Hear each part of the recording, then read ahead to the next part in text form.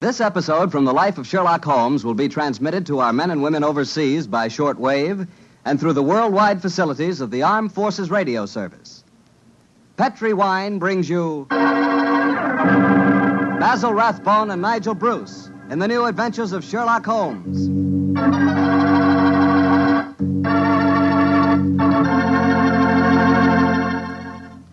The Petri family, the family that took time to bring you good wine, invite you to listen to Dr. Watson tell us another exciting adventure he shared with his old friend, that master detective, Sherlock Holmes.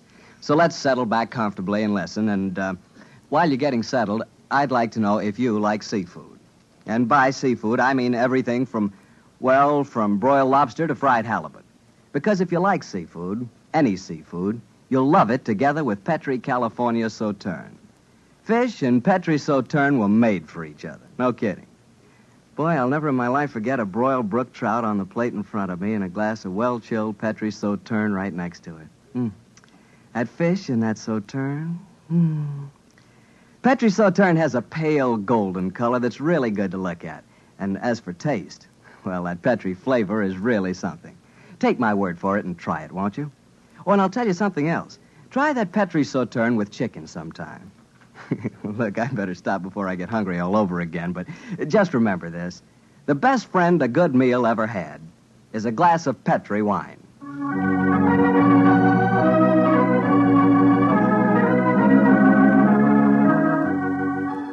And now let's keep our appointment with the good Dr. Watson. Come in. Good evening, Doctor. Good evening, Mr. Bartell. Come over here and join me by the fire. I didn't think it was cold enough for a fire tonight, Doctor. Oh, I suppose it isn't really, but there was one late, so I just couldn't resist putting a match to it. Fire's a good accompaniment to storytelling anyway. Yes, my boy, a fire and a glass of port. Care to join me in one? Thanks, Doctor. So, you're going to tell us a sea story tonight? Yes, Mr. Bartell. The whole adventure took place aboard a small steamer as it plowed through the stormy seas of the Indian Ocean. Here's your glass, my boy. Thanks. And what were you and the great Sherlock Holmes doing on the Indian Ocean, may I ask? We're on our way to Calcutta to solve the case of the vanishing elephant of Parbutipur. Oh, yes, the story you told us a few weeks ago. That's quite right, my boy. It's in the summer of 1894 that we left Liverpool aboard the steamship Lucifer.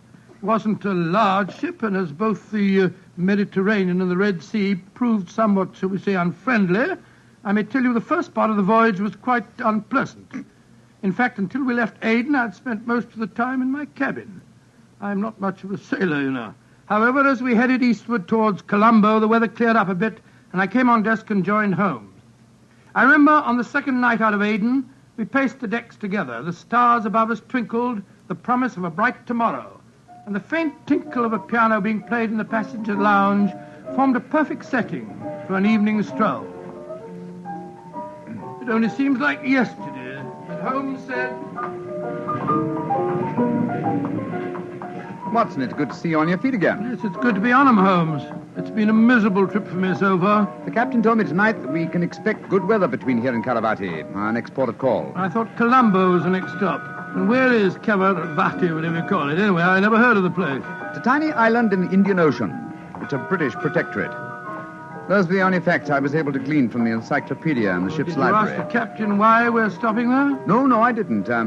As we're traveling incognito, I felt it wiser not to ask too many questions. I find this incognito business something of a strain. Every time a steward calls me Mr. Hamish, I can't think who on earth he's talking to. Whereas I find myself answering to Mr. Mycroft almost automatically. By the way, old chap, now that you're going to mix with the ship's passengers, I suggest that you adopt a Scotch accent. It would seem more appropriate for a Mr. Hamish, and I don't want anyone aboard to suspect our true identities. Oh, I'll do my best, but I must say, Holmes, I think you're being unnecessarily mysterious. Possibly I've been influenced by reading too many of your rather florid stories of our adventures together. My stories are not florid. They're all perfectly true. Oh, don't be angry with me, old chap. Don't be angry, please. By the way, you'll be interested to know that I've unearthed a little mystery aboard this boat. I trust you to do that. Where is she? I mean, what is it? Oh, you observe that suite of cabins on the bridge deck above us? Yeah? What about them? Well, I've been watching them during my nightly strolls for the past 2 weeks. The suite is occupied, and yet the blinds are never raised. And I've never seen meals taken in there. I presume, therefore, that it must contain a private galley and a cook. I don't see anything mysterious about that. It's probably occupied by some wealthy invalid. Oh, possibly. Another interesting fact is that the occupants are not entered on the ship's passenger list. It all sounds very mysterious. There's probably a perfectly simple explanation for it. In any case, you must save your energies for the problem that awaits us in India. You're Mr. Mycroft now, remember that. I will, Mr. Hamish. Mr. Mycroft? Yes, Mr. Hamish? Would you care to join me for a wee drop of brandy in the smoking room? Mr. Hamish, I shall be delighted.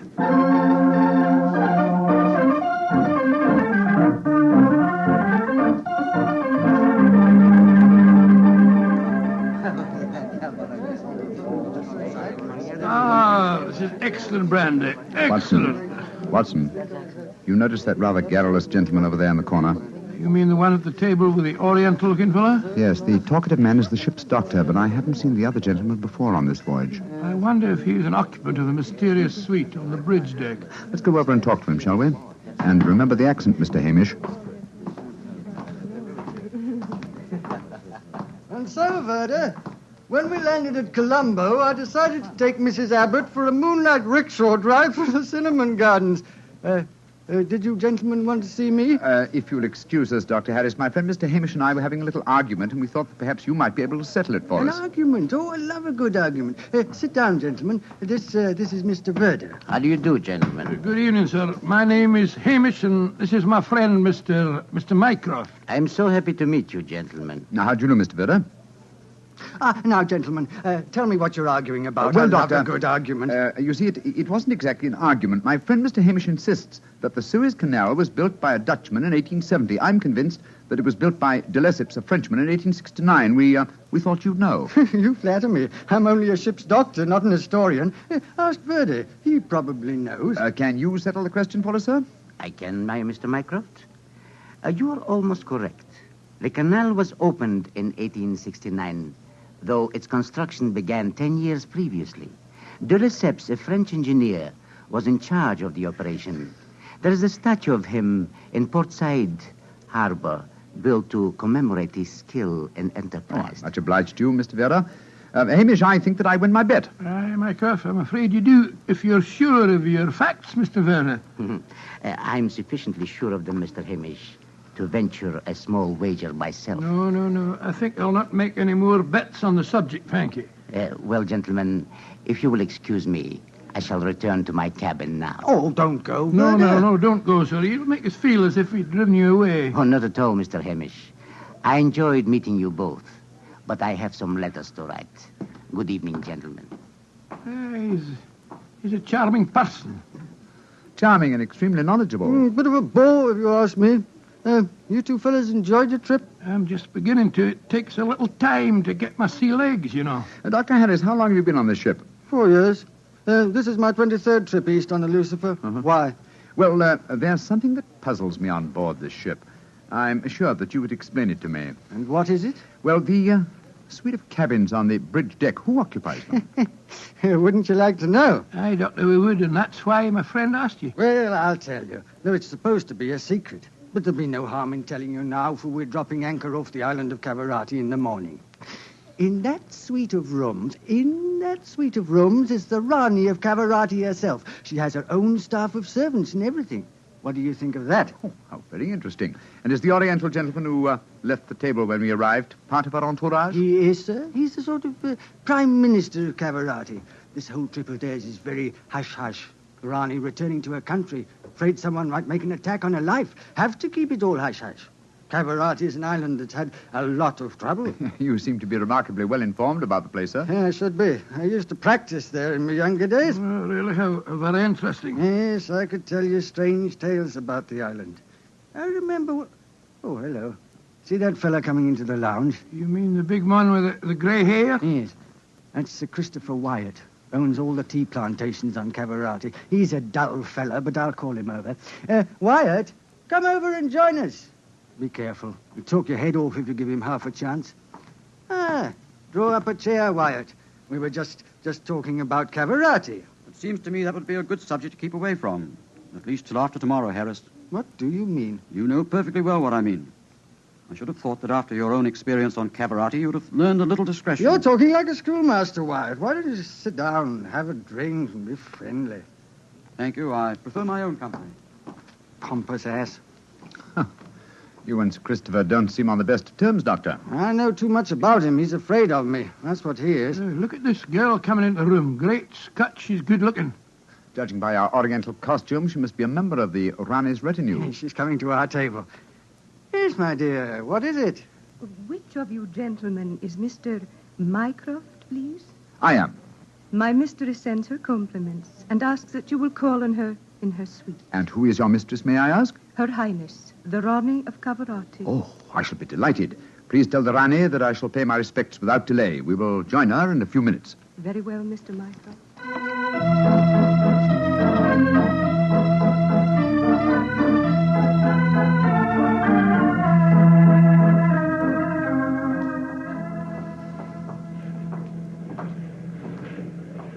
You know, Holmes, this is pretty exciting. The girl that just brought us the message was a stunning creature.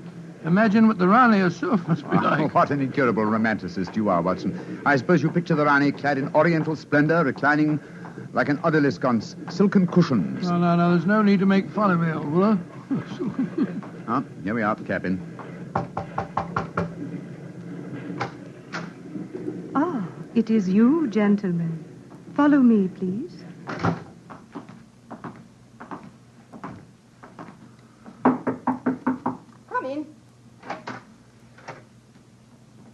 Her Highness, the Rani of Cavarati. All right, Regina, you can off it.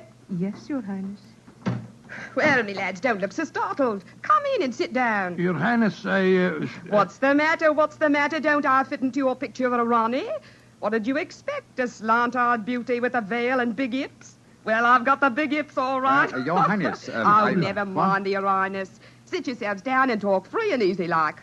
I may as well begin by telling you that I know who you both are. Mr. Sherlock Holmes and Dr. Watson. Dear me. I've seen you in the good old days in London, you know. May I ask if our visit is purely a social one, or are you in need of professional advice? Oh, a little of both, Mr. Holmes, a little of both. And we'll start off with being social.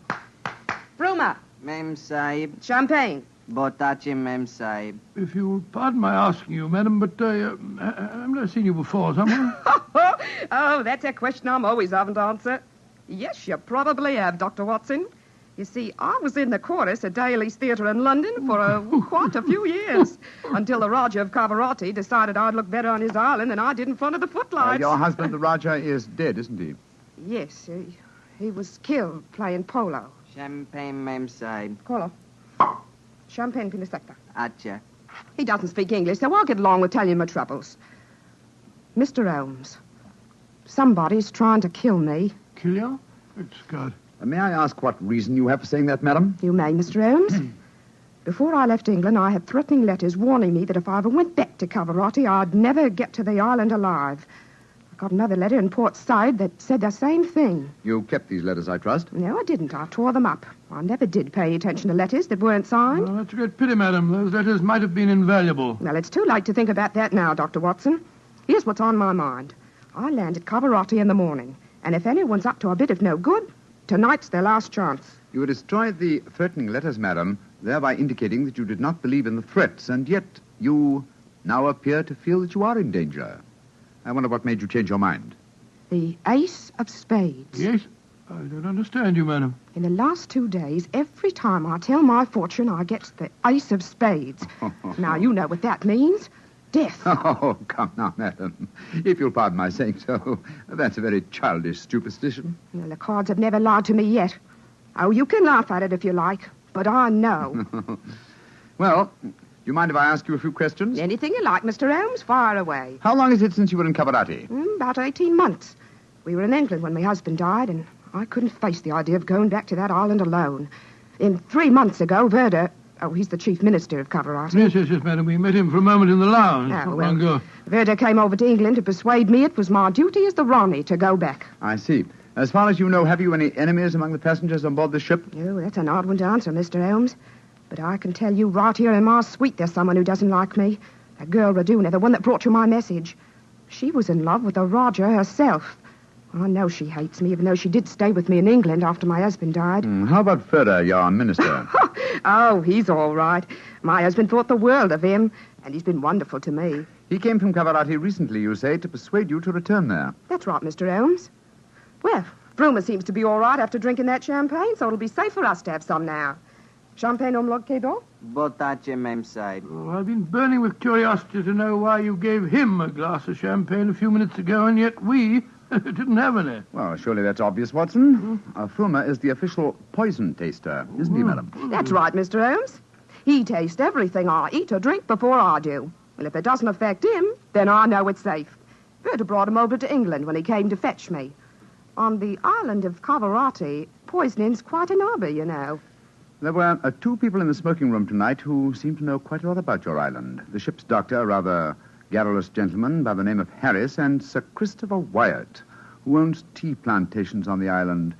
Do you know either of them, madam? I should say I do, both of them. Dr. Harris isn't any good. He was on the island for a bit, but he got into some kind of trouble, and my husband had him thrown out. And how about Sir Christopher Wyatt? Oh, Chris is all right.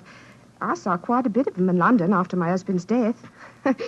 As a matter of fact, well, if I weren't going back to Cavarati, I don't think he'd be on the boat at all. He hasn't been there for over 5 years, ever since he had a row with my husband over the wages he paid the native labor. It seemed to me that several people aboard this boat have a personal interest in the island of Cavarati. Interests that might be influenced by your death. That's just what I was going to say, madam. I think we should keep an eye on you. Oh, that's just what I was hoping you'd say, Doctor. You see, I'm giving a bit of a supper party tonight. All the people we've been talking about have been invited.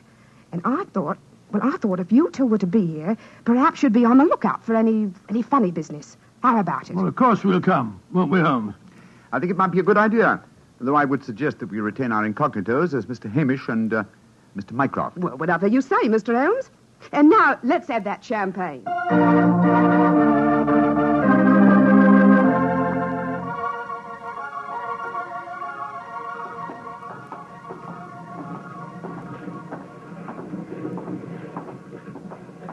You know, Holmes, I remember the Rani when she was in the chorus at Daly's. She looked stunning in tights. There was one night I Yes, took no her out time, to old dinner chap, and if you don't mind. At the moment, there's a question I want to ask you. Oh, sir?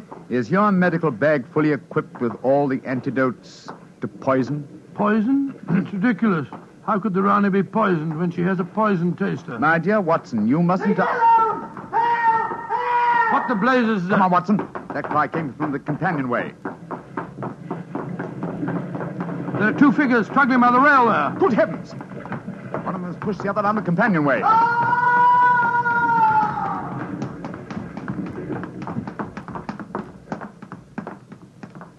Good Lord. His skull smashed in. I'm afraid that he... What's happened? Sir Christopher Wyatt. What are you doing here? I was taking a stroll. I heard a yell from this direction and came here as fast as I could. Great Scott, this fellow's bleeding badly. We must get the ship's doctor at once. That's hardly necessary, I fear, Sir Christopher. What do you mean? In the first place, this man is dead. In the second place, he is the ship's doctor.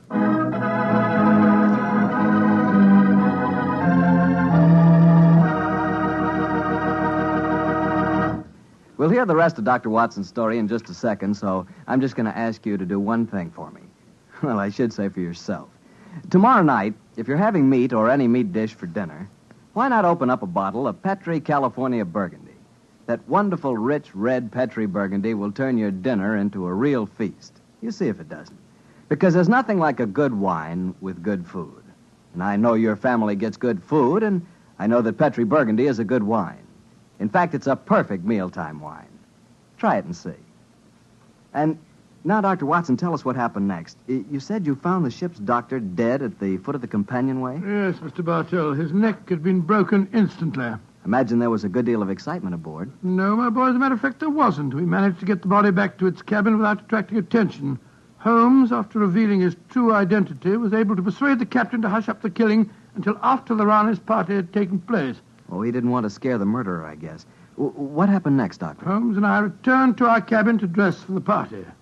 Holmes, I remember, was in a state of suppressed excitement. He spoke quietly and deliberately. Watson, surely it's obvious why the doctor was murdered? Well, it isn't obvious to me. It's elementary, my dear fellow.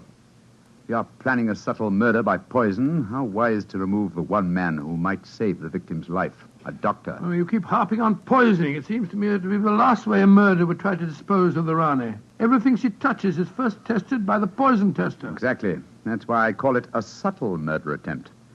Didn't you notice the physical attributes of Frumer, the poison tester? Which in particular, Well, his Holmes? unusually glossy hair, his remarkably clear complexion, his plump figure. Look here. Just tell me one thing, will you? What's that? I presume that in your medical bag you have a supply of magnesia. Natural? Do you also have hydrated ferric oxide? Yes, I do. Splendid. Let's be off to the party. Oh, funny things to take to a party, I must That's say. true, my dear fellow, but I'm afraid that this party may not prove as convivial as the Rani thinks.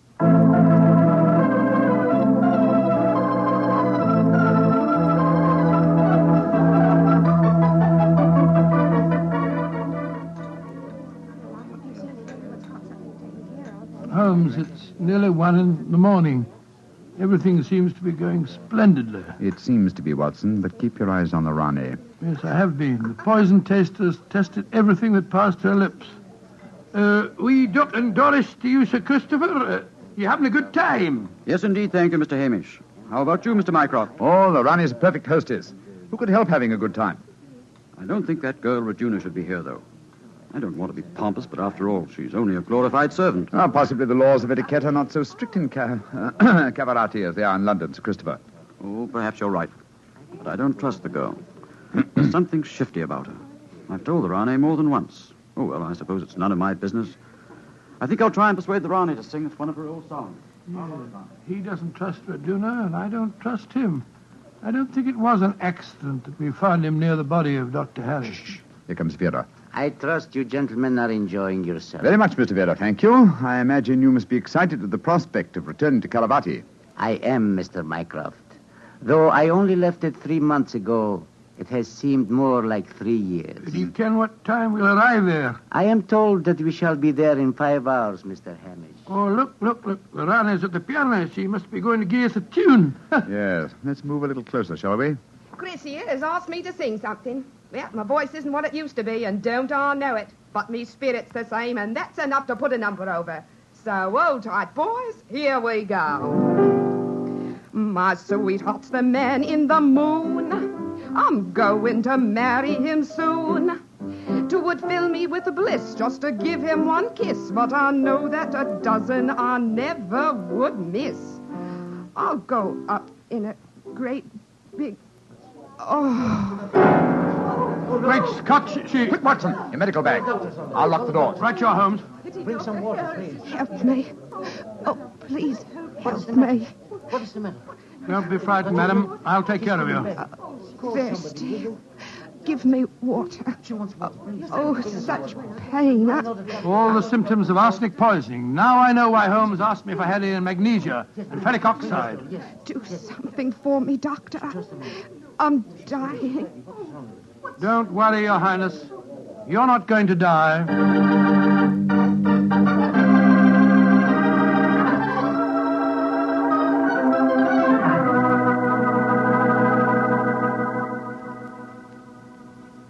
She's going to live, Holmes. Ah, gracious me, I'm tired. It's touch and go there for a while, though. Well done, Watson, old chap. Well done. Now that she's out of danger, why can't we all go back to our cabins? It's nearly dawn, and we've been locked in here since 1 o'clock. We've no right to do this, you know. Possibly not, Sir Christopher, but there's a murderer in this cabin, and I don't intend to let him escape. Mr. Holmes, what happened? How could I have been poisoned when Frumer tasted everything first? Why wasn't he poisoned? For a very simple reason, Your Highness. The murderer has been conditioning Frumer for over a year. What do you mean? He's been feeding him gradually increasing doses of arsenic until he has finally become immune to the poison. Great Scott, I never thought of that. Frumer's glossy hair, his complexion, and stout figure are all typical of a person who consumes arsenic regularly. But who could have done it?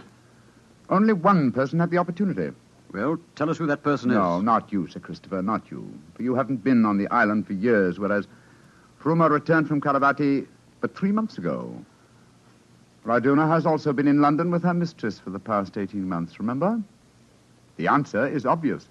You did it, Verda. You brought the taster over when you came to fetch me. You'd prepared him for the year beforehand. Of course I did.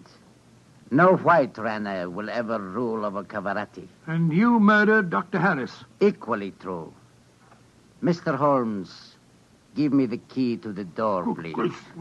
Oh, no. What? Do not come near me. Oh. Please throw it on the floor. Do not hesitate. You see this revolver? I should have no compunction in using it, I assure you. How do you expect to escape, Yoda? The key, please. Thank you. You'll never get away with this, Bertie, you devil. But I shall. We are now in the harbor of Cavarati. I shall swim ashore and arrange your welcome, my dear Rane. Turn your backs, please. Turn them. Thank you. Goodbye. He's gone. Come on, Watson. After him. You have your revolver, Watson? Yes, but I didn't get a chance to draw it. He had me covered. Well, draw it now, old fellow. Aim for a leg or an arm and don't hesitate to shoot. There he is, up on the lifeboat. He's climbing up on the rail. Where is he? Where did he go? Out there on the rail above us, madam. He's going to dive. Give me that revolver, Dr. Watson, quick. That's it. Come down off there, Verder. Fools! Meddlers! Keep out of my affairs! There he goes. He's dived. Madam, you shot to kill. Of course I did, Mr. Holmes. Remember that we're now in Cavarati waters, and that though I may not look like it at the moment, I am still the Ronnie of Cavarati.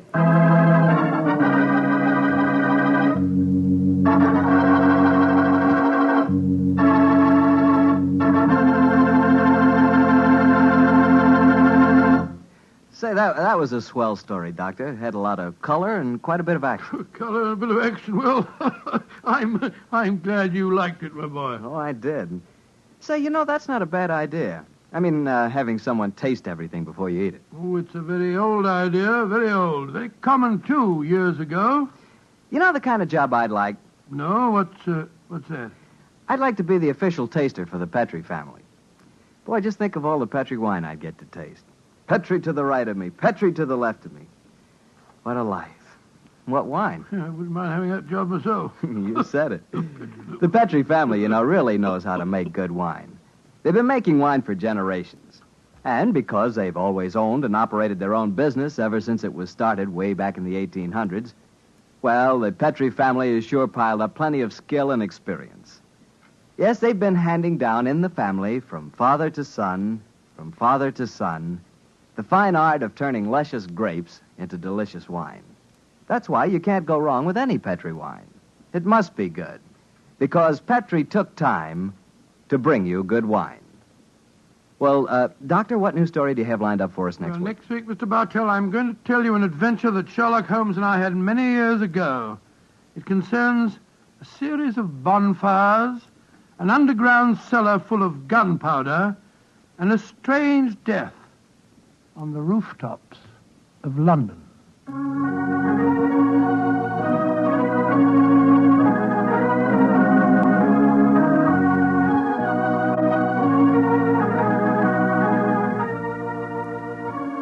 Tonight's Sherlock Holmes adventure is written by Dennis Green and Anthony Boucher and was suggested by an incident in the Sir Arthur Conan Doyle story, The Adventure of the Mazarin Stone. Mr. Rathbone appears through the courtesy of Metro-Goldwyn-Mayer, and Mr. Bruce through the courtesy of Universal Pictures, where they are now starring in the Sherlock Holmes series.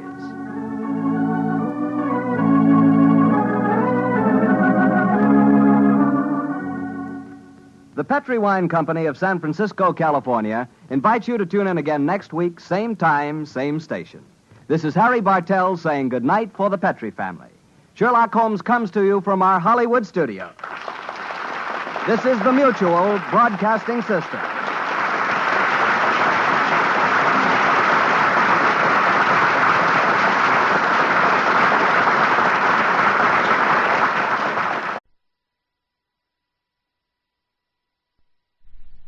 This is the BBC Home Service.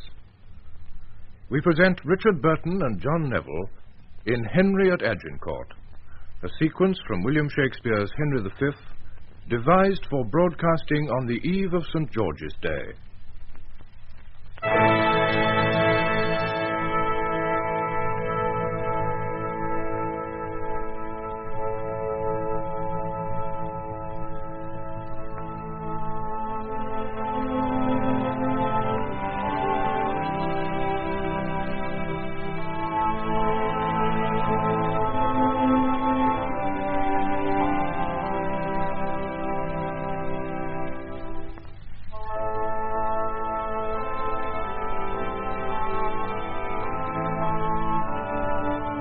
Now entertain conjecture of a time when creeping murmur and the pouring dark fills the wide vessel of the universe.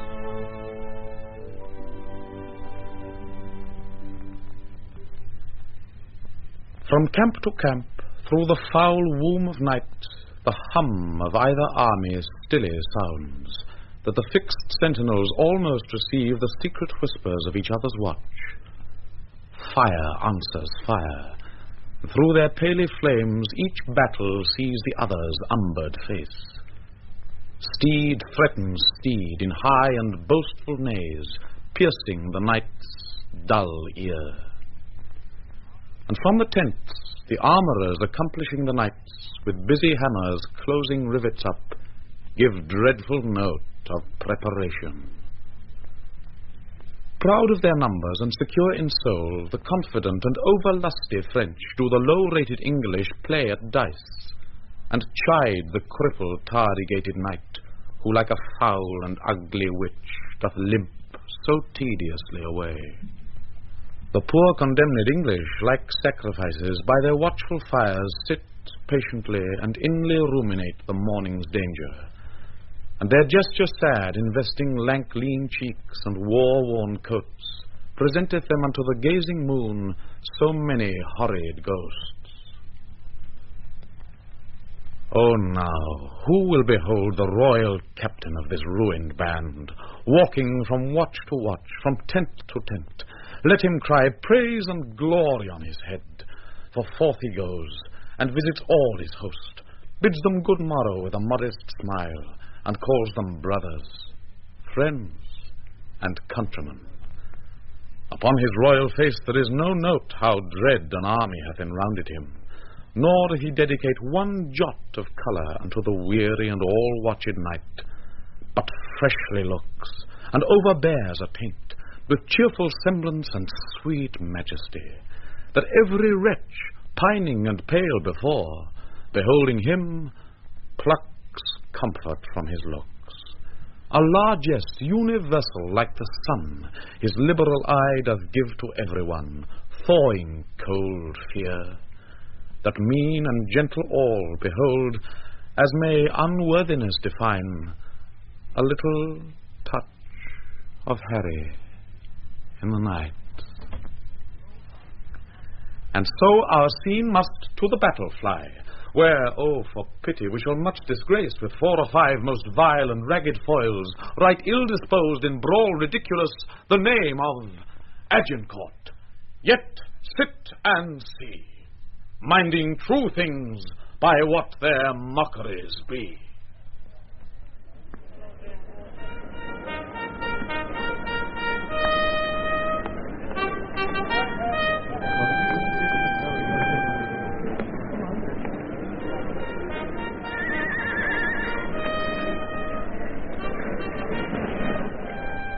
Gloucester, believe? It's true that we are in great danger, the greater therefore should our courage be. Good morrow, Brother Bedford. Good morrow, my liege. God Almighty, there is some soul of goodness in things evil, would men observingly distill it out. For our bad neighbour makes us early stirrers, which is both healthful and good husbandry. Good morrow, old Sir Thomas Erpingham. Good morrow, my liege. A good soft pillow for that good white head were better than the churlish turf of France. Not so, my liege. This lodging liked me better, since I may say, now lie I like a king. Lend me thy cloak, Sir Thomas. Brothers both, commend me to the princes in our camp. Do my good morrow to them, and anon desire them all to my pavilion. We shall, my liege. Shall I attend, your grace? No, my good knight. Go with my brothers to my lords of England. I and my bosom must debate a while, and then I would no other company. The Lord in heaven bless thee, noble Harry. God have mercy, old heart. Thou speakst cheerfully. Captain Fluellen! Who comes here? I will withdraw and mark. Captain Fluellen! So, in the name of Jesus Christ, speak lower.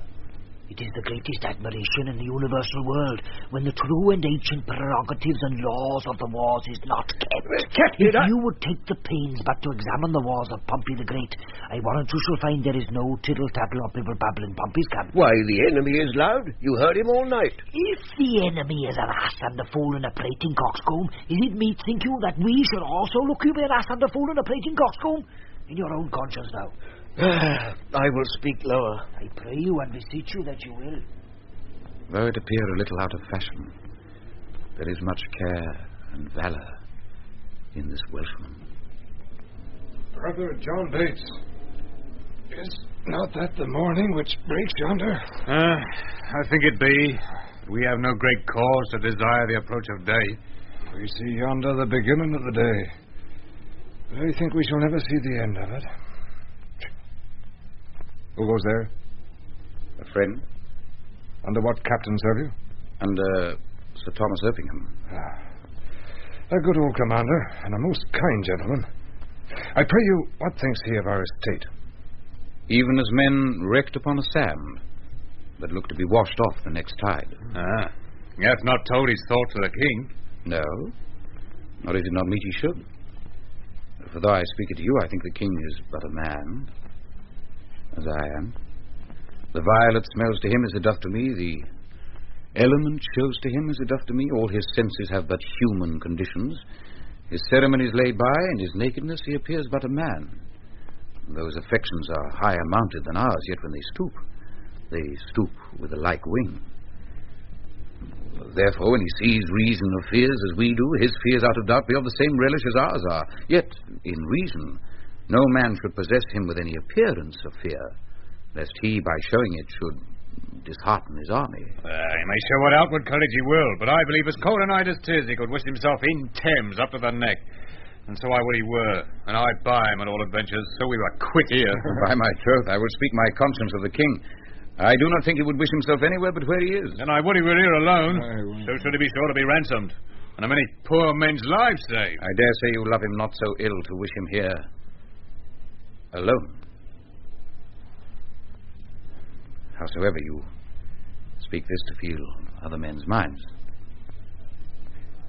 Methinks I could not die anywhere so contented as in the king's company, his cause being just and his quarrel honourable. That's more than we know. Aye, or more than we should seek after. Aye. For we know enough if we know we are the king's subjects. If these cause be wrong, our obedience to the king wipes the crime of it out of us. But if the cause be not good, the king himself hath a heavy reckoning to make. Aye.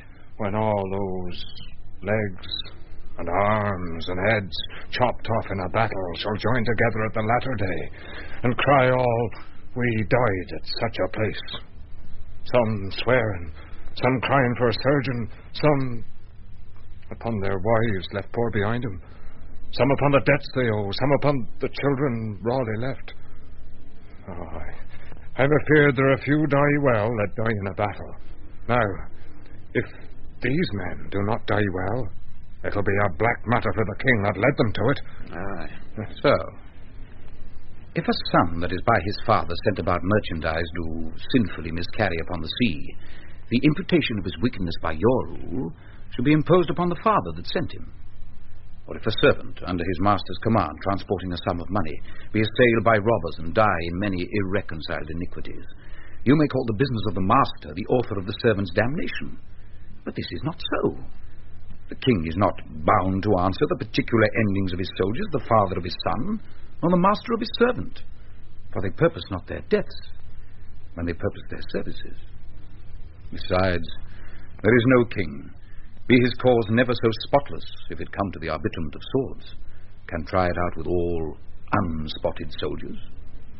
Some peradventure have in them the guilt of premeditated and contrived murder, some of beguiling virgins with the broken seals of perjury, some making the wars their bulwark, that have before gored the gentle bosom of peace with pillage and robbery.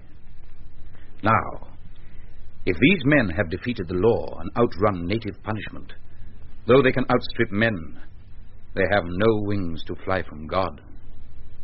War is his beadle. War is his vengeance. So that here men are punished for before breach of the king's laws. In now the kings quarrel. Where they fear the death, they have borne life away, and where they would be safe, they perish. Then, if they die unprovided, no more is the king guilty of their damnation than he was before guilty of those impieties for which they are now visited.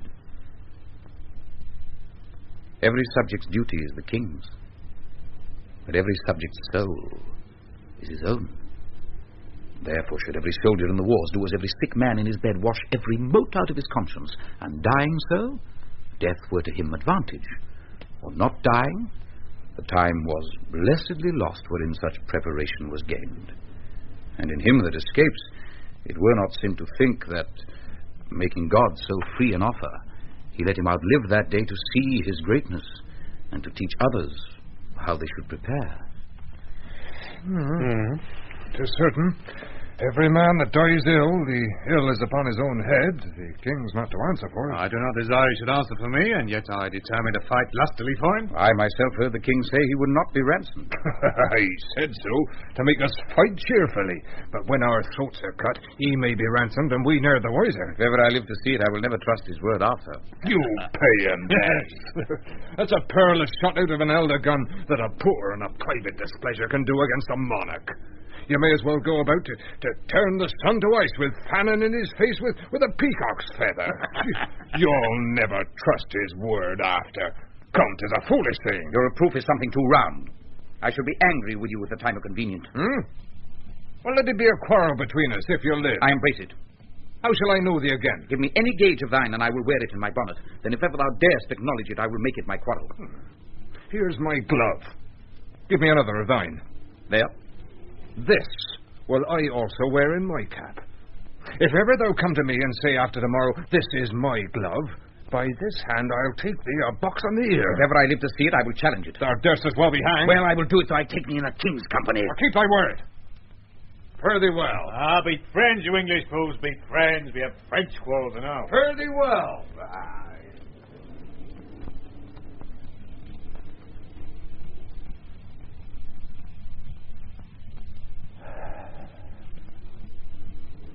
Upon the king. That is our lives, our souls, our debts, our careful wives, our children, and our sins. Lay on the king. We must bear all. Oh, hard condition. Twin born with greatness, subject to the breath of every fool whose sense no more can feel but his own ringing. What infinite heart's ease must kings neglect that private men enjoy? And what have kings that privates have not too, save ceremony, save general ceremony? And what art thou idle ceremony? What kind of God art thou that sufferest more of mortal griefs than do thy worshippers? What are thy rents? What are thy comings in? Oh, ceremony, show me but thy worth. What is thy soul of adoration? Art thou aught else but place, degree, and form, creating awe and fear in other men, wherein thou art less happy being feared than they in fearing? What drink'st thou oft instead of homage sweet, but poisoned flattery? Oh, be sick, great greatness, and bid thy ceremony give thee cure. Think'st thou the fiery fever will go out with titles blown from adulation? Will it give place to flexure and low bending? Canst thou, when thou commandst the beggar's knee, command the health of it? No. Thou proud dream that placed so subtly with a king's repose. I am a king that find thee, and I know 'tis not the balm, the sceptre, and the ball, the sword, the mace, the crown imperial, the intertissued robe of gold and pearl, the farcied title running for the king, the throne he sits on, nor the tide of pomp that beats upon the high shore of this world. No, not all these thrice gorgeous ceremony. Not all these, laid in bed majestical, can sleep so soundly as the wretched slave, who with a body filled and vacant mind gets him to rest crammed with distressful bread. Never sees, horrid night, the child of hell, but like a lackey from the rise to set, sweats in the eye of Phoebus, and all night sleeps in Elysium. Next day after dawn doth rise, and help Hyperion to his horse, and follow so the ever-running year with profitable labour to his grave. And but the ceremony, such a wretch, winding up days with toil and nights with sleep, had the forehand advantage of a king. The slave, a member of the country's peace, enjoys it, but in gross brain little wots what watch the king keeps to maintain the peace, whose ours the peasant best advantages. My lord, your nobles, jealous of your absence, seek through your camp to find you. Good old knight. Collect them all together at my tent. I'll be before thee. I shall do it, my lord.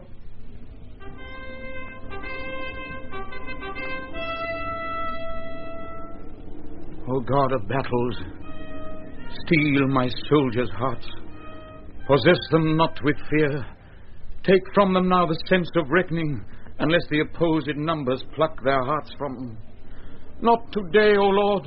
Oh, not today. Think not upon the fault my father made encompassing the crown.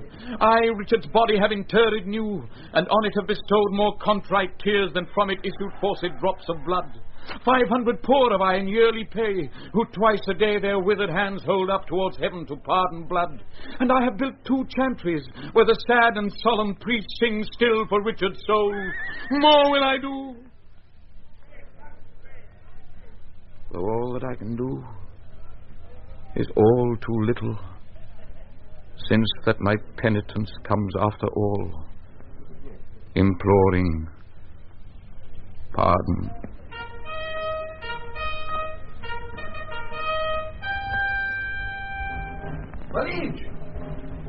My brother Gloucester's wife. Stay, Gloucester.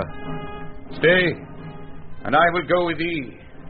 The day, my friends, and all things, stay for me.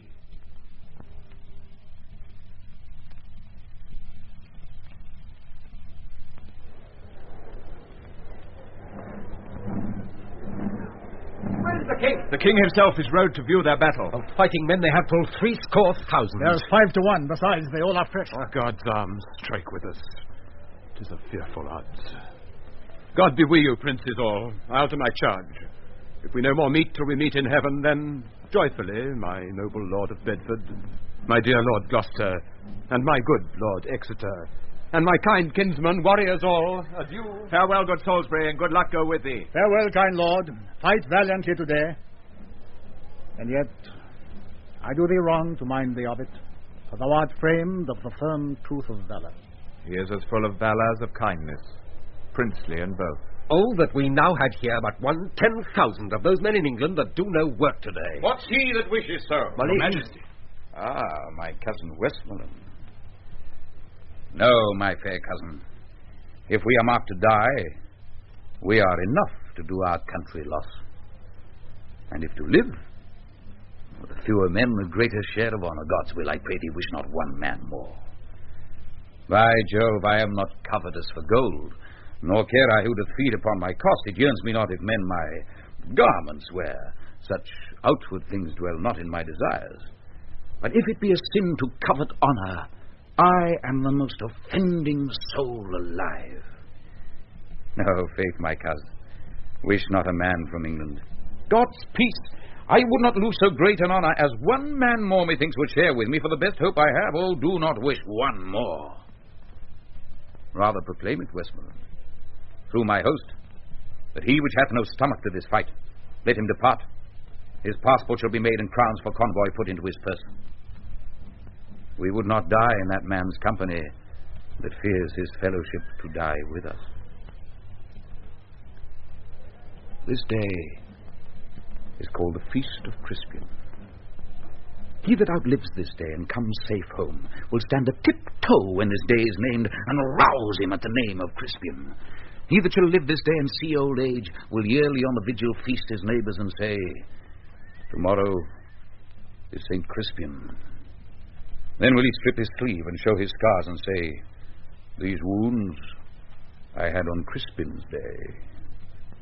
Old men forget, yet all shall be forgot, but he'll remember with advantages what deeds he did that day. Then shall our names, familiar in his mouth as household words, Harry the King, Bedford and Exeter, Warwick and Talbot, Salisbury and Gloucester, be in their flowing cups freshly remembered. This story shall the good man teach his son, and Crispian shall ne'er go by from this day to the ending of the world. But we in it shall be remembered. We few, we happy few, we band of brothers, for he today that sheds his blood with me shall be my brother. Be he ne'er so vile, this day shall gentle his condition, and gentlemen in England, now abed, shall think themselves accursed they were not here, and hold their manhoods cheap, whiles any speaks that fought with us upon St. Crispin's day.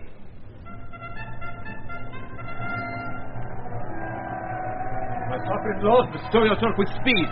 The French are bravely in their battle set and will with all expedients charge on us. All things are ready if our minds be so. Perish the man whose mind is backward now. Thou dost not wish more help from England, coz? God's will, my liege, but you and I alone, without more help, might fight this battle out. Why, now thou hast unwished 5,000 men, which likes me better than to wish as one. Here comes the herald of the French, my lord. Once more I come to know of thee, King Harry. If for thy ransom thou wilt now compound before thy most assured overthrow. For certainly thou art so near the gulf, thou needs must be unglutted. Besides, in mercy, the constable desires thee thou wilt mind thy followers of repentance, that their souls may make a peaceful and a sweet retire from off these fields, where wretches, their poor bodies must lie and fester. Who hath sent thee now? The constable of France. I pray thee, bear my former answer back. Bid them achieve me, and then sell my bones. Good God, why should they mock poor fellows thus? The man that once did sell the lion's skin while the beast lived was killed with hunting him. Many of our bodies shall no doubt find native graves, upon the which I trust shall witness living brass of this day's work. And those that leave their valiant bones in France, dying like men, though buried in your dung hills, they shall be famed, for there the sun shall greet them, and draw their honours reaching up to heaven, leaving their earthly parts to choke your clime, the smell whereof shall breed a plague in France. Tell the constable we are but warriors for the working day. Our gayness and our guilt are all besmirched with rainy marching in the painful field. There's not a piece of feather in our host. Good argument. I hope we will not fly. And time hath worn us into slovenly. But by the mass, our hearts are in the trim, and my poor soldiers tell me yet ere night they'll be in fresher robes, or they will pluck the gay new coats through the French soldiers' ears and turn them out of service. If they do this, as if God please they shall, my ransom then will soon be levied. Herald, save thou thy labour. Come thou no more for ransom, gentle herald. They shall have none, I swear, but these my bones, which if they have, as I will leave them, shall yield them little. Tell the constable. I shall, King Harry, and so fare thee well. Thou never shalt hear, herald, any more.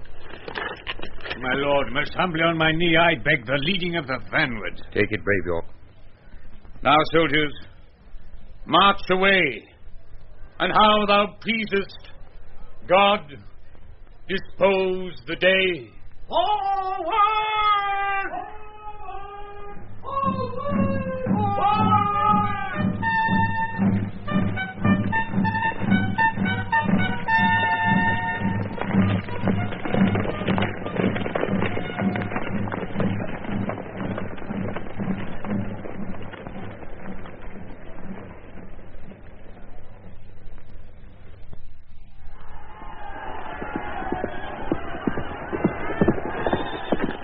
down thrice valiant countrymen, but all's not done.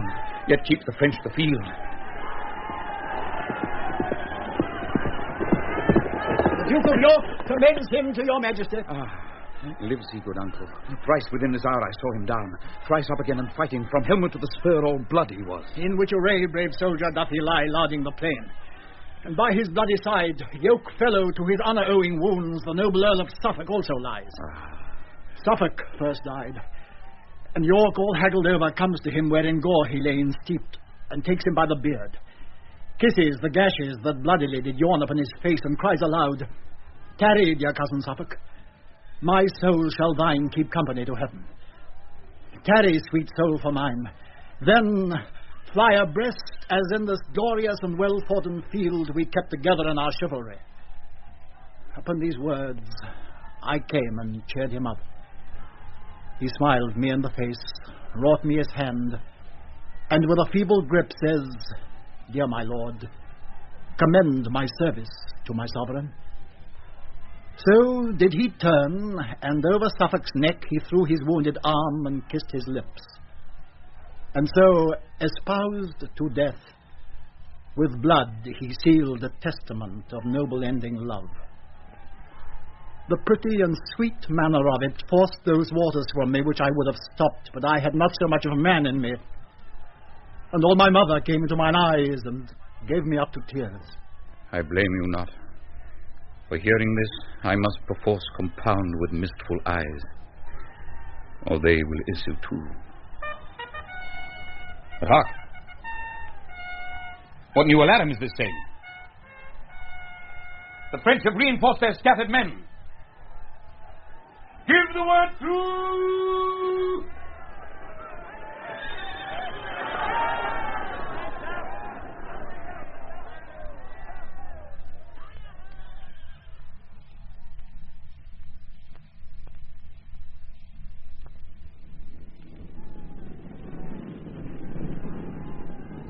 Kill the boys and the luggage goer.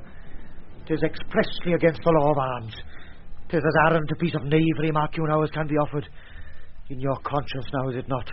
'Tis certain there's not a boy left alive, and the cowardly rascals that run from the battle have done this slaughter. Besides, they have burned and carried away all that was in the king's tent, wherefore the king most worthily hath caused every soldier to cut his prisoner's throat. Oh, 'tis a gallant king. Aye, he was born at Monmouth, Captain Gower. Ah. What call you the town's name where Alexander the Pig was born? Alexander the Great. Why, I pray you, is not Pig great? Oh, the pig or the great or the mighty or the huge or the magnanimous are all one reckonings, save the phrases, little variations. I think Alexander the Great was born in Macedon. His father was called Philip of Macedon, as I take it. I think it is Macedon where Alexander is born.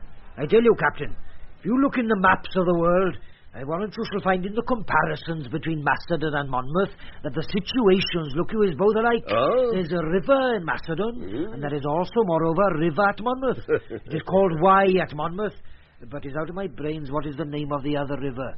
But is all one, 'tis as alike as my fingers is to my fingers, and there is salmons in both. If you mark Alexander's life well, Harry of Monmouth's life is come after it indifferent well, for there is figures in all things.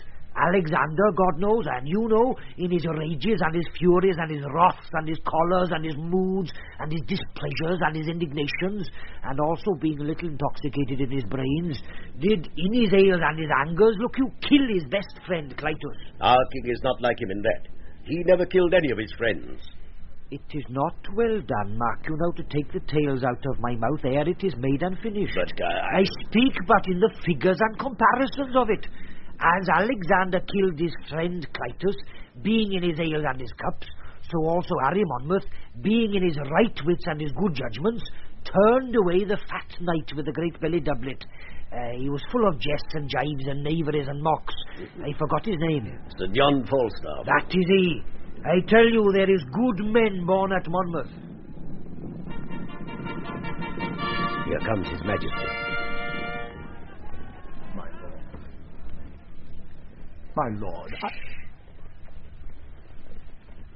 I was not angry since I came to France,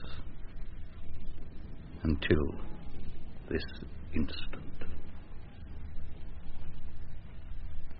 Take a trumpet, herald. Ride thou unto the horsemen on yon hill.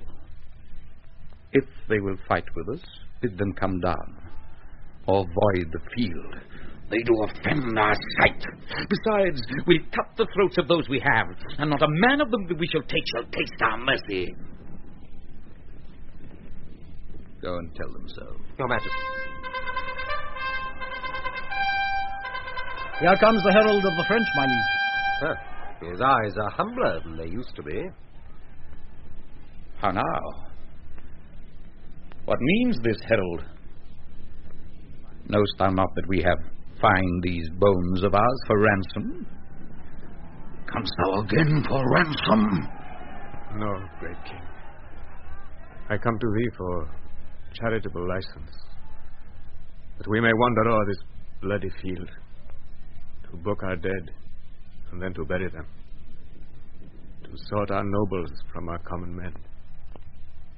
For many of our princes, woe the while, lie drowned and soaked in mercenary blood. So do our vulgar drench their peasant limbs in blood of princes. And their wounded steeds fetlock deep in gore, and with wild rage yerk out their armed heels at their dead masters, killing them twice. Oh, give us leave, great king, to view the field in safety and dispose of their dead bodies. I tell thee, truly, herald, I know not if the day be ours or no. For yet a many of your horsemen peer and gallop o'er the field. The day is yours. The day is ours. The day is ours! The day is ours! The day is ours!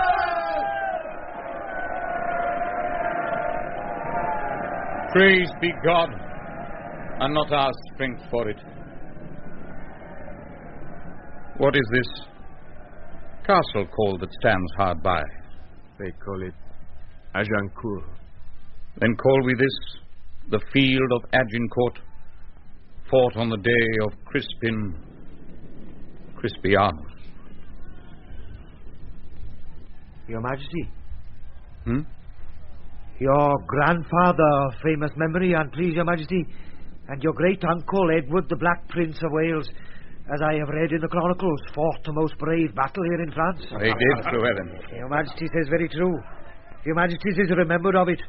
The Welshmen did good service in a garden where leeks did grow, wearing leeks in their Monmouth caps, which Your Majesty know to this hour is an honourable badge of the service. And I do believe Your Majesty takes no scorn to wear the leek upon St. David's Day. I wear it for a memorable honour, for I am Welsh, you know, good countryman. All the water and wine cannot wash Your Majesty's Welsh blood out of your body. I can tell you that. God bless it and preserve it as long as it pleases Grace. And His Majesty too. Thanks, good my countryman. By gee, I am Your Majesty's countryman. I care not who knows it. I will confess it to all the world. I need not to be ashamed of Your Majesty, praise be God, so long as Your Majesty is an honest man. God keep me, sir. Herald, go with Montjoy. Bring me just notice of the numbers dead on both our parts. Your Majesty. Call yonder fellow hither. Soldier, you must come to the king. Soldier, why wearest thou that glove in thy cap? And please, Your Majesty, 'tis the gage of one that I should fight withal, if he be alive. An Englishman? And please, Your Majesty, a rascal that swaggered with me last night, who, if alive, and ever dared to challenge this glove, I have sworn to take him a box of the ear. Or if I can see my glove in his cap, which he swore as he was the soldier he would wear if alive, I'll strike it out soundly. What think you, Captain Llewellyn? Is it meet this soldier keep his oath? He's a craven and a villain, else and please Your Majesty in my conscience. Then keep thy vows, sir, when thou meetst the fellow. So I will, my liege, as I live. Who servest thou under? Under Captain Gower, my liege. Gower is a good captain, and his good knowledge and literature in the wars. Call him hither to me, soldier. I will, my liege. Captain Llewellyn. Your Majesty. Take thou this glove and stick it in thy cap. If any man challenge it, he is an enemy to our person. Apprehend him, and thou dost me love. Your Grace does me as great honours as can be desired in the hearts of his subjects. Knowest thou Gower? He's my dear friend, I please you. Prithee, go seek him and bring him to my tent. I will fetch him. My Lord of Warwick, my brother Gloucester. Release? Follow Llewellyn closely at the heels. The glove which I have given him for a favour may happily purchase him a box of the ears. It is the soldier's. I by bargain should wear it myself. Follow good cousin Warwick. If that the soldier strike him, as I judge by his blunt bearing, he will keep his word. Some sudden mischief may arise of it, for I do know Llewellyn valiant and touched with choler, hot as gunpowder, and quickly will return an injury. Follow and see there be no harm between them. Go you with me, Uncle of Exeter.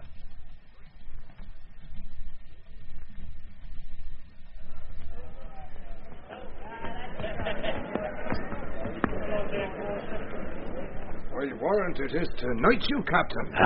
God's will and his pleasure, Captain Gower. Yeah. I beseech you now, come apace to the king.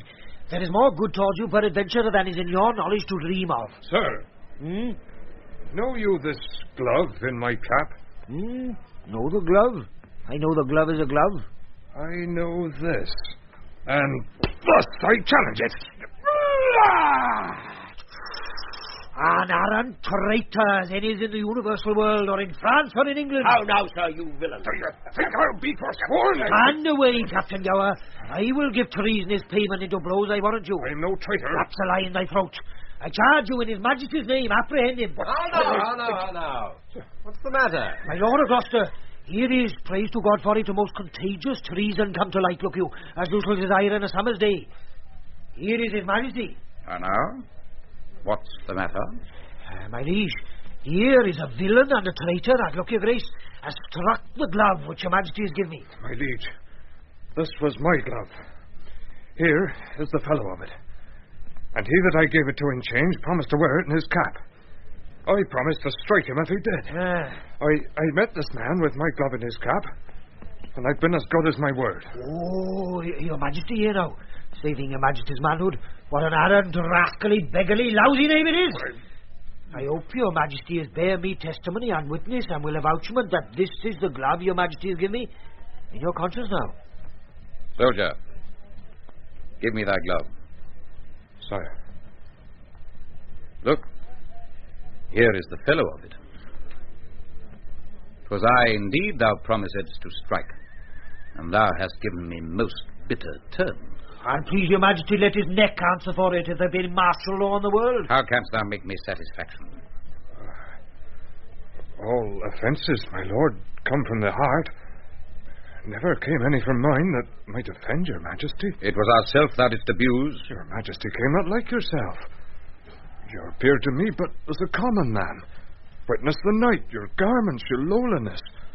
And what your highness suffered under that shape, I beseech you to take it for your own fault and not mine. For had you been as I took you for, I made no offence. Therefore, I beseech your highness, pardon me. Uncle of Exeter. My lord.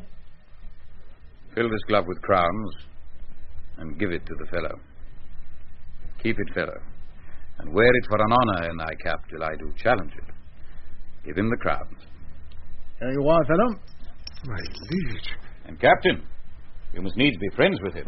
Aye, this day and this light. The fellow has metal enough in his belly. Hold. There is 12 pence for you. And I pray you to serve God and keep you out of brawls and brabbles and quarrels and dissensions, and I warrant you it is better for you. I'll none of your money. 'Tis a good shilling, I warrant you, or I will change it.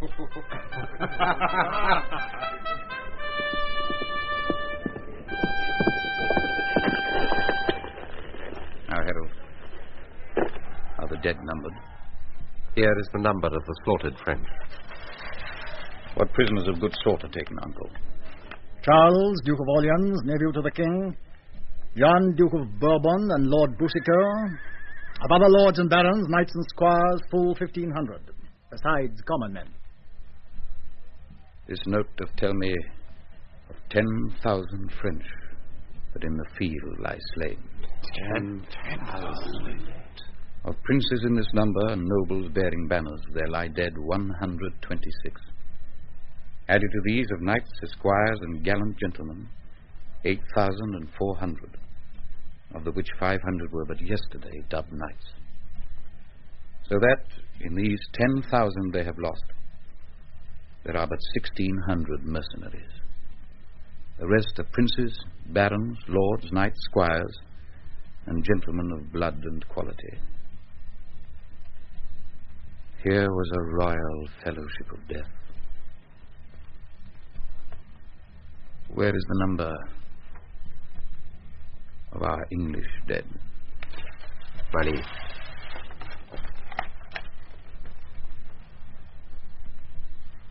Edward, the Duke of York, the Earl of Suffolk, Sir Richard Ketley, Davy Gamm, Esquire. None else of name, and of all other men, but 25.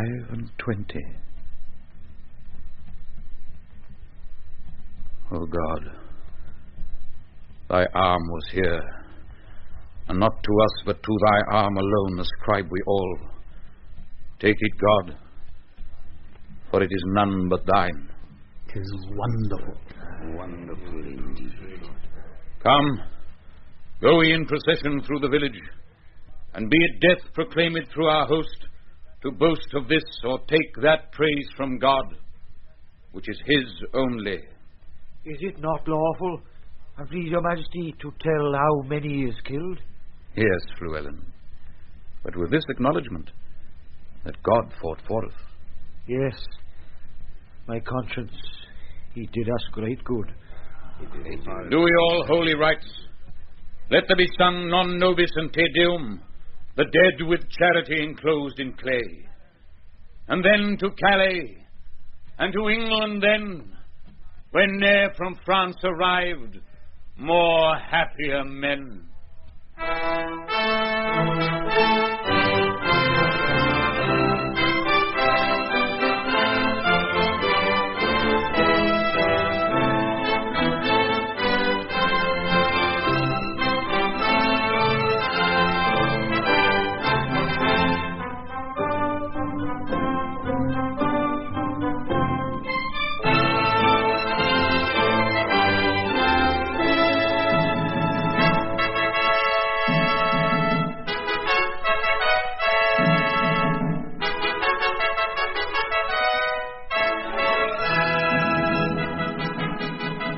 That was Henry at Agincourt, devised from Shakespeare's Henry V.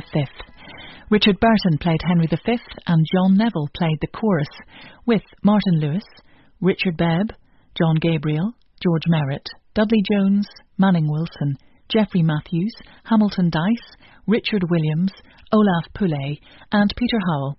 It was produced by John Gibson, and that was first aired in 1956.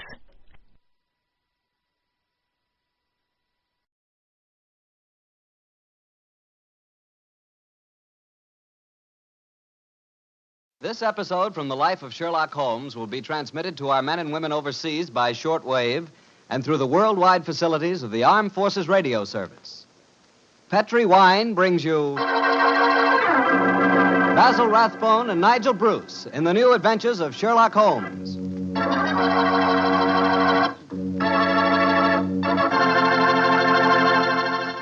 The Petri family, the family that took time to bring you good wine, invite you to listen to Dr. Watson tell us another exciting adventure he shared with his good friend, that master detective, Sherlock Holmes. And if you ask me, the best way to listen to that story is to do it with a glass of port wine right handy. Petri California port. No kidding, that Petri port is just swell for any time good friends get together to talk things over. You couldn't ask for a more delicious wine. Why, just looking at the deep, rich red color of that Petri port tells you that here's a wine with a flavor that comes right from the heart of sun-ripened grapes. If you haven't ever tried Petri Port, why not get a bottle and have a glass after dinner tomorrow night? It's a perfect after-dinner wine, you know. And share that port with your family and your friends. And don't forget, when you serve Petri Port, you can serve it proudly. Because after all, the name Petri is the proudest name in the history of American wines.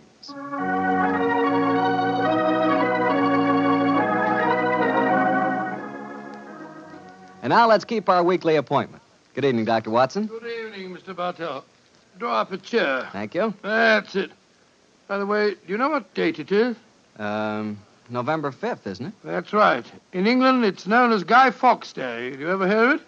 It's something to do with a gunpowder plot, isn't it? Yes, Mr. Bartell, it is. And as Sherlock Holmes and I had a very unusual adventure on the 5th of November many years ago, it seems appropriate that I should tell you about it tonight. But before I begin, I think it might help you to appreciate the true flavor of the story if I tell you a little about the origin and the customs of Guy Fawkes Day. It's a swell idea, Dr. Watson. Well, my boy, on November the 5th, 1605, exactly 340 years ago today, King James I was about to attend the opening of Parliament when a plot was discovered to blow up the House of Lords during the ceremony. And the chief conspirator was Guy Fawkes, I suppose? Yes, he was. He was captured in a vault immediately below the House of Lords, a vault full of barrels of gunpowder.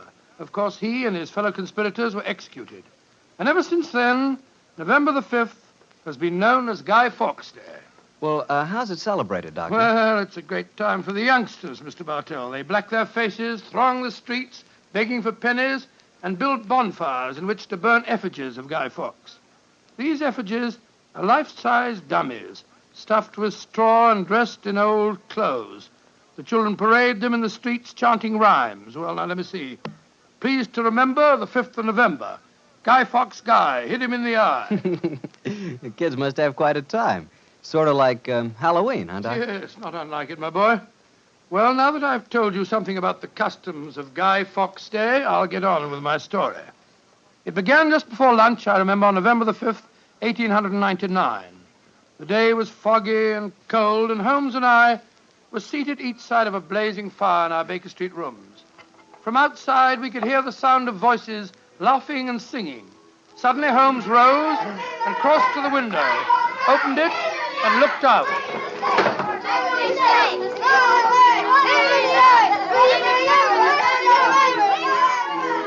Then he turned to me and spoke. Children having a great time, Watson, aren't they? Yes, it cost me a shilling worth of pennies to walk here this morning. Has it occurred to you, Watson, that the gunpowder plot offers very promising material to the speculative mind? In what way, Holmes? I say it's confoundedly chilly in here. Don't you think you might shut that window? Sorry, old chap. As I was saying, the gunpowder plot offers very promising material to the speculative mind. I've made something of a study of the historical records of the case. There is more than a little evidence to suggest that King James was never in any real danger. Never in any danger? Well, what makes you say that? Knowledge of the proposed dastardly scheme came to light early. But James Stuart, King of England, the possessor of a shrewd and diabolical mind, used the spectacular discovery of the plot to try and bolster his waning popularity, as well as to justify increased religious persecutions. Well, that's the first I've heard of it, Holmes. I dare say, old fellow, but it's true just the same. I'm afraid James Stuart, King of England, was an unscrupulous tyrant. Come in.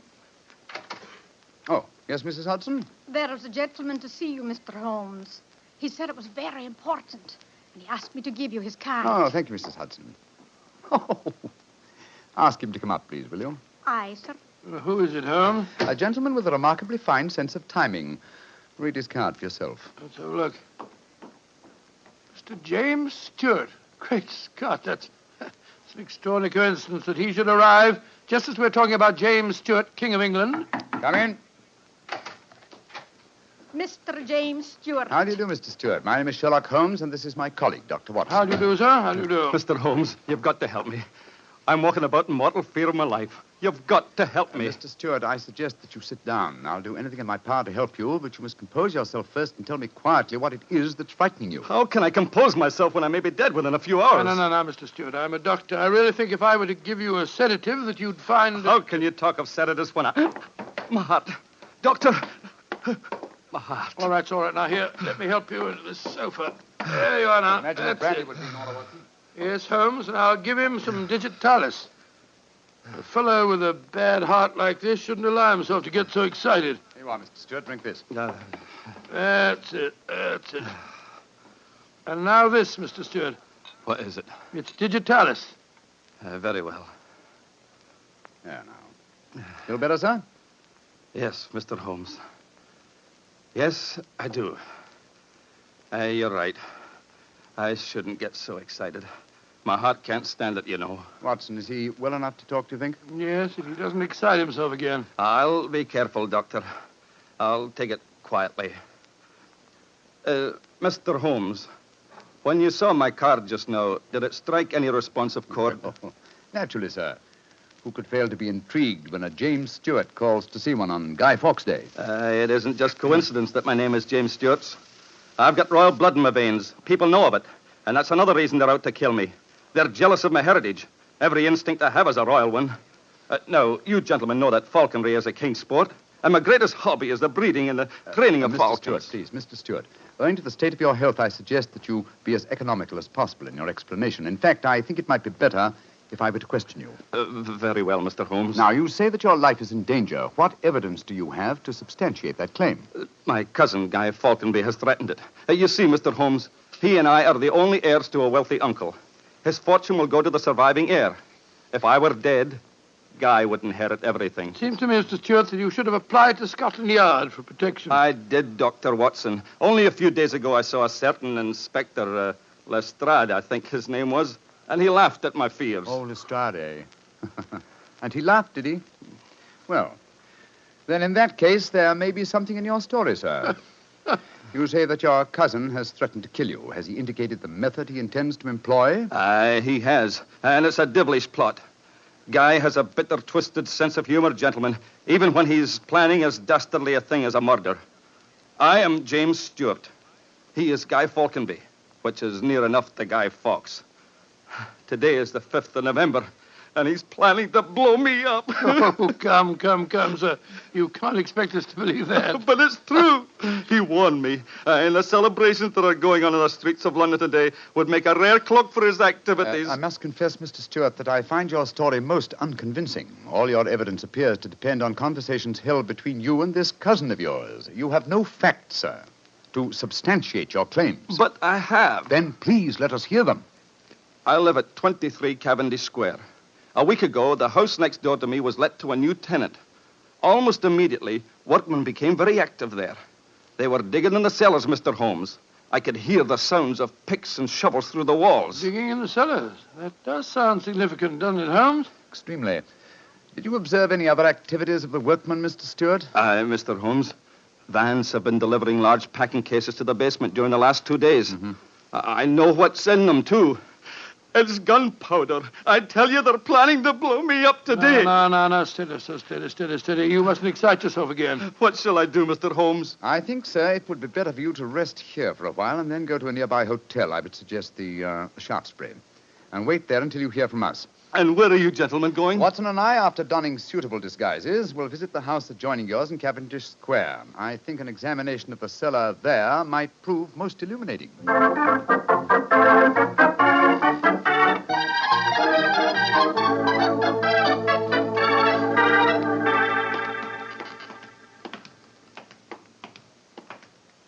This must be the house, all right, Holmes.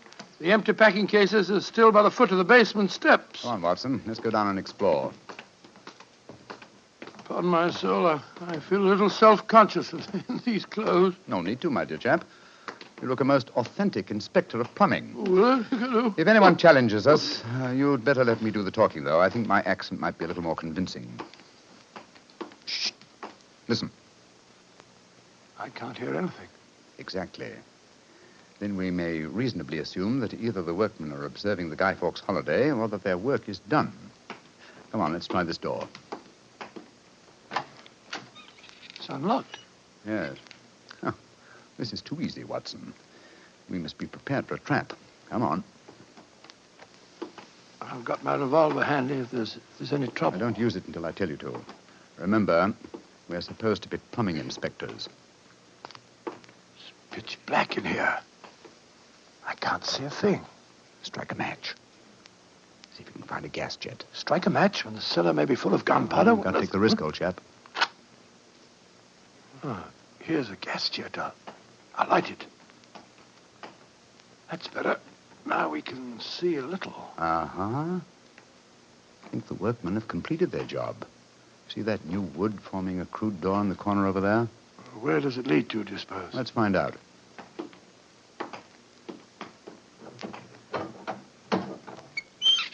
Oh, also unlocked. And here's a miner's lantern, waiting conveniently for us on this ledge. Oh, this is ridiculously easy. Now I'm sure it's a trap. I like the lantern. Great Scott, it's a tunnel. Yes, it's a tunnel leading into Mr. Stewart's house next door. Let's explore it.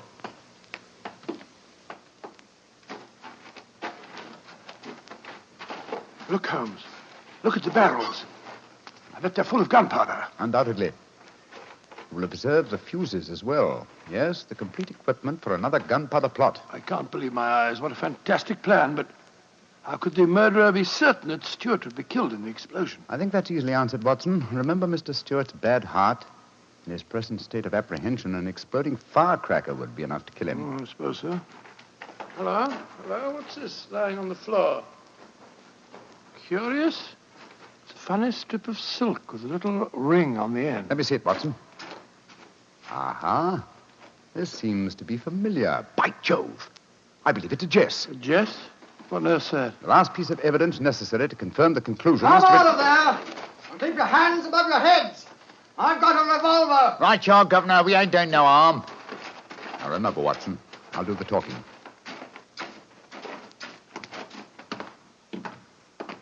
Come on! Out you come! Well, well, you're a comical-looking pair. What are you doing in there? Me and my mate got a message to come over here and see to the plumbing, mister. Plumbers, eh? Do you have any identification? Yes, sir. Here's my badge. We're inspectors for the London County Council. Oh, that's all right, my man. I saw the basement door open, and I thought burglars might be here. You're the owner of this house, sir? Yes, but my agent let it recently to some tenants who've been behaving rather queerly, I'm told. So I came round here to see what was happening. If you're the owner, sir, perhaps you can give me some facts for me records. Gotta fill me records, you know. What do you want to know? Well, your name, please, sir. Falconby. Guy Falconby. Look here. Alfie, hold your nose. What did he say? Nothing, sir, nothing. He's got bad hiccups. Had him for months now. Can't stop him. Alfie, here, give me a pencil, will you? Thank you, Alf. Now, sir, your name is Guy Falconby. What's the name of the tenant this house is let to? There are 3 of them. Oh, do you know their names, sir? Got to have them for me records, you see. Yes, the names are Winter, Rokewood, and Keynes. Oh, yes. Winter, Rokewood, and Keynes. That's right, sir. Sounds as if they might be a firm of solicitors, don't they, sir? Well, perhaps they are. I haven't met them. Just one more question, sir, and then I needn't bother you no more. Well, what is it? My religion or my grandmother's maiden name? No, sir. No, nothing like that. I just wondered who lived in the house next door on that side. We've had a complaint from there, too. Their pipes is bunged up. My cousin lives there. His name's James Stewart. Mr. James Stewart, eh? Oh, much obliged, sir. Me and my mate will be going next door, then. Come on, Alfie. I'm not surprised his pipes are bunged up, as you so graphically put it. He's a great one for practical jokes about the house. As a matter of fact, he's planning one of them tonight. Oh, well, that's no concern of yours. By the way, my man, what's your name? Nivitt, sir. Tom Nivitt. Come on, Alfie. We got work to do.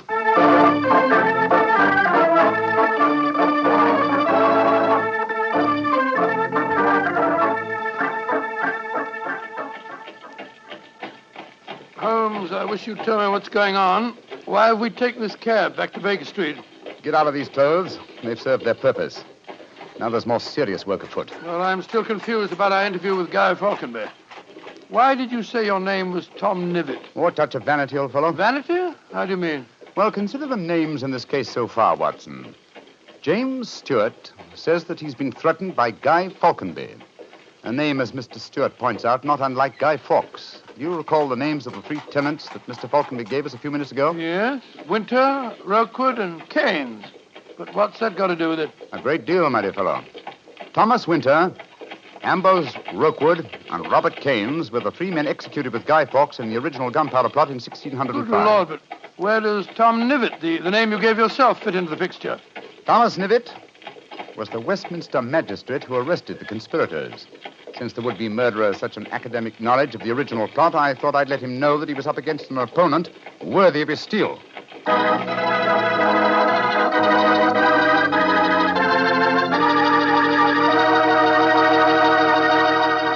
We'll hear the rest of Dr. Watson's story in just a few seconds. Just about time for me to remind you that if you want a wine that's sure to please the ladies, you can't miss with Petri California Muscatel. That's because Petri Muscatel is a golden wine with one of the most luscious flavors you ever tasted. Did you ever taste a big, plump muscat grape that's ripened in the sun? If you have, then you know what to expect when you taste Petri Muscatel. It's a wonderful wine. Perfect after dinner and swell when company comes. Just remember that, won't you? Petri Muscatel. Well, Doctor, you and Mr. Holmes were certainly having yourselves quite a Guy Fawkes day. What happened when you got back to Baker Street? We quickly changed out of our disguises and back into our ordinary clothes.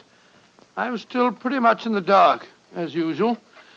And I kept questioning Holmes as to our next move. He was in a state of suppressed excitement. And it was obvious as he spoke to me that he was anxious to be off. Watson, don't dawdle. There's so much work ahead of us. What do you mean, don't dawdle? I'm not dawdling. I'm dressing as fast as I can.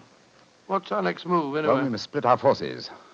Must get hold of my band of street urchins, the Baker Street irregulars. I'm going to surround Mr. Stewart's house in Cavendish Square, and they'll be invaluable for that purpose. Well, what do you want me to do? Go to the Shaftesbury Hotel and collect Mr. Stewart, then return with him to his house and wait me there. I shall join you as soon as I've rounded up the irregulars, but I must warn you. Don't leave Mr. Stewart for a moment.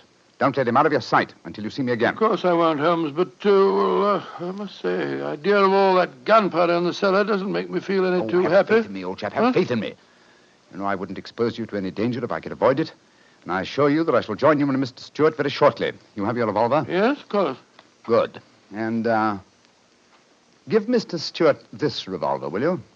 Tell him that I insist that he carries it. I fear that his own has probably been tampered with. Right you are, Holmes. I'll see that he has it. This is a strange business, I must say. That Guy Falconberry seemed such a decent sort of fellow. Yes, he appeared to be a most amiable fellow, didn't he?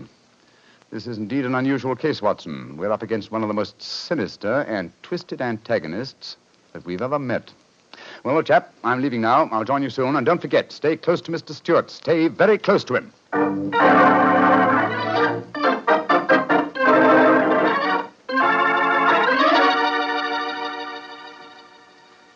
Dr. Watson, I wish your friend were here. No, don't get so excited, Mr. Stewart. He'll be here any moment now. You've still got the revolver that I gave you? Yes, it's in my pocket.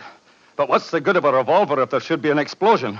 Answer me that if you can. No, you must have faith in Mr. Holmes, sir. He's arranging now to have this house of yours surrounded by his band of street urchins. They'll see that no one gets to the cellar next door to light the fuses. A bunch of children. How can they do anything? You don't know the Baker Street irregulars, Mr. Stewart. And it's a perfect day for them to operate.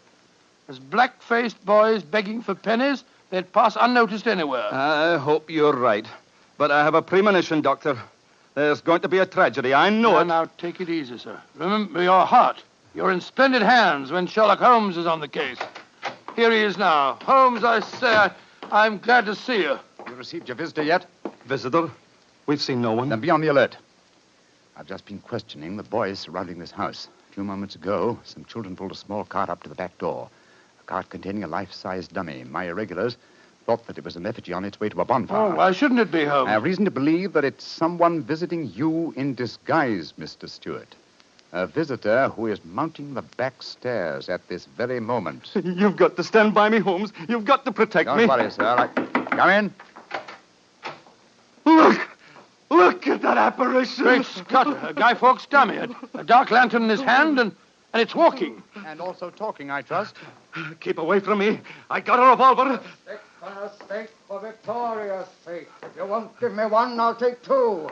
The better for me and the worse for you. It's Guy Falconberry. Keep away from me, do you hear? The better for me and the worse for you. All right, then. I'm going to fire.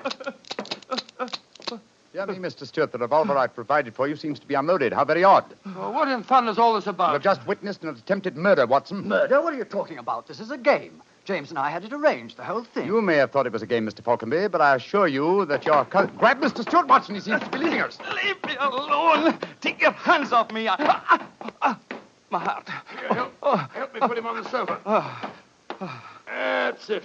I'll get him some digitalis. Look, I don't want to appear unnecessarily stupid, but will someone tell me what this is all about? With pleasure, Mr. Falconberry. Your cousin had planned one of the most fantastic murder plots that I've ever encountered. He came to us with the story that you had threatened his life. But that's ridiculous. I'm very fond of him. Of course it's ridiculous. The whole plot was ridiculous. He leased the house next door, had a tunnel dug, and gunpowder and fuses planted there. Even entered the name of the tenants as Winter, Rookwood, and Keynes, to give the apparent plot a further authenticity. You mean my cousin was the real tenant? Certainly he was. However, he was clumsy enough to drop that piece of silk with the wire ring on the end that you found in the cellar, Watson. The thing you called a jess. And what's a jess? It's a strap that goes round a falcon's leg to which its leash is fastened. You will remember that Mr. Stewart informed us that falconry is his hobby, and it therefore indicated that he had been in the cellar and consequently must have known about the whole plot. And all he was trying to do was to build up in our minds the belief that his cousin was trying to kill him. Exactly, my dear fellow. Had we believed him, of course, he could have shot you just now, Mr. Falconby, in apparent self-defense. Good Lord, what a fantastic plot. I still can't quite believe Mr. it. Falconby, why are you dressed as a Guy Fawkes dummy? Well, it was James's idea. He said that he was going to dress up too, and that we were to go round the bonfires tonight and frighten people by appearing as live dummies. But the last message he sent told me to come up here, that we'd play a practical joke on a couple of friends of his. And did he provide you with the costume that you're wearing? Yes, as a matter of fact, he did. Have you searched the pockets for any weapons? No, but I will. All right, and while you're doing that, I'll examine this dark lantern. How's your patient, Watson? Well, I've given him some digitalis, and now I'll get him some brandy. I can't find anything in the pockets. Here's the answer, my friends. Look here. Inside the lantern is a dagger. Your cousin planted it there to substantiate the claim that you were trying to kill him. Had his plans worked, you would have been dead, Mr. Falconby, before you could have told us the truth. Here, come back here, Mr. Stewart. James! He slipped out of the door. Confound it! He's faking the heart attack. Come on, Watson, after him.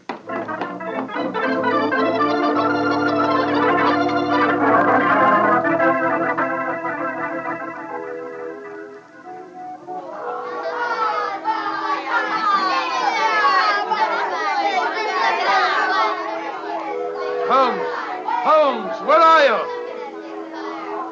Out of the way, please. Blimey. Here comes the Lord Mayor of London, chums. Excuse me, please. I'm trying to find a friend of mine. Most important. Holmes, where are you? Here I am, Watson. I hear you calling me. Out of the way, please. I'm coming, Holmes. Why don't you send him a postcard? You got away from me in the crowd. I'm afraid Mr. Stewart got away from us. Well, we'll never find him in this mark. Not too old, fellow. He's a dangerous man. There's no knowing what he may do. Where are the irregulars? There's Wiggins. Wiggins? Hello, Mr. Holmes. Wiggins. Dr. Watson. Did you see a man run out of that house a few minutes ago? No, Governor. Perhaps Charlie did. Hey, Charlie, come over here a minute. It's Mr. Holmes. All right. I bet Charlie didn't see anything, though. He's got some savvy girl with him. Hello, Mr. Holmes and Dr. Watson. Hello, Charlie. Hello, Charlie. Did you see a man run through this crowd a few minutes ago? A tallish man with a gray mustache? Yes, I did. A man came running out of the house over there. That's the house. Where'd he go? He ran down toward where the shops are. And he stole our dummy, he did. The one we are going to burn on the bonfire. I tried to stop him, but he got away. Holmes, look up there on the roof. There's a figure. By Jove, I believe it's James Stewart. That's the man. He's the one that stole our dummy. He's standing up on the roof. He's going to jump. If he does, he's going to land on the bonfire. There he goes. He is jumping. Right into the middle of the fire. It's awful. He'll be burned to death. Don't worry, Wiggins. There wasn't a man who fell into the bonfire. What do you mean? From the gyrations that the figure performed as it fell, my dear Watson, I'm convinced that Mr. Stewart threw the stolen dummy to try and put us off the track. Then Stewart's still up there. He is, Watson. Come along, old boy. It's up on the rooftops for us. Up on the rooftops.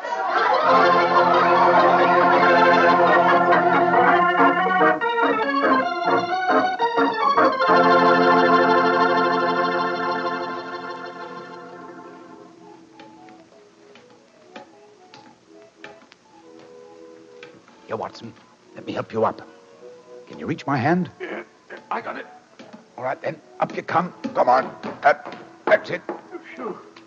Seems to me that fire escapes must be designed for giants. Keep your eyes skinned, old fellow. Stewart's a dangerous man. Might be hiding behind those chimney stacks. Come on. Upon my soul, this is a strange place to be on Guy Fawkes night. Yes, a comprehensive case, Watson.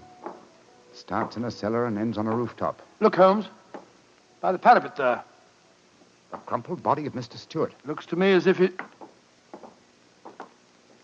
Yes. He's dead, Holmes. Well, it's not surprising. The effort of carrying the dummy up here and throwing it, combined with his own state of excitement, were too much for him. Well, quite frankly, I can't say that I'm sorry. No, he planned a murder. If it hadn't been for you, he would have succeeded. An extraordinary case, Holmes. Yes, old chap, and one that should long make us remember the 5th of November. By Jove, yes. Please to remember the 5th of November. Gunpowder, treason, and plot. I see no reason why gunpowder treason should ever be forgotten.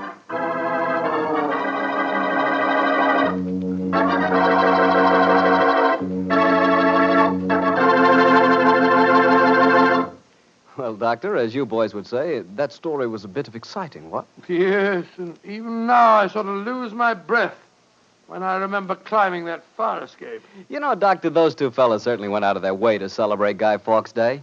Now, take me. When I got a little celebrating to do, I like to do it quietly. Some friends, a glass of port. Yeah, Petri port, of course. What else? Leave it to you. No matter what the occasion is, you can somehow make it a perfect occasion for Petri wine. How do you do it, old fellow? Don't ask me how I do it. You mean, how does the Petri family do it? How can they make such swell wine? Well, the answer is experience.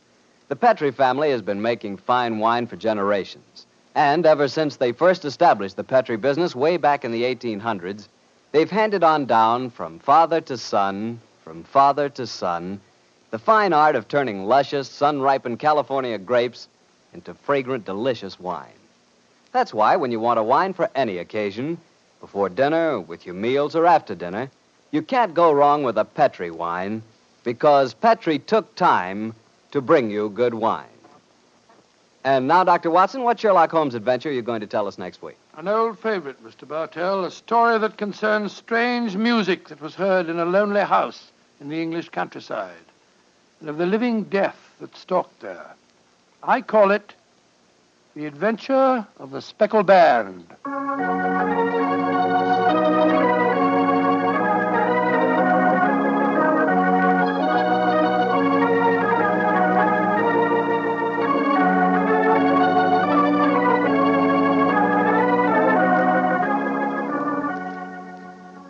Tonight's Sherlock Holmes adventure is written by Dennis Green and Anthony Boucher and was suggested by an incident in the Sir Arthur Conan Doyle story, The Adventure of the Devil's Foot. Music was by Dean Fossler. Mr. Rathbone appears through the courtesy of Metro-Goldwyn-Mayer, and Mr. Bruce through the courtesy of Universal Pictures, where they are now starring in the Sherlock Holmes series.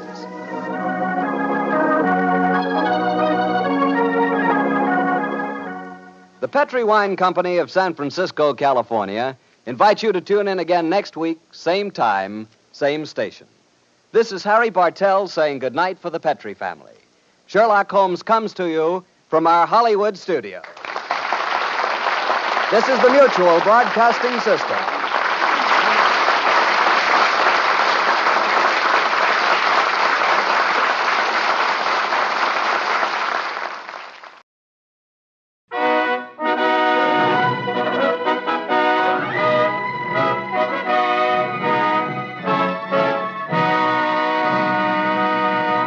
From New York City, the Columbia Network presents William Shakespeare's fantasy, Twelfth Night.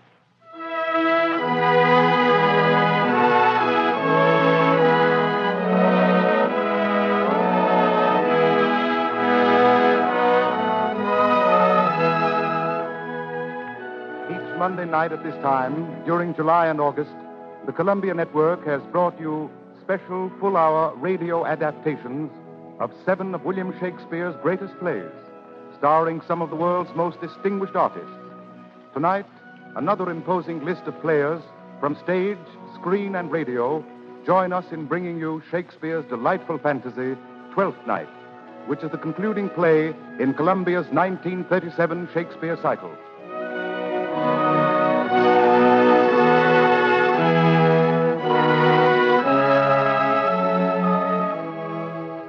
Starring in tonight's performance of Twelfth Night are Tallulah Bankhead as Viola, Sir Cedric Hardwicke as Malvolio, Helen Menken as Olivia, Orson Welles as Duke Orsino, and Estelle Winwood as Maria.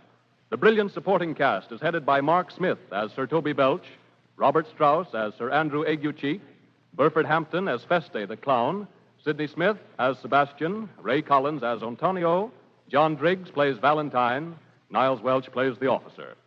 Victor Bay, Columbia's talented young conductor, raises his baton to lead the orchestra in the musical introduction. And Conway Turrell, distinguished actor of stage and screen, comes forward as narrator to present the prologue to Twelfth Night.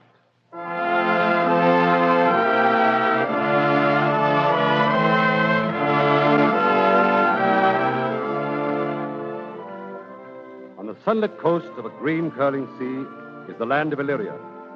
The sand on the shore is white. From the moss and the glistening rocks spring small white flowers. And white, rising above the cypress trees, white are the marble columns of the great palace towards which we are wafted by this strain of music. Here dwells the Countess Olivia, beautiful, aloof, and melancholy. For the death of an only brother has clouded her life. In the household of the fair Olivia lives her uncle, the sponging, roaring, wine-bibbing, fat Sir Toby Belch. You may be sure he is not sad. He's in the kitchen getting drunk as fast as he can with his old crony, Sir Andrew Aguecheek. Sir Andrew is spindle-shanked and rattle-brained. But Toby would like to see him married to Olivia to make borrowing money a bit easier. Beside them now stands Maria, a pert wench with saucy blue eyes, who, in moments of more propriety, acts as lady-in-waiting to Olivia. Maria! Maria! What a plague means my niece to take the death of her brother thus. Maria! A stoup of wine! Sir Toby. That drinking will undo you.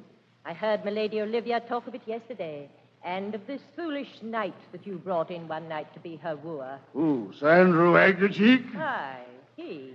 Please, Sir Toby, I'll ride home tomorrow. Your niece will none of me. The Duke Orsina himself woos her. She'll none of the Duke. I've heard her swear it. Come, shall we set about some revels? Oh, I delight in revels sometimes altogether. Faith, I can cut a caper. Let me see the caper. Higher! Excellent! Higher!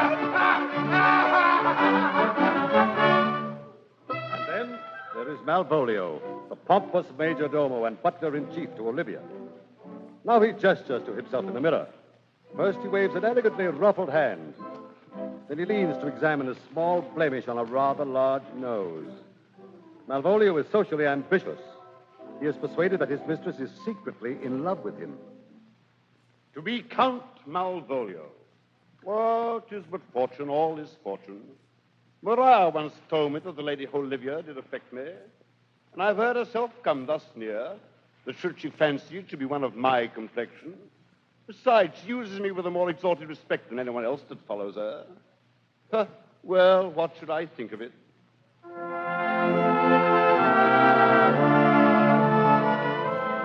And now, here is the Lady Olivia herself. Before her stands a messenger from the Duke Orsino. Your lord does know my mind.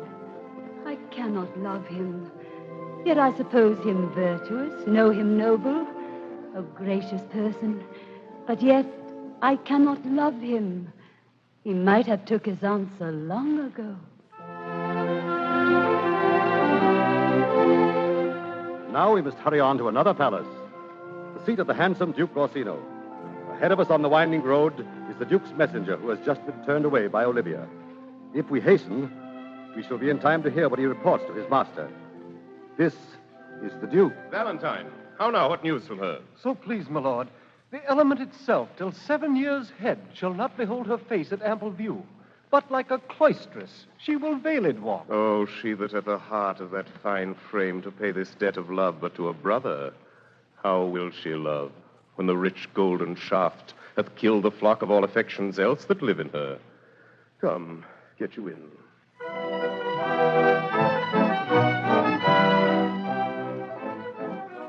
Olivia weeps for her brother, and Orsino sighs for Olivia. To all appearances, they may continue to do so till doomsday on the white, sunlit shores of the green curling sea. But now comes a storm. Out at sea, a hurrying ship is lashed to helplessness by wind and frothing waves. A brother and sister, twins, alike in face and manner, cling frantically to each other. The mainmast goes. The ship is down to the stern. The brother and sister are in the water. Now they are wrenched apart. Now a rushing avalanche of water is between them. A sailor is swimming toward the girl as night blots out the sea.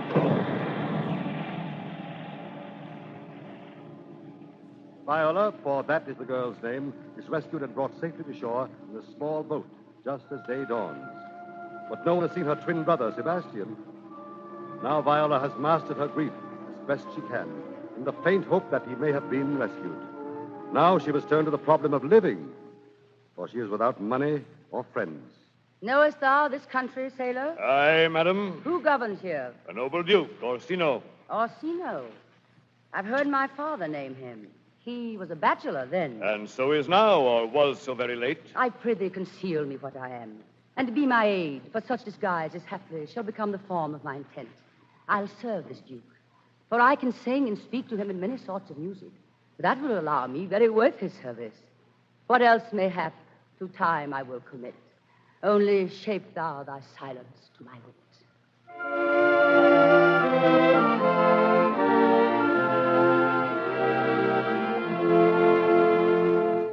And thus, dressed as a boy, with her hair still salty from the sea, cut short like a boy's, Viola enters the service of the Duke Orsino, calling herself Cesario.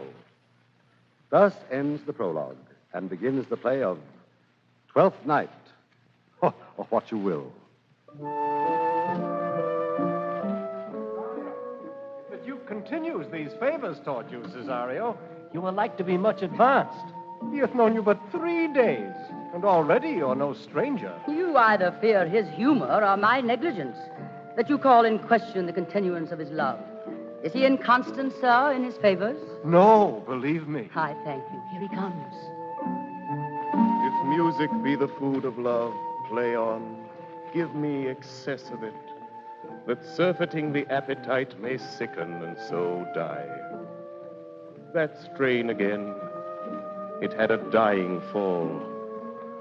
Oh, it came o'er my ear like the sweet sound that breathes upon a bank of violets, stealing and giving odor. Enough, no more. 'Tis not so sweet now as it was before. Who saw Cesario? Ho! On your attendance, my lord. Here. Stand you a while aloof.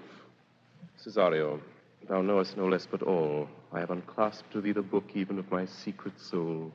Therefore, good youth, address thy gate unto her. Be not denied access. Stand at her doors and tell them, there thy fixed foot shall grow till thou have audience. Sure, my noble lord, if she be so abandoned to her sorrow as it is spoke, she never will admit me. Be clamorous and leap all civil bounds rather than make unprofited returns. Say I do speak with her, my lord. What then? Oh, then unfold the passion of my love. Surprise her with discourse of my dear faith. It will become thee well to act my woes. She will attend it better in thy youth than in a nuncius of more grave aspect. I think not so, my lord. Dear lad, believe it, for they shall yet belie thy happy years that say thou art a man. Some 4 or 5 attend him. All, if you will, for I myself am best when least in company. Prosper well in this, and thou shalt live as freely as thy lord, to call his fortunes thine. I'll do my best to woo your lady. Yet a barful strife. Whoe'er I woo, myself would be his wife. This is Feste, the Lady Olivia's clown, speaking out of my part. From a seat here in Lady Olivia's garden, I can see the road that winds through the cypress trees from the Duke's palace. That handsome young page, newly taken into Orsino's service, is coming our way. I may guess what he has to say, and true, I wish him success. For truly, my lady has mourned too long. But soft, here she comes. God bless thee, Lady Olivia. Oh, take the fool away. Do you not hear, Malvolio? Take away the lady. Sir, I bade them take away you. Misprision in the highest degree. Good Madonna, give me leave to prove you a fool. Can you do it? Dexterously, good Madonna. Make your proof. Good Madonna, why mournest thou? Oh, good fool, for my brother's death.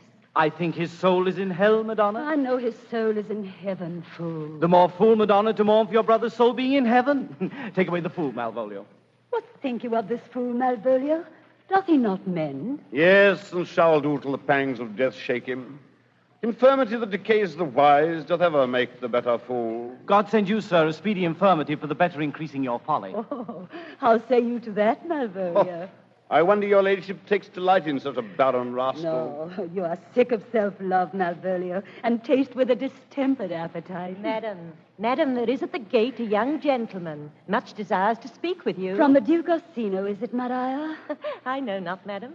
'Tis a fair young man and well attended. Oh, go you, Malvolio. If it be a suit from the Count, I am sick or not at home, or what you will, to dismiss it. Oh, mistress mine, where are you roaming? Oh, mistress mine, where are you roaming? Oh, stay and hear your true love coming. You hear, Lady Olivia? Oh, go to. Your fooling grows old. Madam! Madam! I, Malvolia? Yon young fellow swears that he will speak with you. I told him you were sick. He takes on him to understand so much and therefore comes to speak with you. I told him you were asleep.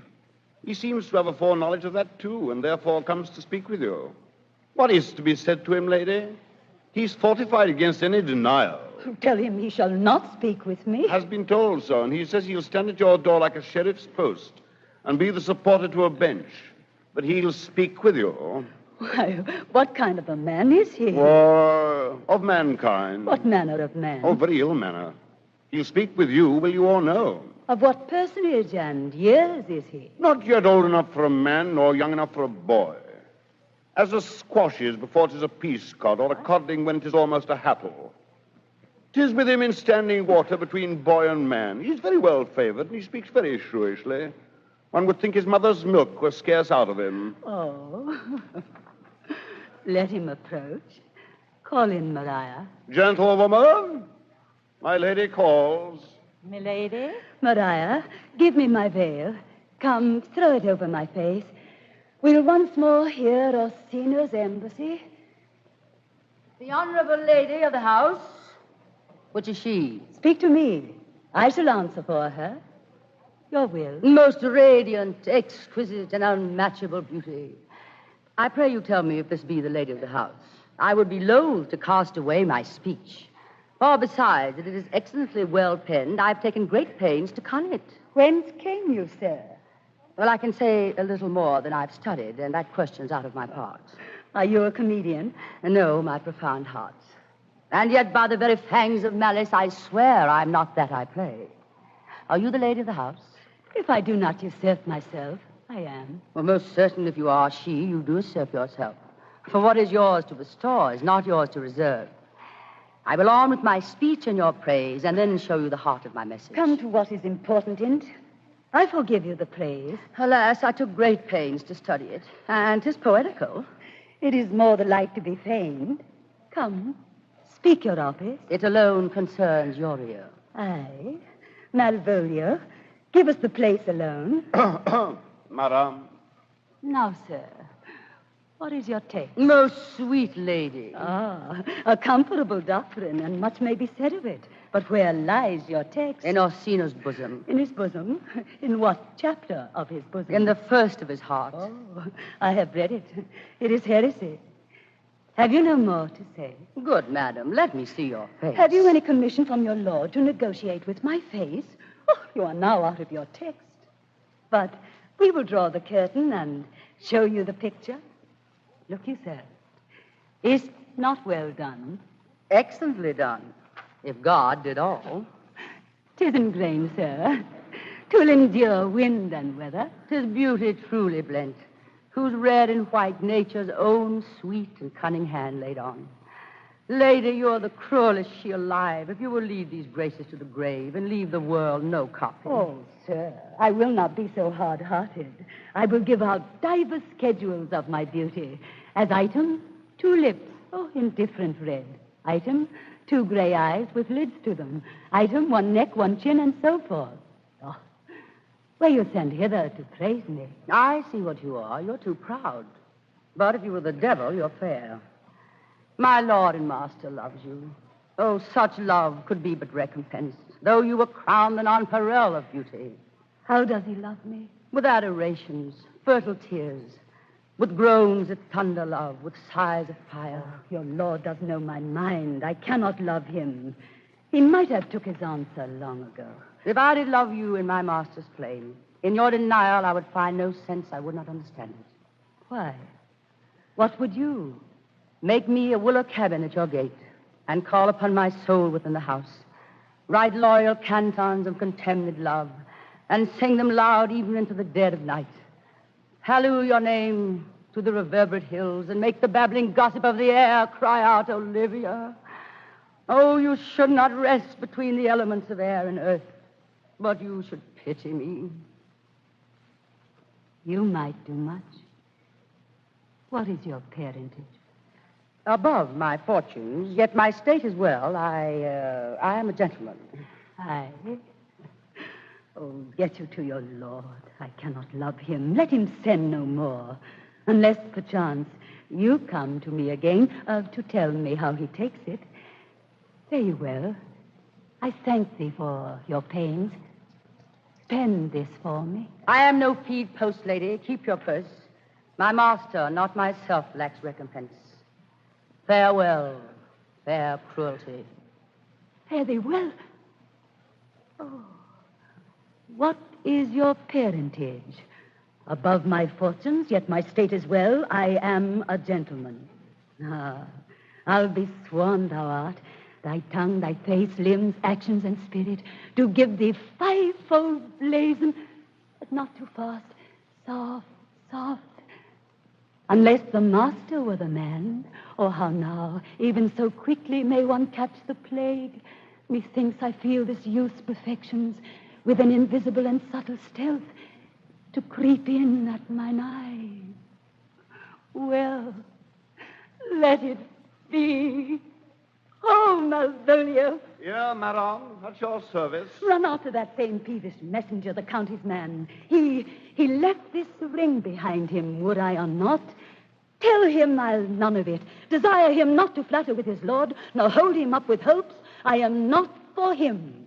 If that youth will come this way tomorrow, I shall give him reasons for it. Hie thee, Malvolio. Madame, I will.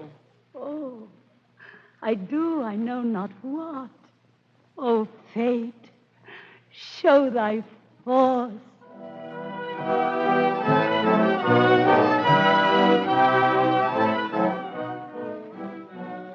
This is Feste the clown. I swear my mistress has fallen in love with the Duke's page Cesario. Else why is she distracted? Else why did she send him a ring he ne'er had?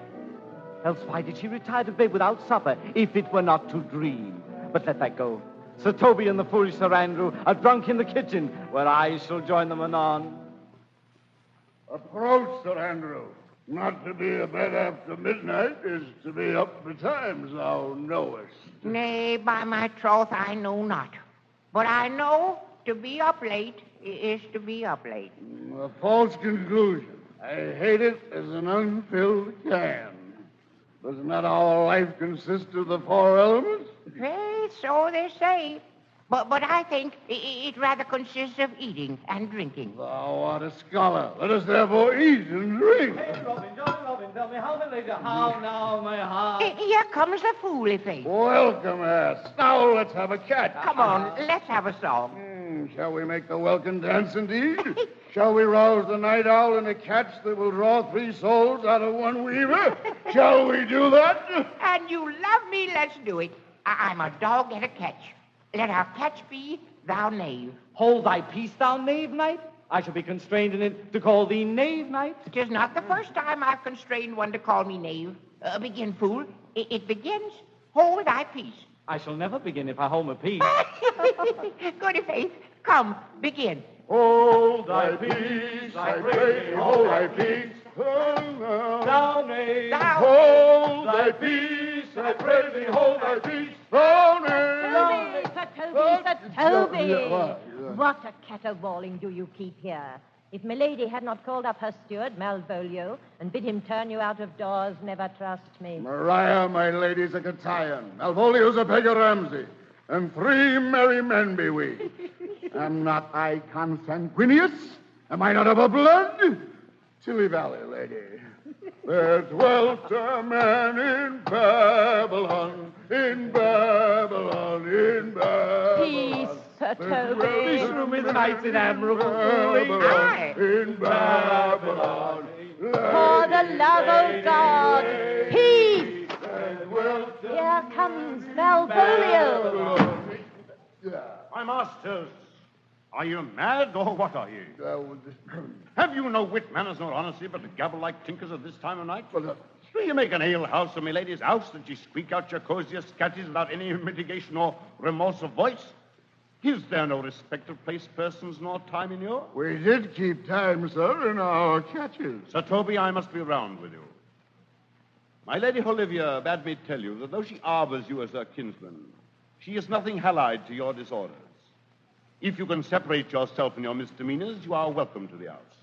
If not, and it would please you to take your leave of her, she is very willing to bid you farewell. Farewell, dear heart, since I must needs be gone. Sneck up. Nay, good Sir Toby. Oh, this is much credit to you. Shall I bid him go? How now? What, and if you do? Shall I bid him go and spare not? No, you dare not. Sir Toby. Malvolio art any more than a steward? Dost thou think because thou art virtuous, there should be no more cakes and ales? Go, sir, rub your chain with crumbs. A stoup of wine, Maria. Mistress Maria, if you prize my lady's favor as anything more than contempt, you would not give means for this uncivil rule. She shall know of it by this hand. Go shake your ears. Sweet Sir Toby, be patient for tonight. Since the youth of the Count's was today with milady, she is much out of quiet. For Monsieur Malvolio, let me alone with him. If I do not gull him into a nay word and make him a common recreation, do not think I have wit enough to lie straight in my bed.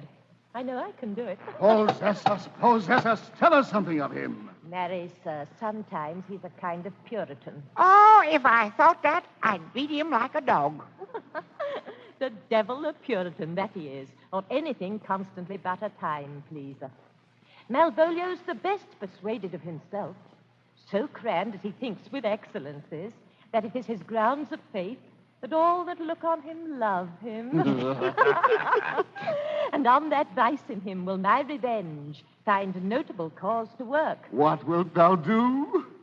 I will drop in Malvolio's way some obscure epistles of love. Wherein, by the color of his beard, the shape of his leg, the manner of his gait, the expression of his eye, forehead, and complexion, he shall find himself most feelingly personated. I can write very like milady, Olivia.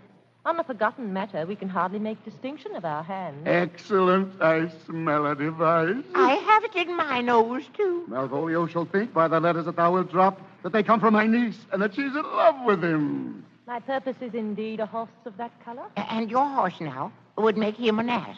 Ass, I doubt not. Oh, 'twill be admirable. Thought royal, I'll warrant you. I know my physic will work with him. I will plant you two where Malvolio shall find the letter. Mm-hmm. Observe his construction of it. For this night to bed and dream on the event. Farewell. Good night, Penthesilea. Before me, she's a good wench. She's a beagle, true-bred, and one that adores me. Oh, what of that? I was adored once, too. Yeah. Come, I'll go burn some sack. 'Tis too late to go to bed now. Come night. There dwelt a man in Babylon.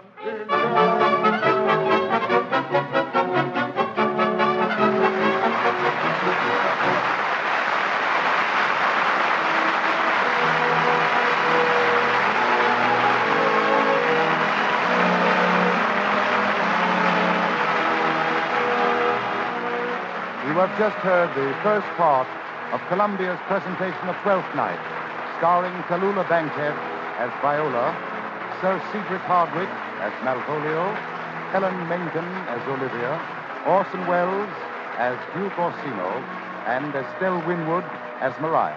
The play will continue in just a moment. This is the Columbia Broadcasting System.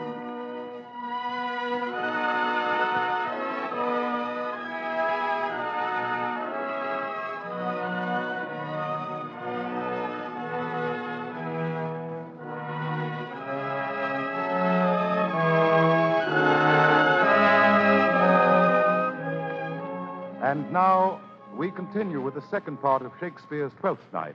And again, your narrator, Conway Turrell, comes forward to set the scene.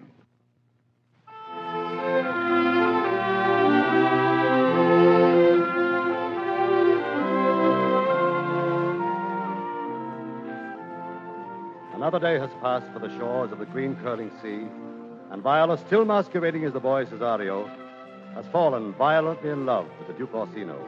But the Duke is more madly in love than ever with Olivia. He sits now in his great chair, listening to the court musicians, while Viola lies at his feet on a silver cushion. Oh, good Cesario, if ever thou shalt love, in the sweet pangs of it remember me. For such as I am, all true lovers are, unstayed and skittish in all motions else, save in the constant image of the creature that is beloved. How dost thou like this tune? It gives a very echo to the seat where love is throned. Thou dost speak masterly. My life upon it, young though thou art, thine eye hath stayed upon some favor that it loves. Hath it not, boy? A little by your favor. What kind of woman is't? Of your complexion, my lord. She's not worth thee, then. What years, if it? About your years, my lord. Too old, by heaven. Let still the woman take an elder than herself. So wears she to him. So sways she level in her husband's heart. Then let thy love be younger than thyself, for thy affection cannot hold the bent. For women are as roses, whose fair flower, being once displayed, doth fall that very hour. And so they are. Alas, that they are so, to die, even when they to perfection grow. Now, good Cesario, but that piece of song, that old and antique song we heard last night, methought it did relieve my passion much, more than light airs and recollected terms of these most brisk and giddy-paced times. Come, but one verse. Are you ready, my lord? Aye, prithee, sing.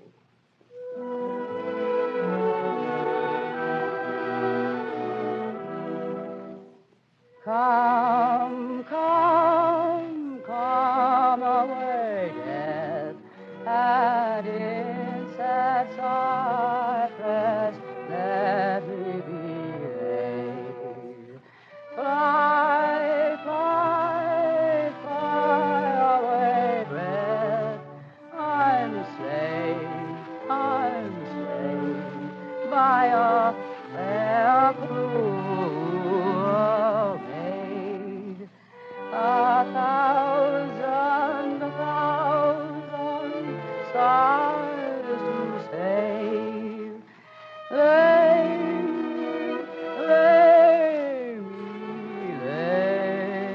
me, where true lover never find my grave to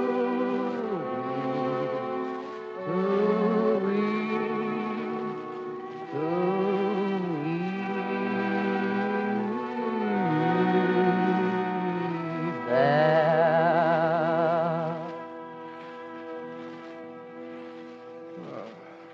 Once more, Cesario.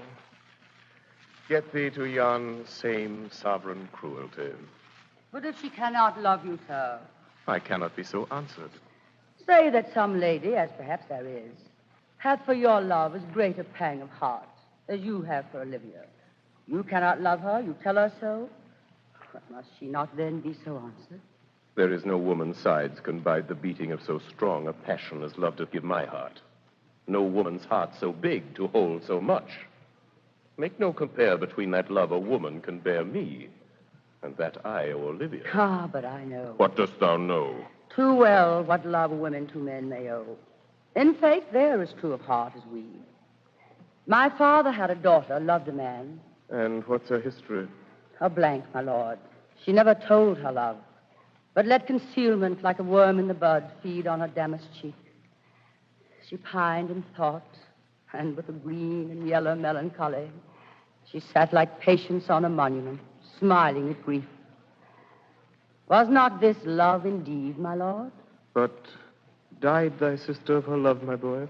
I'm all the daughters of my father's house, and all the brothers, too, and yet I know not. Sir, shall I to this lady? Aye, now that's the theme. To her in haste. Give her this jewel. Say my love can give no place, Bide no delay.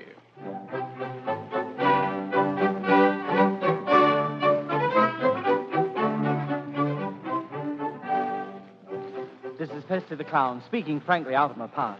And I must tell you that the impudent young page Cesario is knocking at our gates again. Milady has come into the garden to meet him. I believe the young rascal suspects that my Madonna loves him. But soft. Most excellent, accomplished lady, the heavens rain odors on you. Your hand, sir. My duty, madam, and most humble service. What is your name? Cesario is your servant's name, fair princess. My servant, sir? Your servant to the Duke Orsino, you. And he is yours, and his must needs be yours. Your servant's servant is your servant, madam. I bade you never speak of him again. But would you undertake another suit? I had rather hear you to solicit that than music from the spheres. Dear lady. Cesario, give me leave, beseech you. I did send, after the last enchantment you did hear, a ring in chase of you. So did I abuse myself, my servant, and I fear me, you. And under your hard construction must I sit, to force that on you in a shameful cunning of which you knew none of. To one of your receiving, enough is shown. A cypress, not a bosom hideth my heart. Let me hear you speak. I pity you. That's a degree of love. No, not a grise. For 'tis vulgar proof that very oft we pity enemies. Why then, methinks 'tis time to smile again. A word, how apt the poor are to be proud. Be not afraid, good youth. I'll not have you. There lies your way. Due west.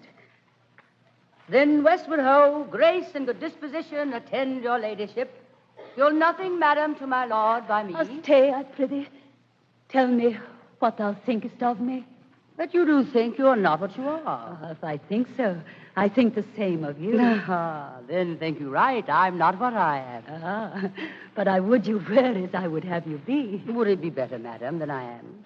I wish it might, for now I am your fool. Oh, Cesario, by the roses of the spring, by maidhood, honor, truth, and everything, I love thee so, that maugre all thy pride, nor wit nor reason can my passion hide. By innocence I swear, and by my youth, I have one heart, one bosom, and one truth, and that no woman has, nor ever none shall, mistress dear, of it save I alone.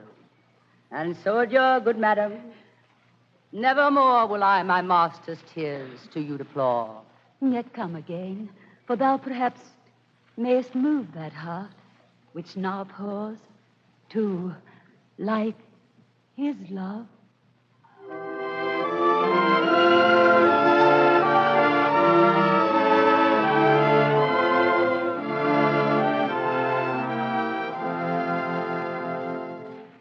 This is Festy the Clown. And very weary I am of this love-making. Oh, well, there's some sport afoot.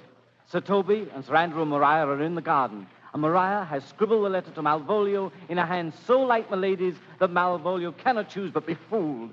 Nor does he need persuasion. The ass believes Milady loves him. Here comes Maria with the letter. Sir Toby! Sir Andrew! Festy! Quick, quick! Malvolio's coming. Malvolio's coming down this walk. He has been yonder by the sun, practicing behavior to his own shadow this last half hour. Observe him for the love of mockery, but I know this letter will make a contemplative idiot of him. Get ye all three into the box tree. Letter, lie thou there, for here comes the trout that must be caught with tickling. To be Count Malvolio. Oh, there is example for it. The lady of the Strachey married the yeoman of the wardrobe. Having been 3 months married to Olivia, calling my officers about me in my branched velvet gown, having come from a daybed where I have left Olivia sleeping. Fire and brimstone? And then to have the humor of state, and after a demure regard of travel, telling them that I know my place as I would they should do theirs. To ask for my kinsman Toby. Oh, for a stone pole to hit him in the eye. Oh, peace. 7 of my people, with an obedient start, make out for him. I frown the while, and perchance wind up my watch or play with my, some rich jewel. Toby approaches, curtsies there to me. Shall this fellow live? Jesus. I extend my hand to him thus, saying, Cousin Toby, my fortunes having cast me on your niece give me this prerogative of speech. You must amend your drunkenness. Out, scab. Nay, Besides, you patience. waste the treasure of your time with a foolish knight. That's me. I warrant you. Once a Andrew. I knew 'twas I. Ha-ha. Oh, a letter. Now is the woodcock near the What gin. employment have we here? By my leaf, this is my lady's hand. These be her very C's, her U's, and her T's, and thus makes she her great P's. Oh, it is intended to question her hand. Her C's, her U's, and her T's? Why that? To the unknown beloved, this and my good wishes. Her very phrases. By your leave, wax, soft. And the impressure of her Lucrece, with which she uses to seal. Oh, 'tis my lady. To whom should this be? Did not I say he would work it out? I may command where I adore, but silence like a Lucrece knife, with bloodless stroke me art doth gore. Hem, ho, hey, hi, doth sway me life. A fustian riddle. Excellent wench. Hem, ho, hey, hi, doth sway me life. Oh, let me see. I may command where I adore. Why, she may command me. Oh, this is evident to any formal capacity. There is no obstruction in this. And the end. What does this alphabetical position portend? Hem, ho, hey, hi. Hem. Malvolio, hem. Why, that begins my name. There. Did not I say he would work it out? Yes, but then there is no constancy in the sequel that suffers under probation. A should follow, but ho does. And O shall end, I hope. I'll cudgel him and make him cry, ho. Soft. Here follows prose. If this fall into thy hand, revolve. In my stars I am above thee, but be not afraid of greatness. Some are born great, some achieve greatness, and some have greatness thrust upon them. Remember who commended thy yellow stockings and wished to see thee ever cross-gartered. I say, remember. Go to, thou art made, if thou desirest to be so. Farewell. She that would alter services with thee, the fortunate unhappy. Oh, daylight and champagne discovers not more. This is open. I do not now fool myself to let imagination jade me, for every reason excites me to this, that my lady loves me. I thank my stars I'm happy. I will baffle Sir Toby. I will be strange, stout in yellow stockings and cross-gartered even with the swiftness of putting on. Jove and my stars be praised. Here is yet a postscript. Thou canst not choose but know who I am. If thou entertainest my love, let it appear in thy smiling. Thy smiles become thee well. Jove, I will smile. I will do everything that thou wilt have me. I could marry this wench for this device. So would I, too.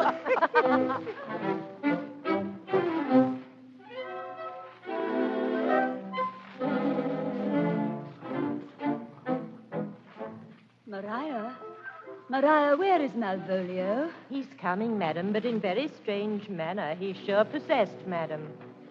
What's the matter? Does he rave? No, madam, he does nothing but smile. Your ladyship had best to have a guard about you if he come. For sure the man is tainted in his wits. I am as mad as he, if sad and merry madness equal be. How now, Malvolio? Sweet lady. Ho, ho, ho. Smilest thou? I sent for thee upon a sad occasion. Sad lady? Oh, I could be sad. This does make some obstruction in the blood, this cross-gartering, but, oh, what of that? If it please the eye of one, it is with me as the very true sonnet is. Please one, please all. How dost thou, man? What is the matter with thee? Not black in my mind, though yellow in my legs. Oh, it did come to his hands, and commands shall be executed. I think we do know the sweet Roman hand. Wilt thou go to bed, Malvolio? To bed? Aye, sweetheart, and I'll come to thee. God comfort thee. How do you, Malvolio? Why do you appear with this ridiculous boldness before me, lady? Be not afraid of greatness. Ho, ho, ho, ho, 'twas well writ. What meanest by that, Some Malvolio? are born great, Eh? some achieve greatness, What sayest thou? and some have greatness thrust upon 'em. Heaven restore thee. Remember who commended thy yellow stockings, My yellow stockings. and wished to see thee ever cross-gartered. Cross-gartered. Go to, thou art made, if thou desirest to be so. Oh, am I made? Oh, why, this is very midsummer madness. Madam, the young gentleman at the Duke Orsino's is returned. I could hardly entreat him back. He attends your ladyship's pleasure. I'll come to him. Good Maria, let this fellow be looked to. Where's my cousin Toby? Let some of my people have a special care of him. I would not have him miscarry for the half of my dowry. Oh, ho, ho, ho. You come near me now. Ho. No worse man than Sir Toby to look to me. Oh, this concurs directly with the letter. She sends him on purpose that I may appear stubborn to him. Which way is he, in the name of sanctity? If all the devils of hell be drawn and little in legion himself possessed him, yet I'll speak to him. Here he is. Oh, how is it with you, sir? How is it with you, man? Go off. I discard you. Let me enjoy my private. Go off. Why, how now, my boarcock? How dost thou, chuck? Go hang yourselves all. You are idle, shallow things. I am not of your element. You shall know more hereafter.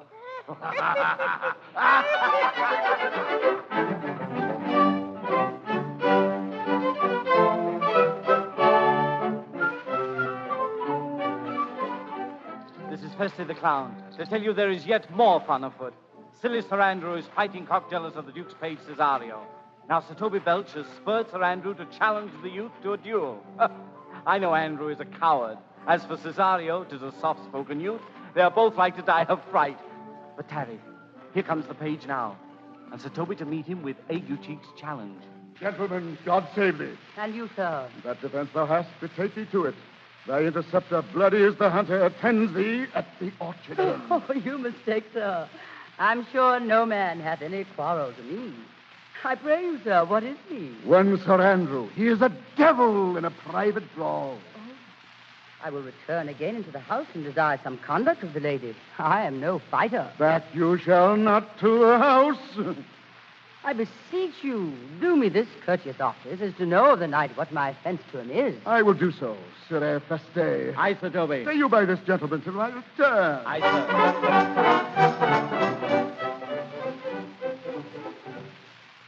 Well? Sir Andrew, he's a very devil. Oh, pox on it. I'll not meddle with him. Aye, but he'll not now be pacified. Feste can scarce hold him yonder. Oh, let him let the matter slip, and I'll give him my horse, Grey Capulet. I'll make the motion. Stand here. Make a good show on it. This shall end without the perdition of souls.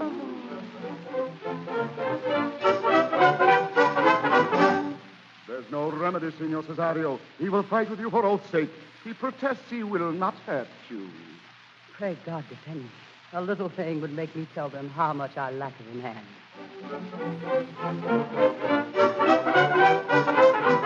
Come, Sir Andrew. The gentleman, for his honor's sake, have one bout with you. But he has promised me he will not hurt you. Oh, pray God he keep his oath. Come on. Yes, I will. Come on, do it! Do it! Oh! Do it! Let's say the clown. Do And it! there's a strange pirate man running in at the... Up! Put up your sword. If this young gentleman have done offense, I take the fault on me. If you offend him, I for him defy you. You, sir? Why, what are you? One, sir, that for his love dares yet do more than you have heard him brag to you he will. Nay, if you'll be an undertaker, I am for you. Oh, good Sir Toby, hold! Here come the officers. Officers? I'll be with you anon. This is the man. Antonio, I arrest thee at the suit of Count Orsino. You do mistake me, sir. No, sir, no jot. I know your favor well. Take him away. He knows I know him well. I must obey. Sebastian, this comes with seeking you, but there's no remedy I shall answer it. What will you do now my necessity makes me to ask you for my purse? Come, sir, away. Sebastian, I must entreat of you some of that money. What money, sir? For the fair kindness that you've showed me here, out of my lean and low ability, I lend you something. Oh, there's half my copper. Do not tempt my misery, lest that it make me so unsound a man as to upbraid you with those kindnesses that I have done for you. I know of none, nor know I you by voice or any feature. Oh, heavens themselves. Come, sir, I pray you, go. Let me speak a little. This youth that you see here, Sebastian, I snatched one half out of the jaws of death. What's that to us? Time goes by. Away. This is Turl, your narrator. Festy the clown may be clever, but there are a few things he does not know. First, he does not know that Cesario is really the girl Viola. Second, he does not know that Viola has a twin brother, Sebastian. Third, and you may have begun to suspect this, he does not know that Sebastian, alive and rescued by the stranger Antonio, is at this very moment coming down the winding road. As Festy would say, more fun afoot. Sir Andrew and Sir Toby are seeking Viola because she ran away after the duel. And Sir Andrew is now convinced that he has a coward he can bully. Now they come upon Sebastian, mistaking him for the disguised Viola. Now, sir, have I met you again? There's for you. What? Why, there's for you, and there, and there. Are all the people mad? Hold, sir, or I'll throw your dagger over the house. Quiet. Come on, sir, hold. Oh, nay, sir, let him alone. I'll have an action of battery against him if there be any law in Illyria. Let go thy hands, sir. I will not let you go. Come, my young soldier. Put up your iron. Your will fleshed. Come on. I will be free from thee. What would you now? If thou darest tempt me further, draw thy sword. What? Nay, then I must have an ounce of this malapert blood from you. To it, then. Here comes my lady. Oh, Toby. Madam. On my life I charge thee, hold. Will it be ever thus? Ungracious wretch, fit for the mountains and the barbarous caves where manners ne'er were preached. Out of my sight. Be not offended, dear Cesario. Rude be gone. Oh, Cesario, I prithee, gentle friend, let thy fair wisdom, not thy passion, sway in this uncivil and unjust extent against thy peace. Go with me to my house, and hear thou there how many fruitless pranks this ruffian hath botched up, that thou thereby mayest smile at this. Ah, thou shalt not choose but go. Fair lady. Ah, blame not this haste of mine. If you mean well, plight me the full assurance of your faith. Do not deny. If it be thus to dream, still let me sleep. Oh, nay, come, I prithee.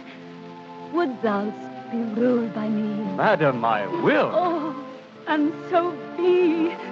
Then lead the way, and heaven so shine that they may fairly note this act of mine.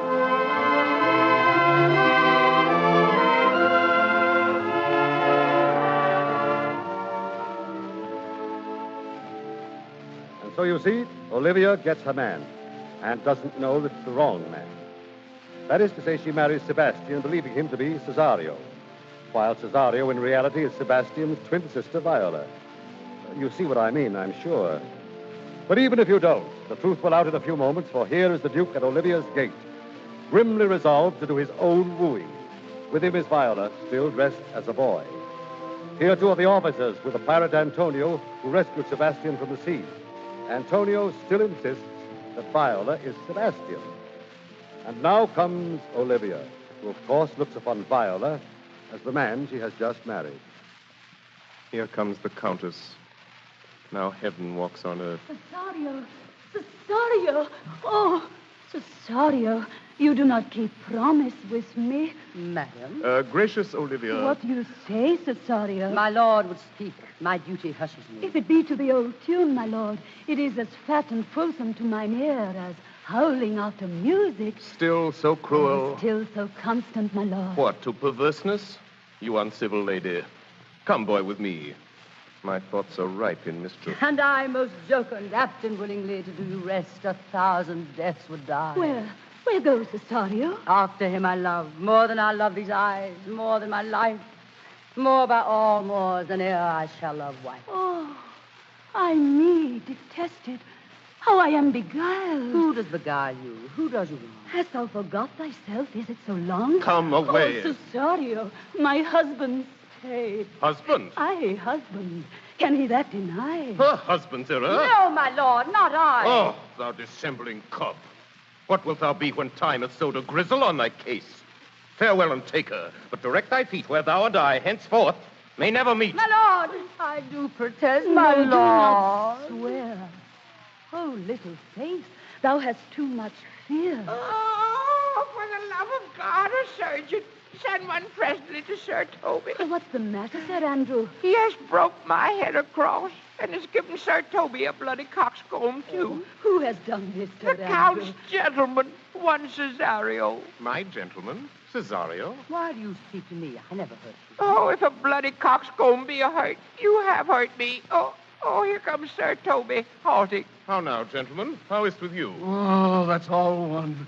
Has hurt me, and there's the end on it. Get him to bed and let his hurt be looked to. I'll help you, Sir Toby. Will you help?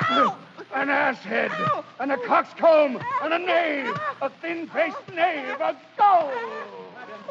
Madam, I am sorry, madam, I have hurt your kinsman. Oh. But had it been a brother of my blood, I must have done no less with wit and safety. Oh, one face, one voice, one habit.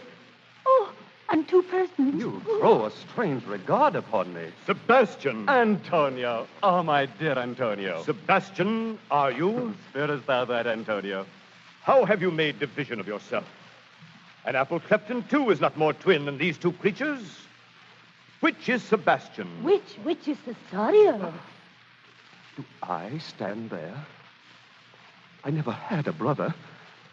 I had a sister whom the blind waves and surges have devoured. Of charity, what kin are you to me? What countryman, what name, what parentage? Of Messalene, Sebastian was my father. Such a Sebastian was my brother, too. So went he suited to his watery tomb.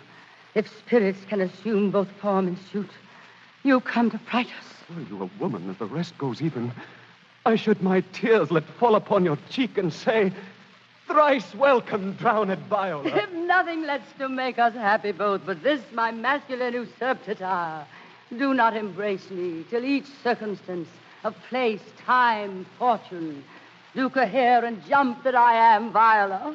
Boy, thou hast said to me 1,000 times, thou never shouldst love woman like to me. And all those sayings will I overswear, and all those swearings keep as true in soul as doth that orbit continent the fire that severs day from night. Give me thy hand, and let me see thee in thy woman's weeds. Madam! Madam! Here comes Malvolio. They say, poor gentleman, he's much distressed. Madam! Aye. Madam! Is this the madman? Aye, my lord. The same. How now, Malvolio? Madam, you have done me wrong. Notorious wrong. Oh, have I, Malvolio? Lady, you have. Pray you peruse that letter and tell me in the modesty of honor why you have given me such clear lights of favor. Bade me come smiling and cross-gartered to you, to put on yellow stockings and to frown upon Sir Toby and the lighter people, and made me the most notorious geck and gull that e'er invention played on. Tell me why. Alas, Malvolio, this is not my writing, though I confess, much like the character, but out of question. 'Tis Mariah's hand. Good madam, hear me speak. Most freely I confess. Myself and Sir Toby set this device against Malvolio here. Maria writ the letter at Sir Toby's great importance, in recompense whereof he hath married her. Alas, poor Malvolio, how they have baffled thee. I'll be revenged on the old pack of you. Pursue him and entreat him to a peace. Meantime, sweet sister, we will not part from hence. Cesario, come. For so you shall be, while you are a man. But when in other habits you are seen, Orsino's mistress and his fancy's queen. When that I was and a little tiny boy, with a hey-ho, the wind and the rain, a foolish thing was but a toy, for the rain it raineth every day. A great while ago the world begun, with a hey-ho, the wind and the rain. But that's all one, our play is done, and we'll strive to please you every day.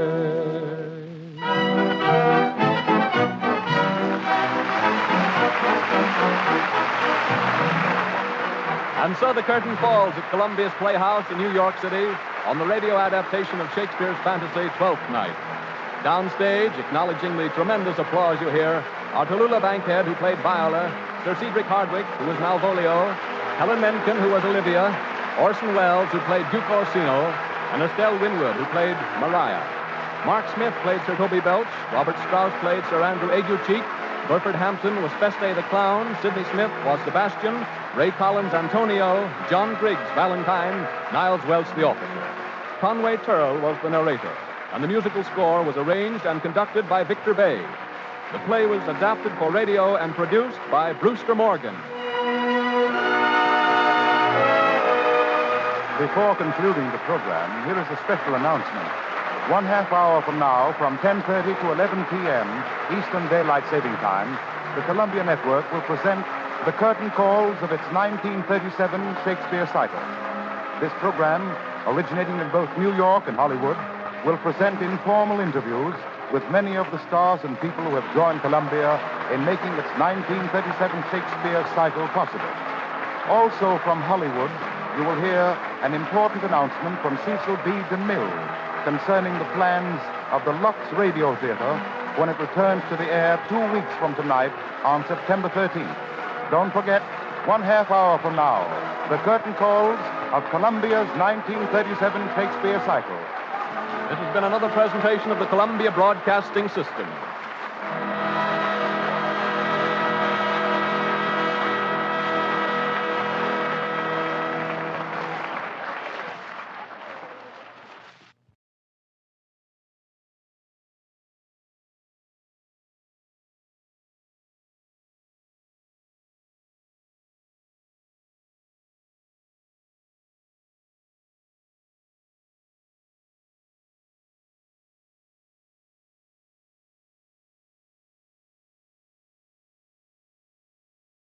This episode from the life of Sherlock Holmes will be transmitted to our men and women overseas by shortwave and through the worldwide facilities of the Armed Forces Radio Service. Petri Wine brings you Basil Rathbone and Nigel Bruce in the new adventures of Sherlock Holmes.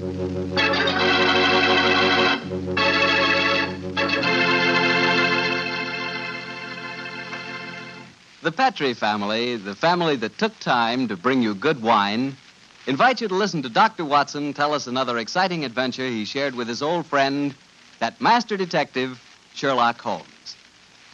Well, right about now, you're probably taking a little breather in your last-minute rush to get everything ready for the big day tomorrow.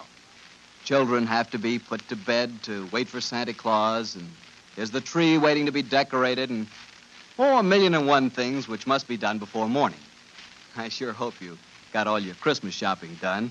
It's pretty hectic rushing off at the last minute to take care of Uncle Charlie or Aunt Bertha or Cousin Sam. But if you must get something, just remember that you can always dash over to your wine merchant and get a bottle or two of Petri wine. Or better yet, a whole case of Petri wine. Petri wine's a swell gift, and I just thought a little last-minute suggestion might be of some help.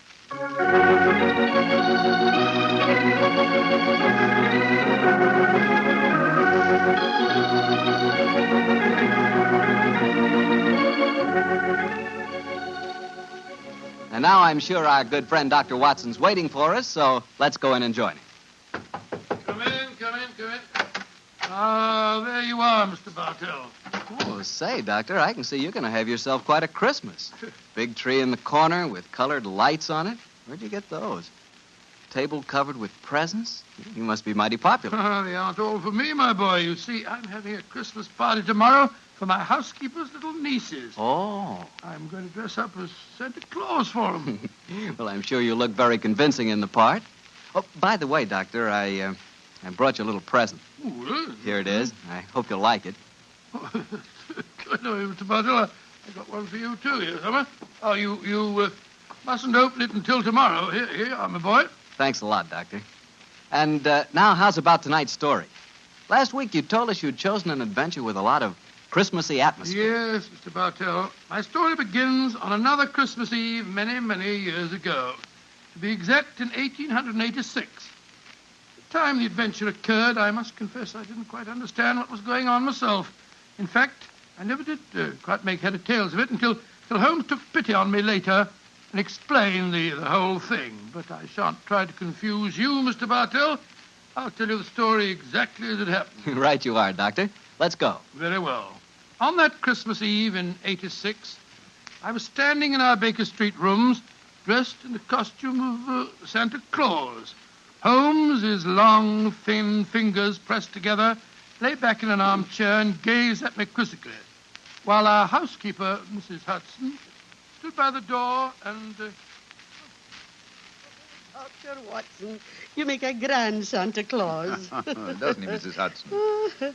Try the beard on, Watson, old chap. I'm afraid this is going to be a little uncomfortable. How does it look? Oh, you look just like the old man on the Christmas cards, Doctor. Yes, Watson. It really becomes you. The cheery twinkle of the eyes, the ruddy complexion, and the appropriate girth. What a shame we can't obtain some snow on a sleigh and reindeer for you. However, I'm sure Mrs. Hudson's nieces will be very much impressed. Oh, they will that, sir. And it's very kind of you, Doctor, to offer to come over to their house with me. With her father in the hospital and my sister at his bedside, it would have been a very miserable Christmas without you. Oh, I shall enjoy myself, but I think I'll take this beard off before we get there. That's it. Are you ready to leave, Mrs. Hudson? I am, sir. Will I get a cab? How far do we have to go? Oh, Lexington Gardens, number 28. It's just off the Edgware Road, Doctor. It's not far, but bearing in mind my costume, I suppose we'd better take a cab. Aye, sir. I'll get one. Holmes, what are you going to do with yourself? I hate leaving you alone on Christmas Eve. Oh, don't worry, old chap. I shall spend a profitable evening writing on my new monograph. Well, what's this one about? An analysis of teeth marks on pipe stems, with particular regard to indicated character. Oh, gracious me, how exciting. Well, I must be going. Don't forget your sack of presents, old fellow. Great Scott, no. When you come to distribute them, you'll find that I took the liberty of adding a few trinkets on my own behalf. Oh, that's very thoughtful of you, Holmes. Oh, excuse me, Mr. Holmes, but there's a gentleman to see you. Says he's an old friend of yours. Here's his card, sir. Oh, thank you. Oh, it's Lord Whitcomb. Splendid. Ask him to come up, please, Mrs. Hudson. All right, sir.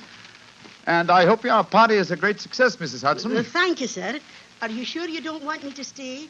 Now that you have a visitor, Oh, no. Indeed, no, Mrs. Hudson. I can show the gentleman out myself. You go off and have a good time. Thank you, sir. Oh, I wonder what Lord William wants. Perhaps I should stay No, and give you... please, my dear fellow. Certainly not. What? Yeah, you've far more important work to do. Whitcomb probably wants his revenge at chess. Or something equally innocuous. Off with you, my dear fellow, and enjoy yourself. Oh, I suppose I'd better go. Just the same, I wish you were coming with me. I'll see you later. I shall be there. Come on up, Whitcomb. Hello, Holmes. Oh, evening, Watson. You make a very convincing Santa Claus. Are you leaving? I'm afraid so, Lord Whitcomb. Well, good night, then. Good night, sir. How are you, Holmes? All alone on Christmas Eve, eh? Yes, Whitcomb, I'm glad you came over to see me. Mm-hmm. What's it to be, an evening of chess, or have you unearthed some recent treasure of medieval pottery that we can discuss? Neither, Holmes. I've come to you in your professional capacity. I need help. Oh, come now, Whitcomb.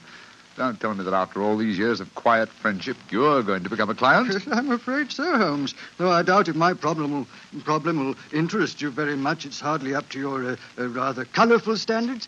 Care for a cigar? Oh, thanks. Well, now, my dear Whitcomb, What's your trouble? Well, I decided this year to have a little Christmas party at my townhouse. I'm quite comfortably off, as you know, and it occurred to me that I have several relatives and friends who are not as well off. I'm having a party for them tonight, Holmes, and I hope you'd attend it, disguised as Santa Claus. Oh, my dear fellow. I've adopted many disguises in my time, but Father Christmas has never been one of them. Why do you want me to attend your party in disguise in any case? Are you ashamed of your friendship with a private detective, or do you consider my features more acceptable when buried beneath the depths of a snowy beard? Oh, my dear Holmes, do take me seriously. I'm not joking, I assure you. Of course you're not, of course you're not. You want me to attend your party in disguise. Why? I'm giving some very valuable presents. Diamond and onyx cufflinks, platinum and ruby earrings, and such like. And I've wrapped each of the presents in banknotes. Oh, dear me.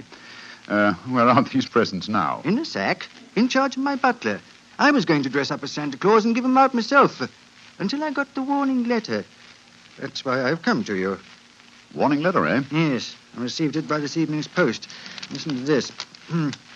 My dear Lord Widdicombe, your generosity with Christmas presents borders on ostentation. We do not approve. Either we receive £5,000 in sovereigns at Post Restaurant Box 379 by 6 o'clock on Christmas Eve, or I'm afraid your Christmas party will be conspicuous by its absence of presents. Let me see that note, Whittingham, will you? Yes, here you are. Thanks. Plain paper, torn from a penny notebook. The writing is obviously disguised. By George, yes. Whittingham, I accept the case.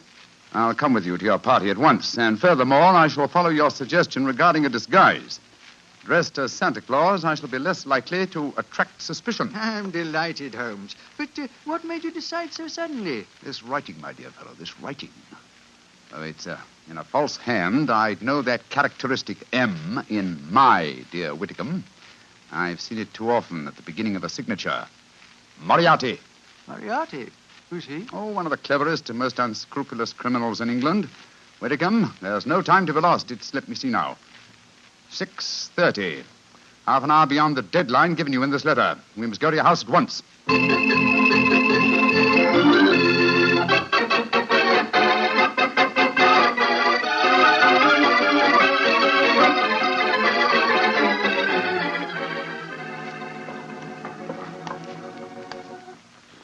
This is as far as the cab can take us, Doctor. Oh, here you are, cabby. Here's 5 shillings for you and a Merry Christmas. Oh, bless you, Jim, and a Merry Christmas to you, too. You said you wanted to get into the house through the back way so that you could surprise the children. Yes, I thought I'd pretend to come down the kitchen chimney. Oh, you can get to the back of the house by going up the alley here.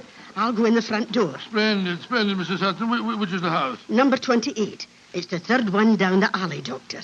I'll have the back window open in no time, and you can slip in without any of the bairns seeing. Very well. Gloomy little street, I must say. Hello. Well, where's the music coming from? Oh, it's from that temple across the street, Doctor. The disciples of the octagonal square, they call themselves. What on earth do you suppose that means? Oh, some newfangled cult. Heathens, most likely.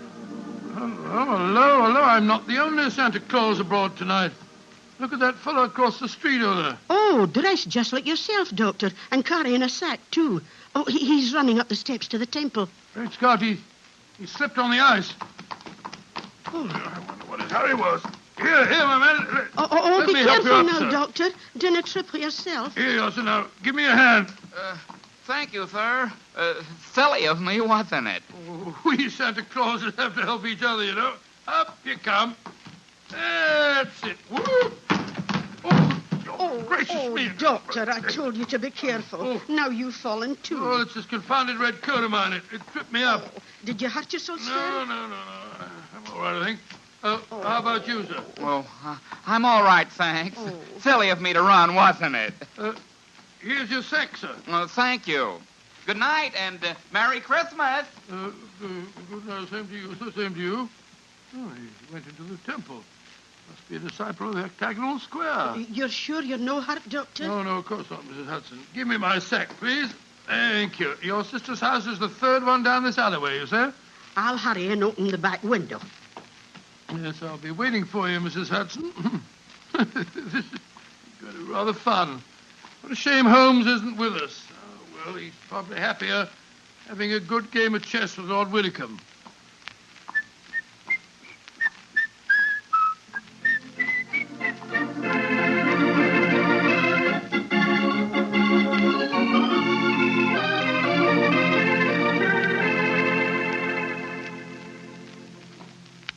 This is my house, Holmes. Number 39. 39 Branston Square, eh? And dear old Watson is just around the corner in Lexington Gardens and hasn't any idea that I've left Baker Street. Yes, here you are, cabby. Thank you, sir. Merry Christmas, sir. Uh-huh. Listen to that. Carol singers. Yes, we'll probably have our fill of them before this evening's over.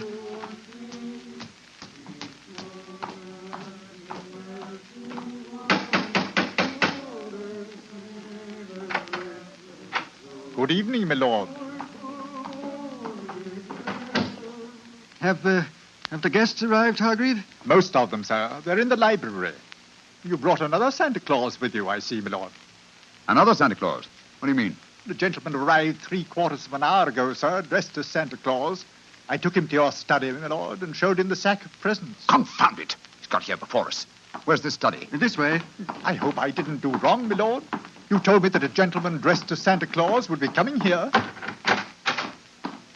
Dear me. The gentleman appears to have gone. Yes, and the sack containing the presents with him. But he can't have left the house, my lord. I've been watching the front door. Yes, and while you were doing that, he slipped out through the window here. The catch is undone. Hargrave, describe this man. Well, I can't tell you much about his appearance, I'm afraid, sir. He was dressed as Santa Claus, just like yourself. But I did notice one thing about him, sir. Oh? What was that? He lisped, sir. It was quite pronounced. Of course. Lou the Lisper. Who on earth is Lou the Lisper? One of Moriarty's most trusted accomplices. Fortunately, though, I've had news of him lately through my underworld grapevine. You know where he lives? He is reputed to have some connections with a new cult that calls themselves the Disciples of the Octagonal Square. Their headquarters are just around the corner from here. Let's go there at once. Of course. And Hargrave. Yes, sir. Get a message to Scotland Yard as fast as you can. Ask for Inspector Lestrade and tell him to join me at the Temple of the Octagonal Square in Lexington Gardens as soon as possible.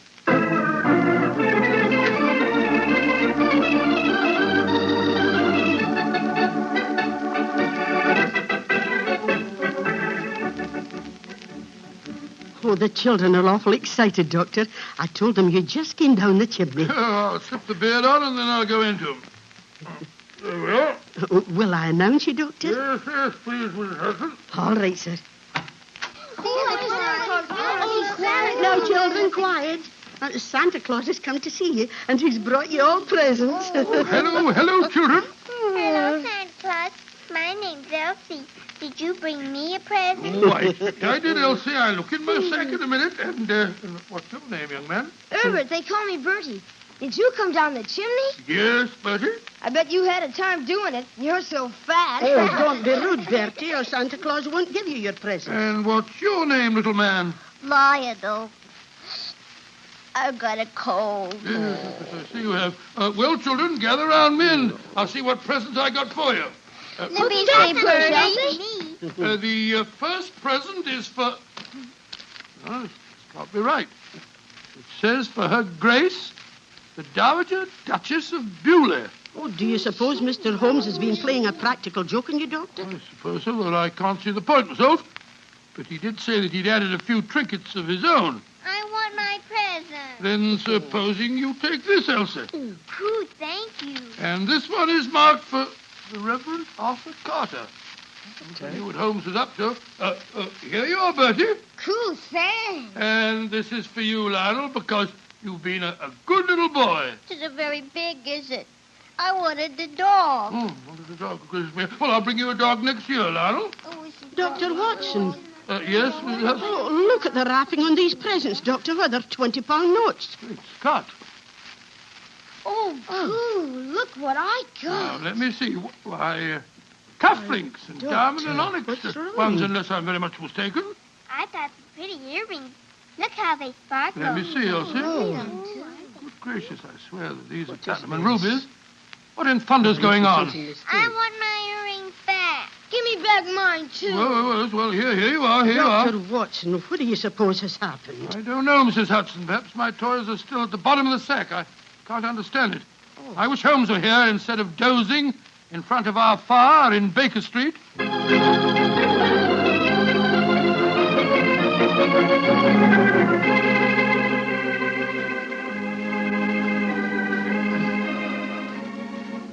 Where are you, Holmes? Here by the bed. This is the only room in the temple that gives any signs of having been lived in. I think our bird has been here, but I'm afraid he's flown. If Inspector Lestrade will get here, strike a match, will you, Whitcomb? Right. Yeah. Here's a candle on the table. Oh, just as I feared. Look on the bed. A red coat and a beard. Yes, Lou the Lisper has discarded his disguise and gone, and with him, I'm afraid, your valuable presence. Oh, wait a minute. Here's a sack lying on the floor. Oh, no, this isn't mine. Look what's in it. A toy dog, large box of chocolates, little girl's doll. What in thunder? Well, this is Watson's sack. But how on earth could Lou the Lisper have got hold of it? Somewhere, somehow, he and Watson must have made an accidental change, and Lou the Lisper is no doubt trying to track Watson down at this very moment. He must work fast, Whitcomb, or my friend's life and those of Mrs. Hudson and her relatives won't be worth a tinker's dam.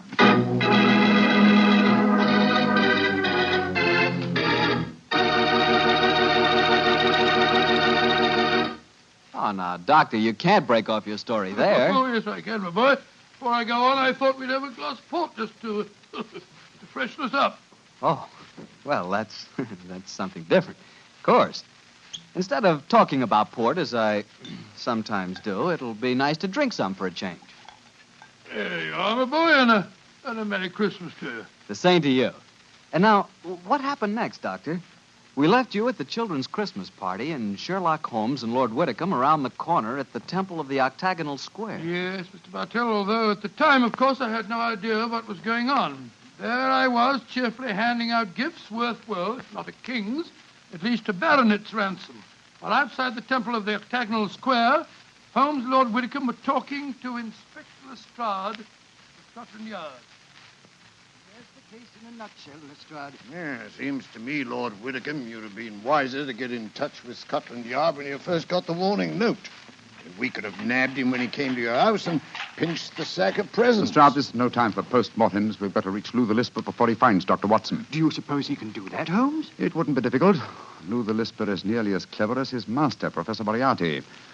The chances are that you were followed when you came to Baker Street tonight, Whitcomb, and it's equally likely that Watson and Mrs. Hudson were followed as they left it. Moriarty seldom leaves anything to chance. Well, where did Dr. Watson go tonight? 28 Lexington Gardens. It's just around the corner from here. Well, then let's go there at once. Frighten our quarry away? No, Lestrade. We must use a little subtlety. Now, Lou the Lisper wishes to recover that sack of presents from Watson. How would he invade the party with the least possible trouble? By dressing up as Santa Claus again? No, I think he's overplayed that role for one evening. Well, then how would he try to get in, Mr. Holmes? Oh, come now, Lestrade. What group of people can enter any house on Christmas Eve without invitation, without creating suspicion? The carol Exactly, singers. my dear fellow. I shouldn't be at all surprised if at this very moment Lou the Lisper and some of his gang are singing carols outside 28 Lexington Gardens. Well, then what are we going to do? Form a rival choral society. How many of your men did you bring with you? 3. A sergeant and 2 constables. Wearing greatcoats? Yes, Mr. Holmes. But why? Good. They can hide their helmets and pretend to be singers. Come on. Let's go over there, and while we're walking, we'll rehearse our carols. We must appear reasonably convincing. Sound your A, Lestrade. Sound your A.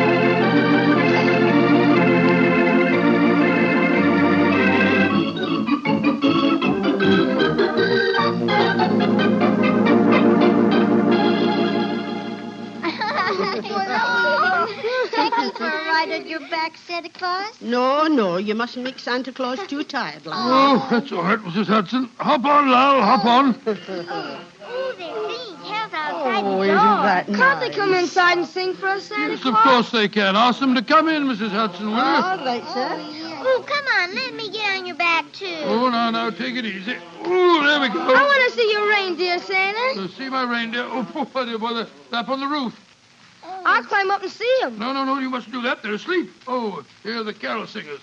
Off you get, children. There we go. That's it. Now, good evening, gentlemen. Good evening, and Merry Christmas. Would you like to sing some carols for the children? After that, I'm sure you'd like a drop of something to warm you up. Well, thank you, sir. We should like that. Haven't I met you before somewhere, my man? No, sir, I'm sure you haven't. Come on, man, let's sing Good King Wenceslas. Good King Wenceslas looked out on the feast of Stephen.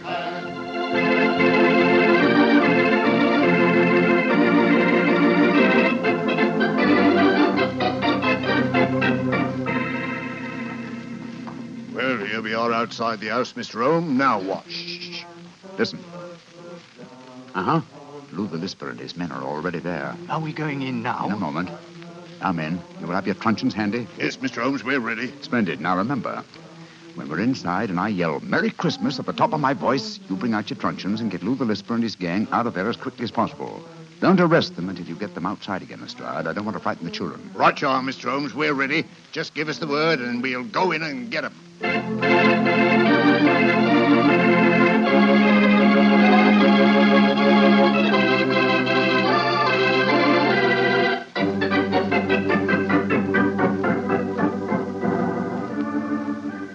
Oh, that was very nice singing. And now, how about something to warm you all up? That won't be necessary, Dr. Watson. See to the door, Sammy. Now, all of you, stay right where you are. Who are you? What do you think you're up to? Please don't be difficult, Doctor. All I want is the jewels out of my sack that you stole from me tonight. If you try and stop me, I shall have to hurt you. Why do you talk so funny? You got a cold like me? Shut up. Now, Doctor, where are the jewels? Oh, curse it. There are some more carol singers outside. I'll tell them to go away, Lou. No, better let them come in. If we don't, they might get suspicious. All right, Lou. I shall know what you're up to.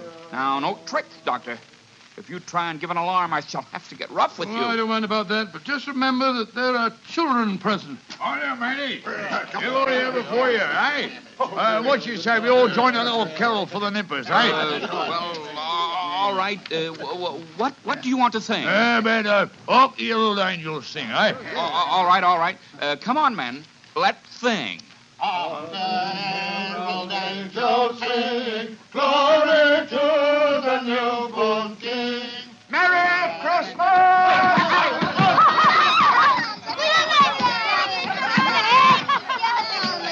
Dr. Watson, what's happening? They're all hitting each other with truncheons. Here, you can't do that. They're all going away. They're dragging each other out. Hey, come back here. Oh, terrible. Holmes, what in thunder's going on? I'll explain it to you later, old chap. Lestrade! Yes, Mr. Holmes? Take them to Scotland Yard and prefer charges. I'll be over in a little while and give evidence. Right you are, sir. Too bad we didn't catch Professor Moriarty, too. Well, at least we have some of his cohorts. I'll see you later, Lestrade. I wish I knew what was going on here. Is Moriarty mixed up in this business? Yes, Watson. I'll tell you all about it as soon as I've straightened this thing out. Now, Whitcomb. Yes, Holmes.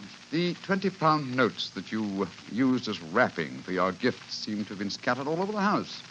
Do you want me to recover them, too? No. From what you've told me of the children, I think their parents could use the money much more profitably than my relatives. In any case, I can replace it. A very generous Christmas gift. Well, children, did you enjoy the little game we staged for you? It was enough fun. Yes, I nearly died laughing when they started hitting each other. I'm glad you enjoyed it, children. And now I want you to show me the presents you received. I got these pretty earrings. Oh, they were a part of the game, too. A nice little girl like you doesn't want silly earrings, Elsie. Here's a beautiful doll for you. Cool. Her eyes open and shut and everything. And what did you get, my little man? These. Oh, cufflinks. Good gracious, who wants cufflinks when he can have a clockwork train? You want to exchange? Praying Lord love a duck, yes. I wanted the dog. There's one for you, Lionel. A nice woolly dog. Oh, good. And here's a Lovely. Here you are, children. Here's a nice big box of chocolates, too. You can all share them. Oh, Lummy, what a night. I ain't had as much fun since Granny got her finger stuck in a plug-o.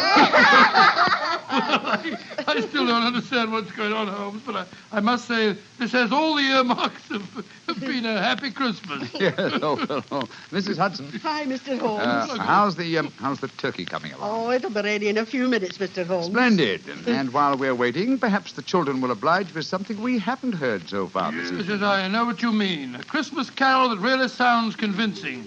How about it, children? All right, sir. Come on, Elsie. Come on, Lionel. Well, Doctor, that was really a swell story. On a Christmas Eve like this, do you ever wish you were back in Baker Street celebrating Christmas there? At times, yes, but actually, Mr. Bartell, I'm very happy right here in my little home. There on the table's a beautiful little Christmas tree. There's a fine fire in my fireplace. My two dogs, Monty and Winnie, are sleeping peacefully at my feet. And best of it all, I've got the love of every child in the neighborhood. Yes, I got a great deal this Christmas Eve. Lots to be thankful for. And what with the troubles of the world on their way to being settled, it looks as if this is the brightest Christmas that I've ever had. Well, that's how I feel about it, too, Doctor. I hope that all our friends listening in are just as happy this Christmas Eve as we are. And speaking not only for myself, but I know for all of us and for the Petrie family, too, we wish every one of you a happy Christmas from the bottom of our hearts. God rest ye merry, gentlemen. Well, Dr. Watson, next Monday is New Year's Eve. What story do you plan to tell us? One that I think you'll find extremely appropriate, Mr. Bartell. It takes place in a Scottish castle near Edinburgh on a New Year's Eve in 1900 and concerns a pair of lovers, an elderly baronet, and a strange iron box that proved to be more than worth its weight in gold.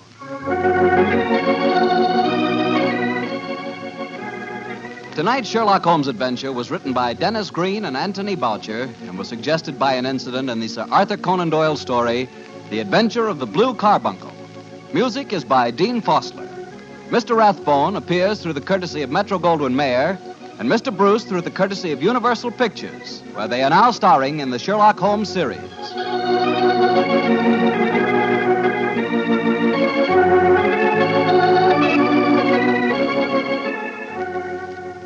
The Petrie Wine Company of San Francisco, California, invites you to tune in again next week, same time, same station. Sherlock Holmes comes to you from our Hollywood studios.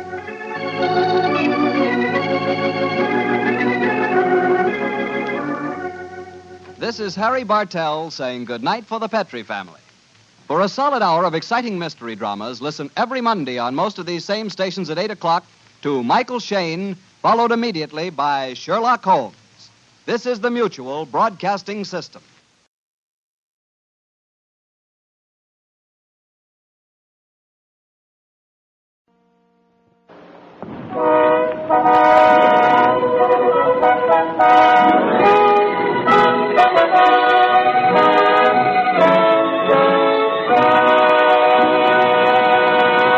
From Hollywood, California, Columbia presents Leslie Howard and Rosalind Russell in Much Ado About Nothing.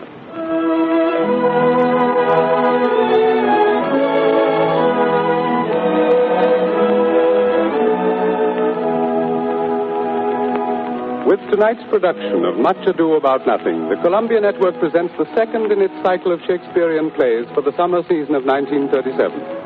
A cycle which includes 8 of Shakespeare's finest plays, to be heard every Monday night at this time during July and August. In these plays, each especially adapted for a full hour radio presentation, many of the world's most distinguished actors will join with Columbia in bringing the great dramatist's work to a larger audience than he has ever reached before.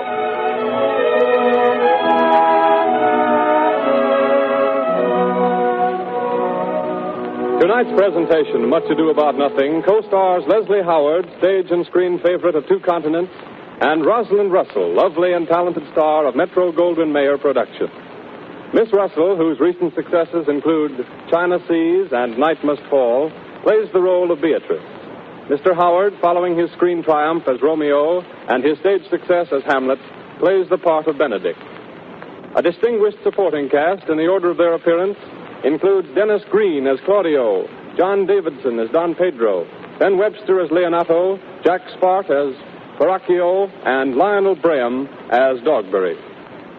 Victor Bay, Columbia's talented young conductor, takes the stand to lead the orchestra in the musical introduction. And as the curtain rises, Conway Turrell, distinguished actor of stage and screen, comes forward as narrator to set the stage for the first scene of Much Ado About Nothing.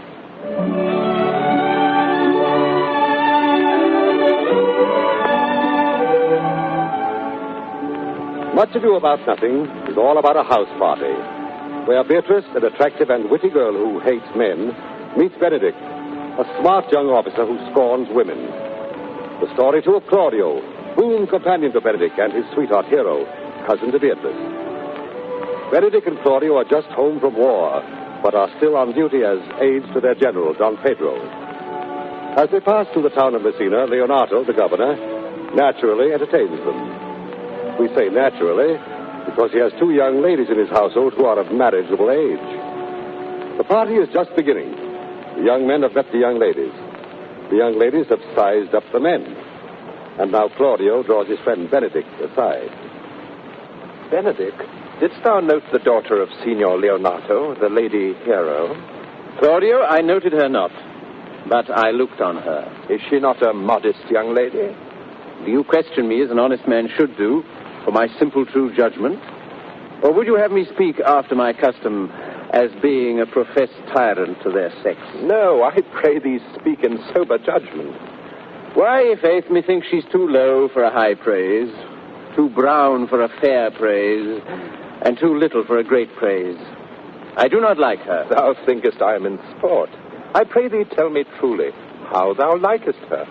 Would you buy her that you inquire after her? Can the world buy such a jewel? Yea, and a case to put it into. In mine eyes, she is the sweetest lady that ever I looked on. I can see yet without spectacles, and I see no such matter. There's her cousin Beatrice, and she were not possessed with a fury. Exceeds her as much in beauty as the 1st of May doth the last of December. But I hope you have no intent to turn husband, have you? I would scarce trust myself, though I had sworn the contrary, if Hero would be my wife. Is't come to this? Shall I never see a bachelor of 80 again?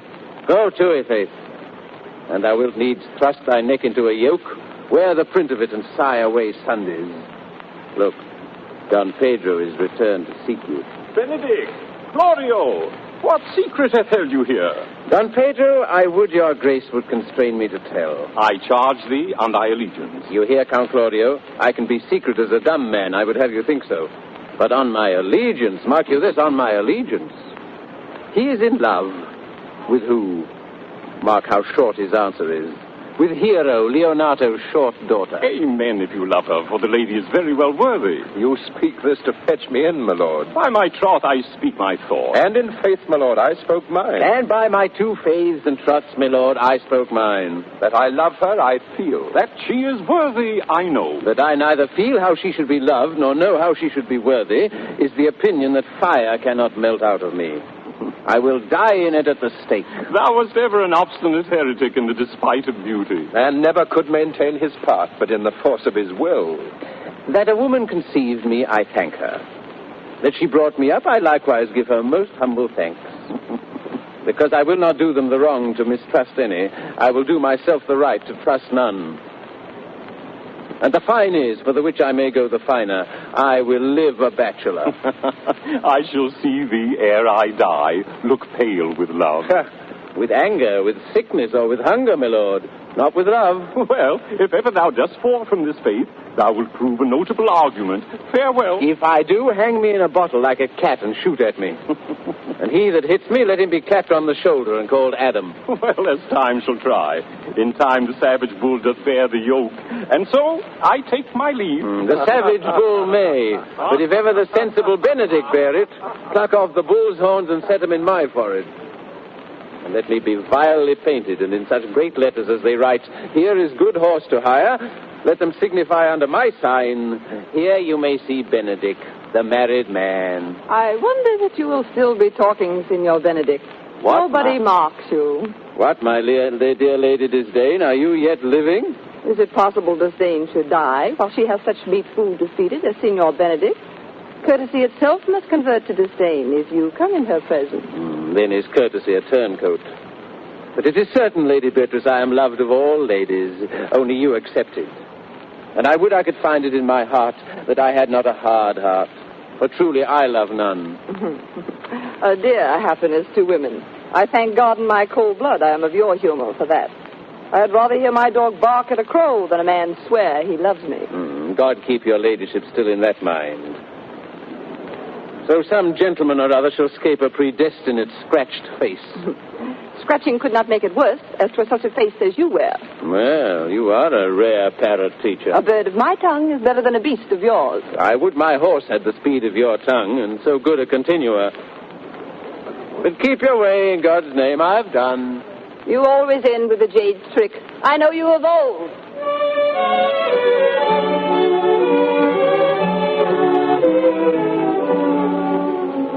It is now evening, and the guests have just risen from a magnificent dinner in which the governor, Leonato, has exhausted all the resources of the town to do honor to his distinguished visitors.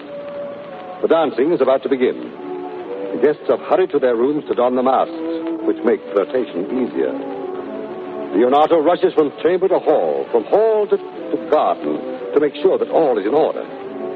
He comes upon Beatrice sitting alone in the garden and pauses to shake his finger at her. By my troth, Beatrice, thou'lt never get thee a husband if thou be so shrewd of thy tongue. For the which blessing, uncle, I am upon my knees every morning and evening. Well, niece, I hope to see you one day fitted with a husband. No, not till God make men of some other metal than earth. Would it not grieve a woman to be overmastered with a piece of valiant dust?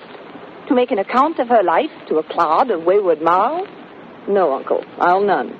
Wooing, wedding, and repenting is a Scotch jig, a measure and a sync pace.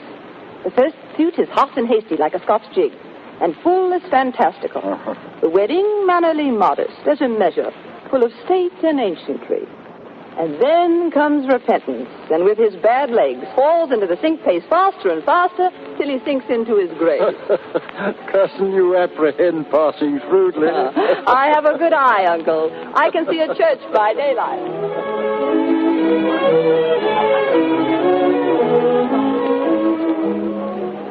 Count Claudio draws his commanding officer, Don Pedro, into the garden. Don Pedro, your highness now may do me good. My love is thine to teach, Claudio. Hast Leonato any son, my lord? No child but Hero. She's his only heir. Dost thou affect her, Claudio? Oh, my lord. If thou dost love Hero, cherish it, and thou shalt have her. How sweetly you do minister to love. I will fit thee with a remedy. I know we shall have reveling tonight. I will assume thy part in some disguise, and in her bosom I'll unclasp my heart and take her here in prisoner with the force and strong encounter of my amorous tale. And the conclusion is, she shall be thine. In practice, let us put it presently.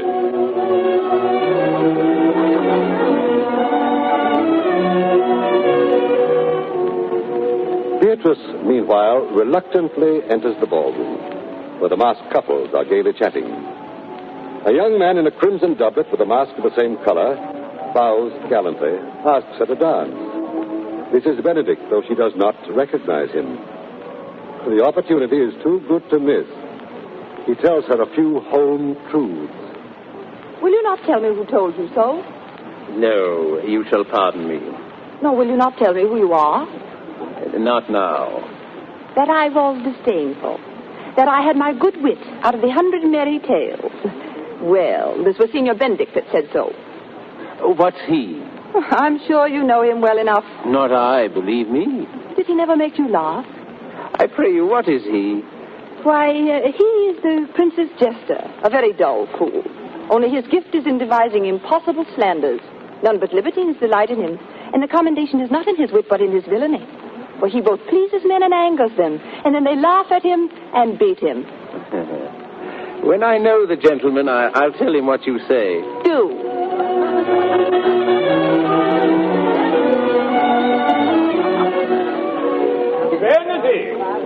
Benedict! Lord! Benedict, the Lady Beatrice hath a quarrel to you. The gentleman that danced with her told her she is much wronged by you. Oh, she misused me past the endurance of a block. An oak with but one green leaf on it would have answered her. My very visor began to assume life and scold with her. She told me, not thinking I had been myself, that I was the prince's jester, that I was duller than a great Thor, huddling jest upon jest with such impossible conveyance upon me that I stood like a man at a mark with a whole army shooting at me. She speaks poniards and every word stabs. I would not marry her, though she were endowed with all that Adam had left him before he transgressed. Come, talk not of her. Look, here she comes. Will your grace command me to any service to the world's end? I will go on the slightest errand that you can devise to send me on, rather than hold 3 words conference with this harpy. You have no employment for me? None but to desire your good company. Oh, heavens, sir, here's a dish I love not.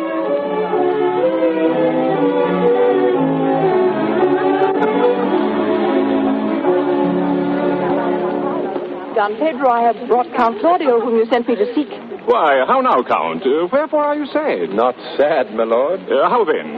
Sick? Neither, my lord. The Count is neither sad, nor sick, nor merry, nor well, but civil, Count. Civil as an orange, and something of that jealous complexion. Faith, lady, I think your blazon to be true. Here, Claudio, I've wooed in thy name, and fair hero is won. I've broke with her father, and his goodwill obtained. Named the day of marriage, and God give thee joy. Count, take of me my daughter, and with her my fortunes. His grace hath made the match, and all grace say amen to it. Lord Claudio, speak, Count. 'Tis your cue. Silence is the perfectest herald of joy. I were but little happy if I could say how much. Lady, as you are mine, I am yours. I give away myself for you and dote upon the exchange. Speak, cousin, or if you cannot, stop his mouth with a kiss, and let not him speak neither. In faith, lady, you have a merry heart. Yes, my lord, I thank it, poor fool. It keeps on the windy side of care. Good Lord, for alliance. Thus goes every one to the world but I, and I am sunburnt. I may sit in a corner and cry, hey-ho, for a husband. Lady Beatrice, I will get you one. I would rather have one of your father's getting. Hath your grace ne'er a brother like you? Your father got excellent husbands if a maid could come by them. Will you have me, lady? No, my lord. Unless I might have another for working days. Your grace is too costly to wear every day. But I beseech your grace pardon me.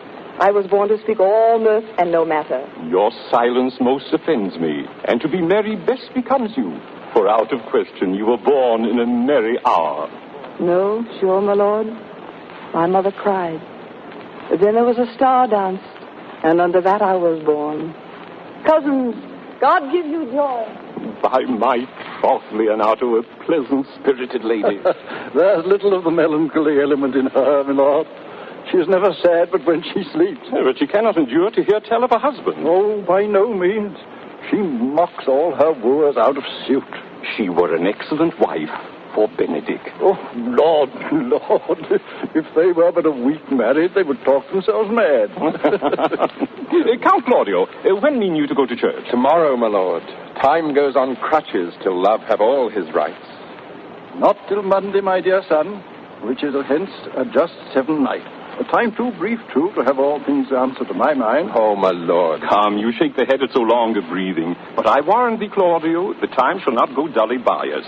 I will, in the interim, undertake one of Hercules' labors, which is to bring Signor Benedict and the Lady Beatrice into a mountain of affection the one with the other. If you 3 will but minister such assistance as I shall give you direction. Lord, I am for you if it cost me 10 nights' watching. And I, my lord. And you too, gentle hero. I will do any modest office, my lord, to help my cousin to a good husband. And Benedict is not the unhopefullest husband that I know. I will teach you how to humor your cousin Beatrice, that she shall fall in love with Benedict. And I, with your 2 helps, will so practice on Benedict that, in despite of his quick wit and his squeezy stomach, he shall fall in love with Beatrice. Go in with me, and I will tell you my drift.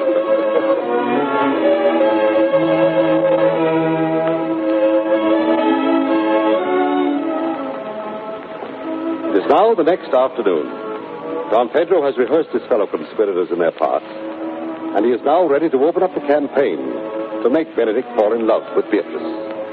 Don Pedro, Leonato, and Claudio stroll casually into the sunlit garden, pretending not to know that Benedict sits reading in a nearby arbor. Benedict hopes he has escaped for a few hours from women and matchmaking, but the voices of his friends intrude upon his solitude. Leonato, what was it you told me of today? That your niece, Beatrice, was in love with Signor Benedict? Oh, I did never think that lady would have loved any man. No, nor I, neither. But most wonderful that she should so dote on Signor Benedict, whom she hath in all outward behaviors seemed ever to abhor. You amaze me. I would have thought her spirit had been invincible against all assaults of affection. I would have sworn it had, my lord. Especially against Benedict. Hath she made her affection known to Benedict? No, I swear she never will. That's her torment. 'Tis true indeed, so your daughter says.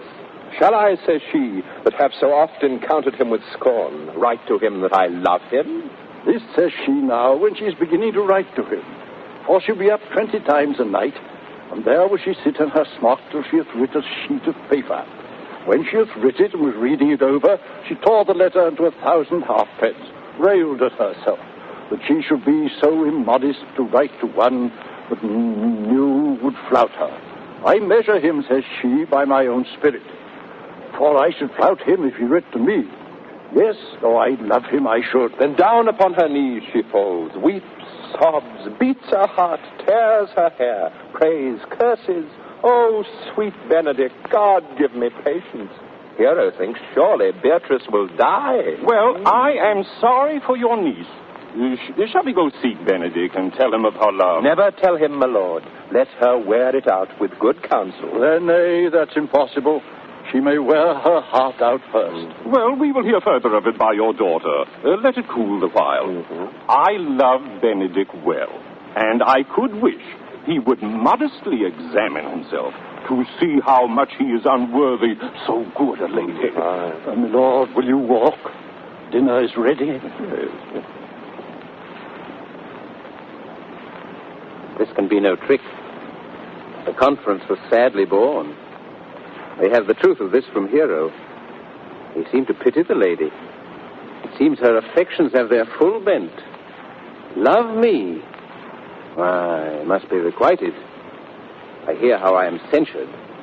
They say I will bear myself proudly if I perceive the love come from her. They say, too, that she will rather die than give any sign of affection. I did never think to marry. I must not seem proud. Happy are they that hear their detractions and can put them to mending. They say the lady is fair. 'Tis a truth, I can bear them witness. And virtuous. 'Tis so, I cannot reprove it. And wise, but for loving me. By my troth, it is no addition to her wit, nor no great argument of her folly, for I will be horribly in love with her. I may chance have some odd quirks and remnants of wit broken on me, because I have railed so long against marriage. But doth not the appetite alter? A man loves the meat in his youth that he cannot endure in his age. Shall quips and sentences and these paper bullets of the brain awe a man from the career of his humor? No, the world must be peopled. When I said I would die a bachelor, I did not think I should live till I were married.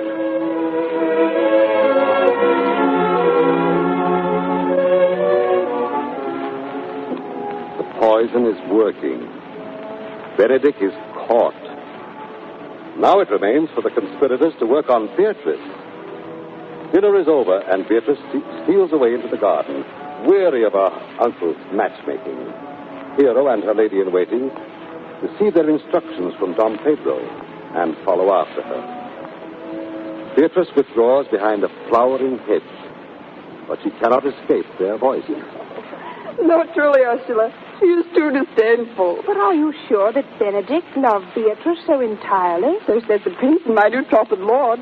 They did entreat me to acquaint her of it. But I persuaded them, if they loved Benedict, to wish him lesser with affection, never to let Beatrice know of it. For nature never framed a woman's heart of prouder stuff than that of Beatrice. She cannot love, nor take no shape, nor project of affection. She is so settled and dear. Sure, I think so. And therefore, certainly it were not good she knew his love. Does she make sport at it? Why, you speak true. I never yet saw a man how wise, how noble, young, how rarely featured, but she would spell him backward. Sure. Such carping is not common. No, not to be so ardent from all fashions as Beatrice is cannot be commendable. But who dare tell us so? If I should speak, she would knock me into air. Therefore, Let Benedict, like covered fire, consume away in sighs, waste inwardly. It were a better death than die with mocks, which is as bad as to die with tickling. Yet tell her of it. Hear what she will say. No. Rather, I will go to Benedict and counsel him to fight against his passion. She's blind, I warrant you. We've caught her, madam. It is proves so. Then nothing goes by half. Some Cupid kills with arrows, some with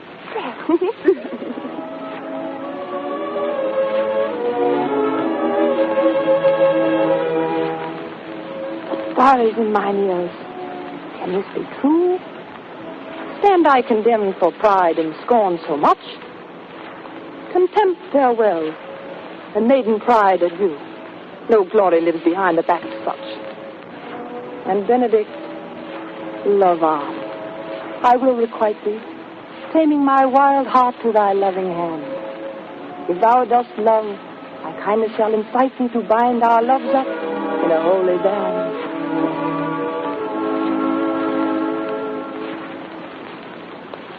So Beatrice loves Benedict, and Benedict loves Beatrice. And Claudio loves Hero, and Hero loves her Claudio. In truth, the wedding bells are all but pealing. For tomorrow, Claudio and Hero will be married, followed soon, it appears, by Beatrice and Benedict. Thus proveth William Shakespeare that love will find a way. But suddenly, enter the villain. This villain, in the person of Don John, is the illegitimate brother of Don Pedro. After a life of knavery, he has been taken back into his brother's good graces and travels in the prince's train with his two henchmen, Conrad and Borachio. But during the house party, he has held sullenly aloof. Now, with his equally villainous henchmen, he sits brooding. His henchman, Conrad, speaks. What the good year, my lord? Why are you thus out of measure sad? There is no measure in the occasion that breeds. Therefore the sadness is without limit. You should hear reason. And when I've heard it, what blessing brings it? If not a present remedy, at least a patient sufferance. You have of late stood out against your brother Don Pedro, and he has taken you newly into his grace, where it is impossible you should take true root, but by the fair weather that you make yourself. It is needful that you frame the season for your own harvest. I had rather be a canker in a hedge than a rose in his grace. And it better fits my blood to be disdained of all than to fashion a carriage to rob love from any. I am trusted with a muzzle and am franchised with a clog. Therefore I have decreed not to sing in my cage. If I had my mouth, I would bite. If I had my liberty, I would do my liking. In the meantime, let me be that I am and seek not to alter me. And you make no use. You're discontent? I make all use of it, for I use it only. Who comes here? Borachio. My lord. What news, Borachio? I can give you intelligence of an intended marriage. Will it serve for any model to build mischief on? Or what is he for a fool that betroths himself to unquietness? Mary, it is your brother's right hand. Who? The most exquisite Claudio? Even he. Mary on Hero, the daughter and heir of Leonato. A very forward march tick. Come. Come, this may prove food to my displeasure. That young startup hath all the glory of my overthrow. If I can cross him anyway, I bless myself everywhere. It is so. The Count Claudio shall marry the daughter of Leonato. Yea, my lord. But I can cross it. Show me briefly how. I think I told your lordship a year since how much I am in the favor of Margaret, the waiting gentlewoman to Hero. I remember. I can, at any unseasonable instant of the night, appoint her to look out at her lady's chamber window. What life is in that to be the death of this marriage? The poison of that lies in you to temper. Go you to Don Pedro, your brother. Spare not to tell him that he hath wronged his honor in marrying the renowned Claudio, whose estimation do you mightily hold up, to such a one as Hero. What proof shall I make of that? proof enough to misuse the prince, to vex Claudio, to undo Hero and kill Leonato. Look you for any other issue? Only to despite them, I will endeavor anything. Go, then. Find me a meet hour to draw Don Pedro and the Count Claudio alone. Tell them that you know that Hero loves me. They will scarcely believe this without trial. Offer them instances which shall bear no less likelihood than to see me at her chamber window. Hear me call Margaret Hero. Hear Margaret term me Borachio. And bring them to see this the very night before the intended wedding. For in the meantime, I will so fashion the matter that Hero shall be absent. And there shall appear such seeming truth of Hero's disloyalty that jealousy shall be called assurance and all the preparation overthrown. Row this to what adverse issue it can, I will put it in practice. Be cunning in the working this, and thy fee is 1,000 ducats. Be you constant in the accusation, and my cunning shall not shame me. I will presently go learn their day of marriage.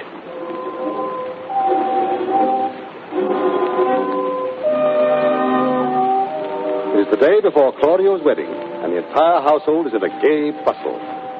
Through the great halls, ringing with happy laughter, stalks Benedict, a changed and saddened man.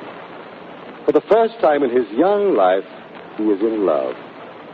Leonato, Don Pedro, and Claudio can scarcely restrain their laughter as he fences feebly at their ribald jokes. Gallant, I am not as I have been. So say I, methinks you're sadder. I hope he be in love. Hang him true, and there's no true drop of blood in him to be truly touched with love. If he be sad, he wants money. I have the toothache. Draw it. Hang it.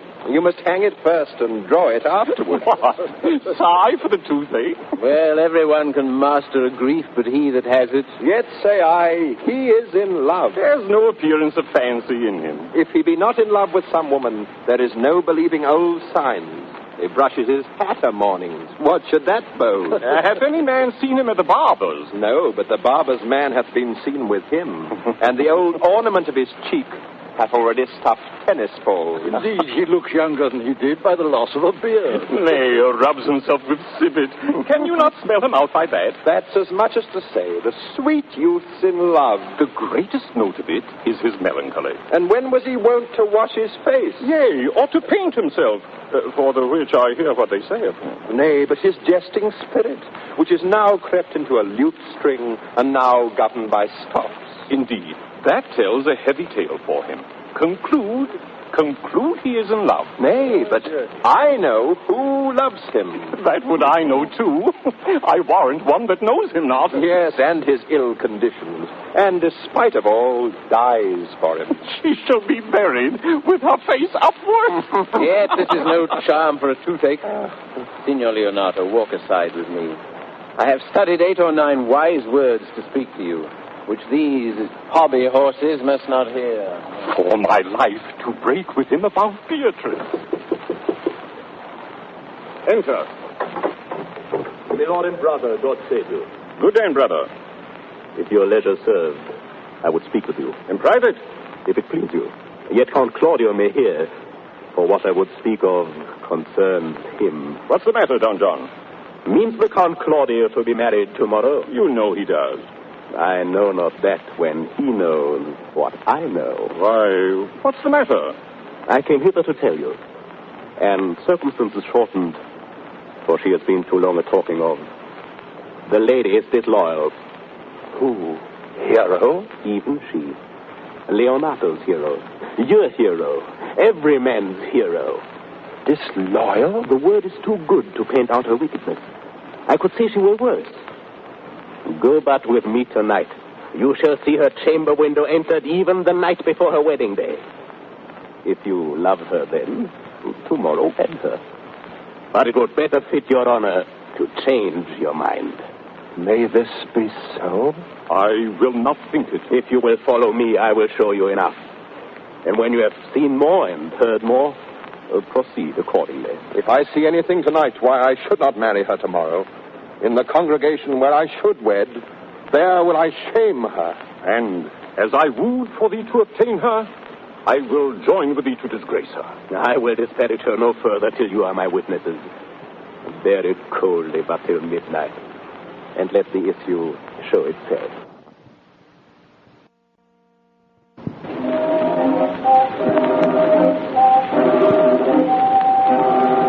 Midnight, the hour of villainy. While Don John and his henchmen are perpetrating their dirty work, the force of law and order assembles. Through the quiet streets resounds the tramp of the night watch coming on duty. At their head is old Dogberry, the constable.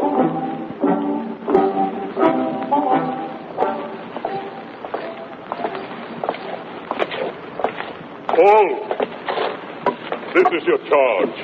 You shall comprehend all vagrant men. You are to bid any man stand in the prince's name.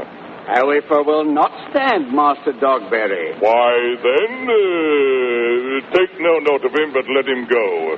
And presently call the rest of the watch together, and thank God you're rid of a knave. You shall also make no noise in the streets, for the watch to babble and to talk is most tolerable and not to be endured. We will rather sleep than talk, Master Dogberry. We know what belongs to a watch. Why, you speak like an ancient and most quiet watchman. But I cannot see how sleeping should offend. Only have a care your bills be not stolen. You're to call at all the alehouses and bid those that are drunk get them to bed. How if they will not, Master Dogberry? Why, then, let them alone till they're sober. If you meet a thief, you may suspect him by virtue of your office to be no true man. And for such kind of men, the less you meddle or make with them, why, the more is be your honesty. If we know him to be a thief, shall we not lay hands on him? Truly, by your office you may. But I think they that touch bitch will be defiled. If you hear a child cry in the night, you must call to the nurse and bid her still it. How if the nurse be asleep and will not hear us? Why, then, depart in peace, and let the child wake her with crying. For the ewe that will not hear her lamb when it bars, will never answer a calf when he bleats. Oh, 'tis very true. This is the end of the charge. Well, masters, good night. And if you any matter of weight chances, call of me. I pray you, watch about Signor Leonato's door. For the wedding being there tomorrow, there's a great coil tonight. Adieu. Be vigilant, I beseech you. Aye.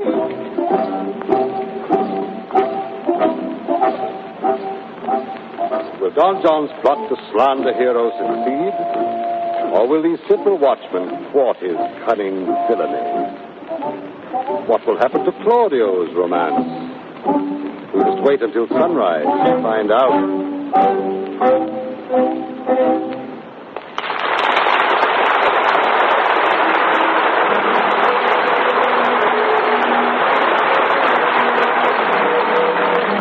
You have been listening to the first part of the Columbia Network's presentation of Much Ado About Nothing, which stars Leslie Howard and Rosalind Russell.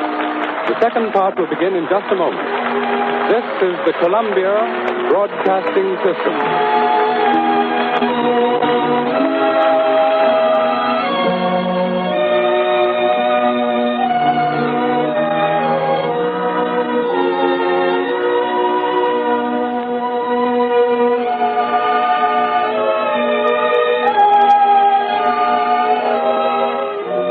And now, we begin the second part of Much Ado About Nothing, starring Leslie Howard as Benedict and Rosalind Russell as Beatrice. Conway Turl comes forward as narrator to set the scene.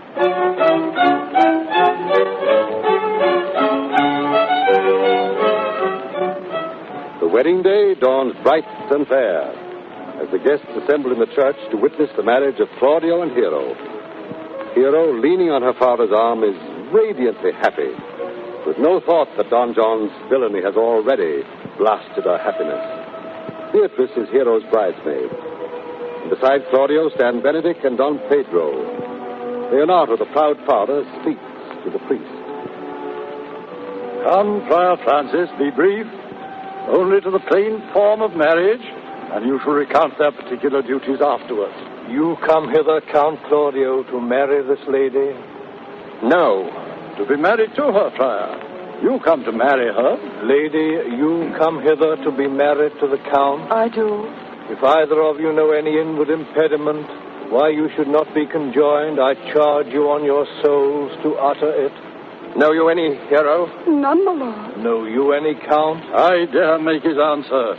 None. Oh, what men dare do, what men may do, what men daily do, not knowing what they do. Stand thee by, Friar. Father, by your leave. Will you with free and unconstrained soul give me this maid, your daughter? As freely, son, as God did give her me. And what have I to give you back whose worth may counterpoise this rich and precious gift? Nothing, unless you render her again. Sweet prince, you learn me noble thankfulness. There, Leonato, take her back again. Give not this rotten orange to your friend. She's but the sign and semblance of her honor. Behold how like a maid she blushes there. But she is none. Her blush is guiltiness, not modesty. What do you mean, my lord? Not to be married, not to knit my soul to an approved wanton. Dear my lord, if you, in your own proof, have vanquished the resistance of her youth... No, Leonato. I never tempted her with word too large, but as a brother of his sister showed, bashful sincerity and comely love. And seemed I ever otherwise to you? Out on thee, see me. You seem to me as Dian in her all, as chaste as is the bud ere it be blown. But you are more intemperate in your blood than Venus, or those pampered animals that rage in savage sensuality. Is my lord well that he does speak so wide? Don Pedro, why speak not you? What should I speak? I stand dishonored that have gone about to link my dear friend to a wanton. Are these things spoken? Or do I but dream? Let me but move one question to your daughter. And by that fatherly and kindly power that you have in her, bid her answer truly. I charge thee do so, as thou art my child. Oh, God defend me. How am I beset? What kind of catechizing call you this? What man was he talked with you yesternight out at your window betwixt 12 and 1? I talked with no man at that hour, my lord. Why then are you no maiden? Leonato, I am sorry you must hear. Upon mine honor, myself, my brother, and this grieved count did see her, hear her, at that hour last night, talk with a ruffian at her chamber window, who hath indeed, most like a liberal villain, confessed the vile encounters they have had 1,000 times in secret. Oh, hero, what a hero hadst thou been, if half thy outward graces had been placed about the thoughts and counsels of thy heart. But fare thee well, most foul, most fair. Farewell. Hath no man's dagger here a point for me? How now, cousin? Wherefore sink you down? How doth the lady? Dead, I think, hero. Why, hero. Oh, fate, take not away the heavy hand. Death is the fairest cover for her shame that may be wished for. How now, cousin hero? Do not live, hero. Do not ope thine eyes. Or did I think thou wouldst not quickly die? Thought I thy spirits were stronger than thy shames? Myself would on the rearward of reproaches strike at thy life. Grieved I had but one. Oh, one too much by thee. Oh, she's fallen into a pit of ink that the wide sea hath dropped too few to wash her clean again. Oh, on my soul, my cousin is belied. Would the two princes lie, and Claudio lie, who loved her so? Speaking of her foulness, washed it with tears. Hence from her, let her die.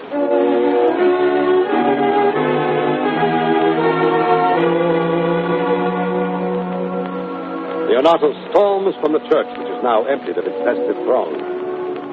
Beatrice sinks down on the altar steps, weeping her heart out. Benedict, troubled and shy in his newfound love, approaches her timidly. Lady Beatrice, have you wept all this while?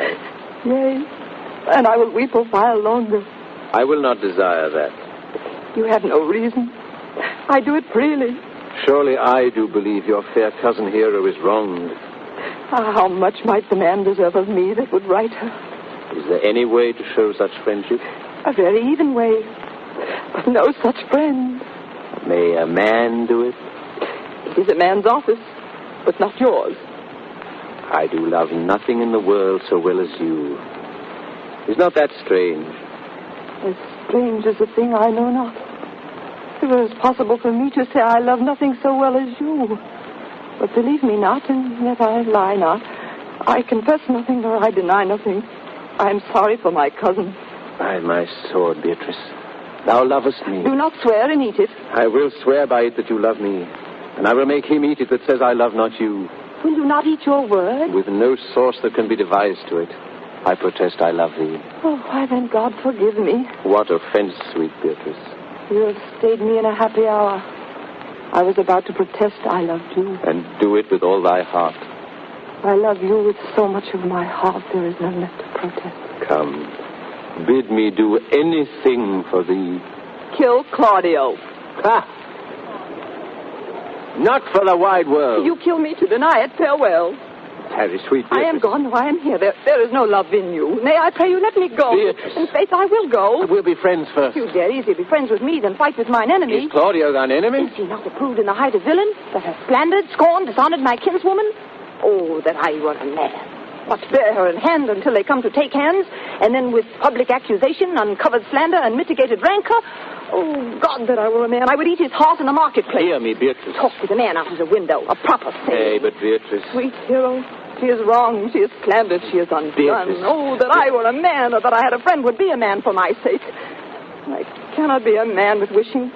Therefore, I will die a woman with grieving. Tarry, good Beatrice. By this hand, I love thee. Use it for my love some other way than swearing by it. Think you in your soul the Count Claudio hath wronged Hero? Yea, as sure as I have a thought or a soul. Enough. I am engaged. I will challenge him. I will kiss your hand, and so I leave you. By this hand, Claudio shall render me a dear account. As you hear of me, so think of me, and so farewell.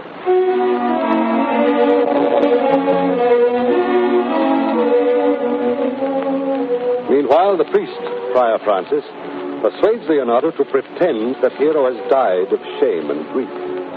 Thus, he says, the world will turn its sympathy to Hero, and perhaps the source of this villainy will come to light. Leonardo reluctantly agrees, but he cannot reconcile himself to his disgrace. He faces the street before his palace with his brother Antonio, the father of Beatrice.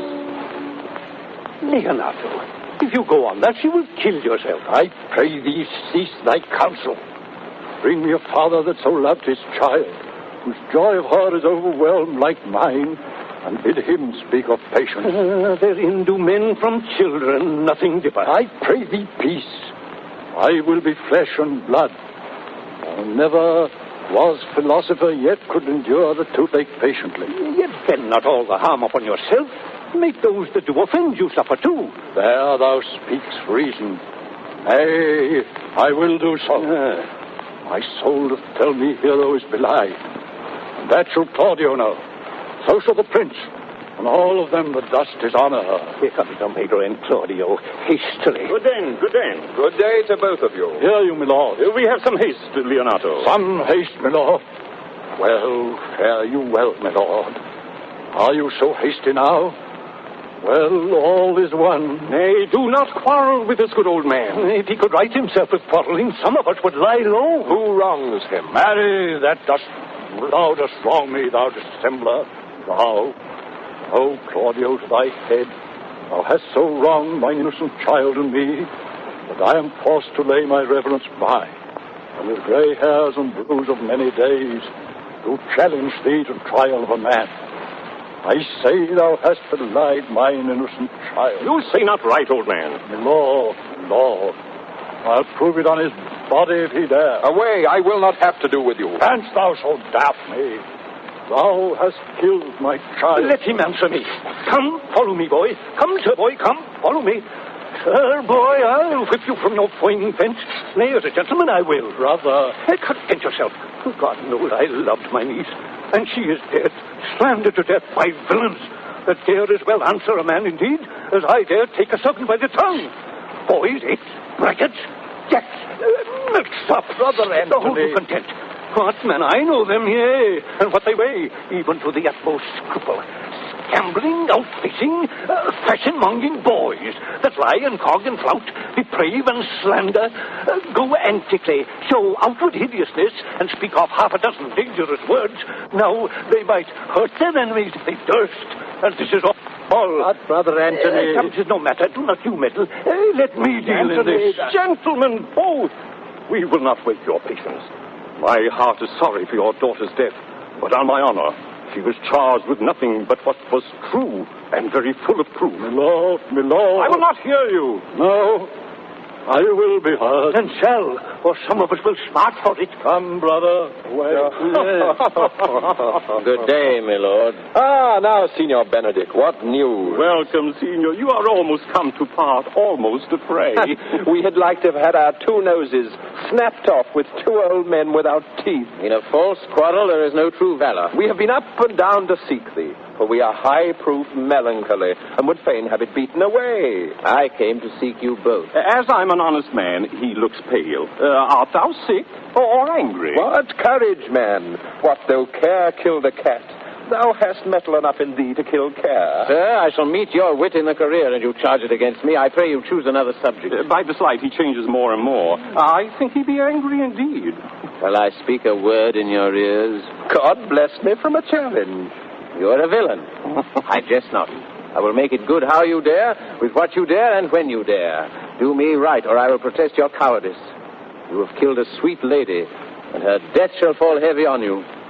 Let me hear from you. Well, I will meet you, so I may have good cheer. but when shall we set the savage bull's horns on the sensible Benedict's head? Yea, and text underneath. Here dwells Benedict, the married man. There you will, boy. You know my mind. I will leave you now to your gossip-like humor. My lord, for your many courtesies, I thank you. I must discontinue your company. You have among you killed a sweet and innocent lady. For my lord Lackbeard there, he and I shall meet. Till then, peace be with him. He is in earnest. In most profound earnest. Comedy has turned to tragedy, and love has fostered hate. But have no fear. This is the Bard of Avon in a kindly mood. This is Much Ado About Nothing. Sure enough, the night watch comes to the rescue in the nick of time.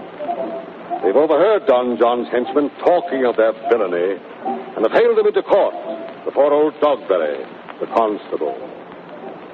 He addresses the court.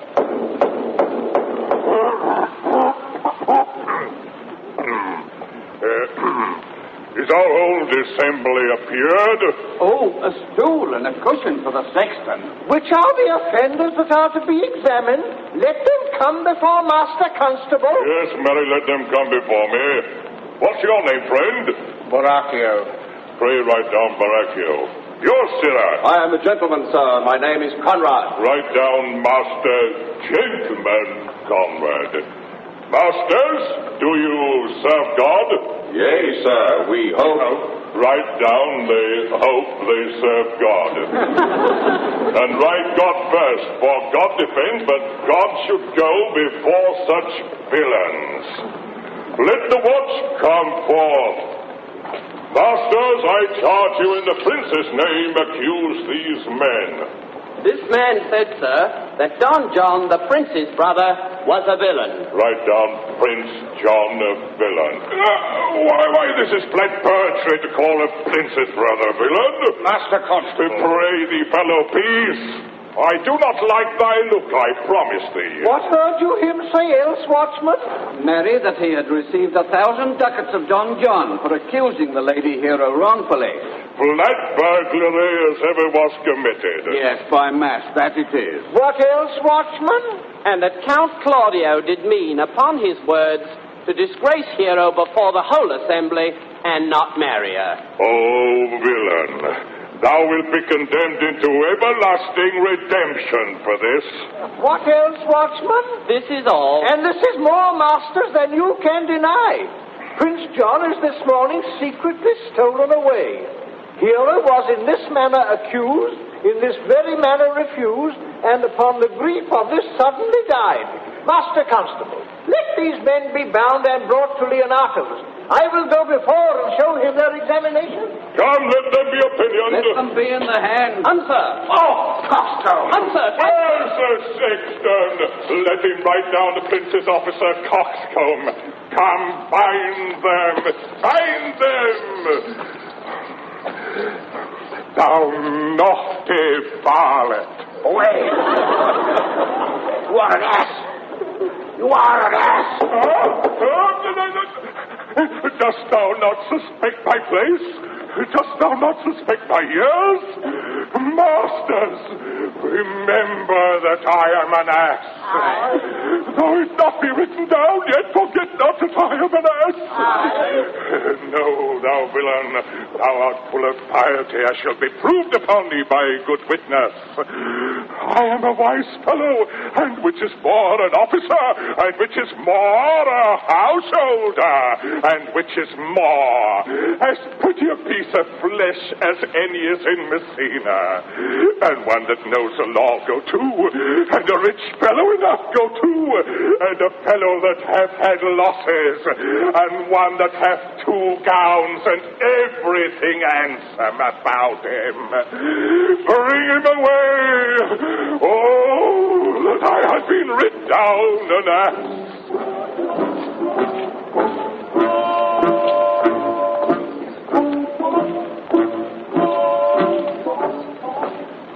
Meanwhile, Leonato is still pretending that Hero is dead. But old Dogberry drags Baracchio and Conrad into the presence of Dom Pedro and Claudio to tell their story. How now? 2 my brother's men bound? Baracchio one? Hearken after their offense, my lord. Officers, what offense have these men done? Marry, sir, they have committed false report. Moreover, they have spoken untruths. Secondarily, they are slanders. 6, and lastly, they have belied a lady. Thirdly, they have verified unjust things, and to conclude, they are lying knaves. Who have you offended, masters? This learned constable is too cunning to be understood. What's your offense, Baracchio? Sweet prince, let me go no farther to mine answer. Do you hear me, and let this count kill me? I have deceived even your very eyes. What your wisdoms could not discover, these shallow fools have brought to light. Who in the night overheard me confessing to this man how Don John, your brother, incensed me to slander the Lady Hero. How you were brought into the orchard and saw me court Margaret in Hero's garments. My villainy they have upon record, which I had rather seal with my death than repeat over to my shame. The lady is dead upon mine and my master's false accusation. And briefly, I desire nothing but the reward of a villain. Claudio, runs not this speech like iron through your blood? I have drunk poison whilst he uttered it. Sweet Hero, now thy image doth appear in the rare semblance that I loved at first. But did my brother set thee on to this? Yea, and paid me richly for the practice of it. He is composed and framed of treachery. Come, bring away the plaintiffs. By this time our sexton hath reformed Signor Leonato of the matter. And masters, do not forget to specify when time and place shall serve that I am an ass. Here comes Master Senior Leonato and the sexton too. The slave that with thy breath hast killed mine innocent child. Yea, even I alone. No, not so, villain. Thou beliest thyself. Here stand a pair of honorable men. The third is fled that had a hand in it. I thank you, princes, for my daughter's death, recorded in your high and worthy deeds. 'Twas bravely done, if you bethink you of it. I know not how to pray your patience, yet I must speak. Choose your revenge yourself. Impose me to what penance your invention can lay upon my sin. Yet sinned I not, but in mistaking. I'm a soul, nor I. And yet to satisfy this good old man, I would bend under any heavy weight that he'll enjoin me to. I cannot bid you bid my daughter live. That were impossible. But I pray you both, possess the people in Messina here, how innocent she died.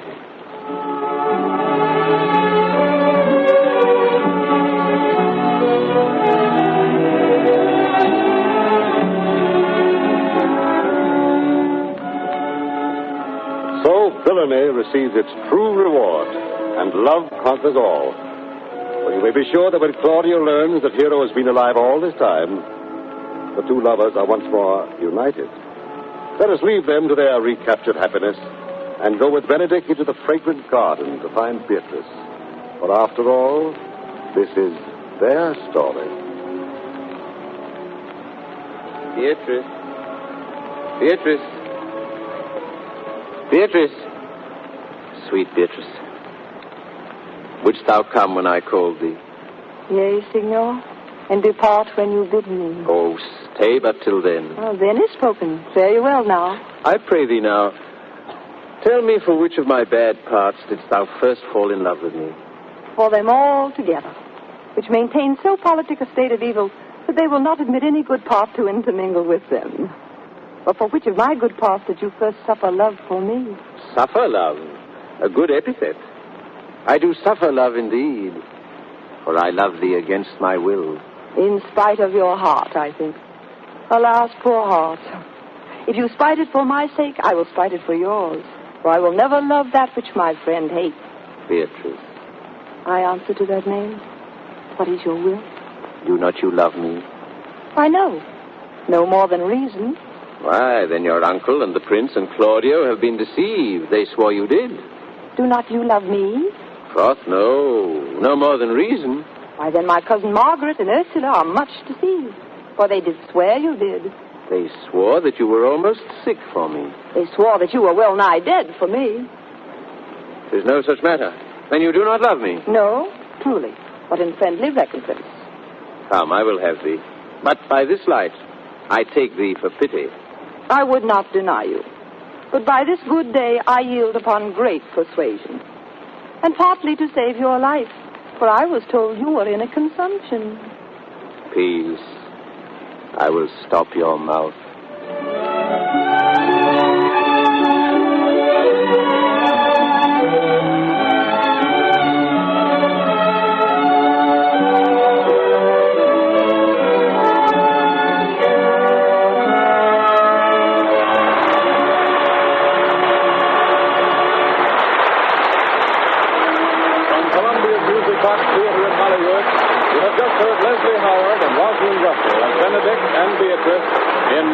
About Nothing, the second production in Columbia's Shakespearean cycle for 1937. In tonight's cast were also Dennis Green, who played Claudio, John Davidson, who played Don Pedro, Ben Webster, who played Leonato, Jack Smart, who played Baracchio through courtesy of Universal Pictures, Lionel Graham, who played Dogberry, and Conway Turrell, who acted as narrator.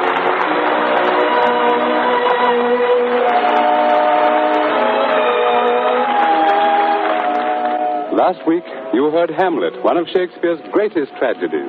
This week, Much Ado About Nothing, one of his gayest comedies. Next week, Columbia presents one of Shakespeare's great historical dramas, Julius Caesar, with a brilliant all-star cast, Claude Rains as Cassius, Raymond Massey as Anthony, Walter Abel as Casca, Reginald Denny as Caesar. Don't forget, next Monday, same time, same stations, Julius Caesar with an outstanding all-star cast. In tonight's performance of Much Ado About Nothing, the orchestra was under the direction of Victor Bay. The play was adapted for radio and produced by Brewster Morgan. This is a presentation of the Columbia Broadcasting System.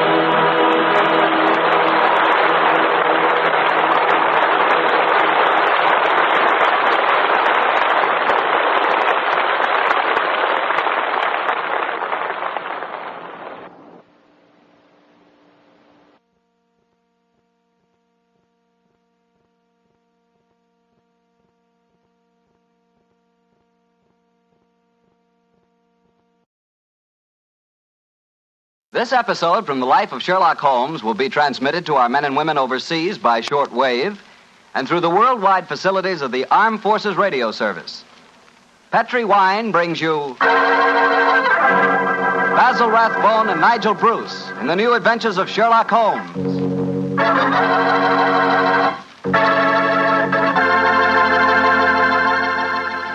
The Petri family, the family that took time to bring you good wine, invite you to listen to Dr. Watson tell us another exciting adventure he shared with his old friend, that master detective, Sherlock Holmes. And as for me, well, I'd like to tell you that a time like right now is the perfect time for a glass of Petri California port. After you've had a good dinner, boy, Petri port is a real topper. That rich, deep red Petri port is really an extraordinary wine. Even its color's different. And as for its flavor, well, it'll take a better man than me to describe that. Petri port is a hearty wine, sure. And every other quality that you look for in a good port, you'll find in Petri port, and then some. Try Petri port by itself, or serve it with fruit, with nuts, or with cake. But share it with your friends, will you? Because you can serve it proudly. After all, it is a Petri wine, and that name Petri is the proudest name in the history of American wines.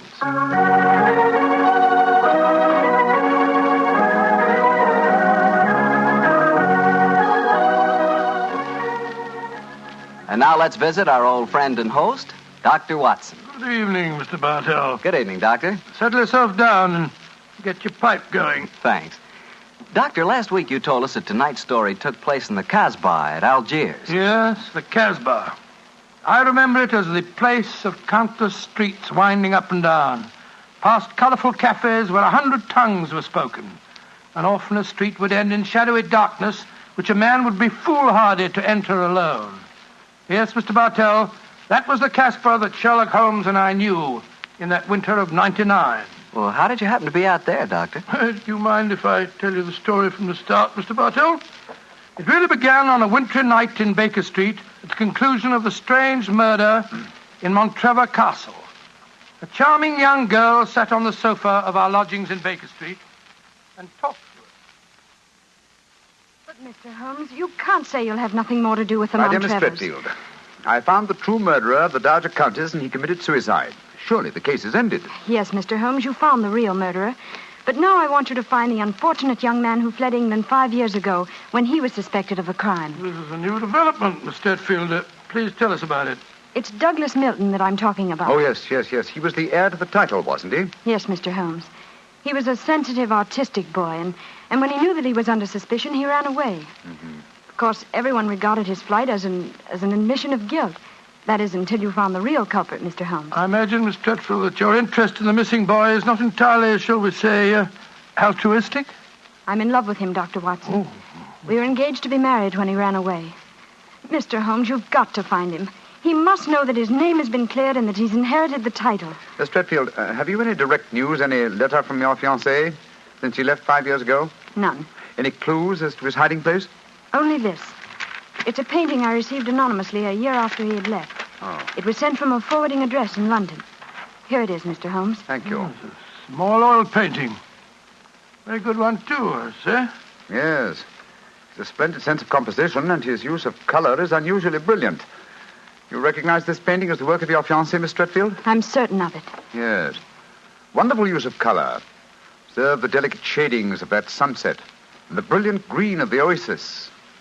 This scene is extraordinarily reminiscent of the desert in North Africa. Yes, that's what made me say I was certain he'd gone abroad, Mr. Holmes. But why should he go to North Africa? A good place, Watson, for an Englishman who imagines himself to be escaping justice. Remember, the Foreign Legion is stationed there. You think he might have joined the Legion, Mr. Holmes? It would seem logical. No questions are asked of those who join it, and its colorful obscurity might easily appeal to a young fellow in trouble. Hello. What is it, Holmes? Quite a few grains of sand in between the canvas and the frame here. Miss Threadfield, do you mind if I pry the canvas loose? Do anything you like, Mr. Holmes, if it gives you any clue to Douglas's whereabouts. Give me your penknife, will you, Watson? Yeah? Thanks, old chap. Wait a minute. Here we are. Can you see anything? Uh-huh. Look. The word sheriff. And Elafroun are stamped here. Sheriff is probably the framer's name, and Elafroun is a town some 50 miles from Algiers. That settles it. Miss Threadfield, I accept your case. Watson and I will go to Africa and try to find your fiancé, Douglas Milton.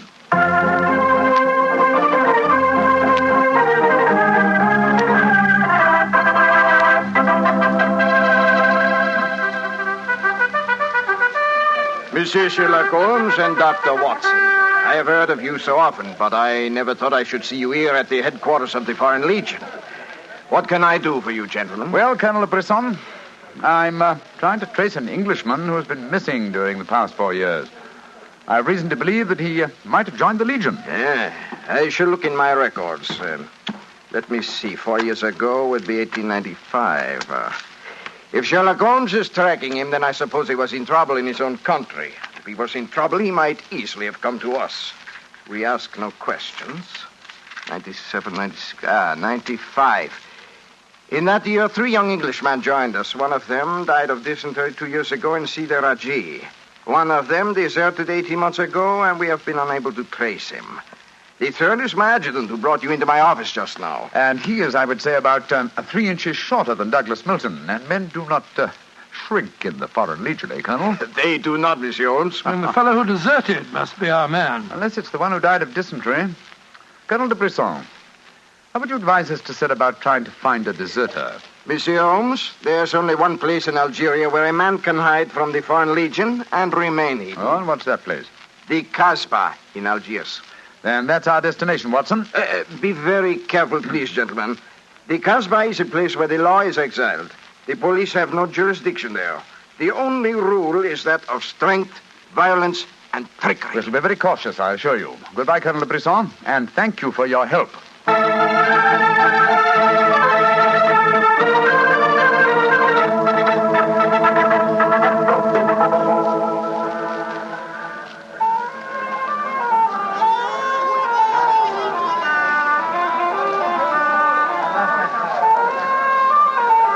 Well, I must say that I think Colonel de Brisson rather exaggerated the dangers of the Casbah.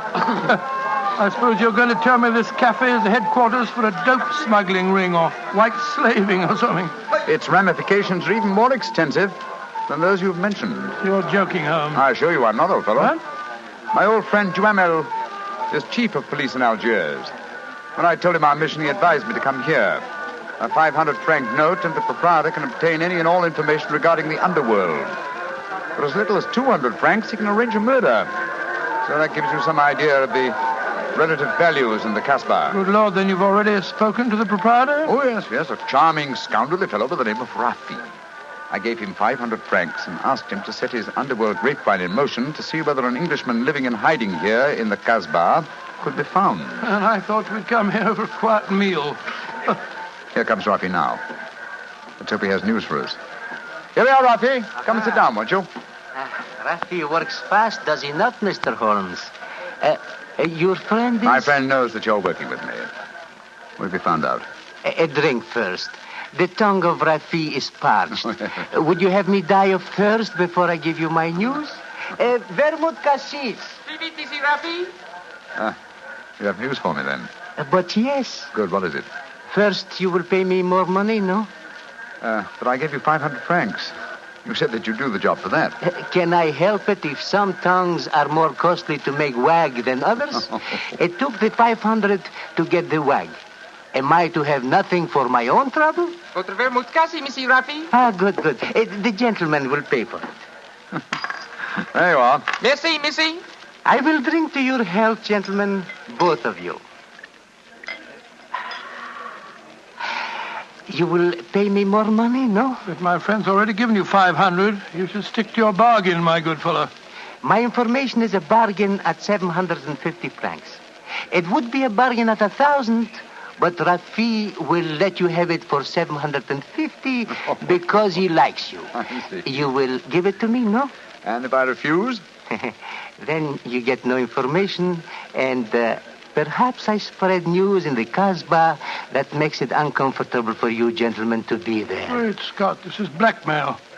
I get the money, no? You're a scoundrel, Rafi. Of course I am a scoundrel. Here's your money. And information? There is an Englishman hiding here in the Casbah. I do not know his name, but he is tall and fair-haired. I cannot tell you where he lives, but if you go to the Cafe of 1,000 Sighs, you will find a girl who sings there. A girl who sings like a nightingale. Her name is Aisha, and she can lead you to your Englishman. A girl named Aisha. The Cafe of 1,000 Sighs. That is right. I would suggest that you go there in disguise. Two well-dressed Englishmen might find themselves in trouble. For a small fee, say 200 francs, I will escort you there myself. Thank you, yes. I think we can manage by ourselves, Rafi. Oh, if your business is concluded quickly and time weighs heavy on your hands, Rafi can take you to some places of rare interest. Dancing girls that wither one's eyeballs with their beauty. For 500 francs, gentlemen... Thank you, Rafi, thank you. I have a feeling the time will not weigh heavily on our hands. Good night. You work too hard, gentlemen. You should learn how to play. Good night. On my soul, I think that fellow's the biggest blackguard I ever met. I quite agree, old chap, but he is amusing. By the way, Holmes, don't you think that when this case is finished, we might have a time on our hands? Oh, Watson, you're incorrigible. But I think... Watson. What is it? Got the man sitting over in the corner by himself. By Joe, yes, his face seems familiar. We've seen him before somewhere. Of course we have. His name is Oliver Leeming. We met him at the inquest on the Montrella case. So we did. Now, what on earth do you suppose he's doing here in the Casbah? Not on a holiday, I'm sure. Mr. Oliver Leeming, if you recall, is a cousin of Douglas Milton's, the man we're searching for. If Milton were ever declared legally dead, Mr. Leeming over there would inherit the title. It looks to me as if we're not the only people in the Casbah who are searching for the missing heir. That's true, old fellow. Come on, let's go and talk to the gentleman.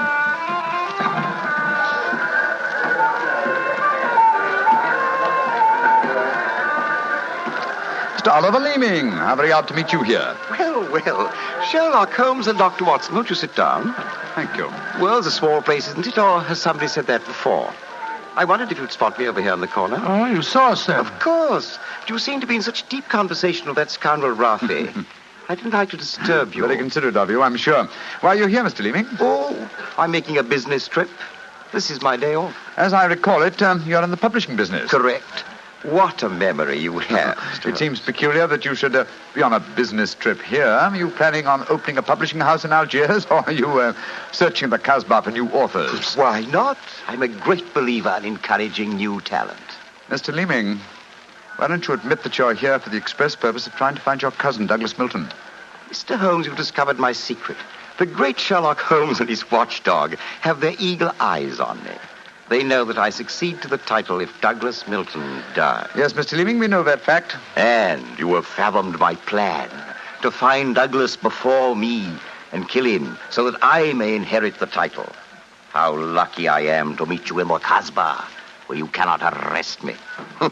Well, it's a race against time, gentlemen, but I have a head start, as you will soon find out. Goodbye, and the best of luck to you. Extraordinary fellow. He's joking, of course. I believe not, Watson. I think he labors under the whimsical belief that the best method of discounting the truth is to state it as boldly so that it will not be believed. Great Scott, then we must work fast. Yes, old chap, we must. I'm sure that we're entrants in a race against death. We must get back to the hotel and into our disguises as quickly as possible. After that, we shall visit a young lady named Aisha in the Cafe of 1,000 Sighs. And I'm certain, Watson, that it will be the first time two men have ever entered the Casbah for the express purpose of preventing a murder.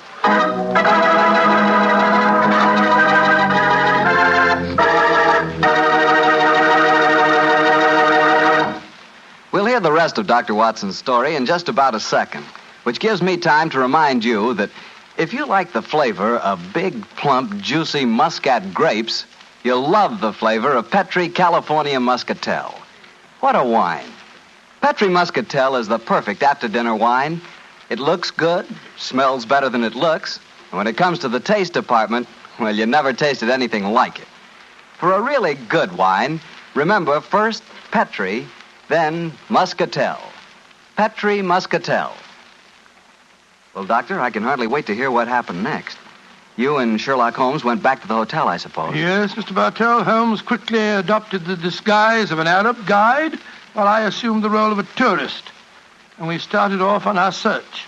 Outside the Cafe of 1,000 Sighs, we met with a rude shock. Good Lord. It's the fellow we met in the cafe. Yes, Oliver Leeming, with a knife between his shoulders. He's dead, Holmes. Shouldn't we get into touch with the police? What can they do? Remember, there is no law on the Casbah. In any case, this man is beyond our help. Our job is to protect the living. Come on, old fellow. Let's go to the Cafe of 1,000 Sighs and find this girl, Aisha. The girl, Rafi says, sings like a nightingale. Comme mon oiseau qui chante, je l'appelle ma petite bourgeoise, ma ton kiki, ma ton kiki, ma ton quinoise.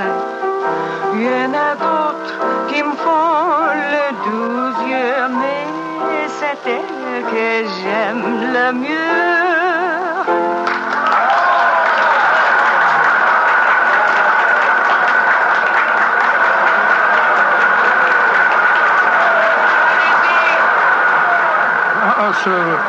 So that's the girl, Aisha. She's very beautiful. Don't forget our role of tourist and guide, old chap. Master, would wish to meet this Aisha? Very much indeed. I will see if it can be arranged, Master. Wait here for me, Watson. I'll see what I can do. Right you are, Holmes. Be careful now.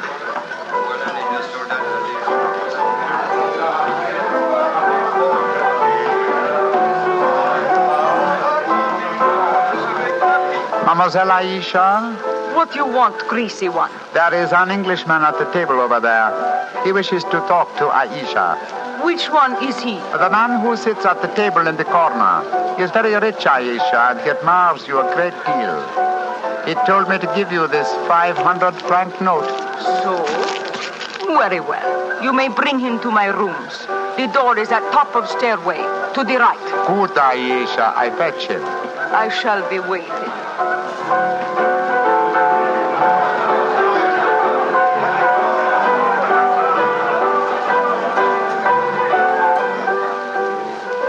Aisha will see you, Master. Follow me, please. Oh, very well.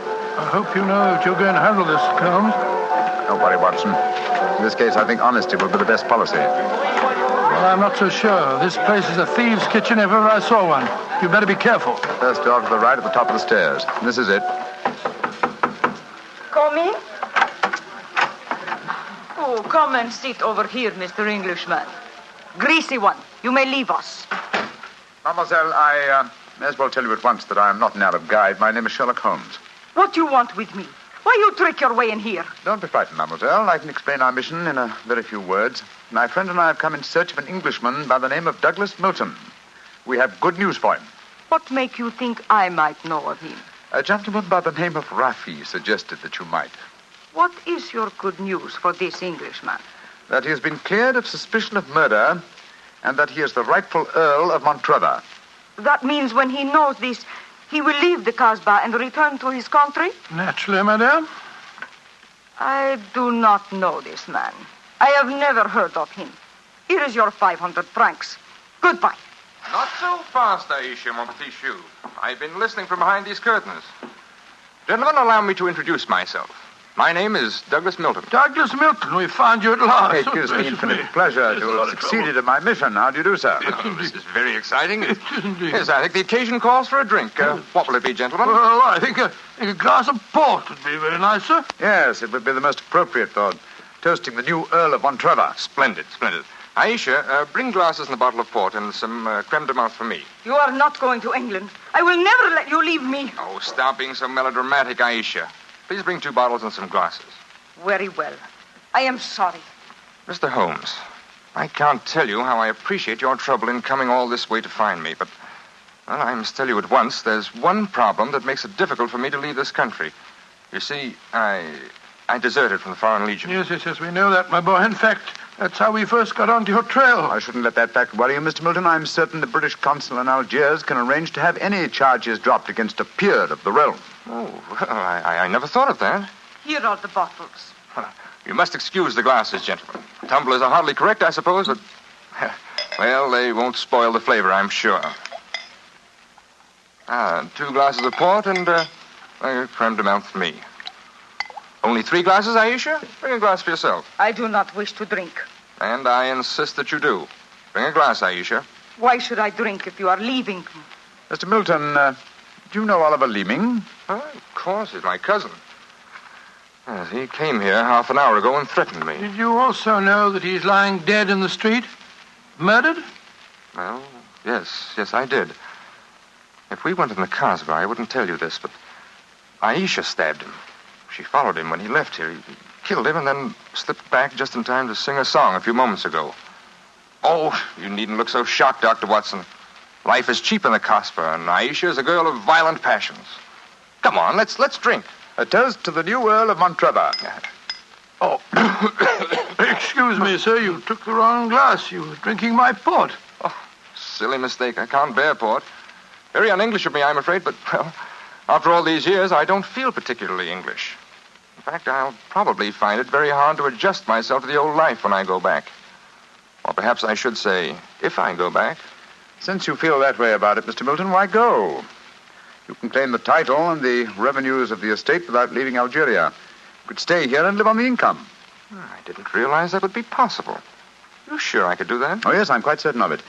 But if you doubt my word, I suggest we all adjourn to the British consulate in Algiers. They can put you straight on the matter. That's a good idea. Let's go over there at once. Now I've been listening to you, my friend. You're planning to leave me. Once you go from the Casbah, I shall never see you again. Put down that knife, Aisha. I will not let you go. You belong to me. If you try to leave me now, I will kill you. Put down that knife, Aisha. You've done enough damage for one night. Why, you... Put it down, you fool. Put it down. Let me go. Let me go. She twisted the knife on herself as she fell. Holmes, help me turn her over. She's dead, Mr. Milton. Poor Aisha. It's a bloody path that leads to the Montrevor title, sir. I suggest that we see that this poor girl's body is taken care of. Then go to the British consulate without any further delay.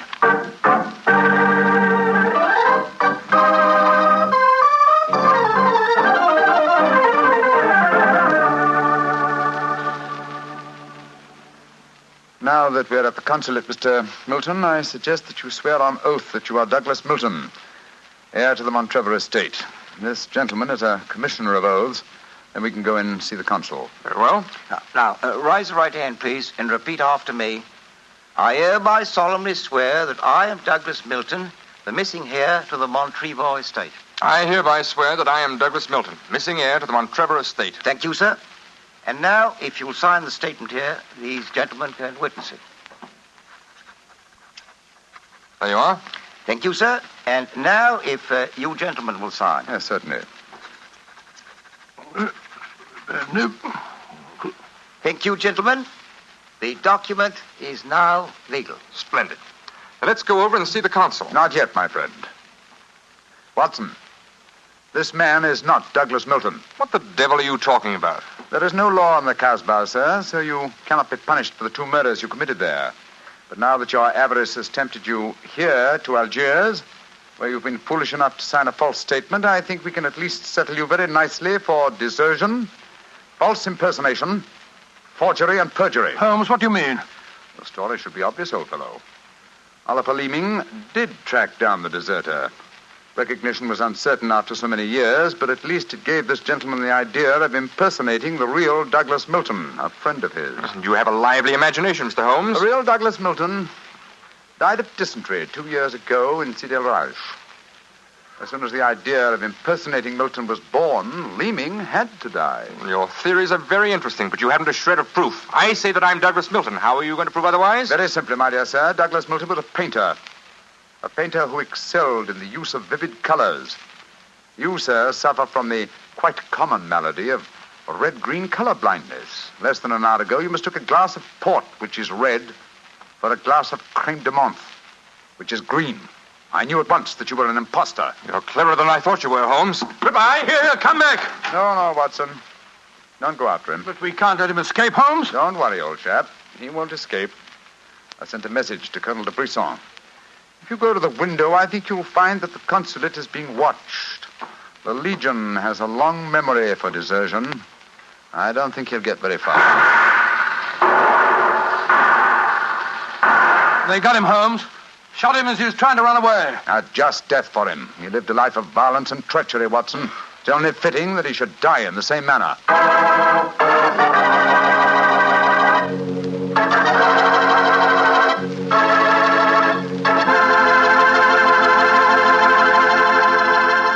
Doctor, that was a swell story, but You know something? I wish you hadn't disillusioned me about the Casbah. Disillusioned you? What do you mean? Well, before I heard your story, whenever somebody mentioned the Casbah, I'd always visualize a very glamorous, romantic sort of place full of beautiful women.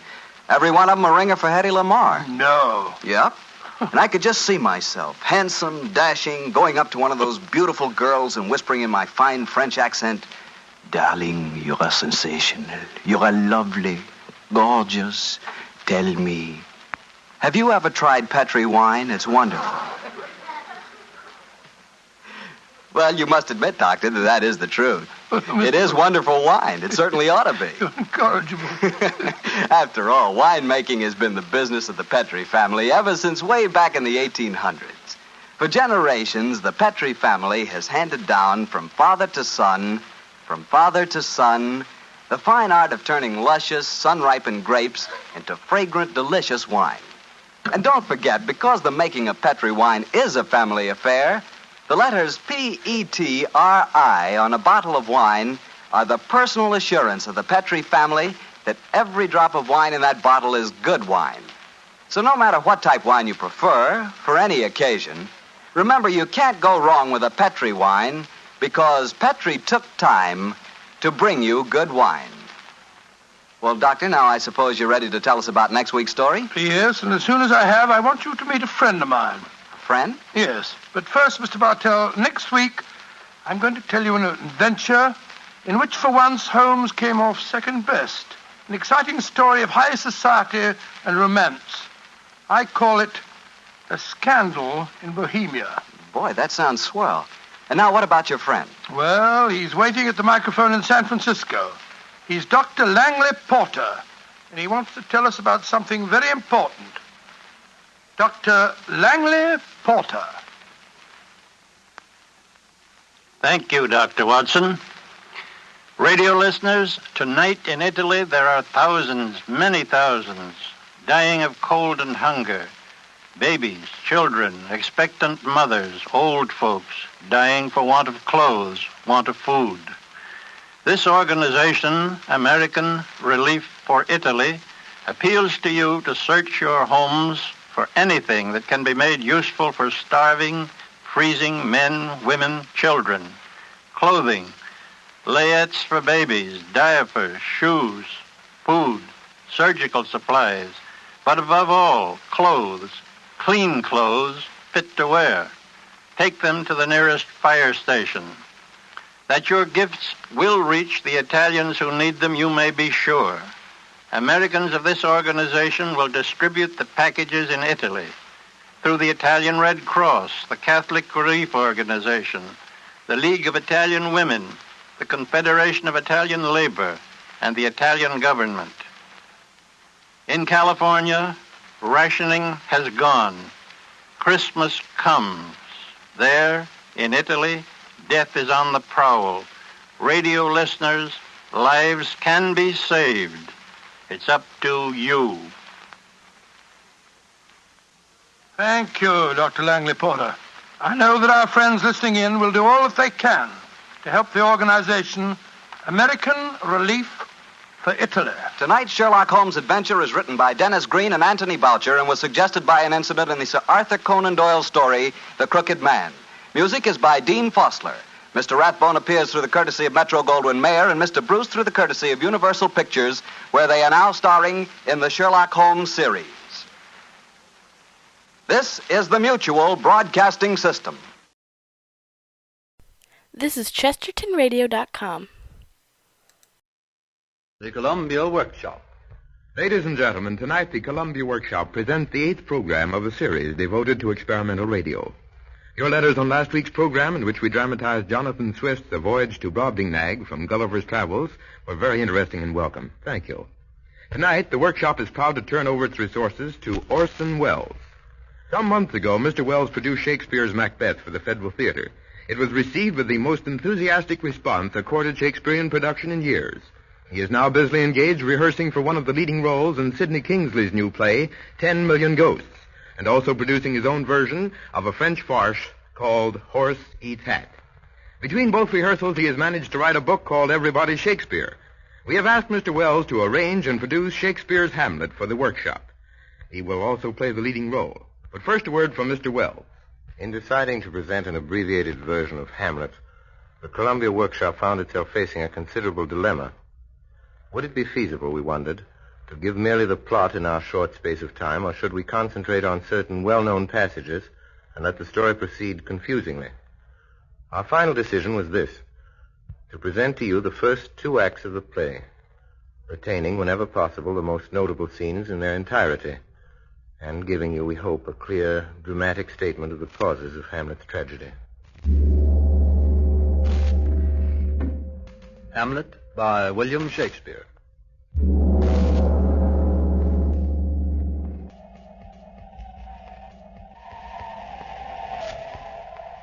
It is midnight, and before the castle of Elsinore, a sentry stands at his post. Nay, unto me. Stand and unfold yourself. Long live the king. Bernardo? He. You come most carefully upon your hour. 'Tis now struck 12. Get thee to bed, Francisco. For this relief, much thanks. 'Tis bitter cold, and I am sick at heart. Have you had quiet guard? Not about stirring. Well, good night. If you do meet Horatio and Marcellus, the rivals of my watch, bid them make haste. I think I hear them. Stand ho! Who's there? Friends to the crown and liegemen to the Dane. Welcome, Horatio. Welcome, good Marcellus. What, has this thing appeared again tonight?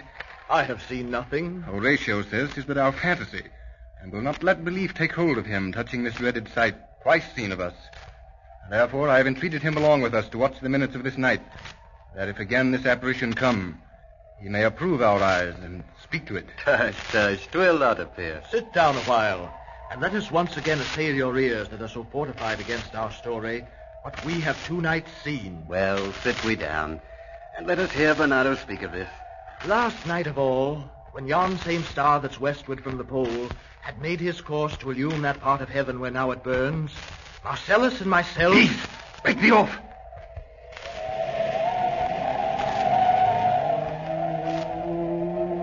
Look, where it comes again.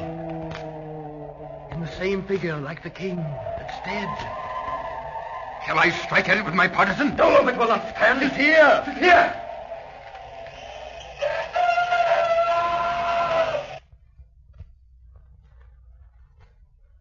Gone.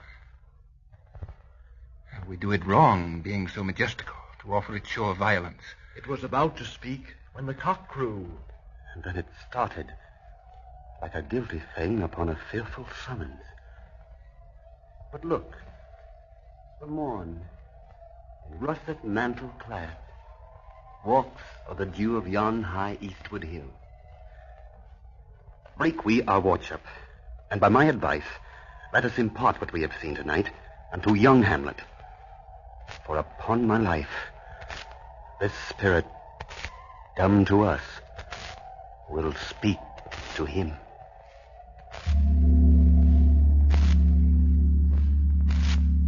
In the great hall of the castle, the court is assembled. Hamlet, a sober figure in black, stands apart from the rest. On a dais sits the king with his newly wedded queen. Suddenly, a trumpet blares forth.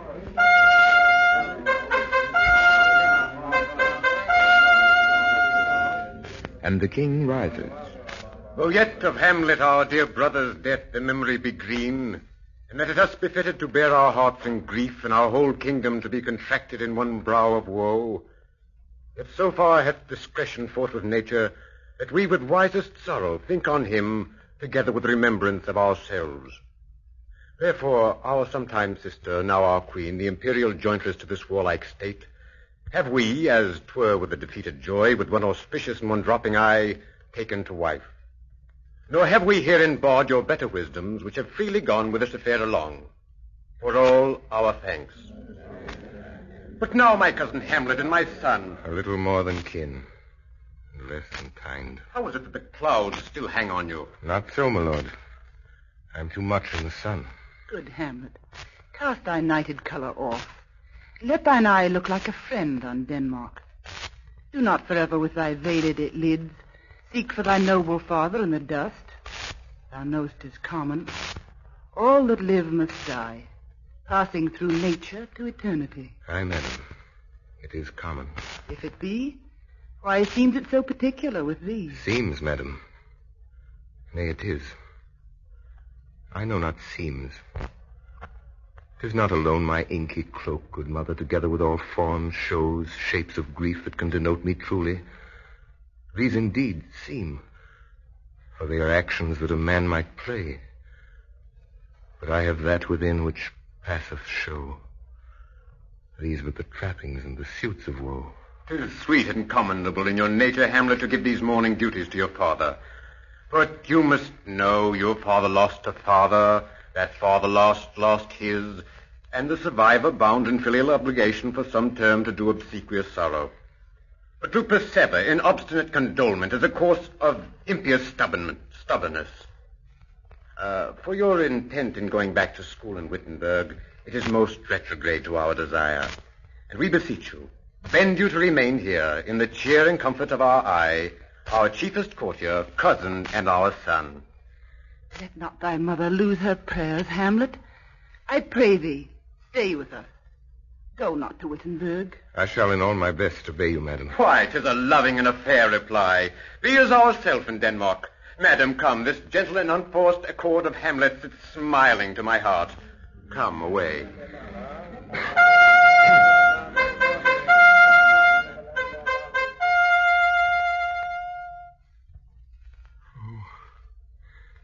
This too solid flesh would melt, thaw, and resolve itself into a dew. Or that the everlasting had not fixed his cannon against self-slaughter. Oh, God. How weary, stale, flat, and unprofitable seem to me all the uses of this world. Fie on it. 'Tis an unweeded garden that grows to seed. Things rank and gross in nature possess it merely. That it should come to this. But 2 months dead, nay, not so much, not 2. So excellent a king that was to this Hyperion to a satyr. So loving to my mother that he might not beteem the winds of heaven visit her face too roughly. Heaven and earth must I remember. Why, she would hang on him, as if increase of appetite had grown by what it fed on.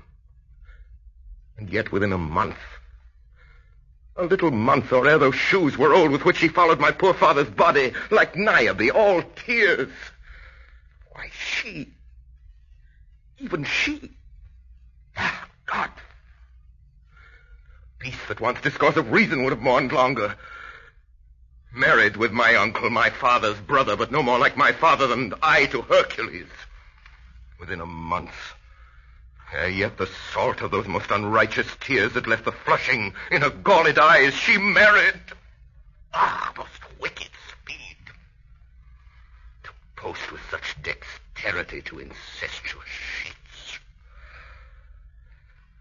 'Tis not, nor it cannot come to good. But break my heart. Or I must hold my tongue. Hail to your lordship. I'm glad to see you well. Horatio, or I do forget myself. The same, my lord. And your poor servant ever. Sir, my good friend, I'll change that name with you. And what make you from Wittenberg, Horatio? Marcellus. My good lord. Bernardo, I'm very glad to see you. Good evening, sir. But what in faith make you from Wittenberg? My lord, I came to see your father's funeral. I pray thee do not mock me, fellow student. I think it was to see my mother's wedding. Indeed, my lord, it followed hard upon. Thrift, Horatio, the funeral baked meats did coldly furnish forth the marriage tables. Would I had met my dearest foe in heaven, or ere I'd seen that day, Horatio. My father. Methinks I see my father. Oh, where, my lord? In my mind's eye, Horatio. I saw him once. He was a goodly king. He was a man. Take him for all in all.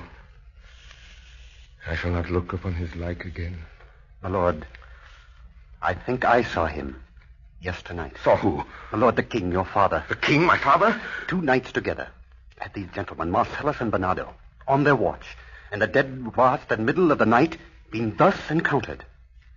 A figure, like your father, armed at point exactly cap a pie, appears before them, and with solemn march goes slow and stately by them.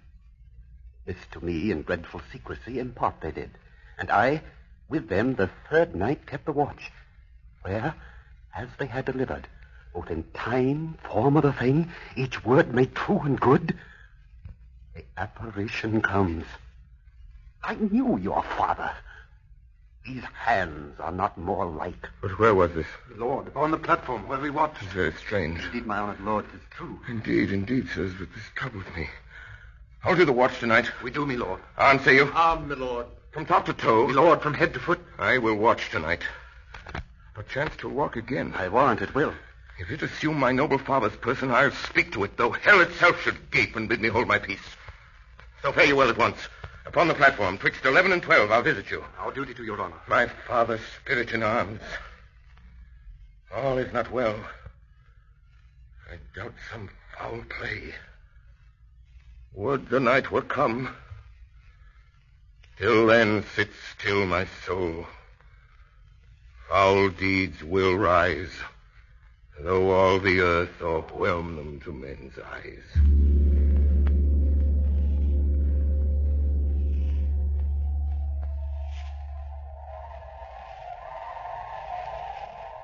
The air bites shrewdly. It's very cold. The nipping and an eager air. What hour now? I think it lacks of 12. Oh, no, it has struck. Indeed? I heard it not. Then draws near the season wherein the spirit held his wont to walk.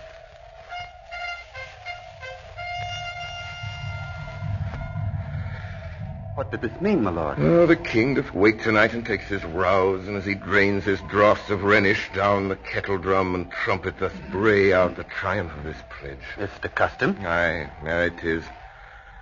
But to my mind, though I'm native here, and to the manor born, it is a custom more honored in the breach than the observance.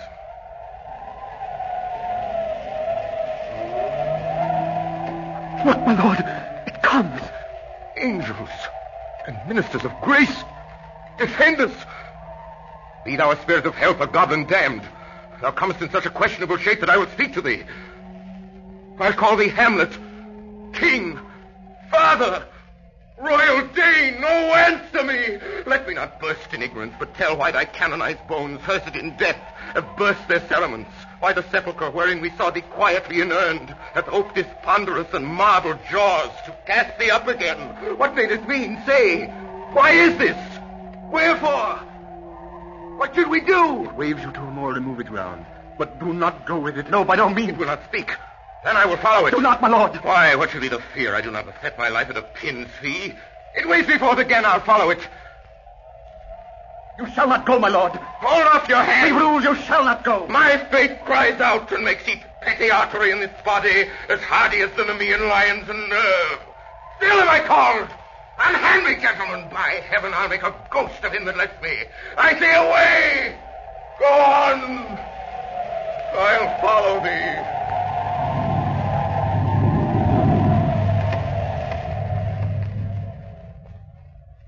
Whither wilt thou lead me? Speak. I'll go no further. Mark me. I will. My hour is almost come, when I to sulphurous and tormenting flames must render up myself. Alas, poor ghost. Pity me not, but lend thy serious hearing to what I shall unfold. Speak. I am bound to hear. So art thou to revenge when thou shalt hear. What? I am thy father's spirit, doomed for a certain term to walk the night, and for the day confined to fast in fire. Till the foul crimes done in my days of nature are burnt and purged away.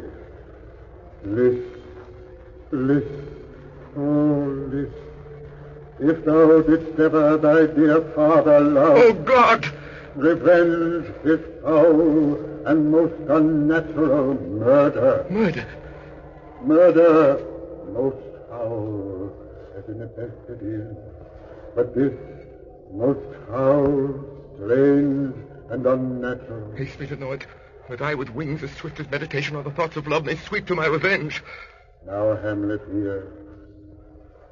sleeping within mine orchard, my custom always of the afternoon, upon my secure hour, thy uncle stole, with juice of cursed heaven and in a vial, and in the porches of mine ears, did pour the leprous distilment, whose effect holds such an enmity with blood of man, that with a sudden vigor it doth pocket the thin and wholesome blood.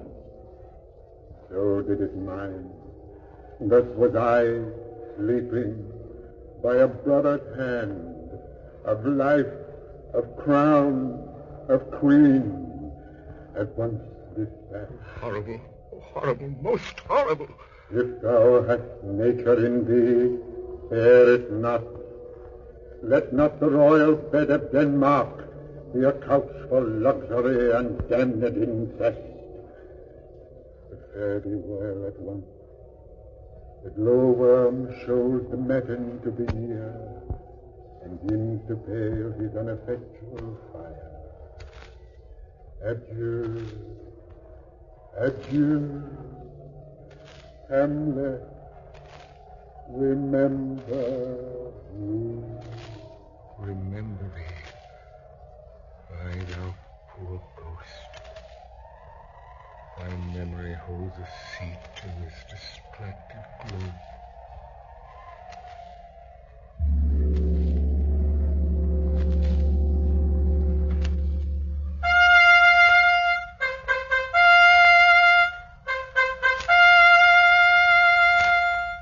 Welcome, dear Rosencrantz and Guildenstern. Moreover, that we much did long to see you, the need we have to use you did provoke our hasty sending. Something have you heard of Hamlet's transformation? What it should be, more than his father's death, that thus hath put him so much from the understanding of himself, I cannot dream of.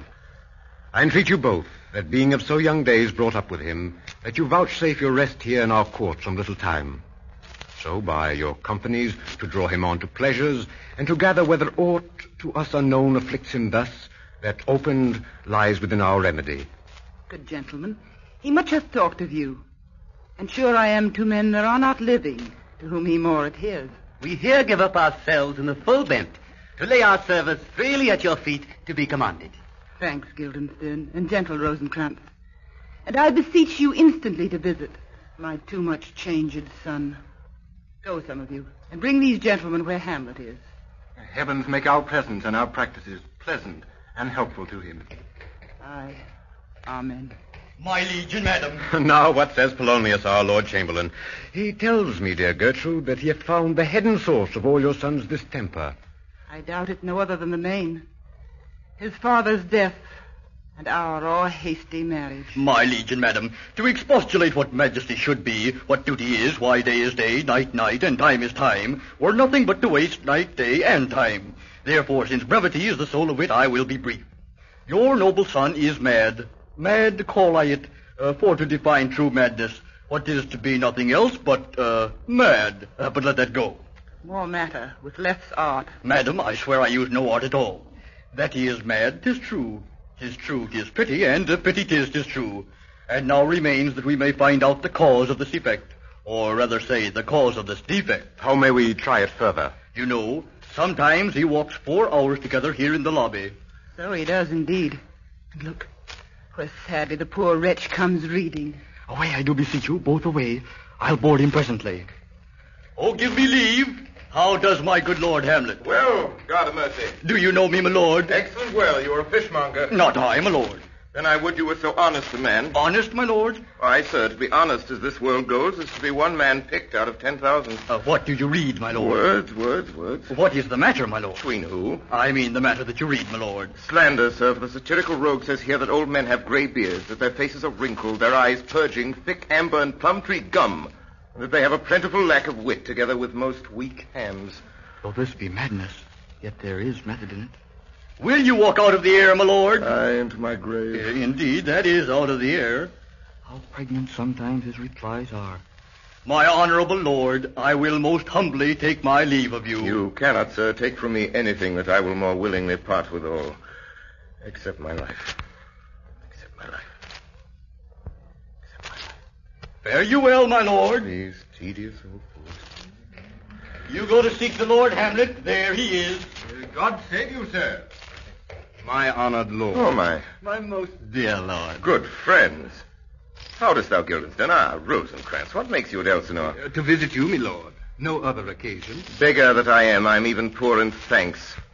But I thank you. Were you not sent for? Is it your own inclining? Is it a free visitation? Come, deal justly with me. Come. Come. I may speak. What should we say, my lord? Well, anything but to the purpose. I know the good king and queen have sent for you. To what end, my lord? That you must teach me. Oh, by the right of our fellowship, be even and direct with me, whether you were sent for or no. My lord, we were sent for. I will tell you why. So shall my anticipation prevent your discovery, and your secrecy to the king and queen moult no feather I have of late. But wherefore I know not, lost all my mirth, forgone all custom of exercises, and indeed it goes so heavily with my disposition that this goodly frame, the earth, seems to me a sterile promontory, this most excellent canopy, the air. Look you, this brave o'erhanging firmament, this majestical roof, fretted with golden fire, why, it appears no other thing to me than a foul and pestilent congregation of vapors. Oh, what a piece of work is man. How noble in reason, how infinite in faculty, in form and moving, how express and admirable. In action, how like an angel. In apprehension, how like a god. The beauty of the world, the paragon of animals. And yet, to me, what is this quintessence of dust? Man delights not me. No, nor woman neither, though by your smiling you seem to say so. Oh, my lord, there was no such stuff in my thoughts. Why did you laugh then when I said man delights not me? To think, my lord, if you delight not in man, what Lenten entertainment the players shall receive from you. We courted them on the way, and hither are they coming to offer you services. He that plays the king shall be welcome. His majesty shall have tribute of me. There are the players. Ah, your hands then. Come, you're welcome. But my uncle, father, and aunt, mother are deceived. In what, my dear lord? I am but mad north-northwest. When the wind is southerly, I know a hawk from a handsaw. Well be with you, gentlemen. Hark you, Guildenstern, and you too, Rosencrantz. That great baby you see there is not yet out of his swaddling clouts. I will prophesy he comes to tell me of the players' market. My lord, I have news to tell you. My lord, I have news to tell you. When Rochus was an actor... Oh, the actors are come hither, my lord. Buzz, the best actors in the world, either for tragedy, comedy, history, pastoral, pastoral, comical, historical, pastoral, tragical, historical, tragical, comical, historical, pastoral, scene indivisible, or poem unlimited. You are welcome, master. I'm glad to see thee well. Come, we'll have a speech straight. Give us a taste of your quality. Come. A passionate speech. What speech, my lord? I heard thee speak me a speech once, but it was never acted, or if it was, not above once. The play I remember pleased not the million. 'Twas caviar to the general. One speech in it I chiefly loved. 'Twas Aeneas's tale to Dido. If you live in your memory, begin at this line. Let me see. The rugged Pyrrhus, like the Hyrcanian beast. Not so. It begins with Pyrrhus, the rugged Pyrrhus, he whose sable arms. So proceed you. The rugged Pyrrhus, he whose sable arms, black as his purpose, did the night resemble, when he lay couched in the ominous horse, hath now this dread and black complexion smeared with heraldry more dismal. Say on, come to Hecuba. But who? Oh, who had seen the mobled queen? The mobled queen. That's good. Mobled queen is good. Run barefoot up and down, a clout upon that head, where late the diadem stood, and for a robe a blanket in the alarm of fear caught up. But if the gods themselves did see her, then when she saw Pyrrhus make malicious sport in mincing with his sword her husband's limbs, the instant burst of clamor that she made would have made milch the burning eyes of heaven and passion in the gods. Look, whether he has not turned his color and has tears in his eyes. Pray you, no more. That is well. I'll have thee speak out the rest soon. Good my lord, will you see the players well bestowed? Come, sir. Follow him, friend. We'll hear a play tomorrow.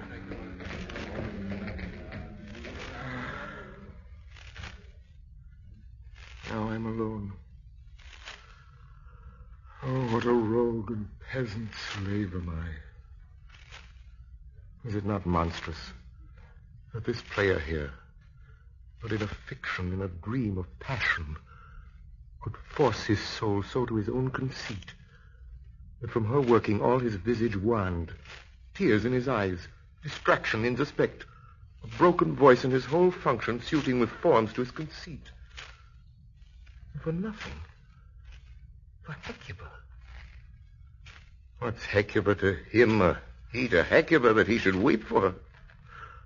What would he do had he the motive and the cue for passion that I have? He would drown the stage with tears and cleave the general ear with horrid speech. Yet I, a dull and muddy metalled rascal, peak like John o' Dreams, unpregnant of my cause, and can say nothing. No, not for a king upon whose property and most dear life a damned defeat was made. Am I a coward? Who calls me villain, breaks me pate a course, plucks off my beard and blows it in my face, tweaks me by the nose, gives me the lie in the throat, as deep as to the lungs? Who does me this, huh? Soon I should take it, for it cannot be that I am pigeon-livered and lack gall to make oppression bitter. For ere this, I should have fatted all the region kites with its slaves. Bloody body villain, remorseless, treacherous, kindless villain. Oh, vengeance! Why, what an ass am I? This is most brave that I, the son of a dear father murdered, prompted to my revenge by heaven and hell, must like a board unpack my heart with words and fall a cursing like a very drab scullion. Fie upon it, fie. About my brain, I have heard that guilty creatures sitting at a play have by the very cunning of the scene been struck so to the soul that presently they have proclaimed their malefactions. I'll have these players play something like the murder of my father before my uncle. I'll observe his looks. I'll tend him to the quick. If he but blench, I know my course. The spirit I have seen may be the devil, and the devil hath power to assume a pleasing shape, yea, and perhaps out of my weakness and my melancholy, and he is very potent with such spirits, abuses me to damn me. I'll have grounds more relative than this. The play's the thing wherein I'll catch the conscience of the king.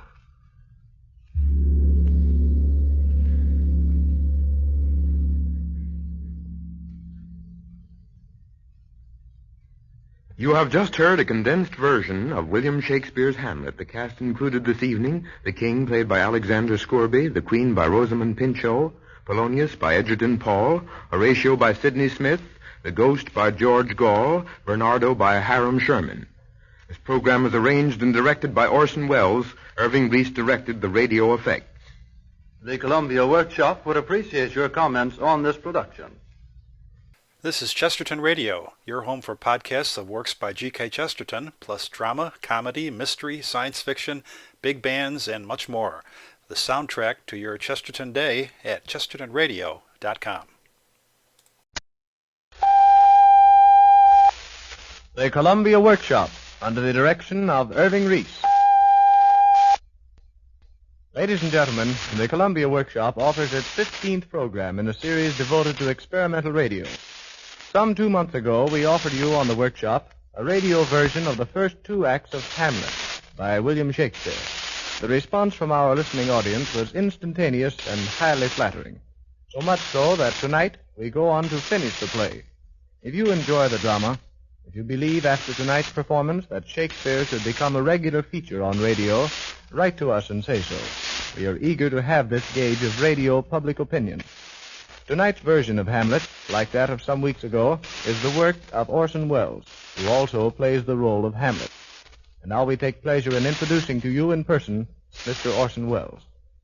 In our previous broadcast, we concerned ourselves with establishing the causes that led to Hamlet's tragedy.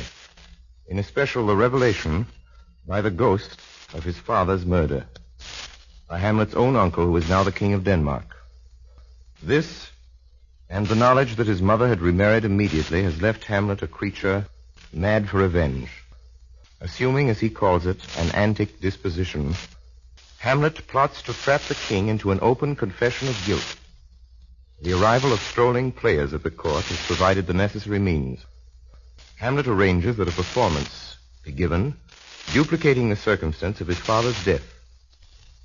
The play's the thing, wherein I'll catch the conscience of the king. The play's the thing, wherein I'll catch the conscience of the king. It is the night of the play. The hall of the castle has been arranged for the performance, and in a moment the court will assemble. The blare of trumpets will announce the arrival of the king and queen, with Polonius, the king's counselor, and his daughter Ophelia. In a moment, this play of Hamlet's contriving will begin. But now, for an instant, we find him giving some last-minute advice to the players. Speak the speech, I pray you, as I pronounced it to you, trippingly on the tongue. But if you mouth it, as many of our players do, I had as lief the town crier spoke my lines. Now do not saw the air too much with your hand, thus. But use all gently. I warrant, Your Honor. Oh, be not too tame, neither, but let your own discretion be your tutor. Oh, there be players that I have seen play, that neither having the accent of Christians, nor the gait of Christian, pagan, nor man, have so strutted and bellowed that I have thought some of nature's journeymen had made men and not made them well. They imitated humanity so abominably. I hope we have reformed that indifferently with us, sir. Oh, reform it altogether. Go, you make ready. Horatio. Yes, sweet lord. At your service. There is a play tonight before the king. One scene of it comes near the circumstance which I have told thee of my father's death. Observe mine uncle. Well, my lord. Oh, he's coming to the play. Get your place.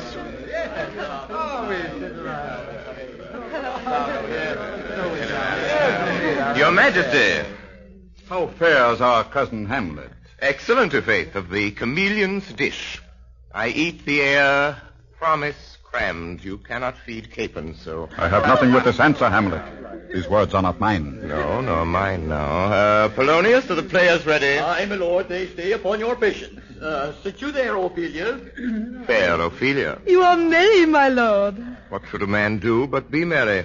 For look you, how cheerfully my mother looks. And my father died within these 2 hours. Nay, 'tis twice 2 months, my lord. So long.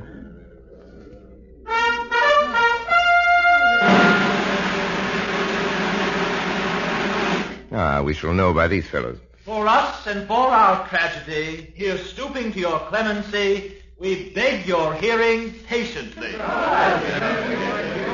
Full 30 years' times hath Phoebus' cart gone round Neptune's salt wash, and Tellus' orbit ground, since love our hearts and Hymen did our hands unite commutual in most sacred bands.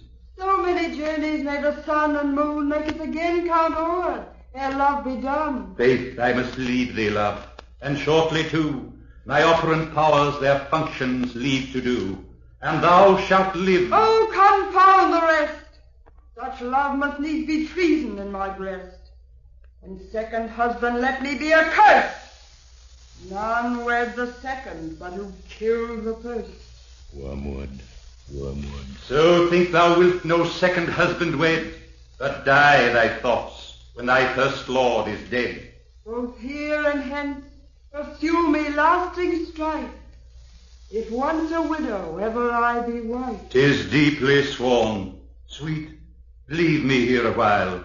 My spirits grow dull, and fain I would beguile the tedious day with sleep. Sleep rock thy brain, and never come mischance between us twain. Madam, how like you this play? The lady does protest too much, methinks. Oh, she'll keep her word. What do you call the play? The Mousetrap. Very how? tropically. This play is the image of a murder done in Vienna. Thoughts black, hands apt, drugs fit and tired. This one is Lucianus, nephew to the king, see? He poisons him in the garden for the state. His name's Gonzago. The story is extensive, written choice Italian. You shall see anon how the murderer gets the love of Gonzago's wife. Give all the play! What? Write it with false fire! Give me some light! Why? Let dear go weep the heart ungalled play. But some must watch, while some must sleep. So runs the world away.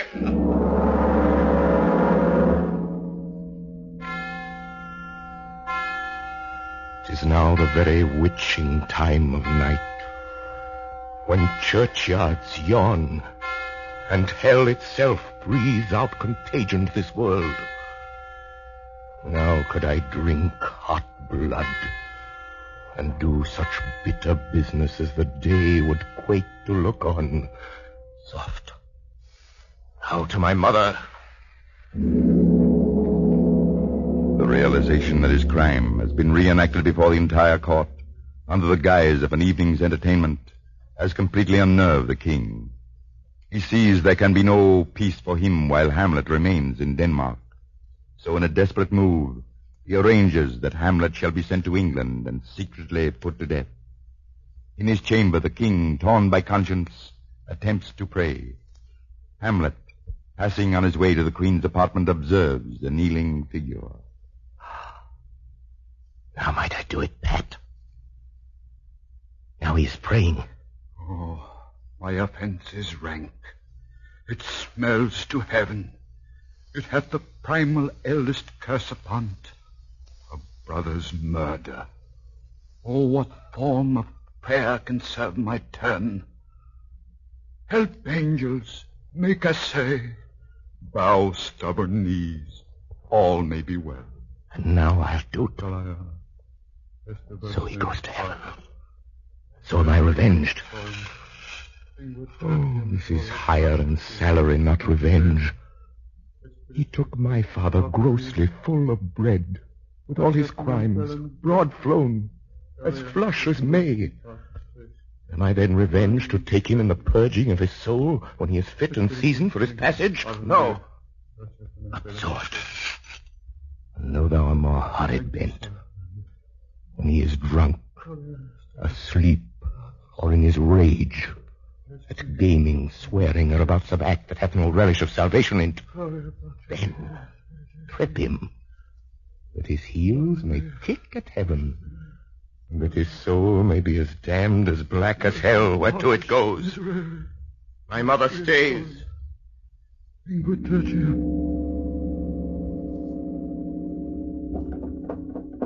Who's there? Polonius. Hamlet is coming straight. Now look, you lay home to him. Tell him his flanks have been too broad to bear with. Withdraw. Mother! I hear him coming. I'll hide behind this arras. I'll convey myself. You'll hear the process. Now, Mother, what's the matter? Hamlet, thou hast thy father much offended. Mother, you have my father much offended. Why, how now, Hamlet? Have you forgotten me? No, by the rood, not so. You are the queen, your husband's brother's wife. Would it were not so. You are my mother. Nay, then I'll set those to you that can speak. Come and sit you down. You shall not budge. You go not till I set you up a glass where you may see the inmost part of you. What will thou do? Thou wilt not murder me. Help! Help! Oh, help! Help! How now? A rat? Dead for a ducat! Dead! Oh! I am slain. Oh, me, what hast thou done? Nay, I know not. It's the king! Oh, what a rash and bloody deed! A bloody deed! Almost as bad, good mother, as kill a king and marry with his brother. Kill a king? Aye, lady. 'Twas my word. Polonius. Thou wretched, rash, intruding fool. Farewell. I took thee for thy better. Oh, Leave wringing of your hands. Peace, sit you down and let me wring your heart. Or so I shall if it be made of penetrable stuff. If damned custom have not brassed it so that it be proof and bulwark against sense. What have I done? That thou darest wag thy tongue in noise so rude against me? Such an act that blurs the grace and blush of modesty, calls virtue hypocrite, takes off the rose from the fair forehead of an innocent love, and sets a blister there. Ay me, what act? That roars so loud and thunders in the index. Look here. Upon this picture, and on this, the counterfeit presentment of two brothers. See, what a grace was seated on this brow. Hyperion's curls, the front of Jove himself, an eye like Mars to threaten and command, a station like the herald Mercury, new lighted on a heaven-kissing hill. This was your husband. Look you now, what follows. Here is your husband, like a mildewed ear, blasting his wholesome brother. Have you eyes? Could you on this fair mountain leave to feed and fatten on this moor? Ha! Have you eyes? You cannot call it love, for at your age the Hague and the blood is tame, it's humble. It waits upon the judgment, and what judgment would step from this to this? Oh, Hamlet, speak no more.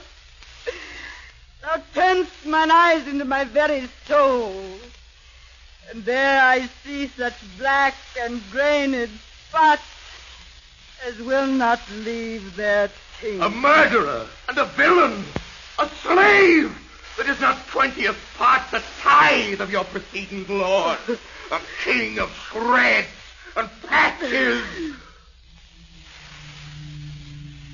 Save me, and hover on me with your wings, you heavenly gods. What would your gracious figure? Do you not come, your tardy son, to chide?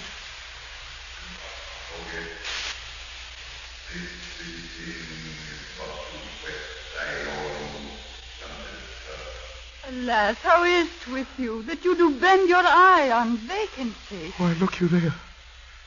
Look how it steals away. My father! In his habit he lived! Look where he goes! Even now! Out of the portal! This is the very coinage of your brain! Mother! For love of grace, lay not that flattering unction to your soul. But not your trespass, but my madness speaks. It will but skin and film the ulcerous place, whilst rank corruption, mining all within, infects unseen. Confess yourself to heaven. Oh, Hamlet, thou hast cleft my heart in twain. Oh, throw away the worser part of it, and live the purer with the other half. Good night. But go not to my uncle's bed. Assume a virtue if you have it not.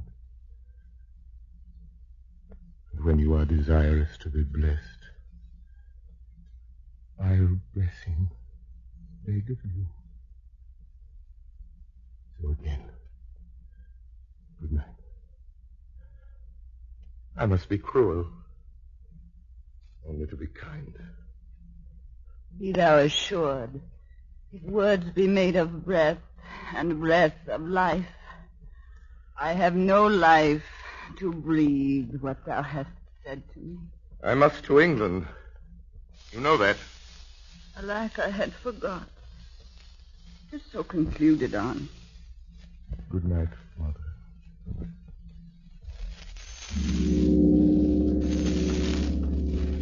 Thus, Hamlet leaves his mother, hoping his words have had the desired effect. But the queen, after her son's converse with an unseen spirit, is now more convinced than ever that Hamlet is mad. She reports her conclusions to the king, who speedily commands that Hamlet shall leave at once for England. And so Hamlet is banished from Denmark. But the peace for which the king has prayed is not to come. The murder of Polonius proves the mainspring of greater and more tragic events. Bereft of a father, Ophelia goes insane. The Danish people are stirred almost to rebellion. And finally, with the return of Laertes, the son of Polonius, they are provided with a necessary leader. Now the rabble has risen, and, led by Laertes, storms the castle in which the king and queen have secluded themselves. Suddenly the doors break open, and Laertes appears at the head of the mob. Where is the king? Sir, send you all without. I pray you. Give me leave. Keep the door. Oh, thou vile king, give me my father. Tell me, Laertes, why thou art thus incensed? Let him go, Gertrude. Speak, man. Where is my father? Dead. But not by him. How came he dead? I'll not be juggled with. If I am guiltless of your father's death, it shall as level to your judgment pierce as day does to your rye. Oh, no. What noise is that?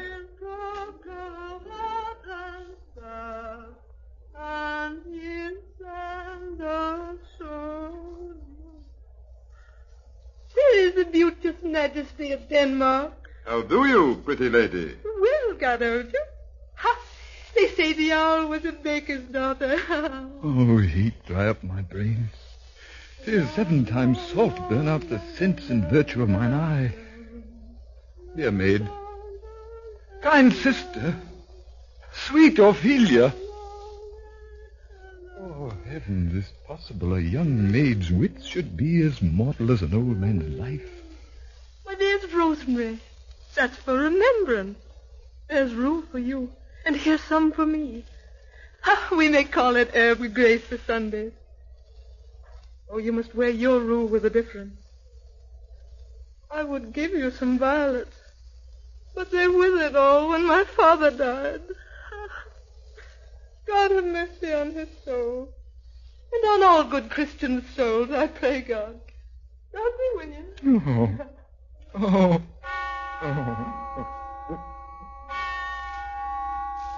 And so Ophelia, before her brother's eyes, drifts from the castle to die. A suicide by drowning. Meantime, Hamlet, unaware of what has happened in his absence, has managed to escape the king's plot to have him murdered, and has secretly returned to Denmark. We find him once more with Horatio in a churchyard. Nearby, a gravedigger sings at his work. It was very sweet to contract the time for our mighty foe. Oh, methought there was nothing in me. Has this fellow no feeling of his business, Horatio? That he sings at grave making? Custom hath made it in him a property of easiness. I will speak to this fellow. And ship it me. Whose grave this, sir? Mine, sir. Oh, a pit of clay for to be made. I think it be thine indeed, for thou liest in it. And you lie out on, sir, therefore it is not yours. For my part, I do not lie in't, and yet it is mine. What man dost thou dig it for? For no man, sir. What woman, then? For none neither. Who's to be buried in? One that was a woman, but rest her soul, she's dead. How absolute the knave is, Horatio. How long hast thou been a grave maker? Of all the days of the year, I came to it that day our last King Hamlet o'ercame Fortinbras. How long is that since? Cannot you tell that? Every fool can tell that. It was the very day young Hamlet was born. He that's mad and sent into England. Aye, marry. Why was he sent into England? Because he was mad. He shall recover his wits there. Or if he do not, 'tis no great matter there. There the men are as mad as he. How long will a man lie the earth ere he rot? Faith, sir, if he be not rotten before he die, he'll last you some 8 or 9 year. Here's a skull now. This skull have lain of the earth 23 years. Whose was it? A whoresome mad fellow's it was. This same skull, sir, was Yorick's skull, the king's jester. This? E'en that. Let me see. Alas. Poor Yorick. I knew him, Horatio. A fellow of infinite jest. Of most excellent fancy. He hath borne me on his back 1,000 times. And now, horrid in my imagination it is. Where be your jibes now? Your gambols, songs, your flashes of merriment that were wont to set the table on a roar. Prithee, Horatio, tell me one thing. What's that, my lord? Dost thou think Alexander looked to this fashion in the earth? E'en so. And spelt so? To what base uses may we return, Horatio? Oh, but soft aside. Here comes the king, the queen, the courtiers. Who is this they follow? Couch we a while and mark. What ceremony else? That is Laertes, a very noble youth. What ceremony else? Must there no more be done? No more be done. We should profane the service of the dead, to sing a requiem, and such rest to her as to peace parted souls. Lay her in the earth. I tell thee, churlish priest, a ministering angel shall my sister be when thou liest howling. What? Fair Ophelia? Sweet to the sweet. Farewell. I hope thou shouldst have been my Hamlet's wife. I thought thy bride bed to have decked, sweet maid, and not have strewed thy grave. Hold off the earth a while, till I have caught her once more in my arms. What is he whose grief bears such an emphasis? This is I, Hamlet, the Dane! Oh, devil take thy soul! I loved Ophelia! 40,000 brothers could not with all their quantity of love make up my sum. Dost thou come here to whine, to outface me with leaping in her grave? Oh, he is mad, Laertes. For love of God, spare him. Laertes. What is the reason that you use me thus?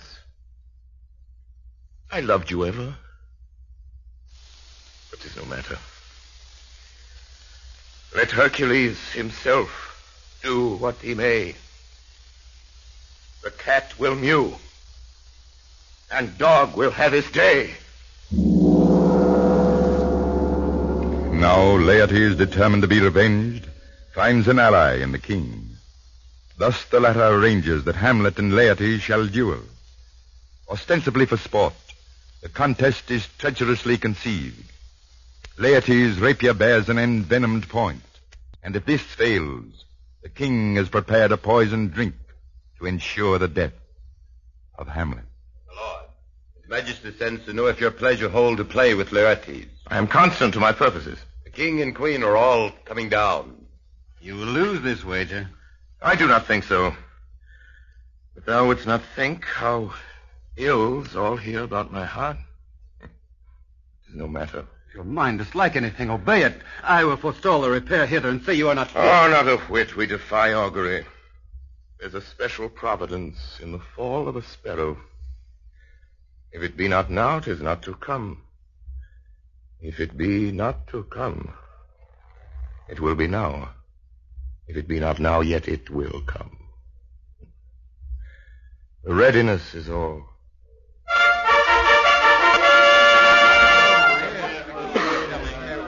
Come, Hamlet. Come and take this hand from me. Give them the foils. You know the wager. Very well, my lord. Set me the stoups of wine upon that table. The king shall drink to Hamlet's better breath. Come. Begin. Come on, sir. Come, my lord. What? No! A hit! A very palpable hit! Stay. Give me drink. Hamlet, here's to thy health. Give him the cup. I'll play this bout first. Set it by a while. Come! Another hit! A tail! A touch! A touch! I do confess. The queen carouses to thy fortune, Hamlet. Just do not drink. I will, my lord. I pray you pardon me. 'Tis the poisoned cup. It is too late. Come for the third, Laertes, you would dally. I pray you pass with your best violence. How about you now? A touch for Laertes! Hey, come again. Look, they have changed rapiers.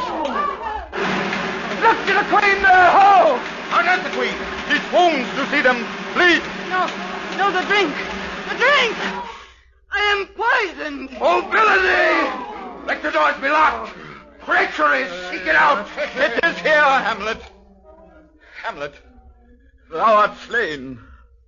And the treacherous instrument is in thy hand, unbaited and envenomed. Thy mother's poisoned. I can no more. The king's to blame. Point in venom, too.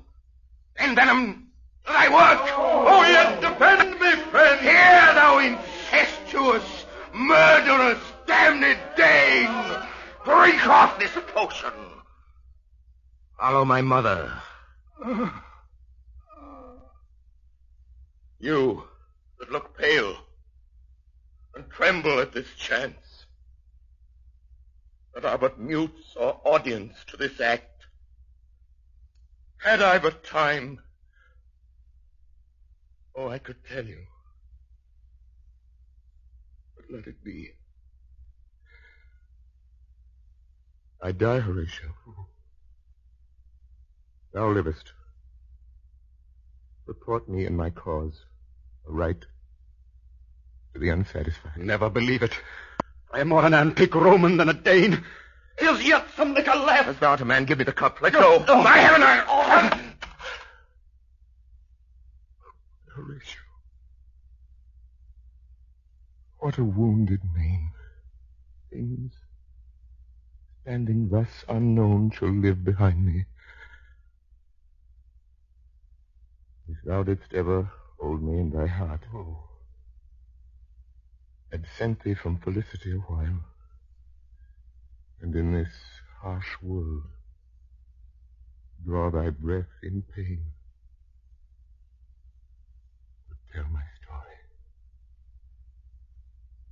The rest is silence. Now cracks a noble heart. Good night, sweet prince, and flights of angels sing thee to thy rest.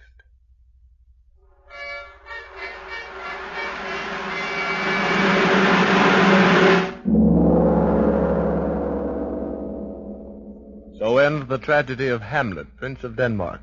Again, may we say that if you enjoyed this presentation, if you are convinced that the tragedies and comedies of Shakespeare have a place on the air and should become a permanent radio feature, write to us. Help give us this gauge of public opinion. Tonight's cast included Miss Frank Hale, Miss Laura Straub, Miss Virginia Wells, Mr. Whitford Kane, Sidney Smith, Joseph Cotton, Shirley Oliver, Santos Ortega, George Duthie, Edgerton Paul, and Hiram Sherman. The narrator was Edward Jerome.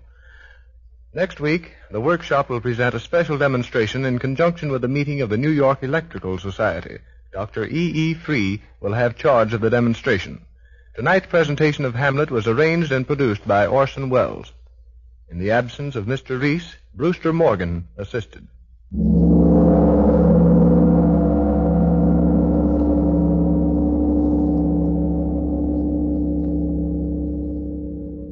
The Columbia Workshop's presentations are conceived and directed. This is Chesterton Radio, the true, good, and beautiful at chestertonradio.com. The Hound of the Baskervilles. My friend, Mr. Sherlock Holmes, was usually very late in the mornings, save on those not too infrequent occasions when he stayed up all night. One morning, it was in the autumn of 1889, he was seated at the breakfast table in his dressing gown. I was standing on the hearthrug, looking at a stick which a visitor had left at our Baker Street rooms the night before. It was a fine, thick piece of wood, bulbous-headed, of the sort that used to be known as a Penang lawyer. Holmes was sitting with his back to me, and I'd given him no sign of my occupation. Well, Watson, what do you make of it? Good heavens, Holmes. How'd you know what I was doing? You must have eyes at the back of your head. Hardly that. But at least I have a well-polished, silver-plated coffee pot in front of me. Oh, I see. Tell me, Watson, what do you make of that stick? We missed its owner yesterday and have no idea of his errand, so this accidental souvenir assumes some importance. Let me hear you reconstruct the man by an examination of it. Just follow my method. Well, I think he's an elderly medical man. Why? Because the inscription on the silver band, to James Mortimer, MRCS, from his friends of the CCH 1884. Excellent. What else? I say he's a country practitioner who does a great deal of his visiting on foot. Oh, why that? Well, because the thick iron ferrule has been worn down and the whole stick has been terribly knocked about. I can't see a town doctor carrying it. Perfectly sound. And what about the friends of the CCH? I think that's the something hunt, whatever the local hunt's called. He's probably helped them professionally, and they gave him this stick in return. Really, Watson, you excel yourself. Most stimulating. Oh. And now that I've finished breakfast, I'd like to have a look at that stick myself. Just hand me over my convex lens, will you? Yes. Thank you. Now, let me see. Interesting, though elementary. Yes, it gives us the basis for several deductions. Have I missed anything? I'm afraid, my dear Watson, that most of your conclusions are erroneous. When I said you stimulated me, I meant, to be frank, that your fallacies sometimes guide me towards the truth. Not that you're entirely wrong. The man is certainly a country practitioner. Oh, then I was right. To that extent. Where did I go wrong, then? Well, for one thing, I would suggest that a presentation to a doctor is more likely to come from a hospital than from a hunt. And when the initials CC are placed before that hospital, the words Charing Cross naturally suggest themselves. You may be right. The probability lies in that direction. And since the presentation was made but 5 years ago, there emerges a young fellow under 30, amiable, absent-minded, and with a favorite dog, something between a terrier and a mastiff. Now, just a minute, Holmes. How do you know he's amiable, absent-minded, and has a dog? Well, it's my experience that only amiable men receive testimonials, and he was absent-minded enough to leave his stick here yesterday. Oh, true. Well, what about the dog? Look at the teeth marks on the stick. See? As I say, they're too broad for a terrier, not broad enough for a mastiff. Let me take it over to the light. Oh, yes, by Jove, it's a curly-haired spaniel. My dear fellow, how can you possibly be sure of that? Simply by looking out of the window. Dog and owner on our very doorstep. He's a tall, thin man, a bit bent at the shoulders. Oh, yes, and his frock coat's a bit worn. That's all I could see. Well, I better leave you. No, don't move, I beg you, Watson. He's a professional brother of yours, and you may be able to help us. Now is the dramatic moment of fate, Watson. A man is walking into our lives, and we don't know whether for good or ill. What does this unknown man of science want of Sherlock Holmes? Come in. You have my stick. I'm so very glad. I wasn't sure whether I'd left it here or in the shipping office. I wouldn't lose that stick for the world. A presentation, I see. Yes, sir. From Charing Cross Hospital? Yes. Then we're not so far wrong. Dr. Mortimer. James Mortimer. Yes, sir. I'm now in practice in Devon at Grimpen on Dartmoor. I am pleased to meet you, Mr. Holmes. You interest me very much. Indeed? Yes. I had hardly expected so dolichocephalic a skull, or such well-marked supraorbital development. Would you object to my running my fingers along your parietal fissure? I would, sir. It's not my intention to be fulsome, but I must confess I covet your skull. Pray take a chair. Thank you. Now, sir, I presume it wasn't merely for the purpose of examining my skull that you've done me the honor to call here last night and again today. No, Mr. Holmes. I came to you because I am confronted with a most serious and extraordinary problem. And recognizing as I do that you are the second highest expert in Europe... Indeed, sir. May I inquire who has the honor to be the first? To the man of precisely scientific mind, the work of Monsieur Bertillon must always appeal strongly. Then had you not better consult him? I said, sir, to the precisely scientific mind. As a man of practical affairs, it's acknowledged that you stand alone. I trust I have not inadvertently... Just a little. Oh. I think, Dr. Mortimer, you do well to avoid further preamble and tell Dr. Watson and myself the exact nature of the problem in which you ask my assistance. Well, gentlemen, I have in my pocket an old manuscript. I observed it as you entered the room. Early 18th century, unless it's a forgery. How can you say that, sir? It's been showing from your pocket as you've been talking. Oh. To an expert, the writing gives its date to within a decade. I should put it at 1730. The exact date is 1742. Oh, well done, Holmes. It's a family document. It was committed to my care by Sir Charles Baskerville, who died some 3 months ago in Devon. Ah, yes, I remember reading about that. Mr. Holmes, until his sudden and tragic death, Sir Charles was a patient and also my personal friend. He was strong-minded, shrewd, practical, and as unimaginative as I am. But he took this document very seriously and was prepared for just such an end as eventually did overtake. What's in the document? A certain legend that runs in the Baskerville family. With your permission, I will give you the gist of what it contains. If you think it necessary. Oh, it is, I assure you. It tells the story of the death of Hugo Baskerville, who held the manor at the time of the Great Rebellion. Hugo, Mr. Holmes, was a wild, profane, and godless man. His name was a byword in the West. It happened that he fell in love with the daughter of a yeoman who held lands near the Baskerville estate. This girl avoided him, and one Michaelmas he stole down upon the farm with 5 or 6 wicked companions and carried her off to the hall. They put her in an upper room and sat down to a long carousal. The girl, in the stress of her fear, climbed down the ivy that still covers the south wall and set off homeward across the moor. Go on. Some time later, Hugo went upstairs to see his captive and found her gone. And here I think I must quote the manuscript itself. Then it would seem he became as one that hath a devil, for rushing downstairs into the dining hall, he sprang upon the table, flagons and trenchers flying before him, and he cried aloud before all the company that he would that very night render his body and soul to the powers of evil, if he might but overtake the wench. And at that, Mr. Holmes, this wicked man ran from the house and had his groom saddle his horse and unkennel the pack. You mean he put the hounds on her? He did. He gave them the girl's handkerchief and set off full cry in the moonlight over the moor. But good heavens, didn't the others try and stop him? Well, they just seemed to have stood there, stupefied. But then some sense came back into their minds and they rode off after him. They found Hugo Baskerville's black mare dabbled with froth and riderless. They found the hounds whimpering in a cluster at the head of a dip. 3 of the boldest riders, or maybe the most drunken, rode down into the dip. And there they found the unhappy girl lying dead with fear and fatigue. Poor girl. But it wasn't that raised the hair on their heads. Let me quote the actual words again. It was that standing over Hugo and plucking at his throat, there stood a great foul thing, a black beast, shaped like a hound, yet larger than any hound that mortal eye had rested upon. And even as they looked, the thing tore out the throat of Hugo Baskerville.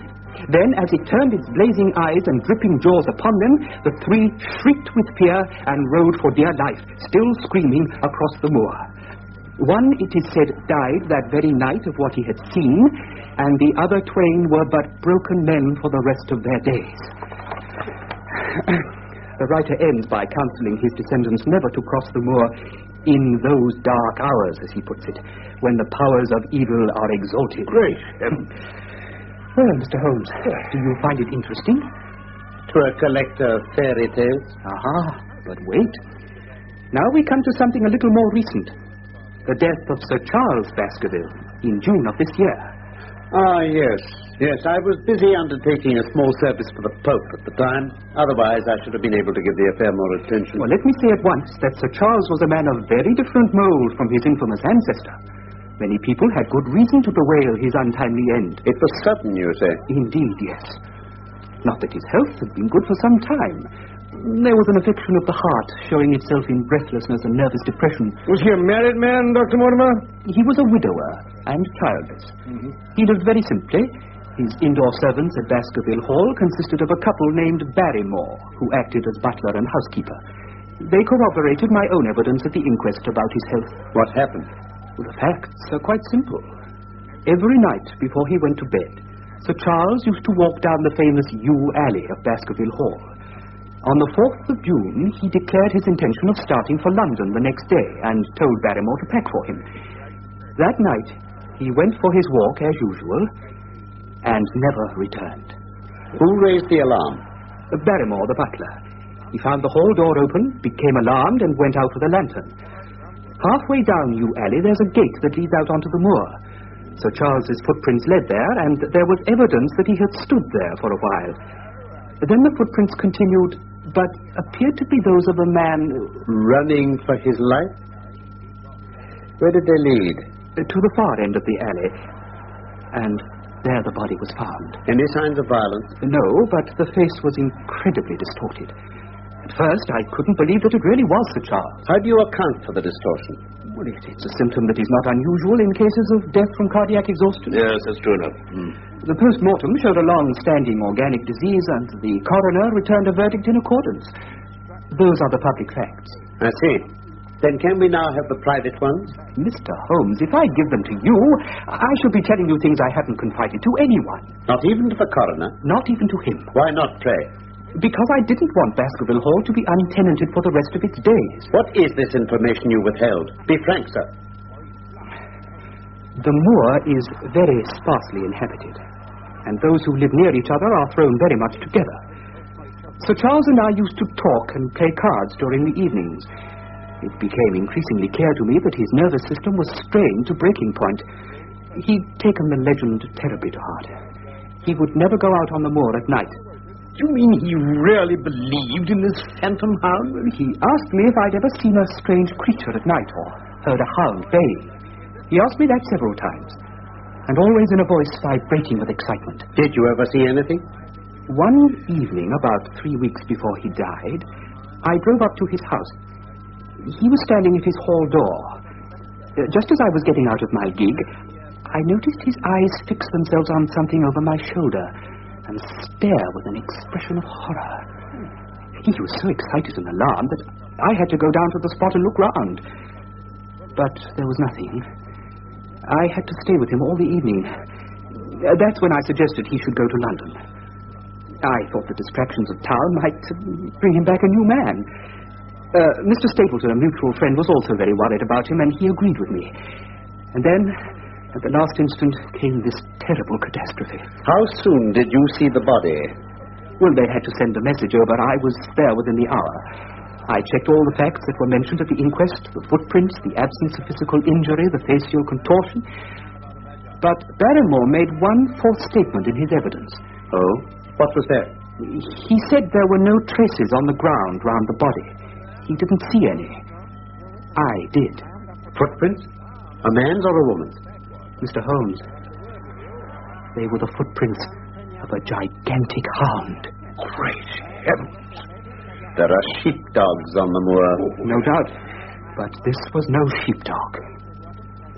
What is this alley like? Well, there are 2 lines of old yew hedge. Impenetrable, 12 feet high. Penetrated at one point by a wicket gate, you say? Yes, which leads on to the moor. Is there any other opening? None. Was this gate closed? Closed and padlocked. How high is it? About 4 feet. So anyone could have got over it? Yes. Dr. Mortimer, what made you say that Sir Charles had waited by the gate? His cigar ash. He dropped it there twice. Excellent. Watson, this is a colleague after my own heart. What other marks were there? None in particular. Good heavens, did no one examine? I did, but I didn't notice anything. Oh, if only I'd been there. By this time, all that was there will have been smudged by the rain and defaced by the clogs of curious peasants. Oh, Dr. Mortimer, Dr. Mortimer. To think that you didn't call me in. You have indeed much to answer for. Mr. Holmes, I couldn't have done so without disclosing all these facts to the world. And besides... Yes? There is a realm in which the most acute and experienced of detectives is helpless. But you mean that the thing is supernatural? I didn't say so. You evidently think it. Mr. Holmes, several people have seen a creature on the moor. Something that couldn't be any animal known to science. A huge creature. Luminous, spectral. And you, a trained man of science, believe it to be supernatural? I don't know what to believe. Surely the footprints were material. The original hound was material enough to tear out a man's throat. But it was diabolical as well. Dr. Mortimer, if you hold these views, why have you come to consult me? You tell me in the same breath that it's useless to investigate Sir Charles's death and that you desire me to do it. I did not say I desired you to do it. Oh? Then how can I assist you? By telling me what to do about Sir Henry Baskerville. Sir Henry? Is this the heir? Yes. He's Sir Charles's nephew, the son of his younger brother. He's been traced in Canada. He's been farming there. He arrives at Waterloo in, just under an hour and a quarter. Are there any other claimants? No. The only other kinsman we have been able to trace was Roger Baskerville, the youngest of the three brothers, of whom poor Sir Charles was the eldest.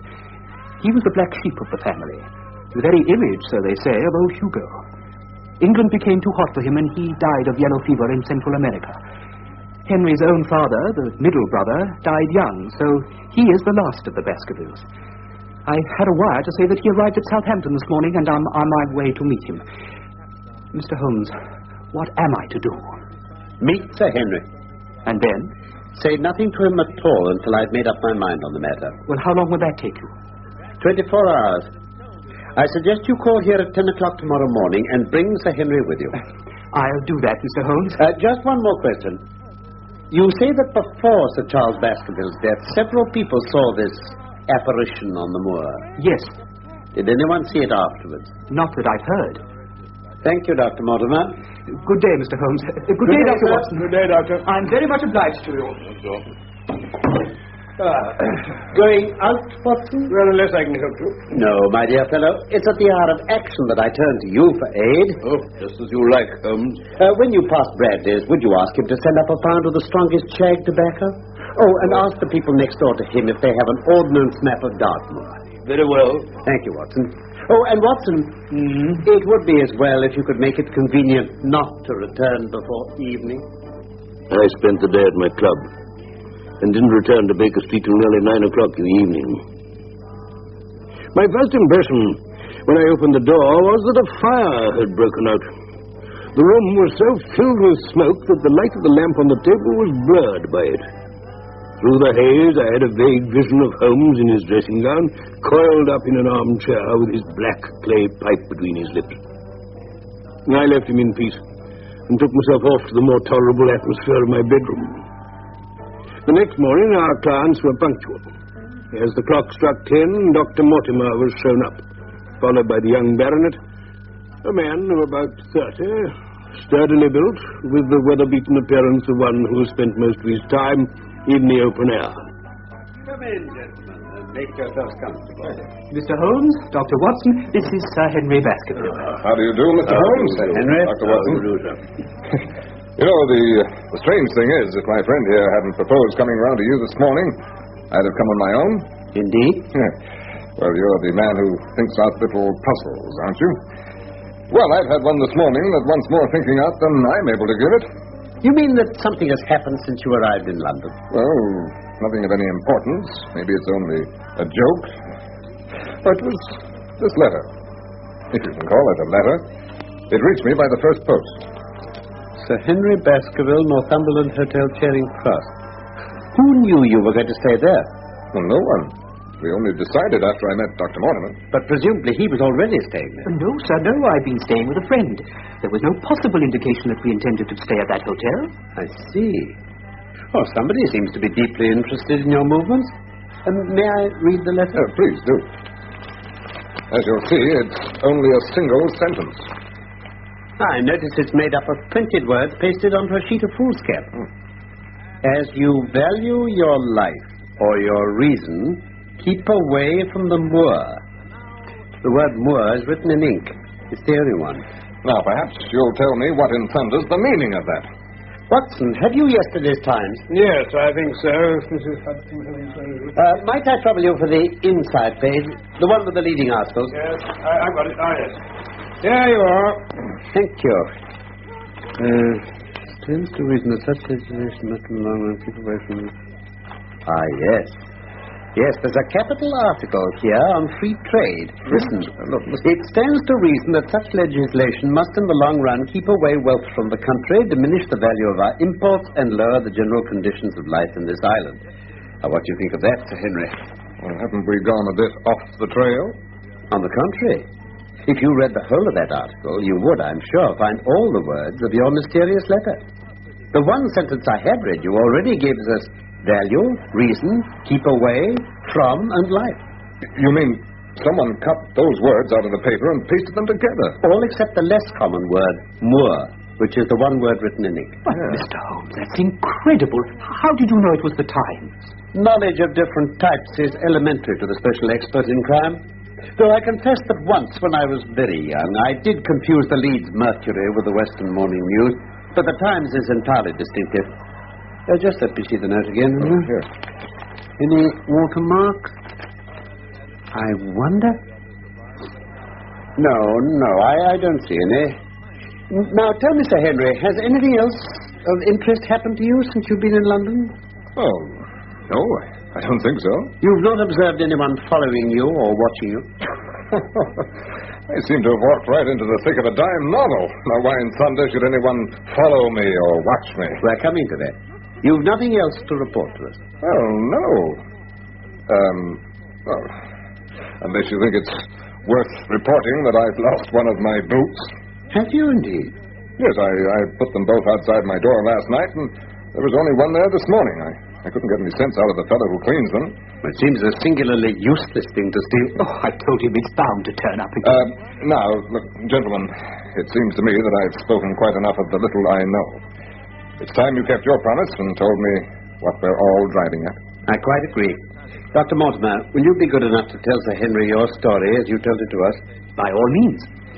It begins, Sir Henry, with this manuscript, which has been in the possession of your family for generations. Well, I seem to have come into an inheritance with a vengeance. Of course, I've heard of the hound since I was in the nursery, but I never thought of taking it seriously. But as to my uncle's death, I can't get it clear yet. You don't seem to have made up your minds whether it's a case for a policeman or a clergyman. Precisely. The point we have to decide now, though, Sir Henry, is whether or not it's advisable for you to go to Baskerville Hall. Why shouldn't I? There seems to be danger. You mean danger from the family fiend or danger from human beings? That's what we have to find out.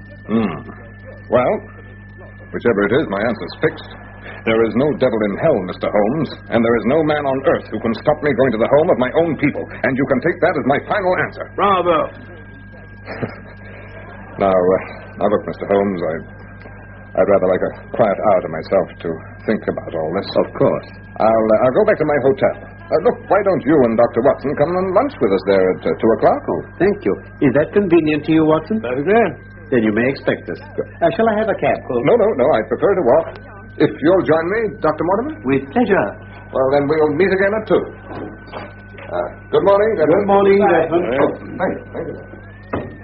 Well, he seems a good enough chap. Quick, Watson, while I get my frock coat. Watch at the window and see which way they go. What do you mean? Of course. Isn't it clear there are people at their tails? We must shadow them and see what happens.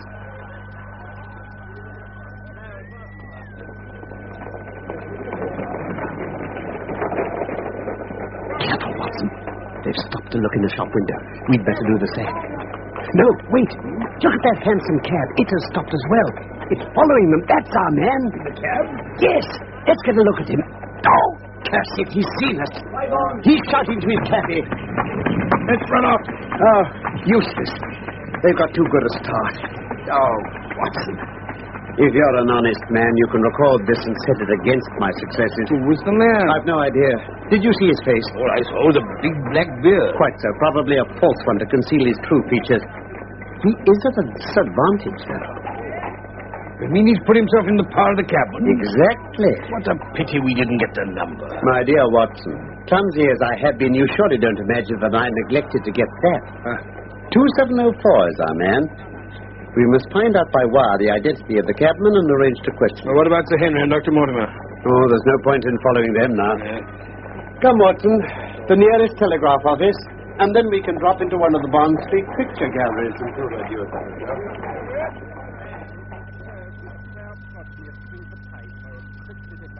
Mr. Holmes. It's just as well you're here. It seems to me they're playing me for a sucker in this hotel. They'll find they've started to monkey with the wrong man. Well, what's the trouble? Well, the first boot has been put back, but now another one is gone. Another one? Yes, an old black one this time. It's the last thing I'll lose in this den of thieves. What do you make of it, Mr. Holmes? I don't profess to understand it yet. This case of yours is very complex, Sir Henry. Did you know you were followed from my rooms this morning? Followed? By whom? Well, whoever he was, he informed the cabman that his name was Sherlock Holmes. Dr. Mortimer, have you among your acquaintances on Dartmoor any man with a black, full beard? Let me see. Yes.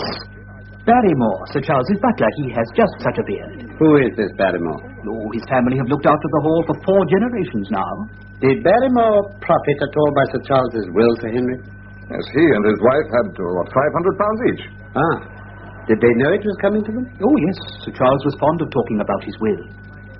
That's very interesting. I hope you don't suspect everyone who received a legacy from Sir Charles. I myself was left £1,000. Indeed? And anyone else? There were a number of small bequests to individuals and charities. The residue all went to Sir Henry here. Sir Henry, how much was the residue? £740,000. Really? I had no idea that so gigantic a sum was involved. It's a stake for which a man might well play a desperate game. One more question, Dr. Mortimer. If anything happened to our young friend here, you'll forgive the unpleasant hypothesis, who would inherit the estate? Some distant cousins named the Desmonds. James Desmond is an elderly clergyman in Westmoreland. I see. Tell me, Sir Henry, have the mysterious events of the last few hours caused you to change your mind about Baskerville Hall? Mr. Holmes, they have just made me all the more determined to go down there the very first moment I can. Then I only make one provision. You certainly must not go alone. Well, Dr. Mortimer's going with me. But Dr. Mortimer has his practice to attend to, and his house is miles away from yours. With all the goodwill in the world, he may not be able to help you. Now, Sir Henry, you must take somebody with you. A trusty man who'll be always by your side. Well, could you possibly come yourself, Mr. Holmes? If matters come to a crisis, I should endeavor to be present in person. But my extensive practice and the constant appeals that reach me make it impossible for me to be away from London indefinitely. Whom would you recommend, then? If my friend Dr. Watson would take it. There is no man better worth having at your side when you're in a tight place. No man can say so more confidently than I. Well, now, that's real kind of you, Dr. Watson. Look, if you'll come down to Baskerville Hall and see me through, I'll never forget it. I'll come with pleasure. I don't know how I can employ my time better. Excellent. Now, Watson, you will report very carefully to me. When a crisis comes, as it will do, I will direct you how to act. Yes. Could you start by Saturday? Does that suit, Dr. Watson? Oh, perfectly. Then on Saturday, unless you hear to the contrary, we shall meet at the 10:30 train from Paris.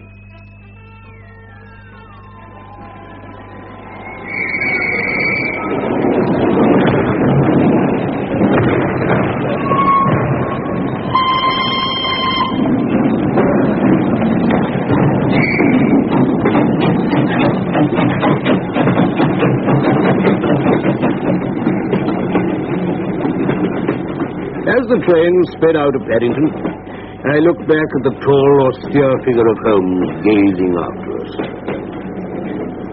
A pleasant journey it was.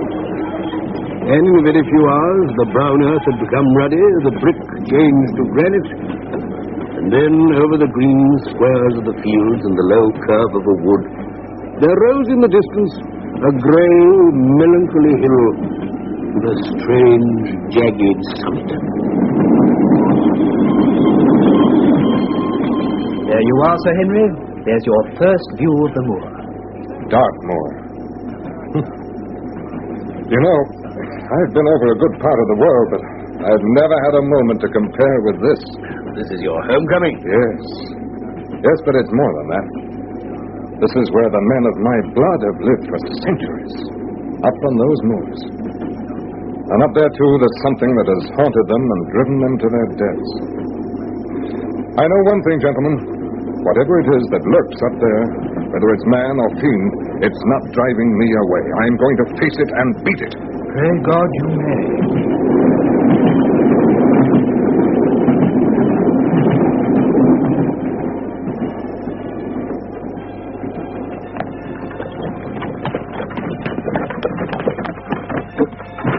wonderful country, isn't it, Doctor? Very beautiful. There's autumn in the air, though. Hello? What's this? What's the matter? Look, up there on the skyline. A man on horseback. Oh, with a rifle. Yes, he's watching our road. Perkins! What's that fellow doing up there with the gun? Oh, there's a convict escaped from the prison, sir. Oh? Been out there 3 days now. Warders are watching every road. They've had no sight of him yet. Farmers about here don't like it, sir, and that's a fact. Well, who is he then? Selden, the Notting Hill murderer. Who's he? I expect Dr. Watson remembers. Oh, I do indeed. Holmes took a great interest in it. It was a peculiarly brutal murder. The death sentence was commuted because there was some doubt as to the man's sanity. And he's somewhere out there hiding in a burrow like a wild beast. That's all this moor needs, gentlemen. I don't know if it's my imagination, but it's getting mighty cold.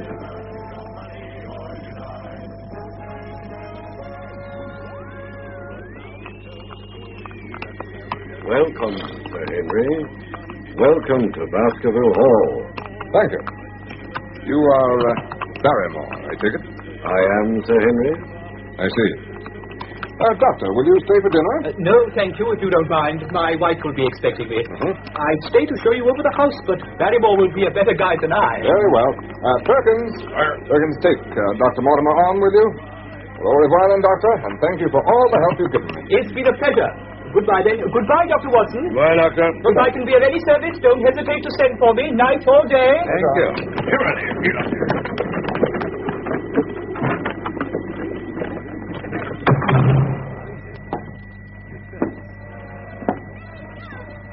Oh, Doctor, it's just as I imagined it.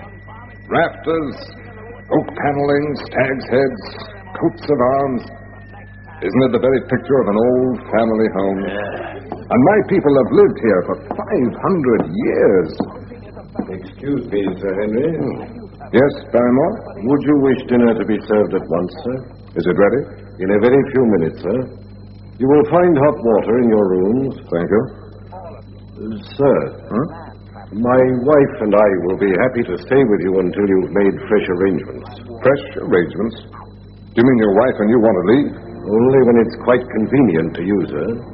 Well, I'd be sorry to start my life here by breaking an old family connection. I feel that too, sir, and so does my wife. Well, then what's the trouble?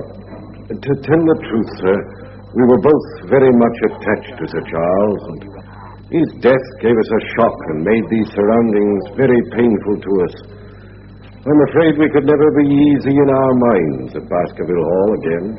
What do you plan to do? Well, I've no doubt, sir, we shall succeed in establishing ourselves in some business. Sir Charles's generosity has given us the means to do it. I see. And now, sir, perhaps I'd better show you to your room. That's the law. Then the law's wrong. I'm not going to argue. When I went to do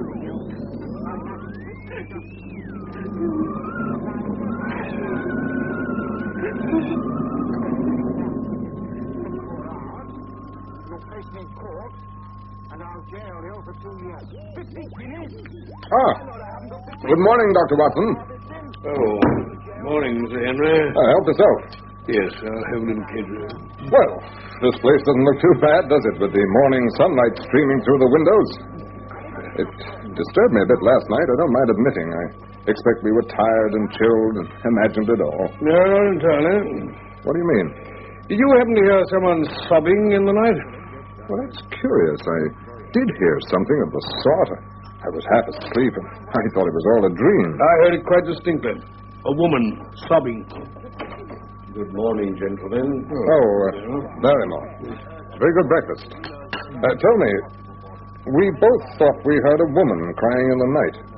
Do you know anything about it? No, Sir Henry. There are only two women here at night. One is the scullery maid who sleeps in the west wing, and the other is my wife. It certainly wasn't her. Can I bring you more coffee, sir? No, thank you. Very good, Sir Henry.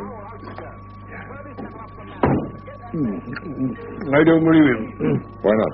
I passed Mrs. Barrymore on my way downstairs. Her eyes were red and swollen. It must have been her. Well, then her husband must have known. Yeah, exactly. Then why didn't he say so? And why was she crying? She doesn't look an emotional type. Do you think it was him following me in that cab in Regent Street? We'll soon find out. Oh, how? When we left you after lunch in London, Holmes sent a telegram to Barrymore with strict instructions that it was to be delivered personally to Barrymore or returned. I thought I'd walk over to Grimpen Post Office and have a word with the postmaster. He'll give me something to report to Holmes. Do you feel like a walk? No. I've got a lot of papers to attend to here. You go on your own. I'll see you back here for lunch. And with this making off into the darkness, his lordship lets off speed. See what your query is, sir. My boy took the telegram and gave it to Mrs. Barrymore. Why not to Mr. Barrymore himself, as instructed? He was up in the loft at the time. Did anyone see him? Well, surely his wife ought to know where he is. He got the telegram, didn't he? If there's any mistake, it's for Mr. Barrymore to complain. Yes. Excuse me, but isn't this Dr. Watson? Yes, but I don't think I have... Allow me to introduce myself. Stapleton of Merripit House. Stapleton, how do you do, sir? I expect you've heard my name from our mutual friend, Dr. Mortimer. Yes. I was just visiting him, and he pointed you out from the window of his surgery. We're homely folk on the moor, and don't wait for formal introductions. Right, sir. Yes. I hope Sir Henry is none the worse for his journey. He's very well, thank you. Excellent. You going back to Baskerville Hall now, Doctor? That was my intention. Then our roads lie together. And just over there, you can see the plume of smoke from here. That's where I live, Merripit House. It's only a moderate walk from the moor path. If you've a few minutes to spare, I should appreciate the honor of introducing you to my sister. I promised to get back to lunch. There was plenty of time. Well, then, I shall be delighted. Oh, come along, then.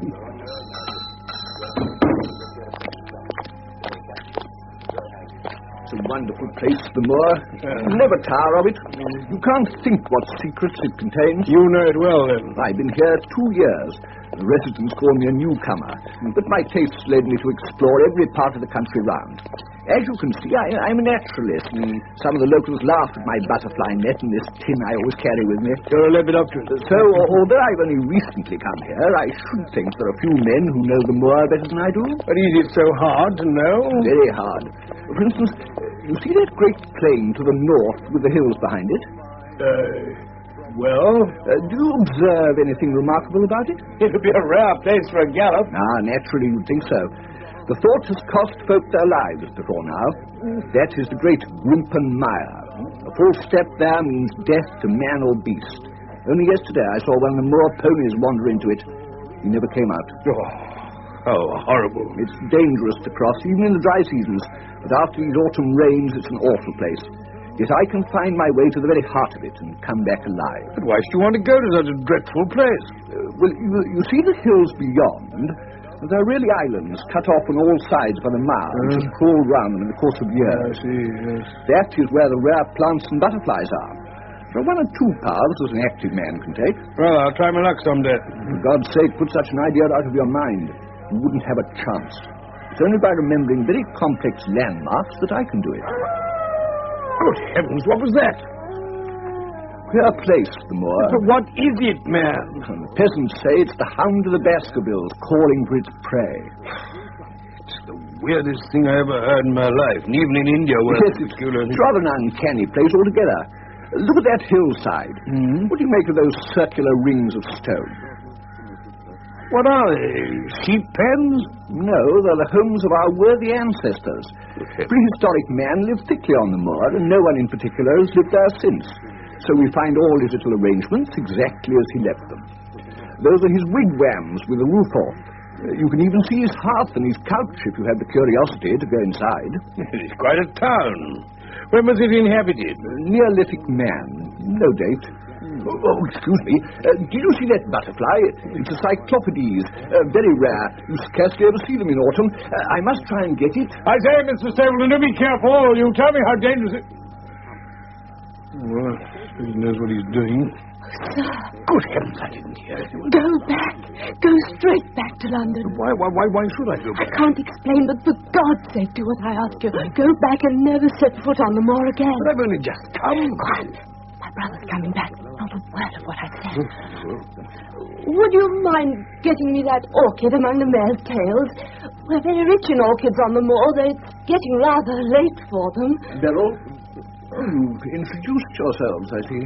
Yes, I was telling Sir Henry that the orchids are nearly over. That's not Sir Henry Baskerville. No, only a humble commoner. I'm his friend, Dr. Watson. Then we've been talking at cross purposes. Why, you hadn't very much time for talk. I talked as if Dr. Watson were a resident instead of just a visitor. It can't matter to him whether it's early or late for orchids. Never mind. Do please come and see Merripit House, Doctor. No, really, thank you. I promised Sir Henry he'll be waiting for me. Ah, well, it must be a pleasure deferred. Au revoir, Dr. Watson. Goodbye, sir. Come, Beryl.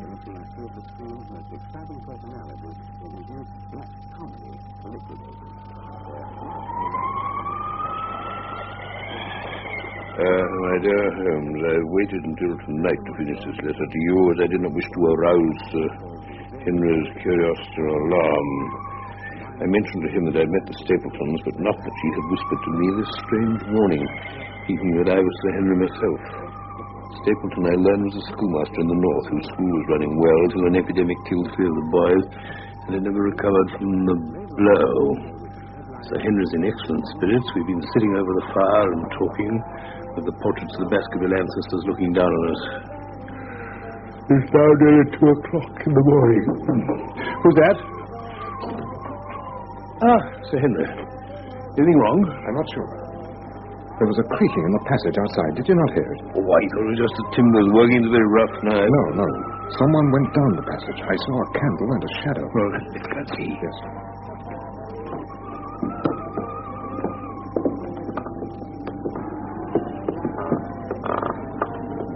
He went this way, round that corner. Come on, I'm with you. There you are. There's a light in one of those rooms. They're all empty. I went round them this morning. Shall we surprise him now? You stay here. I'll go and see.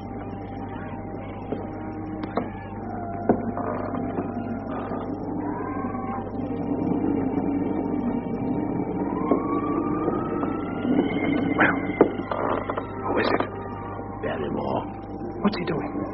Seems to be signaling with a candle, I should think, and staring out over the moor.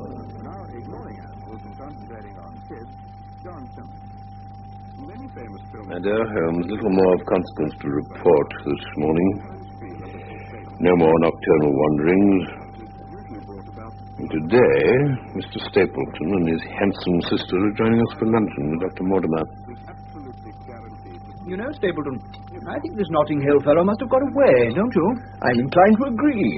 What on earth can he be living on out there? Unless he's catching the moor sheep. Well, I hope he has got away. The outlying farmers will sleep the better for it. But Miss Stapleton... Yes, Sir Henry. Well, what about you? I mean, I understand your house is very isolated. I wish you'd let me send over Perkins, my groom, to sleep at your house till we know it's all well. Well, I think No, Sir Henry. You're very kind, but I won't hear of it. The fellow's either left the district or else he's stumbled into Grimpen Mire. As you please, Mr. Stapleton. Miss Stapleton, would you care for a little more wine? No, thank you, Sir Henry. Evening. Holmes, a new complication. If we had not enough, Sir Henry had shown an obvious attachment to Mr. Stapleton's sister. This was clear enough at our first luncheon party, of which I wrote to you earlier, and equally clear was Mr. Stapleton's hostility. Now the thing has moved further. A meeting on the moors between Sir Henry and the sister, interrupted with angry words by the jealous Mr. Stapleton. Otherwise, nothing, but we listen every night for Barrymore to repeat his strange behavior. Not too easy in an old house like this to know a human footstep from the creaking of the timbers. But next time...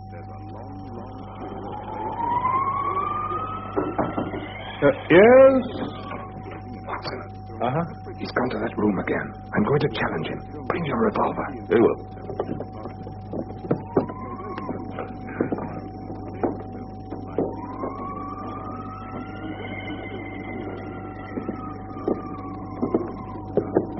Ready? Yes. Hey, Barrymore, what are you doing here? Nothing, sir. Nothing. It was the window. I go around at night to see that they're fastened. On the second floor. Now, look here, Barrymore. We're going to have the truth out of you. What were you doing at that window? I wasn't doing no harm, sir. He must have been holding that candle as a signal.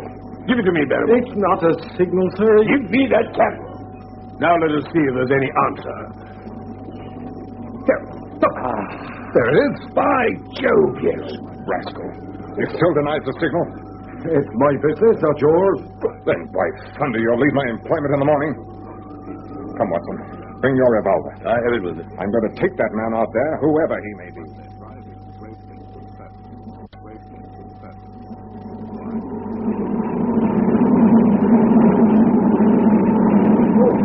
Oh, this is bitter wind, Watson. Yeah. Now, where was that answering light, do you think? Further up, I feel sure, by the Neolithic hut circle. Good heavens! What's that, Watson? I don't know. I heard it once before. It's a sound they have on the moor. Watson, it was the cry of a hound. The hound of the Baskervilles.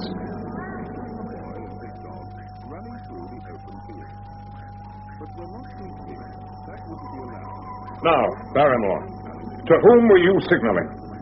Dr. Watson and I go out onto the moor and find some filthy remnants of food and shelter. Who left them there? Don't ask me, Sir Henry. Don't ask me. I give you my word, sir. It's not my secret. By thunder, Barrymore. Aren't you ashamed of yourself? Your family has lived with mine under this roof for over 100 years. And here I find you deep in some plot against me. No. No, sir. Not against you. Mrs. Barrymore, why have you come here? Oh, let me speak, sir. No good, Eliza. We have to go. That's the end of it. You can pack our things. Oh, John. It's my doing, Sir Henry. He's done nothing except for my sake. I asked him to do it. Well, speak out then. What does it mean? My brother is starving out there on the moor. Your brother? We can't let him perish at our very gate, sir. Our light is a signal we have food for him. Then your brother is... The escaped convict, sir. Selden. The criminal. Incredible. Is this true, Barrymore? It is, Sir Henry, every word of it. Well, I can't blame you for standing by your own wife, but you must see the man's a public danger. I give you my word, sir. You'll never trouble anybody in this country again. Well, how can you say that? In a very few days, sir, he'll be on his way to South America. If he can only lie quiet till the ship's ready for him. I beg you not to let the police know he's still on the moor. What do you say, Watson? Well, if he were safely out of the country, it would relieve the taxpayer of a burden. Yes, that's true, I suppose. I guess we're aiding and abetting a felony, eh, Watson? Yes, I'm afraid so. All the same, I don't feel now I can give the man up, and that's an end of it. Oh, sir. Sir Henry. Yes? What is it now? You've been so kind to us, sir, that I should like to do the best I can in return. I know something. What do you mean? It's about poor Sir Charles's death, sir. What? Do you know how he died? No, sir, I don't know that. Well, what then? I know why he was at the gate. Why? Why? To meet a woman. A woman? Yes, sir. Well, what was her name? I can't give you that, sir, but I can give you her initials. They were L.L. How do you know that? Well, sir, your uncle had a letter that morning. It was from Coon Tracy and addressed in a woman's hand. Well?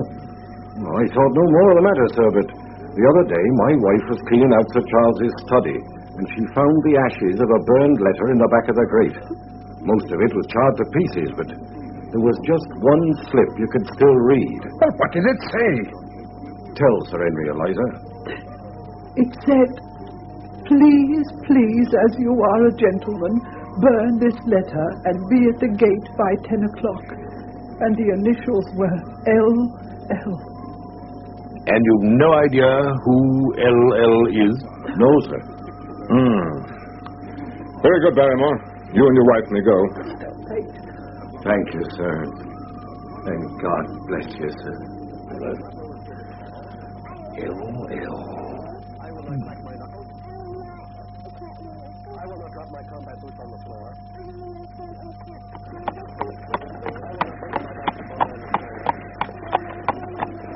Good day, Doctor. Ah, Dr. Mortimer.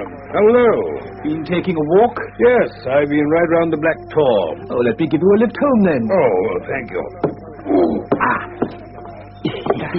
That old Josiah bullet does bother me occasionally. Ah, yes. Very damp down here, of course. Yes. Yep.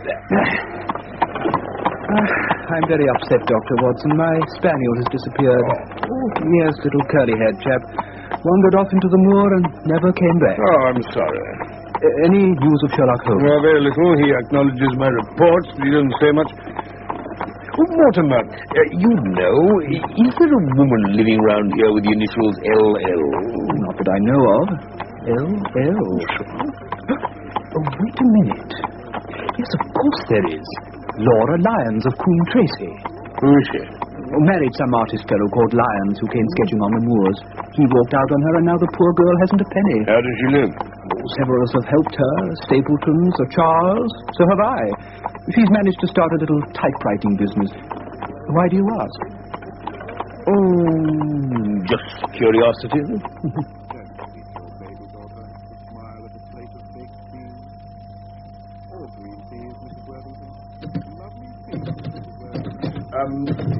Mrs. Lyons? I don't think we've met, Mr... Dr. Watson. Oh, how do you do? How do you do? It was about the late Sir Charles Baskerville that I've come to see you. What can I tell you about him? You knew him, didn't you? Yes. I owe a great deal to his kindness. Did you correspond with him? What is the object of this interrogation? To avoid a public scandal. Yes. I did write once or twice to Sir Charles to acknowledge his generosity. How did he know enough about your affairs to be able to help you? Through my friend, Mr. Stapleton. Did you ever write to Sir Charles asking him to meet you? Really, sir? That's an extraordinary question. I'm sorry, madam. I must repeat it. Then I answer, certainly not. Not on the very day of Sir Charles's death? No. Surely your memory deceives you.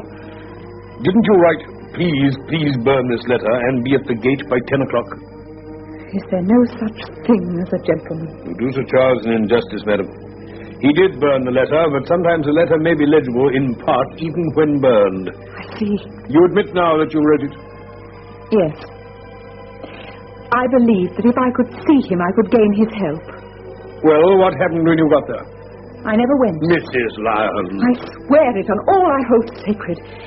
Something intervened to prevent my going. What? That is a private matter. Why were you so pressing that Sir Charles should destroy the letter? Dr. Watson, I've told you. The matter is a private... All the more reason to avoid a public investigation. You probably know that I made a rash marriage and have had reason to regret it. Yes, I've heard something of the kind. My husband has made my life one incessant persecution. Oh, dear. I'd learned that there was a possibility of regaining my freedom if certain expenses could be met. And I thought that if Sir Charles heard the story from my own lips, he might help me. Then why didn't you go? Because I received help in the interval from another source. Then why didn't you write to Sir Charles and explain? I was going to. Then the next morning, I heard that he had died.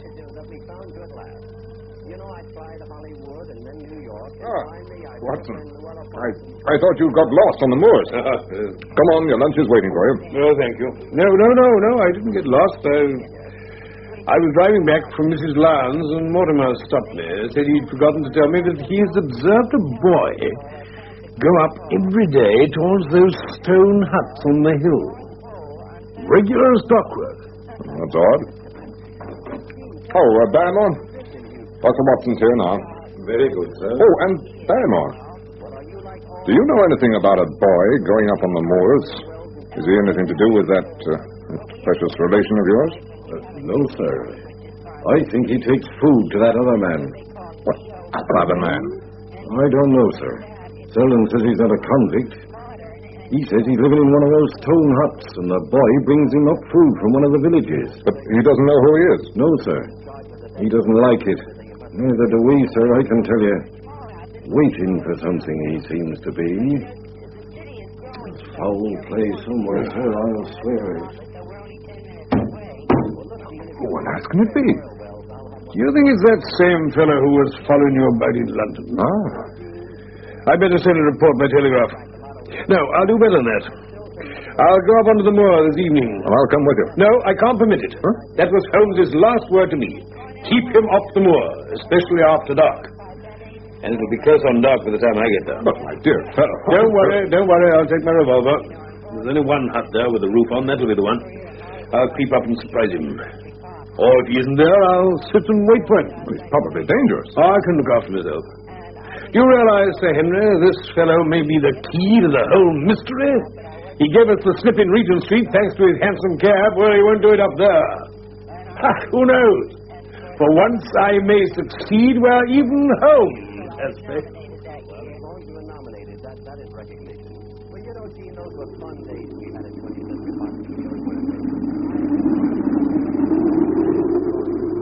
The sun was already sinking when I reached the summit. Down beneath me, in the cleft, was a circle of old stone huts. One with sufficient roof to act as a screen against the weather. I went down to it, threw away my cigarette, closed my hand on my revolver, and went in. It was empty. But there were ample signs that this was where the man lived. With tingling nerves, I sat in the dark recesses of the hut and waited for the coming of its tenant. Then, at last, I heard it. At last. It's a lovely evening, wasn't it? I really think you'd be more comfortable outside than in. Holmes! Holmes! And please be careful with that revolver. Oh, my dear Holmes, I was never more glad to see anyone in my life. How did you know I was in there? Watson, if you seriously desire to surprise me, you must change your tobacconist. Oh, my cigarette in? Yes. You threw it down, no doubt, at that supreme moment when you charged into the empty hut. Holmes, how in the name of wonder did you get here? I thought you were in Baker Street working on that case of blackmailing. That was what I wished you to. Oh, so you use me but don't trust me. I think I've deserved better at your hands, Holmes. Oh, my dear fellow, you've been invaluable as always. You must forgive me. If I'd been with you, it would have put our opponents on their guard. So my reports have all been wasted? Not a bit of it. I made excellent arrangements. Your reports were only delayed one day on their way. So unless anything of consequence has happened today... Ah, then at least I have some news for you.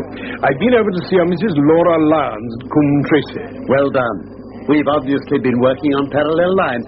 What did you learn? Well, she made an appointment with Sir Charles at the gate. She admits that. She wanted money to help her divorce. But she never went. Something happened to make her change her mind, but she wouldn't tell me what. She also said that she first got in touch with Sir Charles through Stapleton. Ah, now that's important. It bridges the gap. You're aware, I suppose, that there's a close intimacy between the lady and Stapleton. Oh, I didn't know that. There's no doubt about it. Now, this puts a very powerful weapon into our hands. If I can only use it to detach Stapleton's wife. His wife? Why, yes. The lady who passes for his sister is his wife. Good heavens, why the elaborate deception? Because he foresaw that she'd be more used to him as a free woman. Then, is he our enemy? Was it he who dogged us in London? So I read the riddle. And the warning letter, that must have come from her. Exactly. But Holmes, how do you know this woman's his wife? Because he so far forgot himself as to give you a true piece of autobiography when he first met you. There's no one easier to trace than a schoolmaster. Then where does Mrs. Laura Lyons come in? That's where your interviewer shed a light. I didn't know about her projected divorce. It means that if she thought Stapleton was unmarried, she counted no doubt on becoming his wife. And when she's undeceived? Why, then, we may find the lady of service. But don't you think you're away from your charge rather long, Watson? It's dark already. Your place is at Baskerville Hall. Holmes, one last question. What's the meaning of it all? What's Stapleton after? It is murder, Watson. Refined, cold-blooded, deliberate murder. Don't ask me for particulars. My nets are closing on him even as his are on Sir Henry. He's almost at our mercy. Listen! My God, what's that? Where is it? The hound! Great heavens, if we're too late! Come, Watson, come!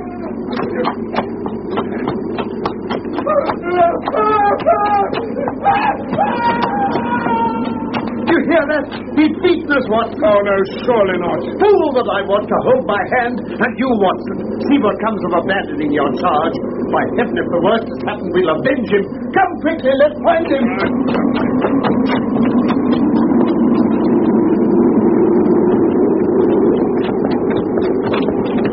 Yes. Yes. It's Sir Henry, poor devil. Do you remember? That's the suit he wore when he first came to our rooms in Baker Street. Yes, indeed. Oh, his skull's crushed. Oh, the brute! Holmes, I shall never forgive myself. I'm more to blame than you, Watson. But how could I know that he'd risked his life on the moor in the face of all my warnings? Well, this brute of a hound that drove him to death. He may be lurking among the rocks at this very moment. Worst step, he shall answer for this. He shall. I'll see to that. There's a light in his cottage. Why don't we go and seize him at once? No. Our case is not complete. One false move and he may escape us yet. All we can do now is to perform the last offices for our poor friend. Come on, Watson. Yes. Help me to turn him over onto his back. And then we can... Good heavens, Holmes, are you mad? Watson, look! This man has a beard. Beard? It's not the baronet at all. It's... Why? It's my neighbor, the convict. The suit, it's Sir Henry's, you said so. Oh, of course, now I see it. He gave Barrymore some of his suits, and Barrymore must have passed them on to Selden. Then the clothes have been the poor fellow's death. Obviously, the hound was laid on from some article of Sir Henry's. The boot that was stolen at the hotel? Probably. There's one curious thing, though. It was dark. So how did Selden know the hound was on his trail? Must have heard it. That wouldn't make a hard man like Selden scream with terror. How did he know? Hello, Watson. What's this? Here's Stapleton himself, by all that's wonderful and audacious. Careful now, not a word to show your suspicions. Why, Dr. Watson, that's you, is it not? Yes. You're the last person I should have expected to see on the moor at this time of night. But, dear me, what's this? Somebody hurt? Not... Don't tell me it's our friend, Sir Henry. What a terrible... Who's this? Selden. The man who escaped from Princetown. Oh, dear me, but how? He appears to have broken his neck by falling over these rocks. My friend and I were strolling on the moor when we heard a cry. Oh, so did I. That's what brought me out. I was uneasy about Sir Henry. Why about Sir Henry in particular? Because I had suggested he should come over. I see. By the way, did you hear anything else besides a cry? No. Did you? No. What do you mean, then? Oh, you know the stories the peasants tell about a phantom hound. I wondered if there was any evidence of such a sound tonight. No, we heard nothing of the kind. What's your theory of this poor fellow's death, Mr. Holmes? You are quick at identification. We've been expecting you in these parts since Dr. Watson came down. You're in time to see a tragedy. Yes, indeed. I shall take an unpleasant remembrance back with me to London tomorrow. Oh, you'll return tomorrow? That is my intention. I do hope your visit has cast some light on these occurrences that are puzzling us all. One cannot always have the success for which one hopes. It has not been a satisfactory case. I would suggest carrying this poor fellow back to my house, but it'd give my sister such a fright. So I think if we put something over his face, he'll be safe until morning. Yes. His coat.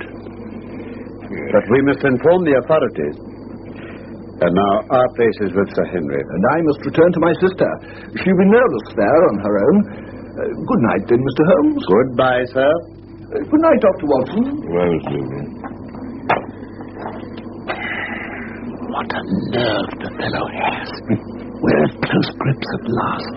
Sorry he's seen you. So was I at first, but there was no getting out of it. How will it affect him, do you think? It may make him more cautious, or it may drive him to desperate measures.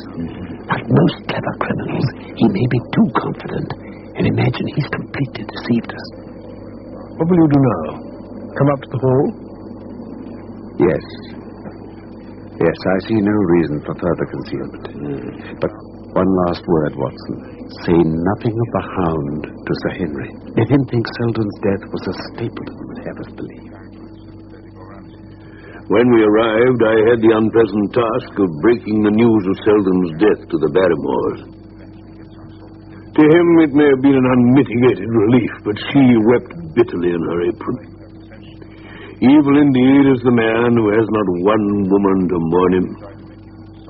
Sir Henry raised his eyebrows when he found that Holmes had no luggage and no explanation for his absence, but between us we soon supplied his wants and sat down to a belated supper.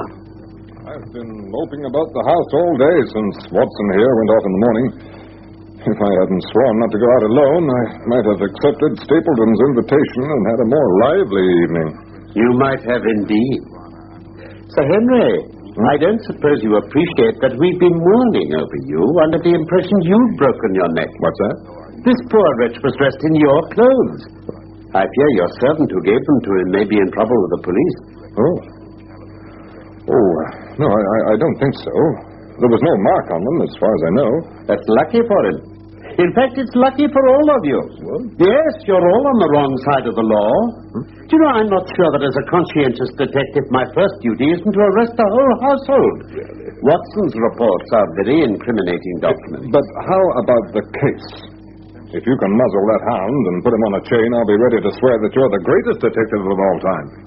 I think I can do it. If you give me your help. I'll do whatever you tell me. Very good. I shall ask you to do it blindly, without asking the reason. Just as you like. If you'll do this, I think the chances are that... What's the matter, Holmes? I was admiring your family portraits. They are all family portraits. The West Indies. And the man with the blue coat and roll of paper is Sir William Baskerville, who was chairman of committees in the House of Commons under Pitt. And this cavalier in the black velvet and the lace.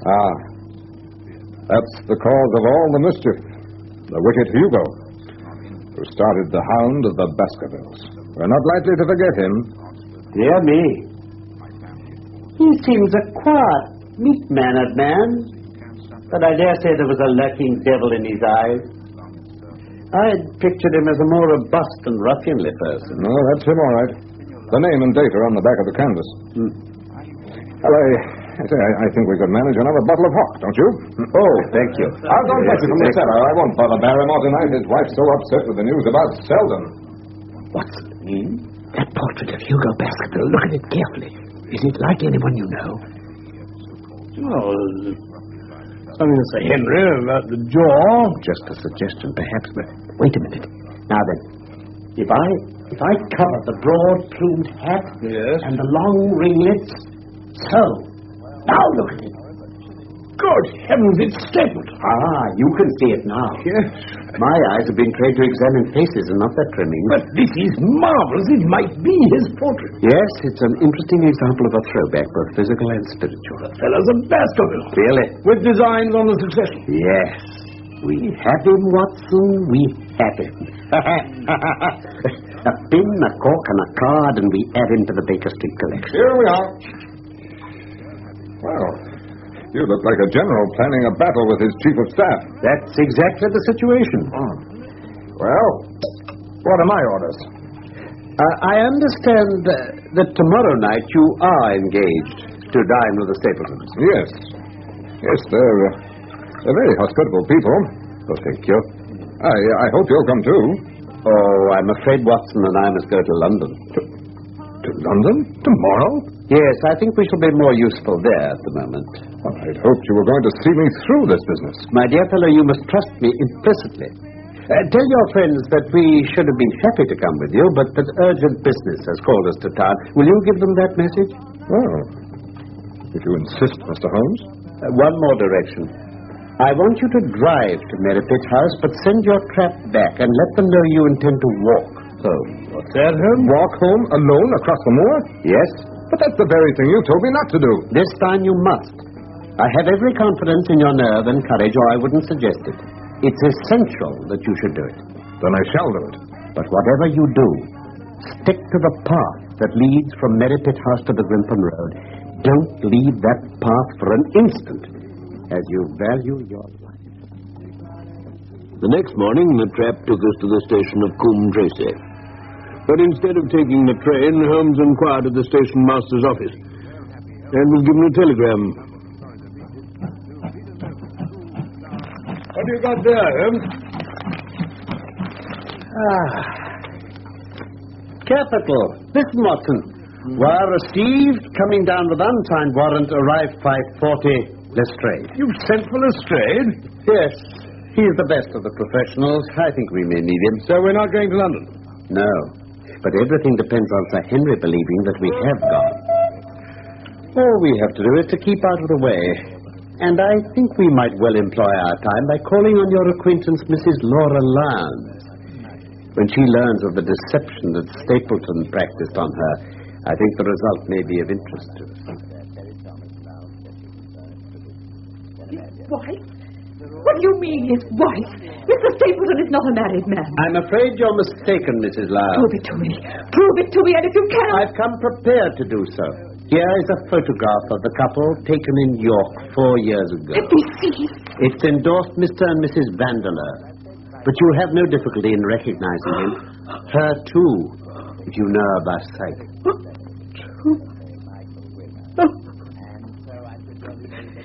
Mr. Holmes, this man offered me marriage if I could get a divorce from my husband. He has lied to me. He has indeed. Ask me what you like. I'll hold nothing back. Very well. Was the sending of the letter to Sir Charles suggested to you by Stapleton? He dictated it. So that you could meet the legal expenses of your divorce? Yes. And then, after you had sent the letter, he dissuaded you from keeping the appointment? Yes. He told me it would hurt his self-respect if anyone else found the money. And later, after Sir Charles's death, he made you remain silent about your appointment?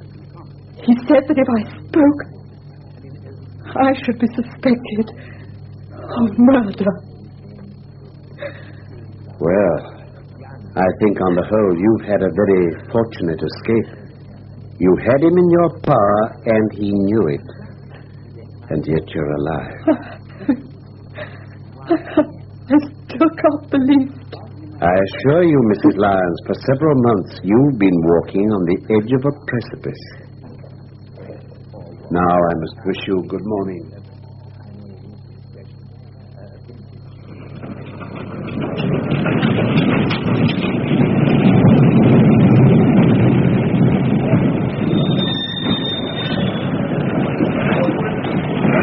There he is. Good evening, Lestrade. Holmes. Good evening to you. Good evening, Dr. Watson. How do you do, Lestrade? Got anything good, gentlemen? The biggest thing for years. Well, we have 2 hours before we need think of starting. I think we might employ it in getting some dinner, don't you? Suits me. And then, Lestrade, we'll take the London fog out of your throat by giving you a breath of the pure night air of Dartmoor. Because I've never been on Dartmoor. Well, I don't suppose you'll forget your first visit. Come along.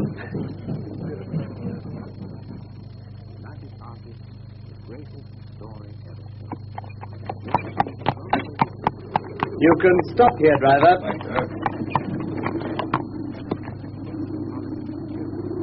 We'll proceed on foot from this point. Now, I'll settle with the driver and send him off. Now then, driver, thank you for a very pleasant... My word, Doctor. Yes, got a bite to it. You're on the open moor. There's dampness in it, too, though. Yes, well, just down there is the great Grimpen Mire. Where the fog is? Yes, that's right. One of the most dangerous places on Dartmoor. Are you armed, Lestrade? As long as I have my trousers, I have a hip pocket. As long as I have a hip pocket, I have something in it. But you're mighty close about this affair, Mr. Holmes. What's the game? A waiting game. My word, it's not a very cheerful place, is it? Just dark and empty. Except for that light over there. That's Merripit House. And the end of our journey. Now, I'll lead the way along the moor path. I must ask you to walk on tiptoe and not to raise your voices.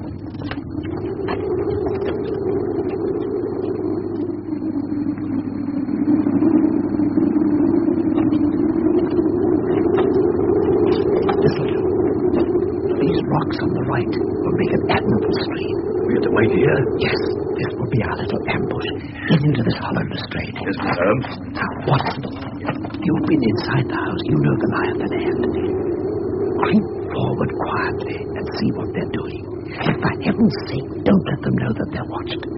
All right, Holmes.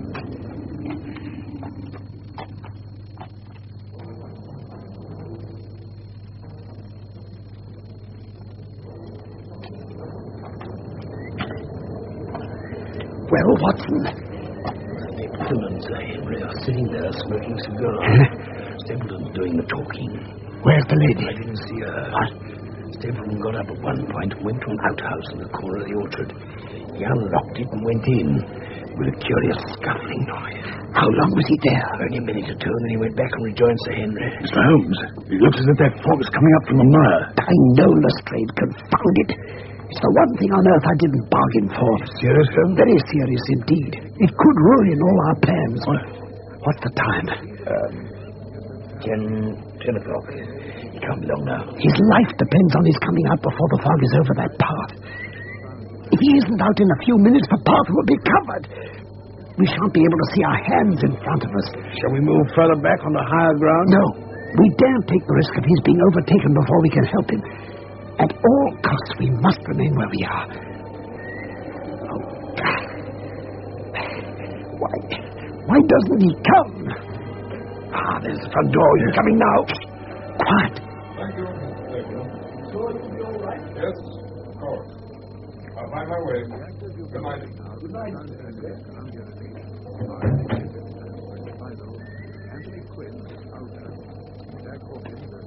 Here he comes. Shall we go to him? No. Have your pistols ready. Right, Mr. Holmes.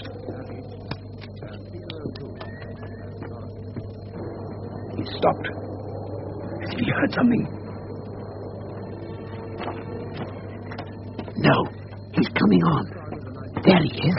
Looking over his shoulder. He's terrified.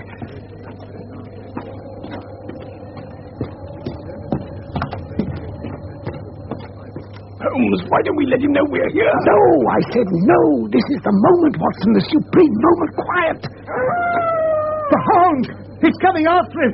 But where? Oh, confound this fog! Holmes, look there! It's house died! The thing's on fire! Merciful God! It's somebody out of hell! There! He's on him! Got it! Well done, Watson. The thing's mortal. If we can wound it, we can kill him. Come on now, both of you.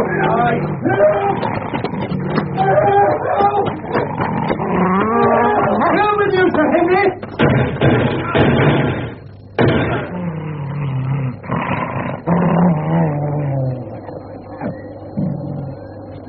It's dead. Watson, see to Sir Henry. Oh, he's fainted. He'll recover, though. We were just in time. Here's a flask of brandy. Oh, thank you, Lestrade. Get some of this, Danny. Steady. You're all right. Come. Have a little more. My God. What was it? In heaven's name, what was it? Whatever it was, it's dead. We've laid the family ghost once and for all. Look at the size of the brute. Oh, those dreadful flames. Even now, the mouth's on fire. And the eyes. Look at the eyes. Oh, don't worry. It's phosphorus. Look, I've got it in my fingers now. Phosphorus? Yes, and a very cunning preparation of it. There's no smell to interfere with the animal's power of scent. Oh, Sir Henry, we owe you a deep apology. I was prepared for a hound, but not for such a creature as this. You saved my life. Having first endangered. Watson, give me another mouthful of that brandy. Come on, here we are. Have a good drink. That's it. Oh, that's better. That's better. Now, you'll help me up a little. That's it. Yes, thank you. Stand right. Yes, thank you. What do you propose to do now? To leave you here. You're not fit for further adventures tonight. If you wait, one or other of us will go back with you to the hall. Right. Now, we must finish our work. We have our case. We only want our man. Watson, Lestrade, come along. Every moment's of importance to Merripit House. Right,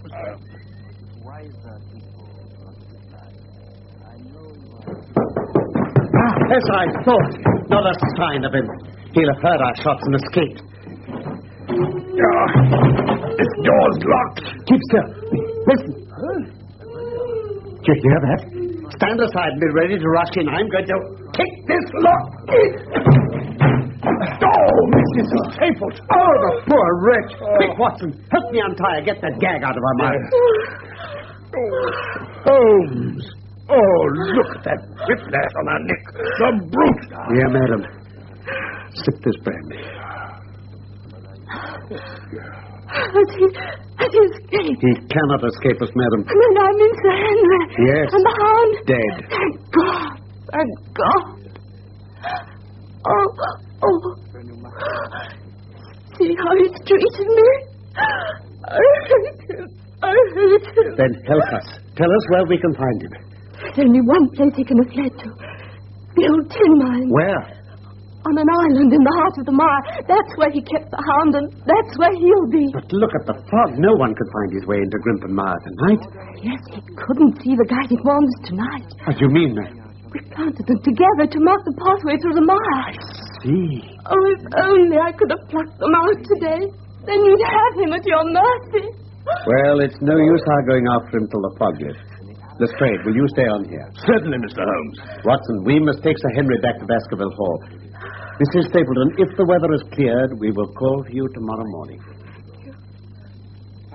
The next morning, Mrs. Stapleton guided Holmes, Lestrade, and myself to the edge of the bog. We left her standing on the firm, peaty soil and began to follow the small wands that showed the zigzagging path through the foul quagmire. Its grip clutched at our heels as we walked, as if some malignant hand were tugging us down. We're nearly there, Watson. Thank you for that, Lestrade. Gives you a good firm London pavement every time. Hello? What? Look, Watson. There's something in the mud. Just to the right. Yeah, now leave it, Holmes. You'll get caught. Look out, sir.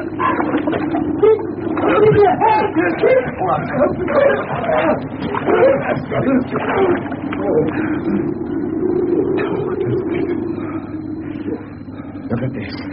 An old boot? Why risk your life for that, sir? Look at the maker's name, Watson. Yes. Myers, Toronto. Exactly. Wasn't that worth a mud bar? Sir Henry's missing boot. The one that was stolen from his London hotel. Stapleton must have used it to set the hound on his track and then thrown it away in his flight when he knew the game was up. He got as far as here, then? Yes. Come on. Let's see what else we can learn. Let's see. It can't be that far now.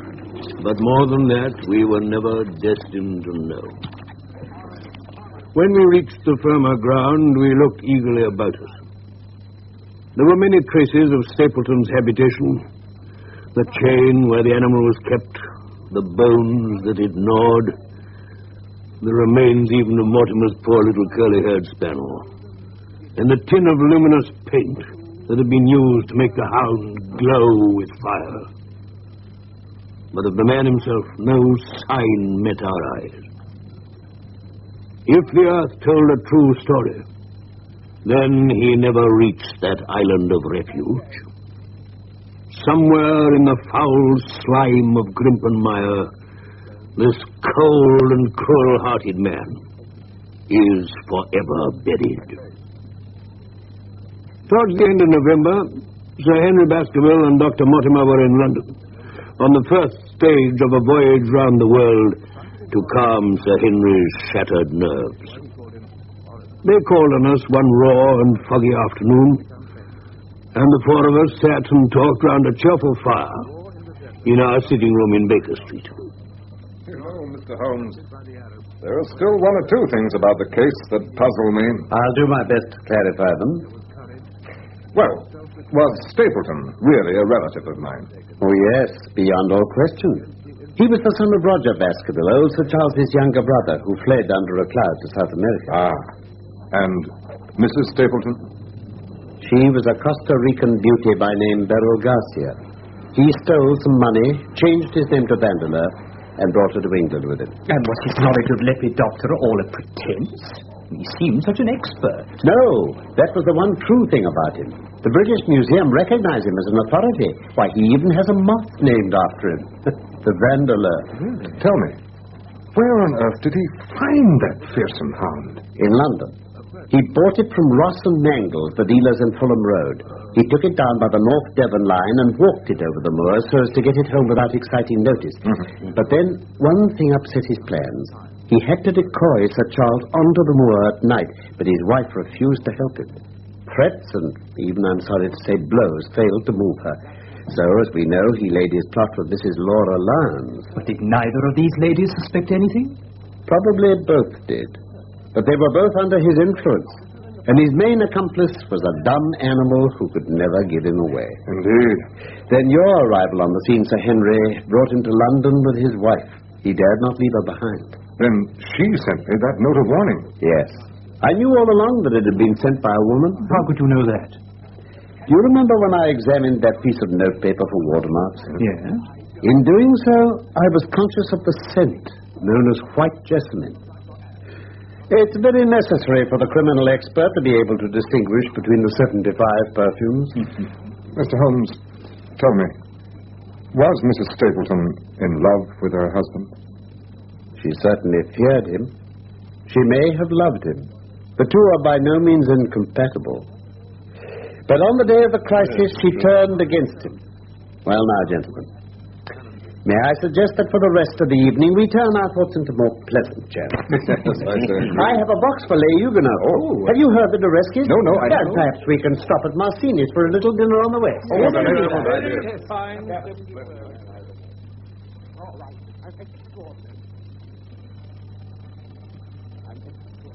That was The Hound of the Baskervilles by Sir Arthur Conan Doyle, adapted for radio by Felix Felton. Sherlock Holmes was played by Carlton Hobbs and Dr. Watson by Norman Shelley.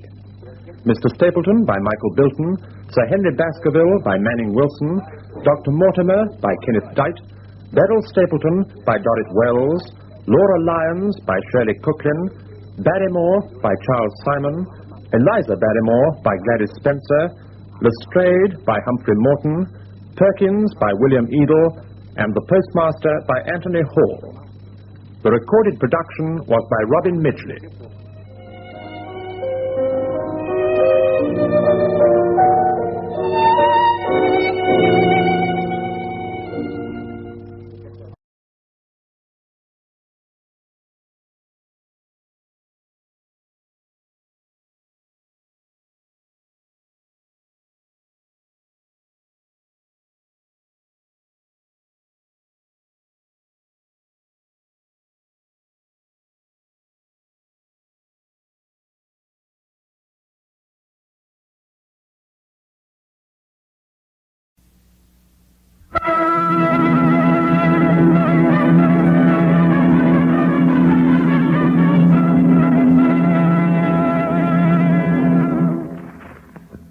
Let us sit upon the ground and tell sad stories of the death of kings.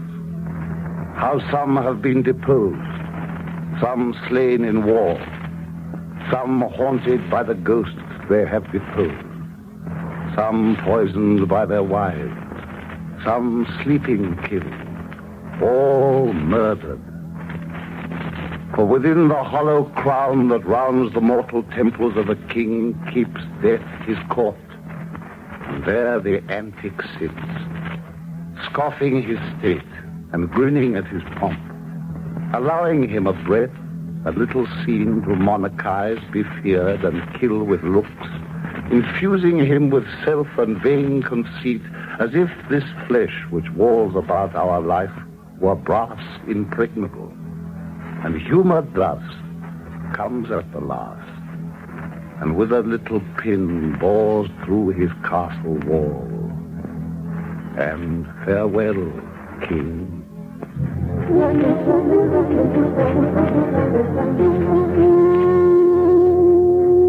Today, and again next Sunday at the same time, the Columbia Workshop, radio's foremost laboratory of writing and production techniques, has the honor to present the Old Vic Theatre Company of London, England.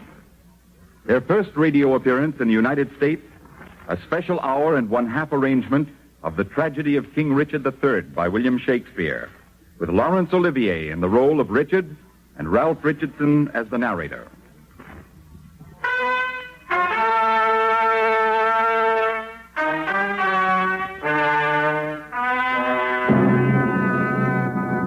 The musical score is original with and is conducted by Herbert Menges. The Old Vic Theatre Company is directed by John Burrow, who has, for these workshop broadcasts, the association of Richard Sanville of CBS. The text was prepared for radio by James and Elizabeth Hart.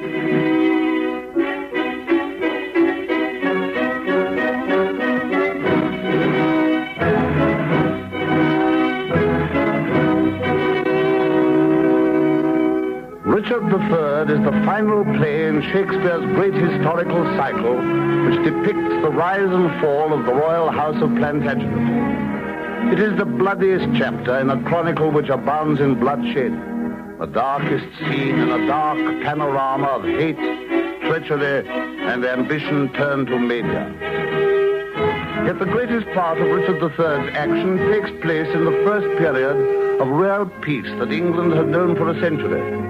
The interminable wars with France were over. Just over, too, was the long and terrible struggle for the English crown between the Lancastrian and the Yorkist branches of the royal house, called the Wars of the Roses. If Richard III touches deeper chords of terror than the preceding plays, the reason is not to be found in the greater violence of the historic events it traces, but in the character of Richard himself. Here is Richard.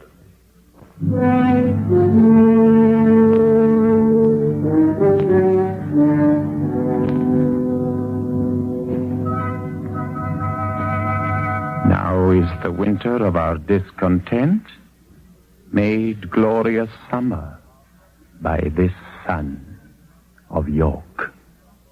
And all the clouds that lowered upon our house in the deep bosom of the ocean buried. Now are our brows bound with victorious wreaths, our bruised arms hung up for monuments, our stern alarums changed to merry meetings, our dreadful marches to delightful measures. Grim-visaged war has smoothed his wrinkled front. And now, instead of mounting barbed steeds to fright the souls of fearful adversaries, he capers nimbly in a lady's chamber to the lascivious pleasing of a lute. But I, that am not shaped for sportive tricks, nor made to court an amorous looking glass, I that am rudely stamped and want love's majesty to strut before a wanton ambling nymph, I that am curtailed of this fair proportion, cheated of feature by dissembling nature, deformed, unfinished, sent before my time into this breathing world, scarce half made up, and that so lamely and unfashionable that dogs bark at me as I halt by them. Why, love forswore me in my mother's womb, and for I should not deal in her soft laws, she did corrupt frail nature with some bribe to shrink mine arm up like a withered shrub, to heap an envious mountain on my back, to shape my legs of an unequal size, to disproportion me in every part, like to a chaos or an unlicked bare whelp that carries no impression like the dam. Why, I, in this weak piping time of peace, have no delight to pass away the time, unless to spy my shadow in the sun, and descant on mine own deformity. Then, since this world affords no joy to me, but to command, to check, to o'erbear such as are of better person than myself, I'll make my heaven to dream upon the throne, and whiles I live to account this world but hell, until my misshaped trunk that bears this head be round impaled with a glorious crown. But yet I know not how to get the crown, for many lives stand between me and home, and I, like one lost in a thorny wood, that rents the thorns and is rent with the thorns, seeking a way and straying from the way, not knowing how to find the open air, but toiling desperately to find it out, torment myself to catch the English crown, and from that torment I will free myself, or hew my way out with a bloody axe. Why, I can smile and murder whiles I smile, and cry content to that which grieves my heart, and wet my cheeks with artificial tears, and frame my face to all occasions. I'll drown more sailors than the mermaid shall. I'll play the orator as well as Nestor, deceive more slyly than Ulysses could, and like a Sinon, take another Troy. I can add colors to the chameleon, change shapes with Proteus for advantages, and send the murderous Machiavel to school. Can I do this, and cannot get a crown? Tut, were it further off, I'd pluck it down.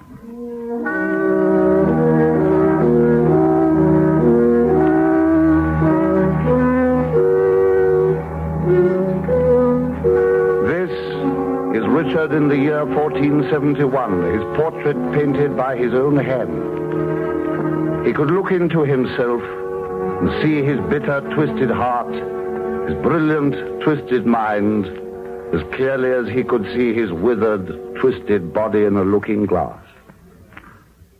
And though he was only Duke of Gloucester, King Edward's youngest brother, his succession barred by Edward's two sons and by the Duke of Clarence, his second eldest brother, it was already on the throne his sights were set. Though he was without wealth or property, he was already scheming to acquire both by marrying the woman who had more cause than anyone in the world to hate him. This woman was Anne, the daughter of the great Earl of Warwick, whom Richard's troops had slain in battle, daughter-in-law of Henry VI, the Lancastrian king, whom Richard had murdered in the Tower of London, widow of Henry's son, the Prince of Wales, whom Richard and his brothers had taken prisoner and stabbed to death.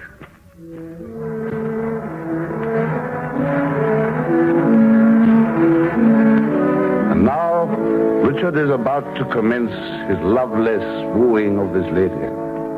Regard him as he stands in the shadow of a London doorway and watches her approach down the narrow street. Anne is escorting an open coffin in which lies the body of Henry VI, her father-in-law and Richard's victim. She is bound for the burial ground at Chertsey.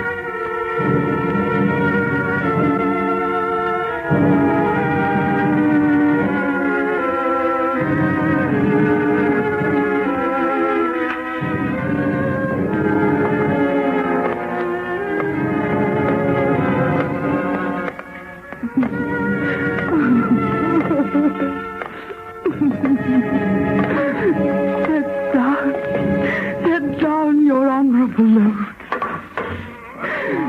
His honor may be shrouded in a hearse, whilst I, a while, obsequiously lament the untimely fall of virtuous Lancaster.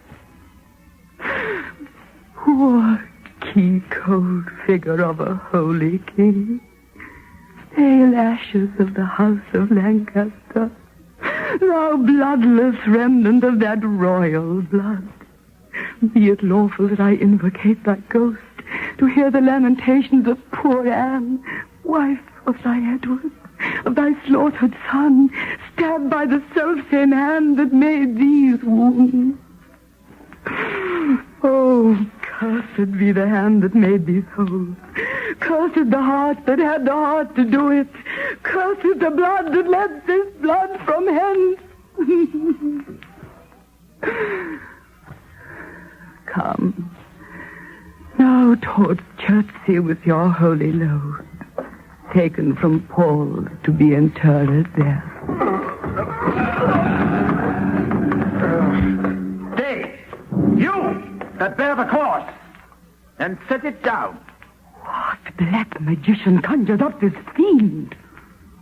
Villain, set down the cross, or by St. Paul, I'll make a cross of him that disobeys. What? Do you tremble? Are my gods afraid? And man, a dog, stand down when I command. Alas, I blame you not. For you are mortal, and mortal eyes cannot endure the devil.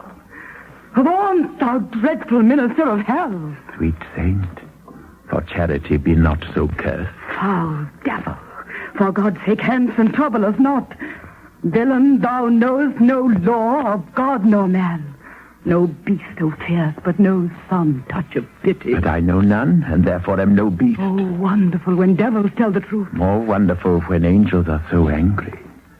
Vouchsafe divine perfection of a woman, to leave this keen encounter of our wits and fall somewhat into a slower method, is not the causer of the timeless deaths of these Plantagenets, Henry and Edward, as blameful as the executioner? Thou wast the cause, and most accursed effect. Your beauty was the cause of that effect. Your beauty that did haunt me in my sleep to undertake the death of all the world so I might live 1 hour in your sweet bosom. If I thought that, I tell thee, homicide, these nails should rend that beauty from my... These eyes could not endure that beauty's wrack. You should not blemish it if I stood by. As all the world is cheered by the sun, so I by that. It is my day, my life. Let night o'ershade thy day, and death thy life. Curse not thyself, fair creature. Thou art both. He that bereft thee, lady, of thy husband, did it to help thee to a better husband. Name him. Where is he? Here. Why dost thou spit at me? Would it were mortal poison for thy sake. Never came poison from so sweet a place. Never hung poison on a fouler toad. Out of my sight, thou dost infect mine eye. Teach not thy lips such scorn, for it was made for kissing, lady, not for such contempt. My tongue could never learn sweet smoothing words. But now thy beauty is proposed my fee, my proud heart sues and prompts my tongue to speak. If thy revengeful heart cannot forgive, lo, here I lend thee this sharp-pointed sword, which if thou please to hide in this true breast, and let the soul forth that adoreth thee, I lay it naked to the deadly stroke, and humbly beg the death upon my knee. Nay, do not pause, for I did kill King Henry, but 'twas thy beauty that provoked me. Nay, me up. Rise, dissembler. Though I wish thy death, I will not be thy execution. Then bid me kill myself, and I will do it. I have already. That was in thy rage. Speak it again, and even with the word, this hand which for thy love did kill thy love, shall for thy love kill a far truer love. Oh, I would I knew thy heart. 'Tis figured in my tongue. I fear me both are false. Say then, my peace is made. That shalt thou know hereafter. But shall I live in hope? Vouchsafe to wear this ring. To take is not to give. Look, how my ring encompasseth thy finger. Even so thy breast encloseth my poor heart. Wear both of them, for both of them are thine. Bid me farewell. 'Tis more than you deserve. But since you teach me how to flatter you, imagine I have said farewell already.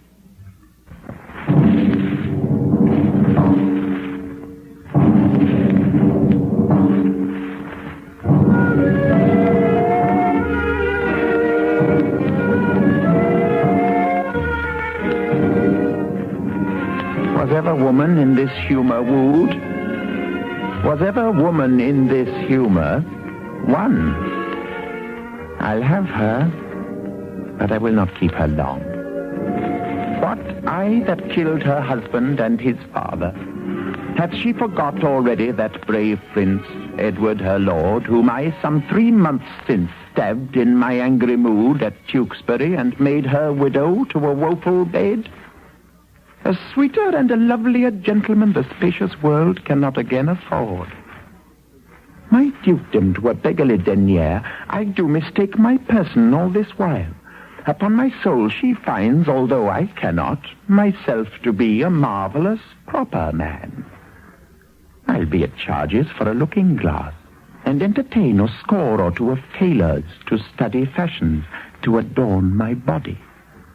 Since I am crept in favour with myself, I will maintain it with some little cost. Shine out, fair sun, till Clarence still breathes. Edward still lives and reigns. Clarence, beware, thou keep'st me from the light. But I will sort a pitchy day for thee. For I will buzz abroad such prophecies that Edward shall be fearful of his life, and then to purge his fear, I'll be thy death. Clarence, thy turn is next, and then the rest, counting myself but bad, till I be best.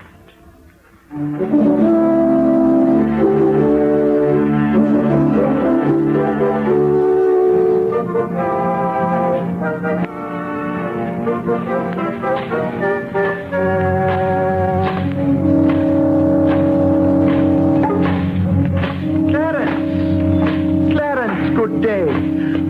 What means this armed guard? His Majesty, I beseech your graces both to pardon me. His Majesty has straitly given in charge that no man shall have private conference of what degree soever with your brother. You may partake of anything we say?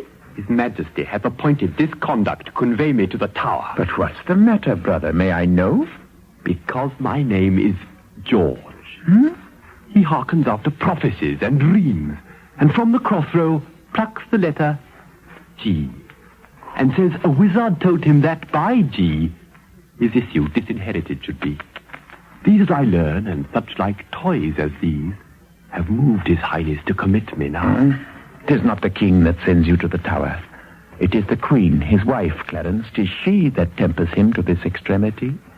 We are not safe, Clarence. We are not safe. By heaven, I think there is no man secure but the queen's kindred. I beseech your grace to pardon me, and withal forbear your conference with the noble duke. We are the queen's abjects and must obey. Brother, farewell. I will unto the king. Meantime, this deep disgrace in brotherhood touches me deeper than you can imagine. Well, your imprisonment shall not be long. I will deliver you. Meantime, have patience. I must perforce. Farewell. Farewell.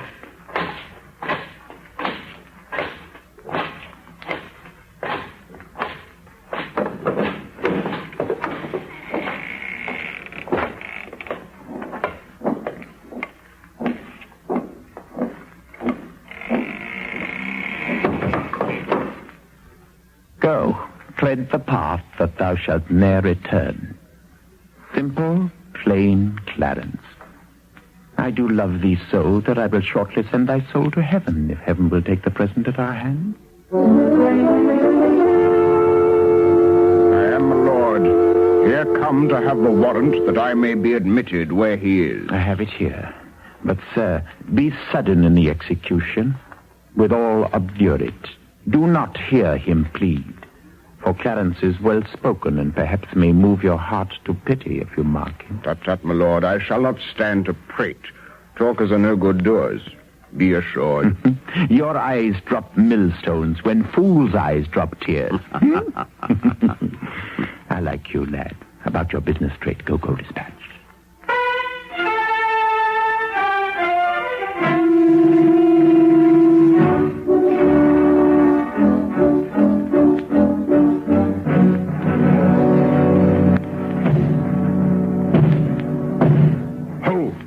Who's there?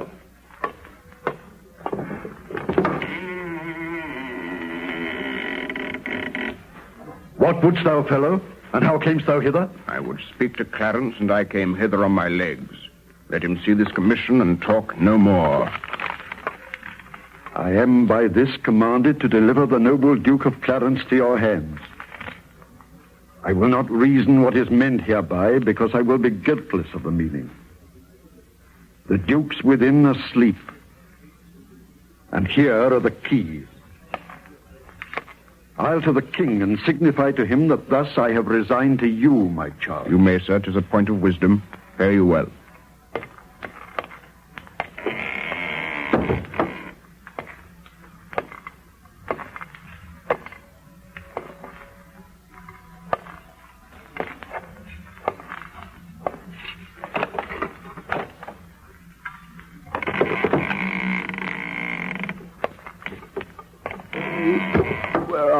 Keeper.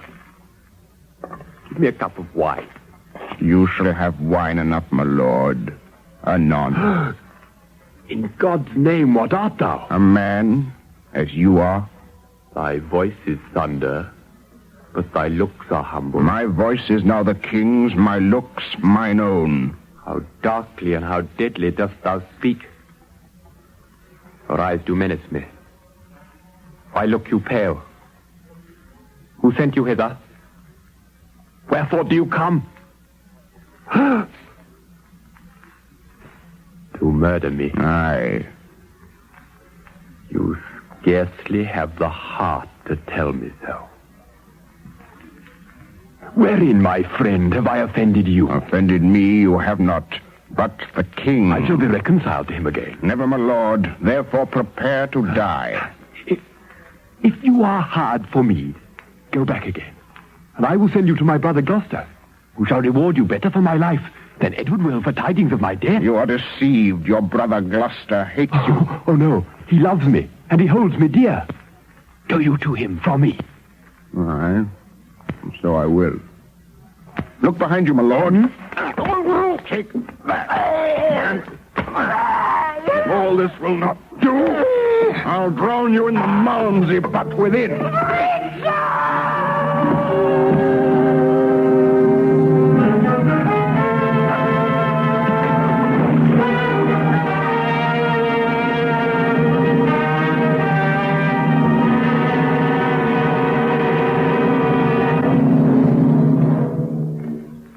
You have heard Act One of a special hour and one-half Columbia Workshop arrangement of William Shakespeare's King Richard III, presenting the Old Vic Theatre Company of London, England, in their first American radio appearance, and starring Laurence Olivier as Richard. Act Two will follow immediately after a 15-second pause for station identification. This is CBS, the Columbia Broadcasting System.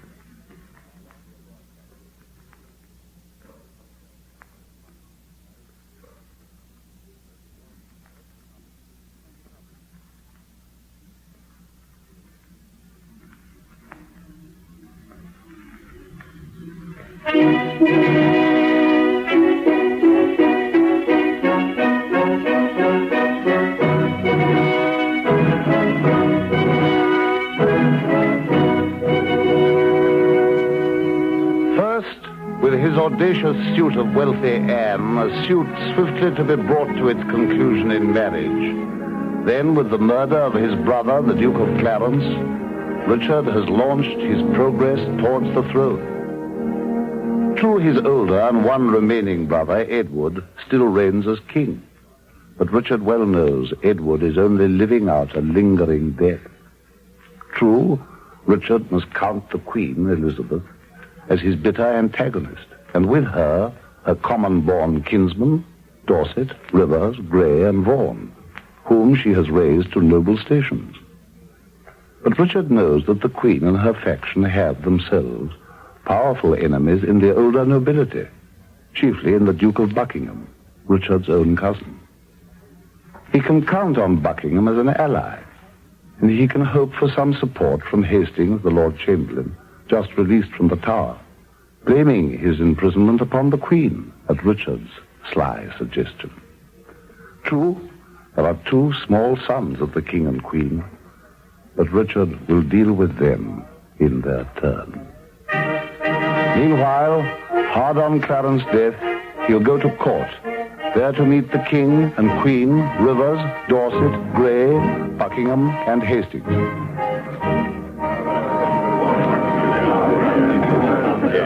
Good morrow to my sovereign king and queen. And princely peers, a happy time of day. Happy indeed as we have spent the day. Gloucester, we have done deeds of charity, made peace of enmity, fair love of hate, between these swelling hate-incensed peers. A blessed labor, my most sovereign lord. Among this princely heap, if any here by false intelligence or wrong surmise hold me a foe, if I unwittingly or in my rage have aught committed that is hardly borne by any in this presence, I desire to reconcile me to his friendly peace. It is death to me to be at enmity. I hate it, and desire all good men's love. First, madam. My Lord of Gloucester. I entreat true peace of you, which I will purchase with my duteous service. Now, of you, my noble cousin Buckingham. Good, my lord. If ever any grudge were lodged between us. Now, of you, Lord Rivers. My lord. And Lord Grey, of you. My lord. That all without desert have frowned on me. Dukes, earls, lords, gentlemen, indeed of all. Why so? Now I have done a good day's work. And more in peace my soul shall part to heaven, since I have made my friends at peace on earth. A holy day shall this be kept hereafter. I would to God all strifes were well compounded. My sovereign lord, I do beseech your highness to take our brother Clarence to your grace. Why, madam, have I offered love for this, to be so flouted in this royal presence? Who knows not that the gentle duke is dead? You do him injury to scorn his cause. Who knows not he is dead? Who knows he is? Oh, in heaven, what a world is this? Is Clarence dead? The order was reversed. But he, poor man, by your first order died, and that a winged Mercury did bear, some tardy cripple bare the countermand that came too lag to see him buried. Oh, my brother killed no man. His fault was thought, and yet his punishment was bitter death. Who sued to me for him? Who in my wrath kneeled at my feet and bade me be advised? Who spoke of brotherhood? Who spoke of love? Who told me how the poor soul did forsake the mighty Warwick and did fight for me? Who told me in the field at Tewkesbury, when Oxford had me down, he rescued me and said, "Dear brother, live and be a king"? Who told me, when we both lay in the field, frozen almost to death, how he did lap me even in his garment, and did give himself all thin and naked to the numb, cold night? All this from my remembrance, brutish wrath sinfully plucked, and not a man of you had so much grace to put it in my mind. The proudest of you all have been beholding to him in his life, yet none of you would once beg for his life. Oh, God, I fear thy justice will take hold on me, and you, and yours, and mine. Come, haste, my lord. Help me to my closet. Oh, poor Clara.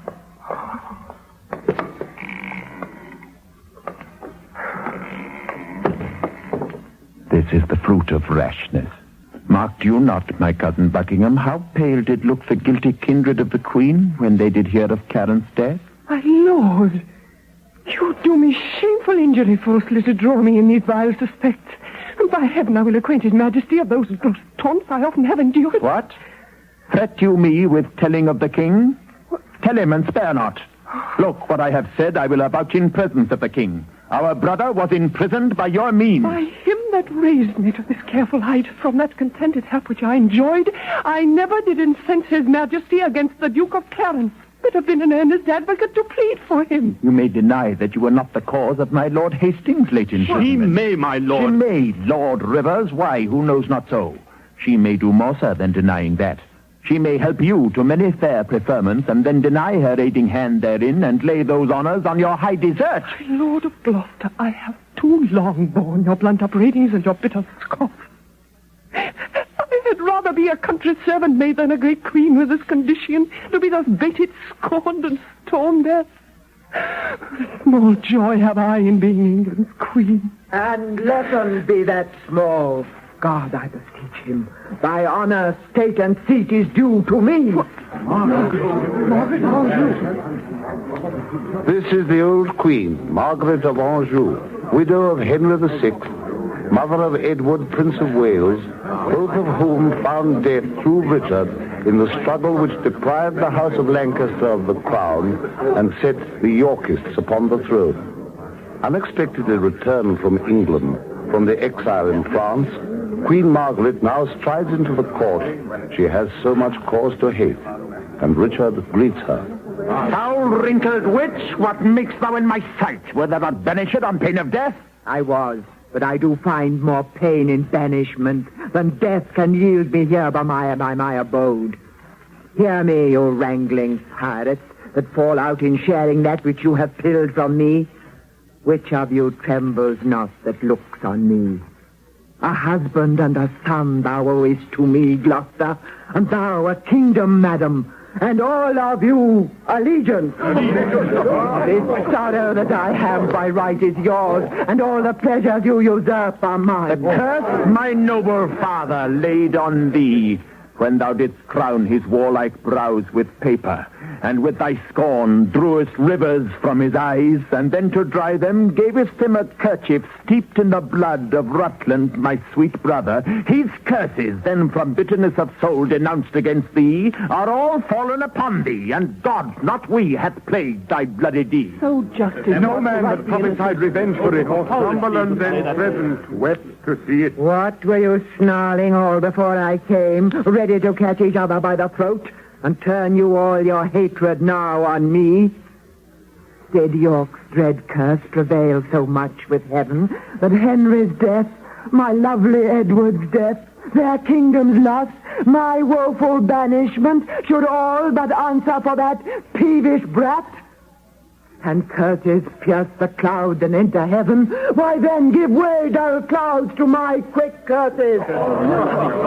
Though not by war, by surfeit die your king, as ours by murder, to make him a king.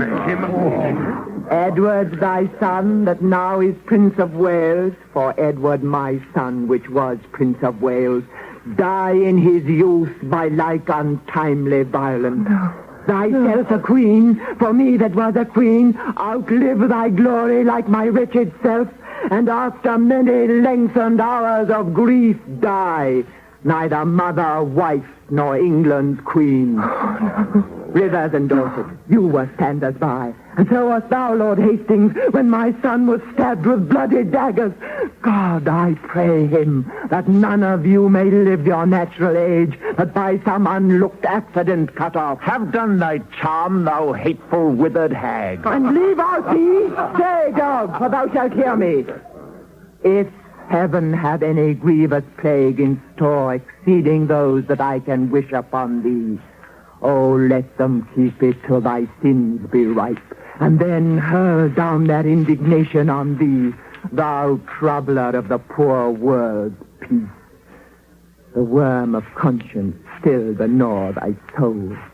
Thy friends suspect for traitors while thou livest, and take deep traitors for thy dearest friends.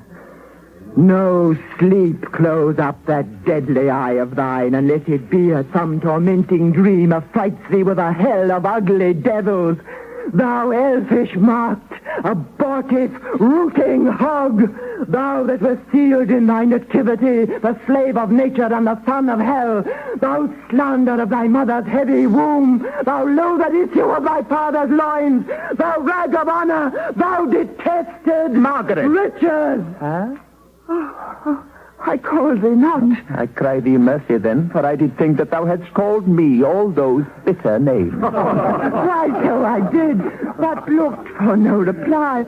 Oh, let me make the period to my curse. 'Tis done by me and ends in Margaret. Thus have you breathed your curse against yourself. Poor painted queen, vain flourish of my fortune. Why strewest thou sugar on that bottled spider, whose deadly web ensnareth thee about? Fool, fool, thou whetst the knife to kill thyself. The day will come when thou shalt wish for me to help thee curse this poisonous bunchback toad. Peace, peace, for shame, if not for charity. Oh, princely Buckingham, I'll kiss thy hand in sign of league and amity with thee. Thy garments are not spotted with our blood, nor thou within the compass of my curse. Nor no one here, for curses never pass the lips of those that breathe them in the air. I will not think, but they ascend the sky, and there awake God's gentle sleeping peace. Oh, Buckingham, take heed of yonder dog. Look, when he fawns, he bites, and when he bites, his venom tooth will wrinkle to the death. Oh, have not to do with him, beware of him. Sin, death, and hell have set their marks on him, and all their ministers attend on him. What does she say, my Lord of Buckingham? Nothing that I respect, my gracious lord. What? Dost thou scorn me for my gentle counsel, and soothe the devil that I warned thee from? Oh, but remember this another day, when he shall split thy very heart with sorrow, and say, poor Margaret was a prophetess. Leave each of you the subject of his hate, and he to yours, and all of you to God's. My hair doth stand on end to hear her cursing. And so doth mine. I muse why she's at liberty. I cannot blame her. By God's holy mother, she hath had too much wrong, and I repent my part thereof that I have done to her. A virtuous and a Christian-like conclusion. Madam, His Majesty doth call for you and for your grace, and you, my noble lord. Hastings, I come. Lord, will you go with me? Hastings, my lord. What news? The king is sickly, weak, and melancholy, and his physicians fear him mightily. Now, by St. Paul, that news is bad indeed. Oh, he hath kept an evil diet long, and overmuch consumed his royal person. 'Tis very grievous to be thought upon. What, is he in his bed? He is. Go you before, and I will follow you.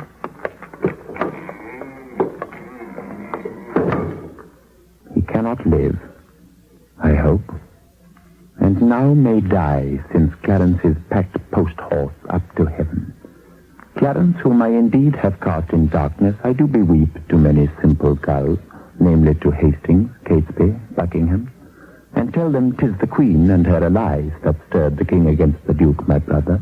Now they believe it, and withal whet me to be revenged on rivers foreign grey. But then I sigh, and with a piece of scripture tell them God bids us do good for evil.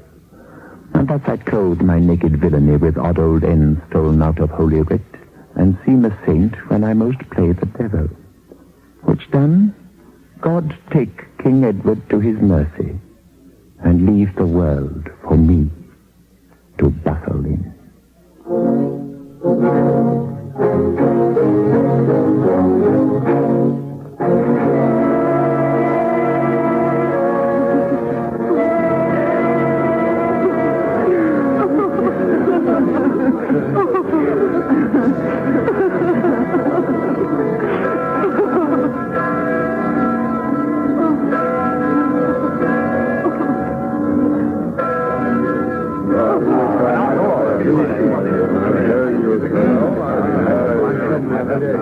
Doth the news hold of good King Edward's death? Aye, sir, it is true. Then, masters, look to see a troublous world. No, no, by God's good grace, his son shall reign. Woe to the land that's governed by a child.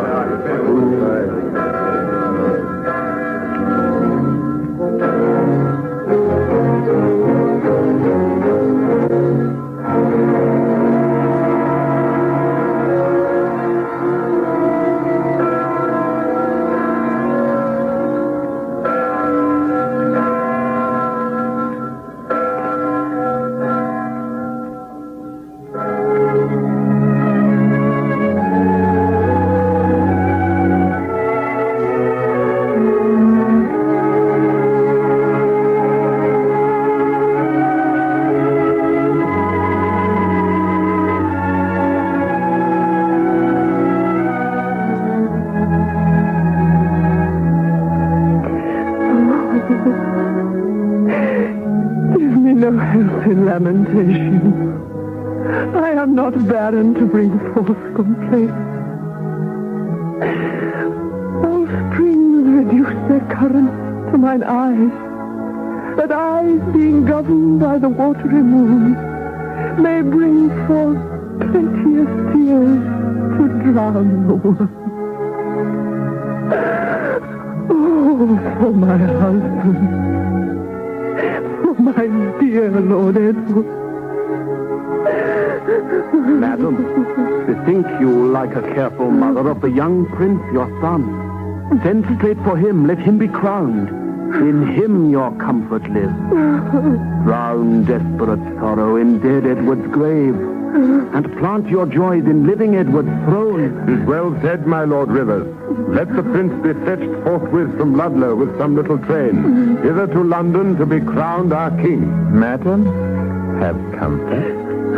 None can cure their harms by wailing them. So let us now determine who they shall be that straight shall post to Ludlow. Convoke the lords, and do thou sit with her to give thy counsel in this weighty business. With all my heart, good Brother Gloucester. Come, Rivers, call the others to the chamber. I will go seek them out, madam. A moment, noble Gloucester. Well, speak then, Buckingham. My lord, whoever journeys to the prince, for God's sake let not us two stay behind. For on the way, I'll sought occasion to part the queen's proud kindred from the king. My other self, my counsel's consistory, my oracle, my prophet, my dear cousin, I, like a child, will go by thy direction.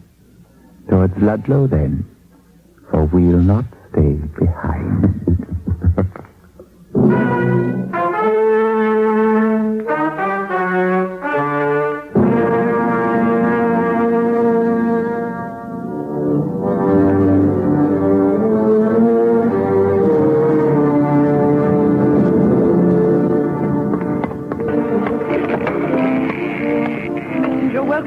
What is the news? Such news my queen has grieved me to report. The prince? Well, madam, and in health. Last night, His Highness at Northampton lay.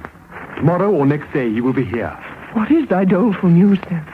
Lord Rivers and Lord Grey have sent to Pomfret. With them Sir Thomas Bourne.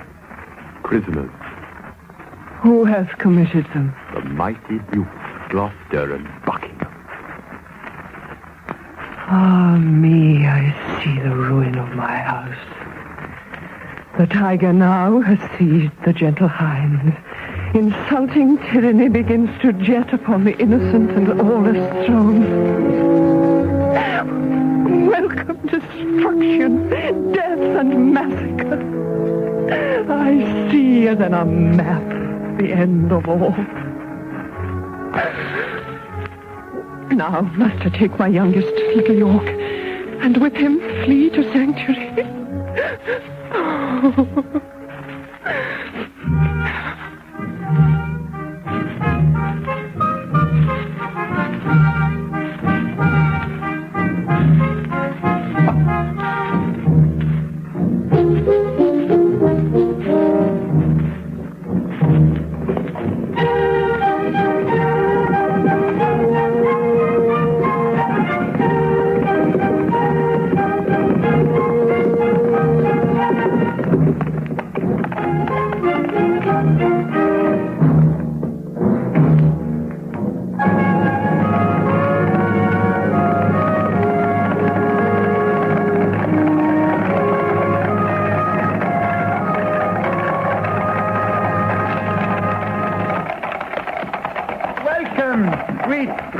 To London.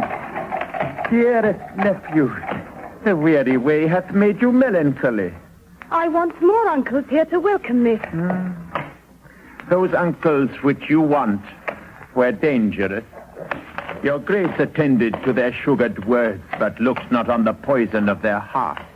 God keep you from them and from such false friends. God keep me from false friends. But they were none.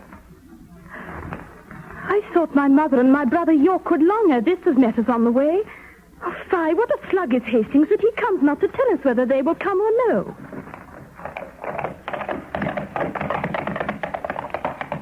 And in good time, here comes the sweating lord. Welcome, Lord Hastings. Will my mother come? On what occasion? God he knows, not I. The Queen your mother and your brother York have taken sanctuary. The tender prince would fain have come with me to meet your grace, but by his mother was perforce withheld. Aye, what an indirect and peevish course is this of hers. Lord Cardinal, will your grace persuade the Queen to send the Duke of York unto his princely brother presently? If she deny him, then Lord Hastings from her jealous arms pluck him perforce. My Lord of Buckingham, if she be obdurate to my entreaties, God in heaven forbid we should infringe the holy privilege of blessed sanctuary. You break no sanctuary in seizing him. The benefit thereof is always granted to those whose dealings have deserved the place and those who have the wit to claim the place. My nephew neither claimed it nor deserved it, and therefore, in mine opinion, cannot have it. Oft have I heard of sanctuary men, but sanctuary children, ne'er till now. My Lord of Gloucester, you all rule my mind. Come on, Lord Hastings. Will you go with me?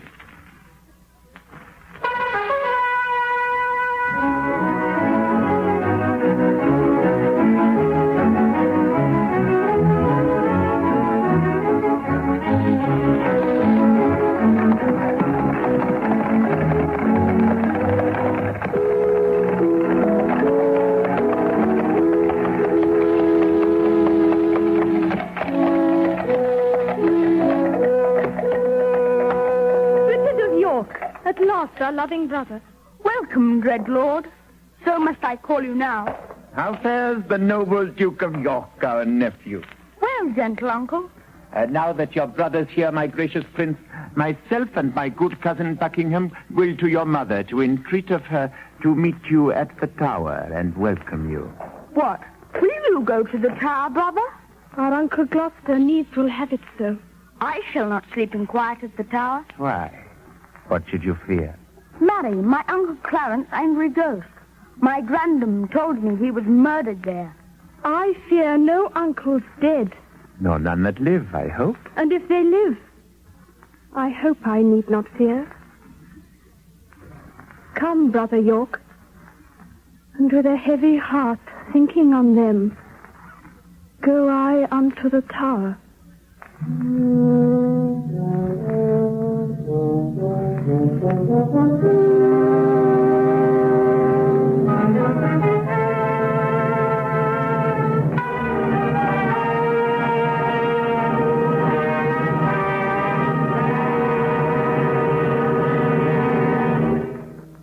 This completes Act 2 of the Columbia Workshop Special Hour and One-Half presentation of the Old Vic Theatre Company of London, England, in William Shakespeare's Richard III. Act 3 will follow after a 15-second pause for local station identification. This is CBS, the Columbia Broadcasting System.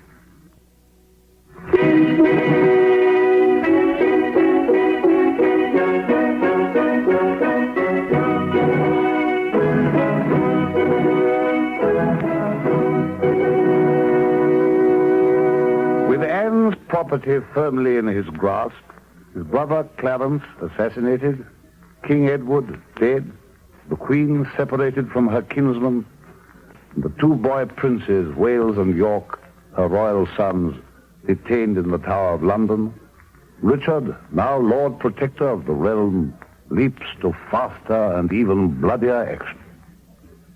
He dispatches an order to Pomfret Castle in the north, and the Queen's henchmen, who are his captives there, are promptly put to death. Then Hastings, the Lord Chamberlain, is forced to make a choice of loyalty between Richard and the little princes in the Tower.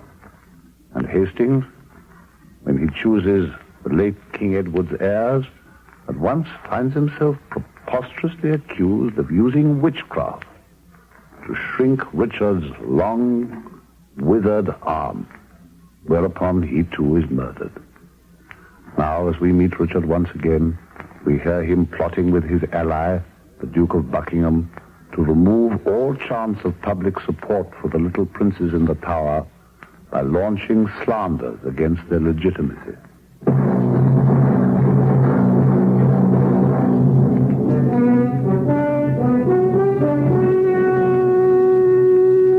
Go to the Guildhall, Cousin Buckingham. There, at your meetest vantage of the time, doubt the legitimacy of Edward's children.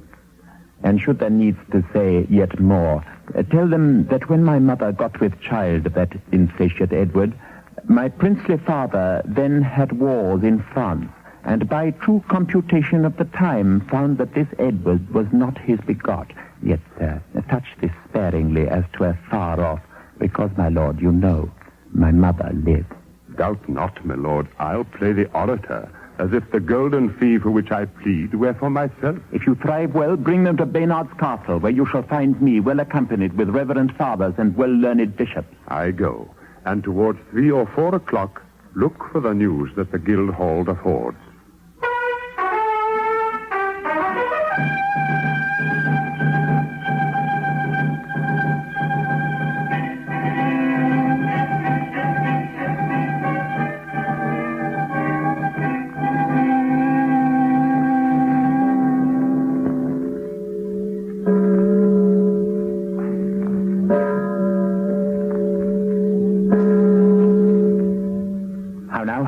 What say the citizens? Touched you the legitimacy of Edward's children? I did. His own adulterous birth likewise, as being got your father then in France. Withal, I did infer your lineaments, being the right idea of your father, both in your form and nobleness of mind. Indeed, left nothing fitting for your purpose untouched or slightly handled in discourse. And when my oratory drew towards end, I bade them that did love their country's good cry, God save Richard, England's royal king. And did they so? No. So God help me, they spake not a word, but like dumb statues or breathing stones stared on each other and looked deadly pale. But haply some 10 followers of my own at lower end of the hall hurled up their caps, and some 10 voices cried, God save King Richard. And thus I took vantage of these few. Thanks, gentle citizens and friends, quoth I. This general applause and cheerful shout argues your wisdom and your love to Richard. And even here brake off and came away. Oh, will not the mayor then and his brethren come? The mayor is here at hand. Intend some fair. Play the maid's part. Still answer nay and take it. Go within. The mayor knocks. I go. And if you plead as well for them as I can say nay to thee for myself, no doubt we bring it to a happy issue.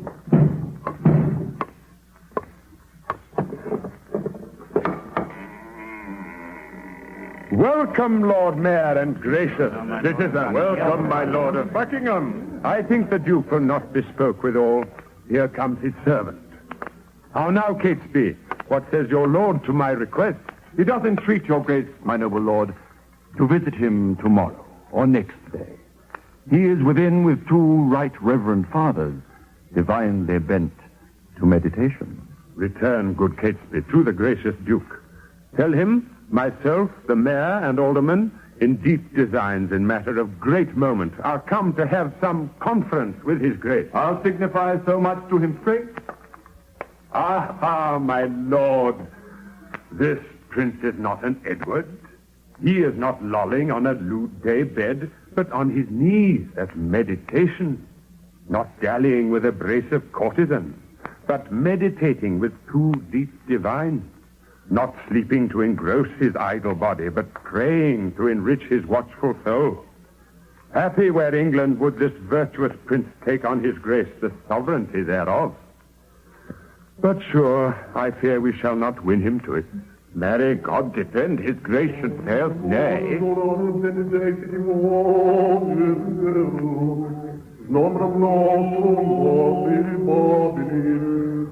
Look up where he stands between 2 clergymen. 2 props of virtue for a Christian prince. Famous Plantagenet and gracious prince, lend favorable ear to our request. and pardon us the interruption of thy devotion and right Christian zeal. I do beseech your grace to pardon me, who, earnest in the service of my God, deferred the visitation of my friend. That leaving this, what is your grace's pleasure? Your gracious self to take on you the charge and kingly government of this your land, not as protector, steward, substitute, or lowly factor for another's gain, but as successively from blood to blood, your right of birth, your empery, your own.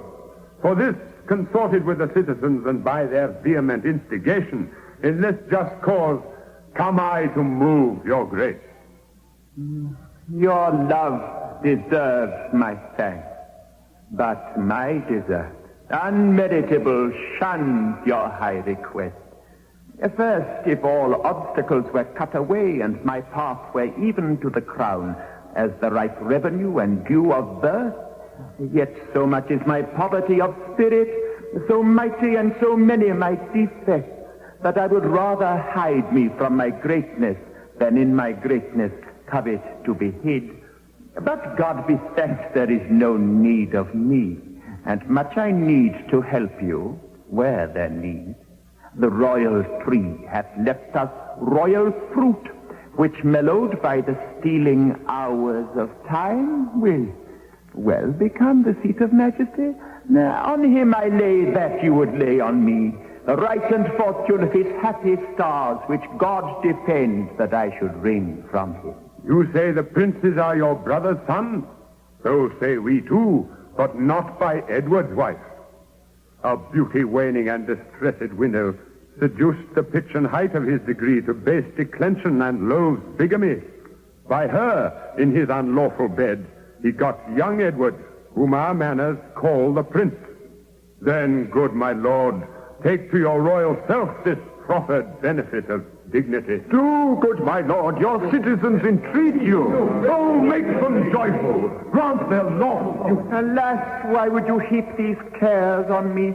I am unfit for state and majesty. I cannot, nor I will not yield to you. Yet, whether you accept our suit or no, your brother's son shall never reign our king. And in this resolution here, we leave you. Come, citizens, we will entreat no more.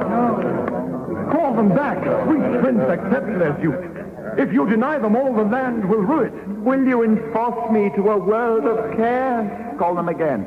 I am not made of stone, but penetrable to your kind entreaties, albeit against my conscience and my soul, cousin of Buckingham and sage, grave men.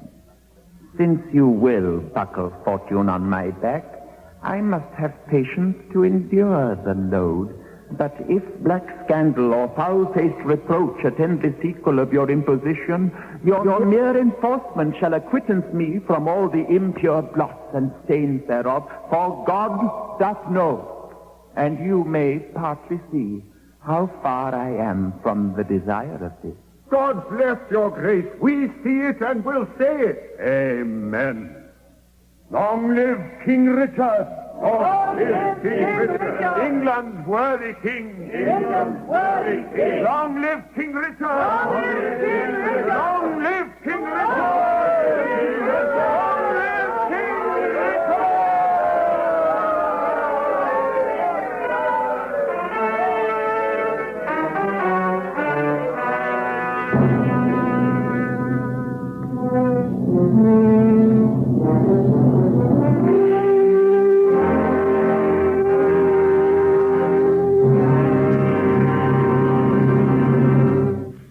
Reached it now. Richard has reached the throne.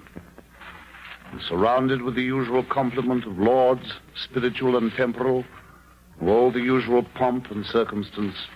He's invested with the royal scepter and diadem at the Abbey at Westminster. But never a more uneasy head wore a crown, and never a throne mounted by a king cast a darker shadow towards the future.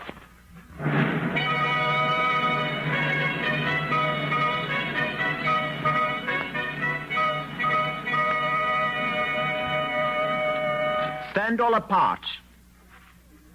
Cousin of Buckingham, Give me thy hand.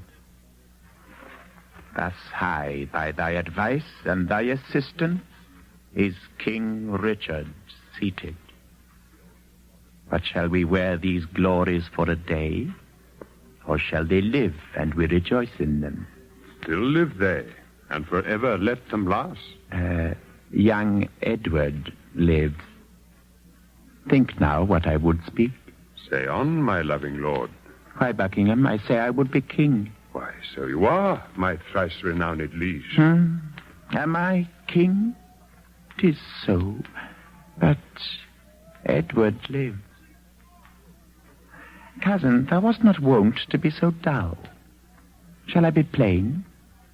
I wish the prince is dead, and I would have it suddenly performed. What sayest thou now? Your grace may do your pleasure. Tut, tut, thou art all ice. Thy kindness freezes. Say, have I thy consent that they shall die? Give me some little breath, some pause, dear lord, before I positively speak in this. I will resolve you herein presently. The deep revolving witty Buckingham no more shall be the neighbor to my counsels.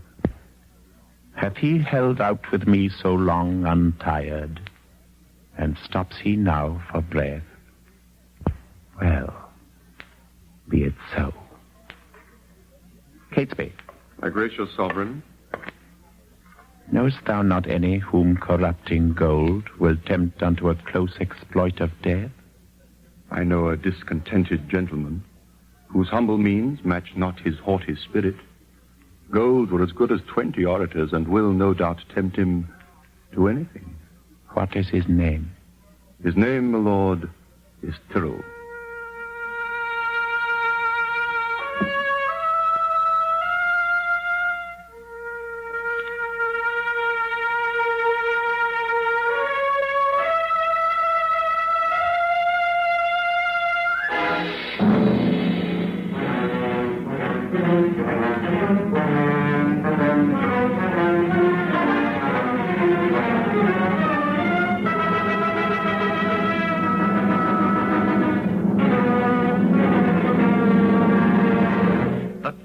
And bloody act is done.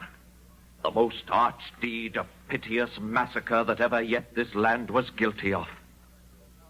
Thus, girdling one another, lay the gentle babes.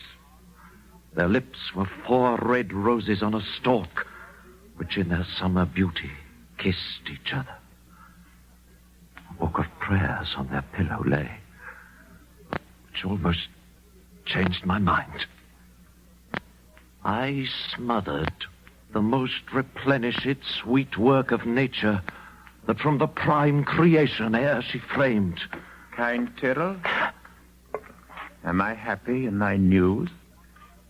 If to have done the thing you gave in charge beget your happiness, be happy then, for it is done. But didst thou see them dead? I did, my lord. And buried, gentle Tyrrell? The chaplain of the tower hath buried them. But where, to tell the truth, I do not know.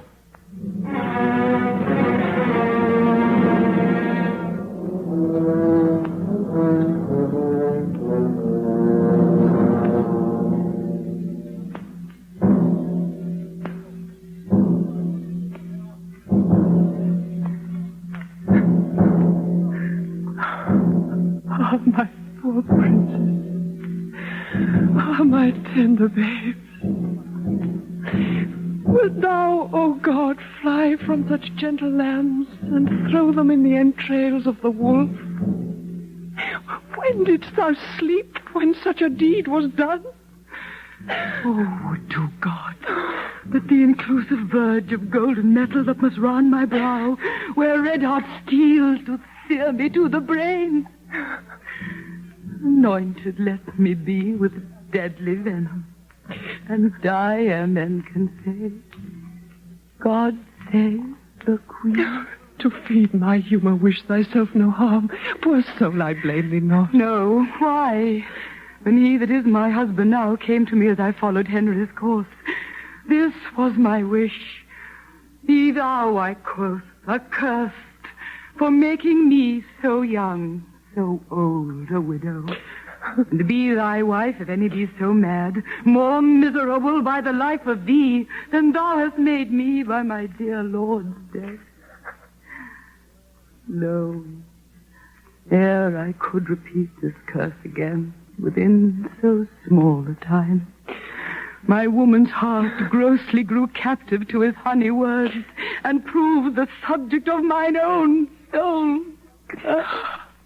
Who have any cause to mourn but I?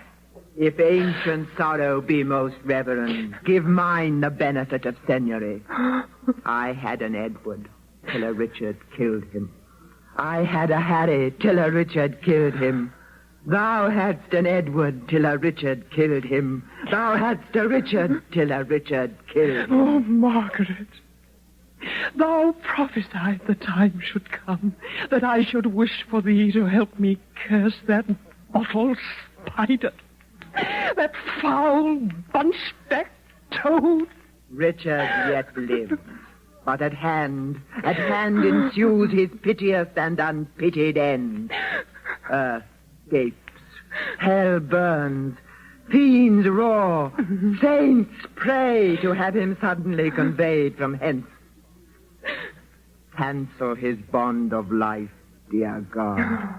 I pray that I may live to say, the dog is dead.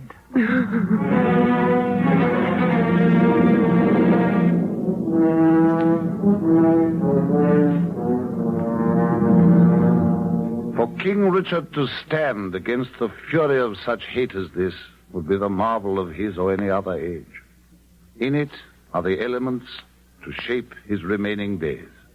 From it springs his final and most potent antagonist, Henry, Earl of Richmond, last survivor of the old Lancastrian line, long in exile across the Channel in Brittany, all but disregarded as a serious claimant to the crown, all but forgotten during the popular reign of the late Edward. Upon the brutal killing of the little princes in the Tower, this quiet earl now becomes the hope and rallying point of all the British nobles, sickened by King Richard's bloody rule, shamed at their own complacence. Buckingham is among the first to join the rebels, though in his case fear, not justice, is the motive. And from this time on, every day the disaffection mounts. And every day messengers bring tidings of the rebellion's growing strength to an increasingly uneasy Richard.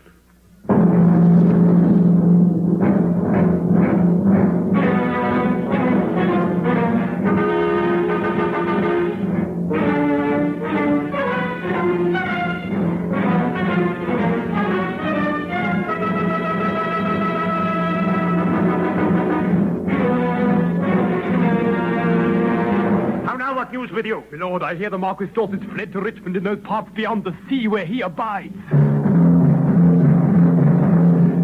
Good news or bad that thou comest in so bluntly? Bad news, my lord. Ely is fled to Richmond, and Buckingham backed with a hardy Welshman is in the field, and still his power increaseth. How now, what news? Mighty sovereign, on the western coast rideth a puissant navy. To the shores throng many doubtful, hollow-hearted friends, unarmed and unresolved to beat them back. 'Tis thought that Richmond is their admiral.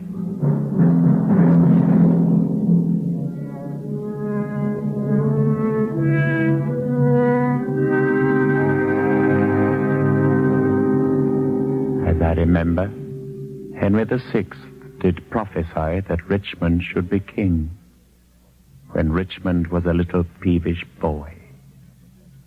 How chance the prophet could not at that time have told me, I being by, that I should kill him. Richmond. When last I was at Exeter, the mayor in courtesy showed me the castle, and called it Rougemont, at which name I started, because a bard of Ireland told me once I should not live long after I saw Richmond. My gracious sovereign, Now in Devonshire, Sir Edward Courtenay and his brother there, with many more confederates, are in arms. In Kent Village, the Guildfords are in arms. My lord, the army have wrecked Buckingham. Out on the owls! Nothing but songs of death! My liege, the Duke of Buckingham is taken. Someone take order Buckingham be brought straightway to Salisbury and the headsman's block. That is the best news. That the Earl of Richmond is with a mighty power landed at Milford is colder news, but yet they must be told. Away towards Salisbury! While we reason here, a royal battle might be won and lost. Then fiery expedition be my wing. Jove's Mercury and herald for a king.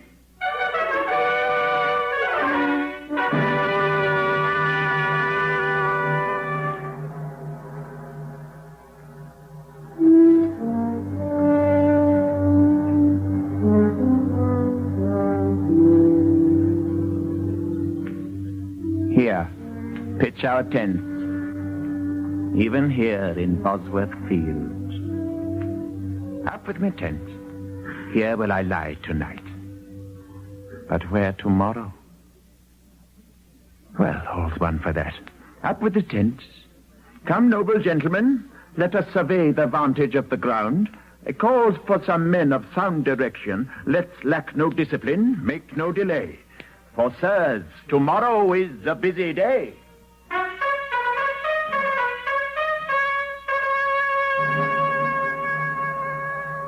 This place is Bosworth Field, a broad and gentle plain lying athwart the British Midlands. And in this twilight hour, all sky and space and calm. And now, as he settles for the night, should Richard lay his ear against the ground, he could scarcely fail to catch the distant rumble of his adversary's coming.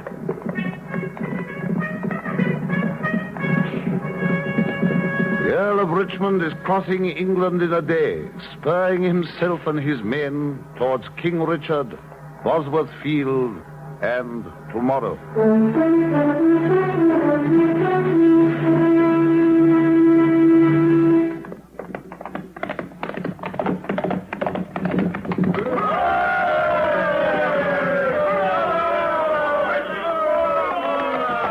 Fellows in arms and my most loving friends, bruised underneath the yoke of tyranny, the wretched, bloody, and usurping boar that spoiled your summer fields and fruitful vines, swills your warm blood like wash and makes his trough in your emboweled bosoms, this foul swine is now even in the center of this isle, near to the town of Leicester, as we learn.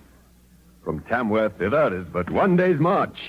In God's name, cheerly on, courageous friends, to reap the harvest of perpetual peace by this one bloody trial of sharp war. Every man's conscience is 1,000 men to fight against this guilty homicide. I doubt not that his friends will turn to us. He hath no friends but what are friends for fear, which in his dearest need will fly to us. All for our vantage, then.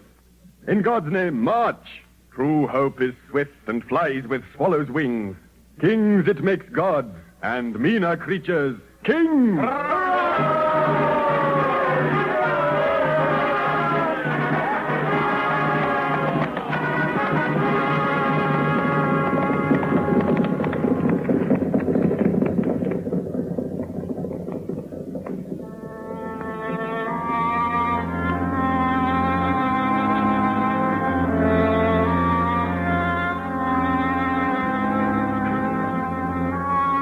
What is the clock? It's supper time, my liege. It's 9 o'clock. I will not sup tonight. What is my beaver easier than it was, and all my armor laid into my tent? It is, my liege, and all things are in readiness. Ratcliffe. My lord. Fill me a bowl of wine. Give me a watch. Saddle White Surrey for the field tomorrow. Look that my staves be sound, but not too heavy. Catesby. My lord. Give me a bowl of wine. I have not that alacrity of spirit, nor cheer of mind that I was wont to have. Bid my guard watch. Leave me. Catesby. Lord. About the mid of night, come to my tent, and help to arm me. Leave me, I say. O coward conscience, how thou dost afflict me. The lights burn blue. It is now dead midnight. Cold, fearful drops stand on my trembling flesh. What do I fear? Myself? There's none else by. Richard loves Richard. That is, I am I.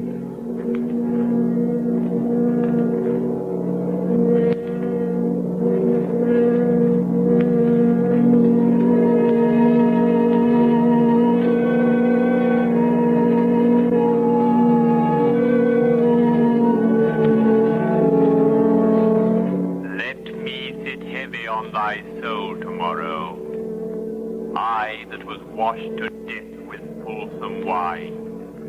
Poor Clarence, by thy guile betrayed to death. Tomorrow in the battle think on me, and fall thy edgeless sword. Despair, and die. Dream on thy cousin, smothered in the tower. Let us be led within my bosom, Richard, and weigh thee down to ruin, shame, and death. Thy nephew's souls bid thee despair and die. Let me sit heavy on thy soul tomorrow. Rivers that died at Pomfret, despair and die. Bloody and guilty, guiltily awake, and in a bloody battle end thy days. Think on Lord Hastings, despair and die. The first was I that helped thee to the crown. The last was I that felt thy tyranny. Oh, in the battle think on Buckingham, and die in terror of thy guiltiness.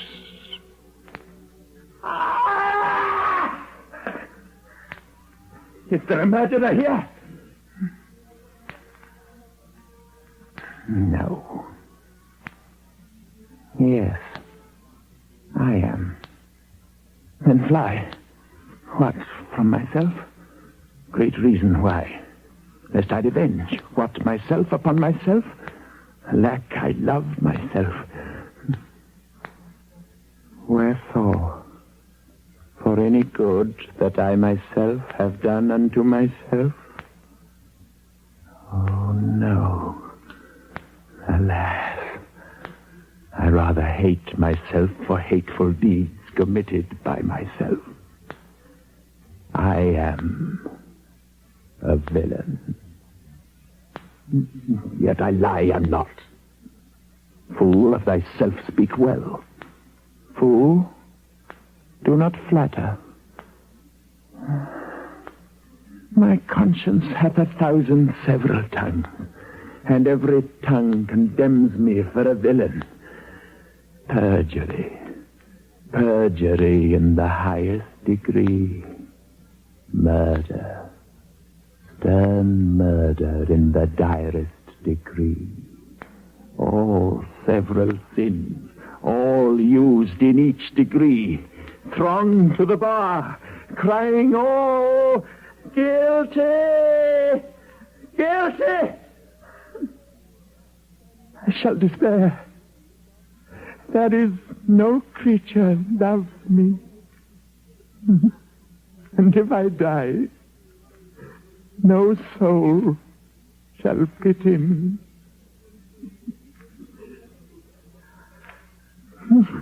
Nay, wherefore should they? Since that I myself find in myself no pity to myself.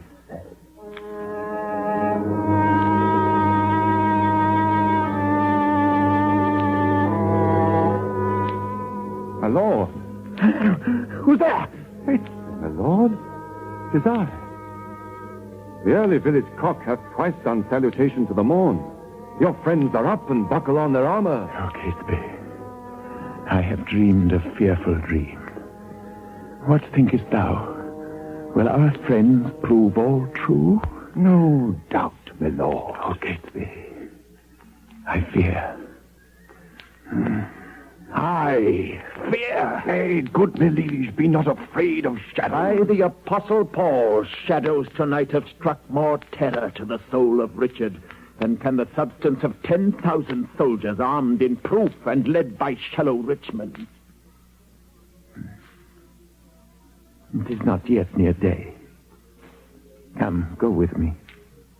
Under our tents I'll play the eavesdropper, to hear if any mean to shrink from me.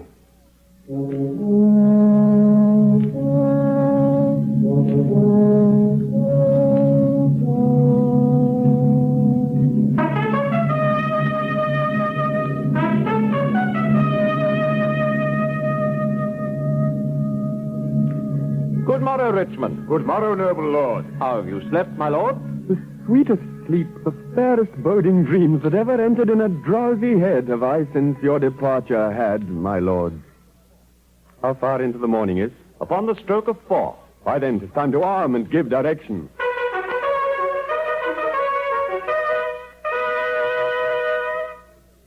More than I have said, loving countrymen, the leisure and enforcement of the time forbids to dwell on. Yet, remember this. God and our good cause fight upon our side. The prayers of holy saints and wronged souls, like high-reared bulwarks, stand before our faces. Richard accepts. Those whom we fight against had rather have us win than him they follow. For what is he they follow? Truly, gentlemen, a bloody tyrant and a homicide. One raised in blood and one in blood established. One that hath ever been God's enemy. Now, if you fight against God's enemy, God will in justice ward you as his soldiers. Then, in the name of God and all these rights, advance your standards, draw your willing swords. For me, the ransom of my bold attempt shall be this cold course on the earth's cold face. But if I thrive, the gain of my attempt, the least of you shall share his part thereof. Sound drums and trumpets, boldly and cheerfully. God and St. George, Richmond and victory!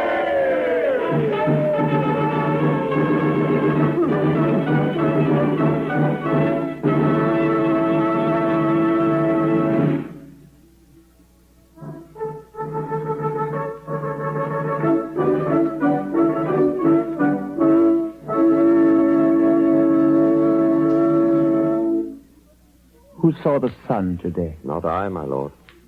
Then he disdains to shine.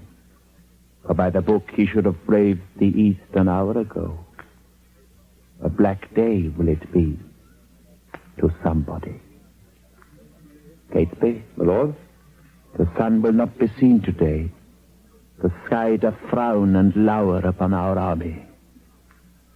I would these dewy tears were from the ground. Not shine today? Why, what is that to me more than to Richmond? For the selfsame heaven that frowns on me looks sadly upon him. Arm, my lord, the foe vaunts in the fields. Come, battle, to Paris and my horse. Go, gentlemen, every man to his charge. Let not our babbling dreams affright our souls, for conscience is a word that coward use, devised at first to keep the strong in awe. Our strong arms be our conscience, swords our law. March on, join bravely, let us toot pell-mell, if not to heaven, then hand in hand to hell.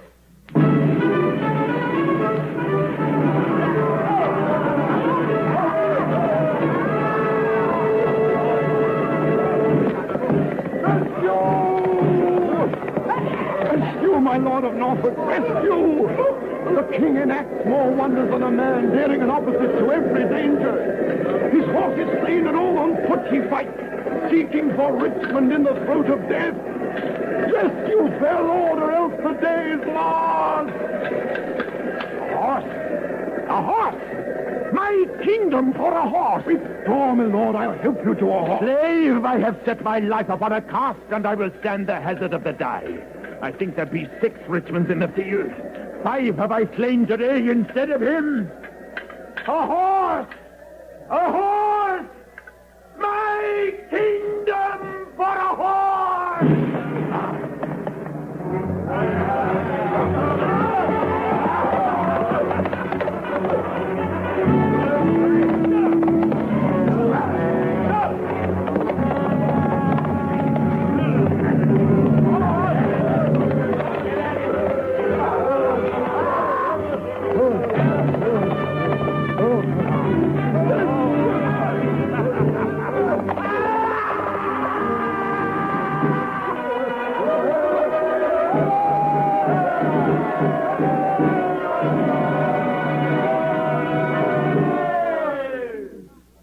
God and your arms be praised, victorious friends. The day is ours.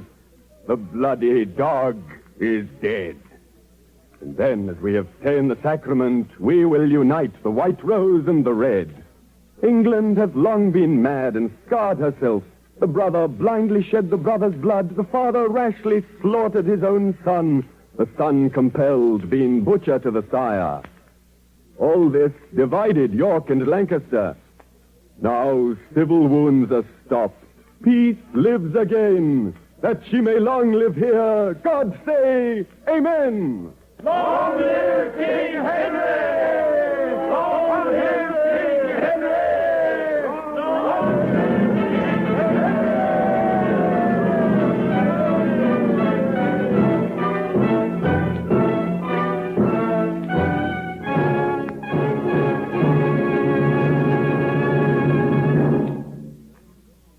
The Columbia Workshop has presented the Old Vic Theatre Company of London, England, in a special 1.5 hour arrangement of the tragedy of King Richard III by William Shakespeare, starring Laurence Olivier in the part of Richard and Ralph Richardson as narrator. Other feature players in the cast were Joyce Redmond as Queen Anne, Margaret Leighton as Queen Elizabeth, Ina Burrell as Queen Margaret, Harry Andrews as Buckingham, Sidney Tatler as Catesby, and Peter Copley as Tyrrell. Special music was composed and conducted by Herbert Menges. The text was prepared for broadcast by James and Elizabeth Hart, and the production was directed by John Burrell, who had the association of Richard Sanville of CBS.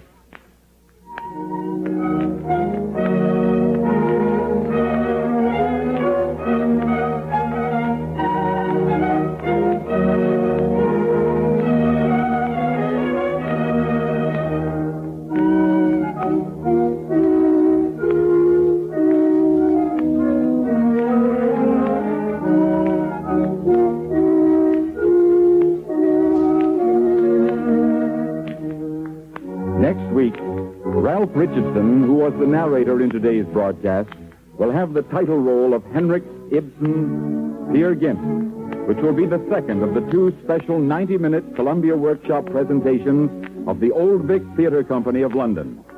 This repertory company is currently appearing in New York City under the auspices of Theatre Incorporated.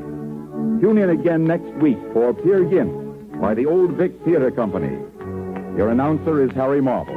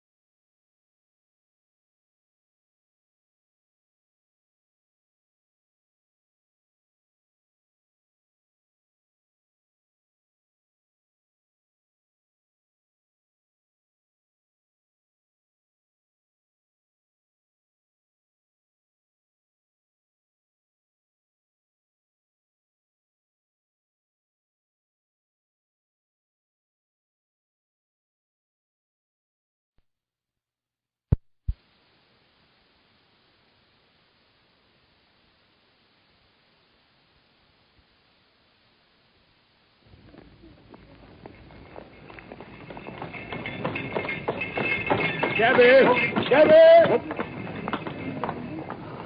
Capital, my dear Watson. Let us return to our humble abode. 221B Baker Street, please, Cabby.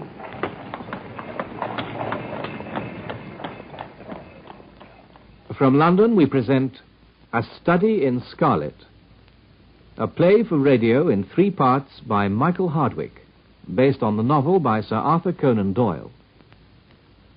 A Study in Scarlet, Episode 1. Stamford, I found it. I found a reagent which is precipitated by hemoglobin and by nothing else. Dr. Watson, Mr. Sherlock Holmes. How are you? How do you do? You've been in Afghanistan, I perceive. Now, how on earth do you know that, Mr. Holmes? Never mind. It was many years ago, but I shall never forget that fateful meeting in the laboratory at Bart's Hospital. I was home from India, invalided out of the army, and looking for lodgings in keeping with my pension. Holmes had just found a suite of rooms at number 221B Baker Street and wanted someone to share them. I'd been warned he might prove a strange companion. And so he did. I became more and more curious about him. And, of course, he quickly noticed it.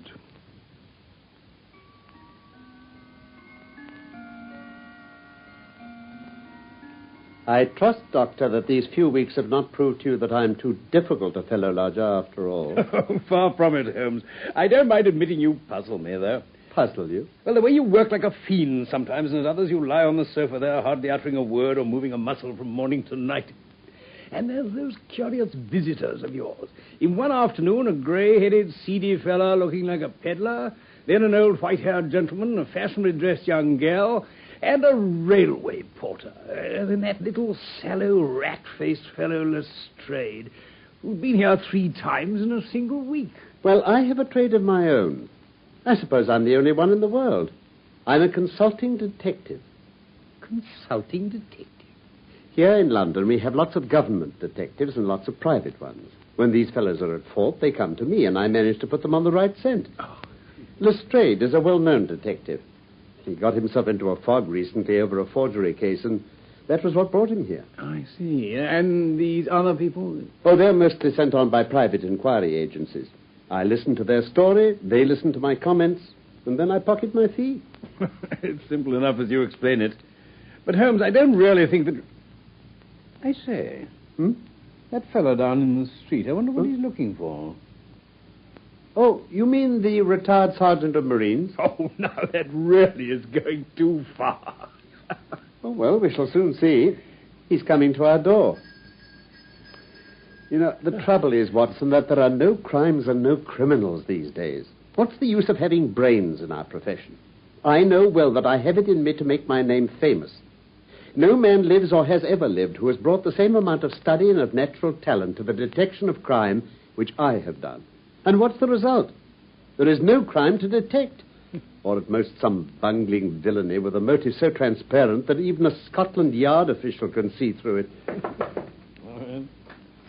A person to see you, Mr. Holmes. Oh, thank you, Mrs. Hudson. Come in. Letter by hand for Mr. Sherlock Holmes. Thank you. May I ask, my good man, what your trade may be? Commissioner, sir. Uniform away for repairs. And you were... Sergeant, sir. Royal Marine Light Infantry, sir. No answer, Sergeant. Very good, sir. Good day, gentlemen. Good day, Sergeant. Well, I'm blessed. Now, how in the world did you deduce that? Why, even when he was down in the street, I could see a great blue anchor tattooed on the back of the fellow's hand. That smacked of the sea. He had a military carriage, however, and regulation side whiskers. There we have the Marine. He was a man with some amount of self-importance and a certain air of command. You must have observed the way in which he held his head and swung his cane. No. A steady, respectable, middle-aged man, too, on the face of him. All facts which led me to believe that he had been a sergeant. Wonderful. Commonplace. But I said just now that there were no criminals. What? Huh? It appears that I am wrong. Look at this. What? Would you mind reading it to me aloud? What is that? Oh, yes, certainly, yes. My dear Mr. Sherlock Holmes, there has been a bad business during the night at 3 Lauriston Gardens off the Brixton Road. Our man on the beat saw a light there about 2 a.m, and as the house was an empty one, suspected that something was amiss. He found the door open and in the front room discovered the body of a gentleman well dressed and having cards in his pocket bearing the name of Enoch J. Drebber, Cleveland, Ohio, USA. There had been no robbery, nor is there any evidence as to how the man met his death. There are marks of blood in the room, but there's no wound upon his person. We are at a loss as to how he came into the empty house. Indeed, the whole affair is a puzzler. If you can come round to the house any time before 12, you'll find me there. Yours faithfully, Tobias Gregson. Gregson is the smartest of the Scotland Yarders. He and Lestrade are the pick of a bad lot. They have their knives into one another, too. They're as jealous as a pair of professional beauties. There'll be some fun over this case if they're both put upon the scent. Come on, get your hat. You wish me to come? Yes, if you have nothing better to do. Oh, splendid.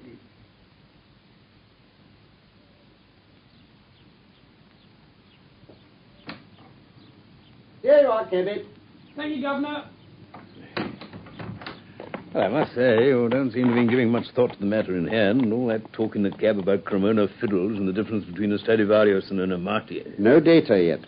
It's a capital mistake to theorize before you have all the evidence. Well, you'll have your data soon. Aren't we going in? All in good time, Watson. Let us first observe such important details as the roadway. The pavement. And the grass fringe. Ah, yes, that is interesting. Mr. Holmes, it's very kind of you to come. Inspector Gregson, this is my friend Dr. Watson. How do you do? How do you do, son? I've had everything left untouched. Except the pathway up to the house. If a herd of buffaloes had passed along, there couldn't be a greater mess. No doubt, however, you had drawn your own conclusions before you permitted this. Well, I've had so much to do inside the house, Mr. Holmes. My colleague, Mr. Lestrade, is here. I've relied upon him to look after the path. With two such men as yourself and Lestrade upon the ground, there will not be much for a third party to find out. Well, I think we've done all that can be done. It's a queer case, though, and, well, I know your taste for such things. Did you come here in a cab, Gregson? No, sir. Did Lestrade? No, sir. Then let us go and look at the room.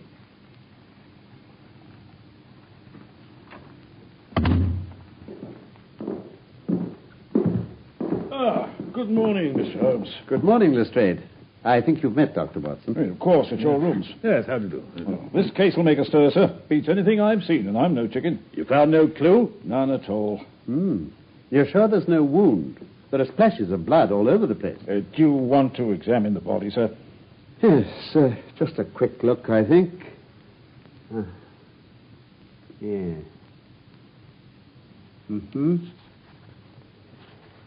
Yeah. Well, that seems to be all. Just a sniff at his lips. And a glance at the soles of his patent leather boots. Yeah. Well, I think I've seen everything I need to see. He's not been moved at all. Well, no more than was necessary for the purposes of our examination. Then you can take him to the mortuary. There's nothing more to be learned. Right. Let's have the stretcher. Hello? What's that? Well, it's a ring. There's been a woman here. It's a woman's wedding ring. Well, this does complicate matters. Heaven knows they were complicated enough before. You're sure it doesn't simplify them? Simplify? All right, you can take him away. Yes, sir. Come, Gregson. There's nothing to be learned by staring at the ring. What did you find in his pockets? Gold watch and chain, gold ring with a Masonic device.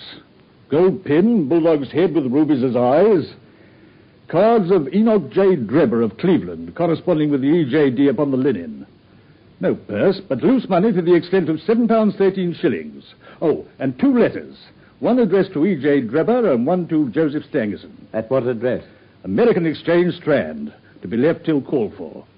They are both from the Guion Steamship Company and refer to the sailing of their boats from Liverpool to New York. Have you made any inquiries as to this man Stangerson? I did at once, sir. I've had advertisements sent to all the newspapers, and one of my men has gone to the American Exchange, but he has not yet returned. Have you sent to Cleveland? We telegraphed this morning. How did you word your inquiries? We simply detailed the circumstances and said that we should be glad of any information that could help us. You didn't ask for particulars on any point which appeared to you to be crucial. I asked about Stangerson. Nothing else? Is there no circumstance upon which this whole case appears to hinge? Will you not telegraph again? I've said all I have to say, Mr. Holmes. Mr. Gregson, I have just made a discovery of the highest importance, and one which would have been overlooked had I not made a careful examination of the walls. Oh, Mr. Lestrade? And what is it? Look here, on this wall. Now, stand there. I'll strike a match. Look at that. What does it say? I can't quite see. R-A-C-H-E. Rach? What do you think of that? The murderer's written it with his or her own blood. You see this smear where it's trickled down the wall? That disposes of the idea of suicide anyhow. Why was that corner chosen to write it on? I'll tell you. You see that candle on the mantelpiece? Yeah. It was lit at the time, and if it was lit, this corner would be the brightest instead of the darkest portion of the wall. And what does it mean now that you have found it? Why, it means that the writer was going to put the female name Rachel, but was disturbed before he or she had time to finish. You mark my words, when this case comes to be cleared up, you'll find that a woman named Rachel has something to do with it. All very well for you to laugh, Mr. Sherlock Holmes. You may be very smart and clever, but the old hound is the best when all's said and done. Oh, I really beg your pardon, Lestrade. You certainly have the credit of being the first of us to find this out. And as you say, it bears every mark of having been written by the other participant in last night's mystery. I have not had time to examine this room yet, but with your permission I shall do so now. Now, where's my lens?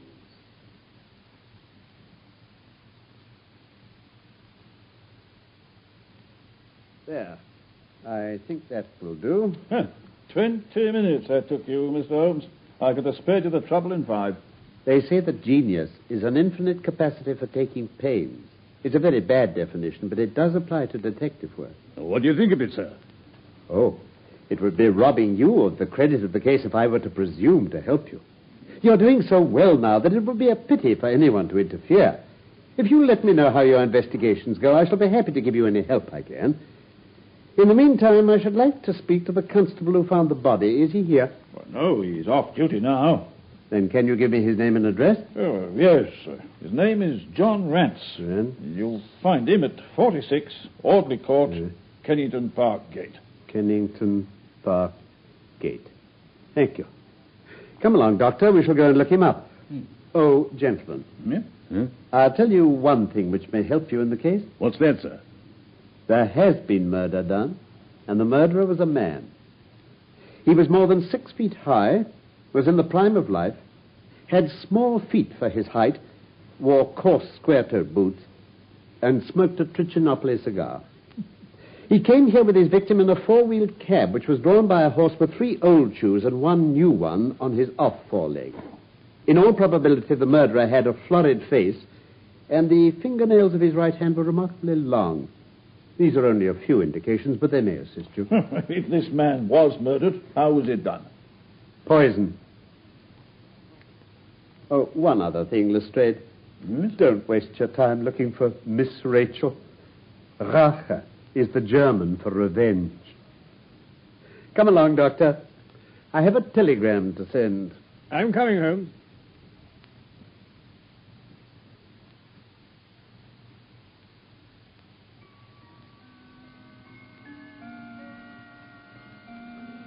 Now that I've sent my telegram, we can go and see this Constable John Rance. You amaze me, Holmes.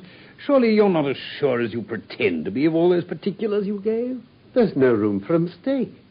The very first thing which I observed on arriving there was that a cab had made 2 ruts with its wheels close to the curb. Now, up to last night, we've had no rain for a week, so that those wheels, which left such a deep impression, must have been there during the night. Since the cab was there after the rain began, and was not there at any time during the morning, I have Gregson's word for that. It follows that it must have been there during the night, and therefore that it brought those 2 individuals to the house. Well, that seems simple enough, but how about the other man's height? When a man writes on a wall, his instinct leads him to write about the level of his own eyes. Now, that writing was just over 6 feet from the ground. It was child's play. And his age? Well, if a man can stride 4.5 feet without the smallest effort, he can't be quite in the sere and yellow. That was the breadth of a puddle on the garden path which he had evidently walked across. Patent leather boots had gone round, and square toes had stepped over. There's no mystery about it at all. Is there anything else that puzzles you? Well, the fingernails and the trichinopolis are gone. The writing on the wall was done with a man's forefinger dipped in blood. My glass allowed me to observe that the plaster was slightly scratched in doing it, which would not have been the case had the man's nail been trimmed. I gathered up some scattered ash from the floor. It was dark in color and flaky, such an ash as is only made by a trichinopoly. I flatter myself that I can distinguish at a glance the ash of any known brand, either of cigar or of tobacco. And the florid face, then? Ah, that was a more daring shot. Though I've no doubt that I was right. You mustn't ask me that at the present state of the affair. There is much that is still obscure, though I've quite made up my mind on the main facts. As to poor Lestrade's discovery, it was simply a blind, intended to put the police upon a wrong track by suggesting socialism and secret societies. It was not done by a German. Oh. If you notice, the A was printed somewhat after the German fashion. Now, a real German invariably prints in the Latin character, so that we may safely say that this was not written by one, but by a clumsy imitator who overdid his part. Oh, no. It was simply a ruse to divert inquiry into a wrong channel. I'm not going to tell you much more of the case, Doctor. You know, a conjurer gets no credit when once he's explained his trick. And if I show you too much of my method of working, you will come to the conclusion that I'm a very ordinary individual after all. Oh, I shall never do that. You have brought detection as near to an exact science as it ever will be brought in this world. I'll tell you one other thing. Patent leathers and square toes came in the same cab. And they walked down the pathway together as friendly as possible, arm in all probability. When they got inside, they walked up and down the room. Or rather, Patent Leather stood still while Square Toes walked up and down. I could read all that in the dust, and I could read that as he walked, he grew more and more excited. That's shown by the increased length of his strides. He was talking all the while and working himself up, no doubt, into a fury. Yes. Then the tragedy occurred. Well, I've told you all I know myself. For the rest is mere surmise and conjecture. We have a good working basis, however, on which to start. And now we must hurry, for I particularly want to visit Constable Rance in Kennington. Let's go find a cab.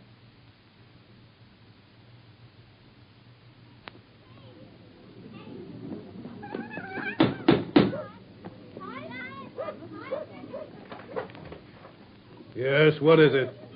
You are Constable John Rance? What of it, who wants to know? My name is Sherlock Holmes.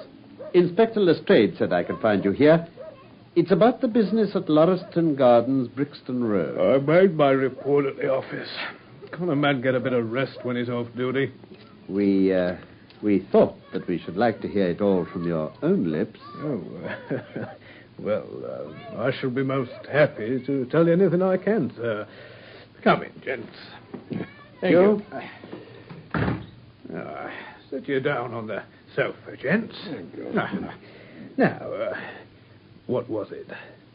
Just let us hear it all in your own way as it occurred, please. Very well. Well, my time is from 10 at night till 6 in the morning. At 1 o'clock it began to rain.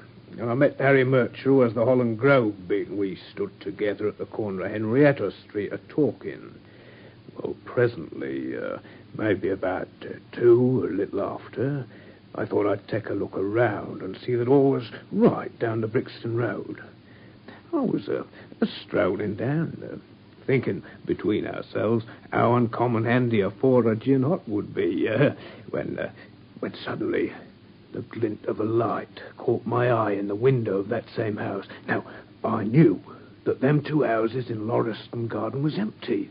On account of him that owns them won't have the drains seen to, though the very last tenant that lived in one of them died of typhoid fever. So, I was knocked all in a heap, but seen a light in the window, and I suspected something was wrong. When I got up to the door, all was quiet inside, so I went into the room where the light was a-burning. There was a candle flickering on the mantelpiece, a red wax one. By its light, I saw... Yes, I know all that you saw. You walked round the room several times And you knelt down by the body, and then you walked through and tried the kitchen door, and then... Where was you hid to see all that? Seems to me that you knows a good deal more than you should. Here's my card. No, don't get arresting me for the murder. I'm one of the hounds, not the wolf. Mr. Gregson or Mr. Lestrade will answer for that. Go on, though. What did you do next? Went back to the gate and sounded my whistle. That brought Murcher and 2 more to the spot. Was the street empty then? Well, was as far as anybody that could be of any good goes. What do you mean? I've seen many a drunk chap in my time. I've never seen anyone so drunk as that cove. He was at the gate when I come out, leaning up against the railings, and I was singing at the pitch of his lungs about Columbine's newfangled banner, and some such stuff. He couldn't stand for less help. What sort of a man was he? No, common drunk sort of man. He'd have found himself at the station if we hadn't been so took up. His face, his dress, didn't you notice them? Oh, I should think I did notice them, seeing that I had to prop him up, me and Murcher between us. He was a long chap, a red face, the lower part muffled round. That'll do. What became of him? Well, he didn't have to do without looking after him. I'll wager he found his way home all right. How was he dressed? Brown overcoat. Had he a whip in his hand? A whip? No. He must have left it behind. You didn't happen to see or hear a cab after that? No. Well, there's half a sovereign for you. Oh. Oh, thank you, sir. I'm afraid, Rance, that you will never rise in the force. Oh? That head of yours should be for use as well as ornament. You might have gained your sergeant's stripes last night.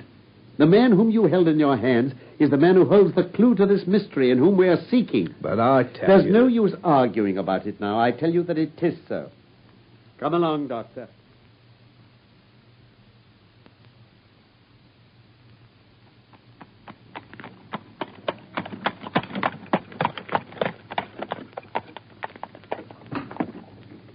Two to 1B Baker Street, David. Right now, guard.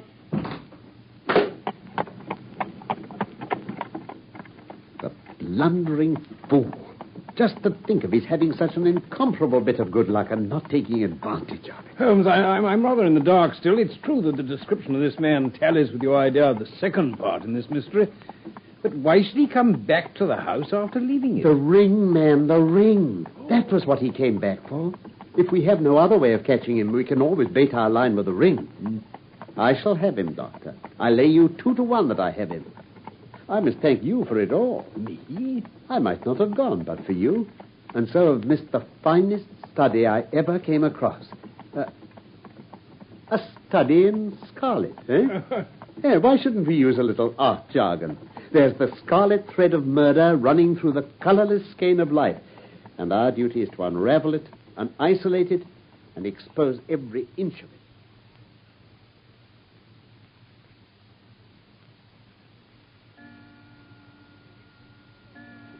What's the matter? You're not looking quite yourself. This Brixton Road affair's upset you. Well, to tell the truth, it has. I ought to be more case-hardened out of my Afghan experiences. I saw my own comrades hacked to pieces of my wand without losing my nerve, but I've gone over this business again and again this afternoon, until I dozed off, that is. I can understand. There's a mystery about this which stimulates the imagination. Where there's no imagination, there's no horror. Have you seen the evening paper? No. Gives a fairly good account of the affair. It doesn't mention the fact that when the man was raised up on the stretcher, a woman's wedding ring fell upon the floor. Oh. It's just as well it doesn't. Why? Look at this advertisement. What? I had one sent to every paper this morning immediately after the affair. Where? In the found column. Ah, yes. In Brixton Road this morning, a plain gold wedding ring found in the roadway between the White Hart Tavern and Holland Grove. Apply Dr. Watson, 221B Baker Street, between 8 and 9 this evening. Oh. Excuse my using your name. If I used my own, some of these dunderheads would recognize it and want to meddle in the affair. Oh, that's all right, but supposing anyone applies, I've no ring. Oh, yes, you have. Huh? Here you are. This is almost a facsimile. I say. But who do you expect will answer this advertisement? Why, the man in the brown coat. Our florid friend with the square toes. If he doesn't come himself, he'll send an accomplice. Wouldn't he consider it too dangerous? Not at all. If my view of the case is correct, and I have every reason to believe that it is, this man would rather risk anything than lose the ring. According to my notion, he dropped it while stooping over Drebber's body and didn't miss it at the time. Yeah. After leaving the house, he discovered his loss and hurried back, but found the police already in possession owing to his own folly in leaving the candle burning. He had to pretend to be drunk in order to allay the suspicions which might have been aroused by his appearance at the gate. I see. Now, put yourself in that man's place. On thinking the matter over, it must have occurred to him that it was possible that he had lost the ring in the road after leaving the house. What would he do then? He would eagerly look out for the evening papers in the hope of seeing it among the articles found. Yeah. His eye, of course, would light upon this. He'd be overjoyed. Why should he fear a trap? There'd be no reason in his eyes why the finding of the ring should be connected with the murder. No. He would come. He will come. You shall see him within the hour. And then?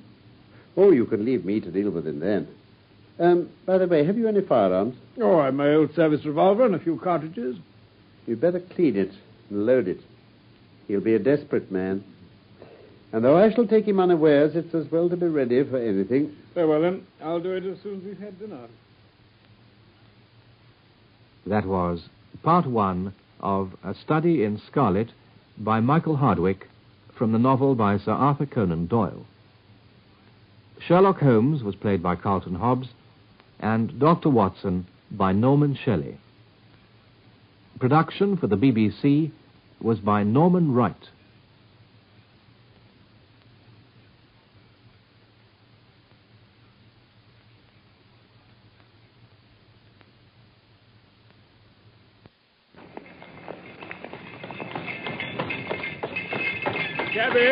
Cabby!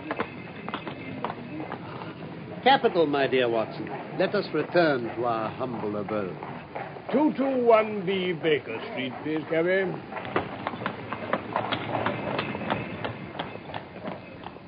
From London, we present the second episode of A Study in Scarlet, a play for radio in 3 parts by Michael Hardwick, based on the novel by Sir Arthur Conan Doyle. Here is Dr. Watson to continue the story of A Study in Scarlet. A Study in Scarlet was how my friend Mr. Sherlock Holmes had described our investigation into the murder of the American Enoch J. Drebber in an empty house near the Brixton Road.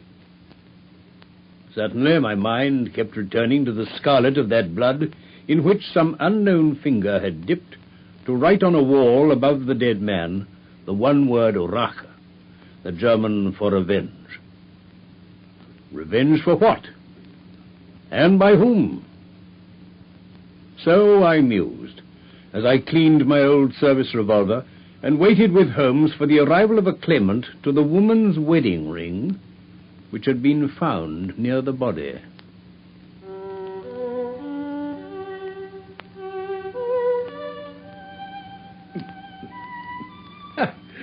Well, the old pistol seems none the worse for lying idle. The plot thickens, Watson. I've just had an answer to the telegram I sent to America after we left Lauriston Gardens. My view of the case is the correct one. And that is? Oh, my fiddle would be the better for new strings. Put your pistol in your pocket. Very good. When the fellow comes, speak to him in an ordinary way. Leave the rest to me. Don't frighten him by looking at him too hard. He'll probably be here in a few minutes. Now, open the door slightly. Oh, well. That will do. Now, put the key on the inside. Here comes our man, I think. Quickly with the key. All right, very good. Now, listen. Good evening. Oh, Dr. Watson, yes, will you just follow me? Come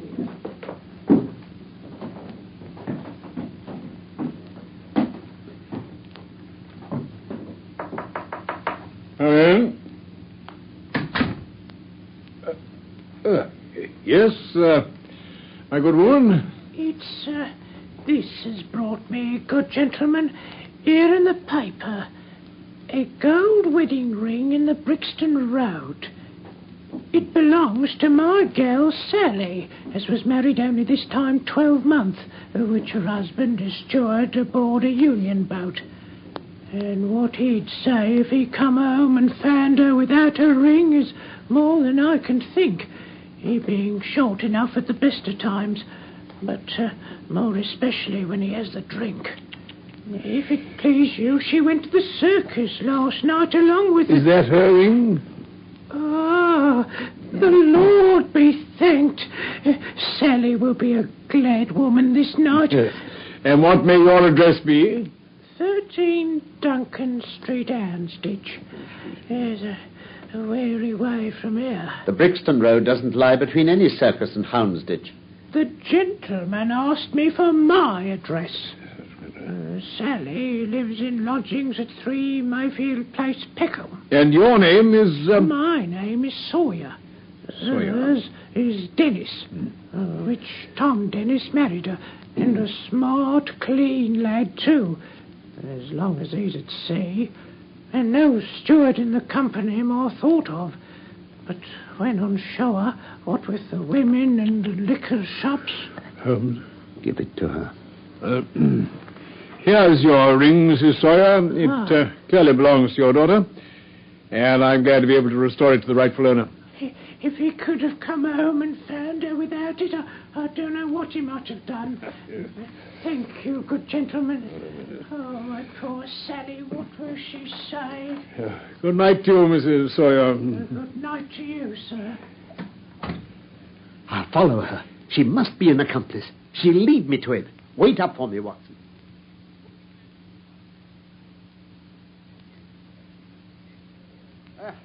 I wouldn't have the Scotland Yarders know it for the world, Watson. Well, they'd never let me hear the end of it.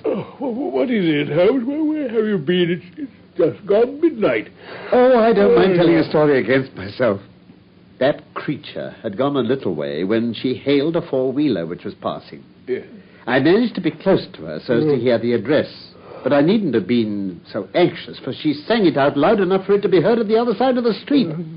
Drive to 13 Duncan Street, Houndsditch, she cried. This begins to look genuine, I thought. And having seen her safely inside, I perched myself behind. You perched yourself? Huh?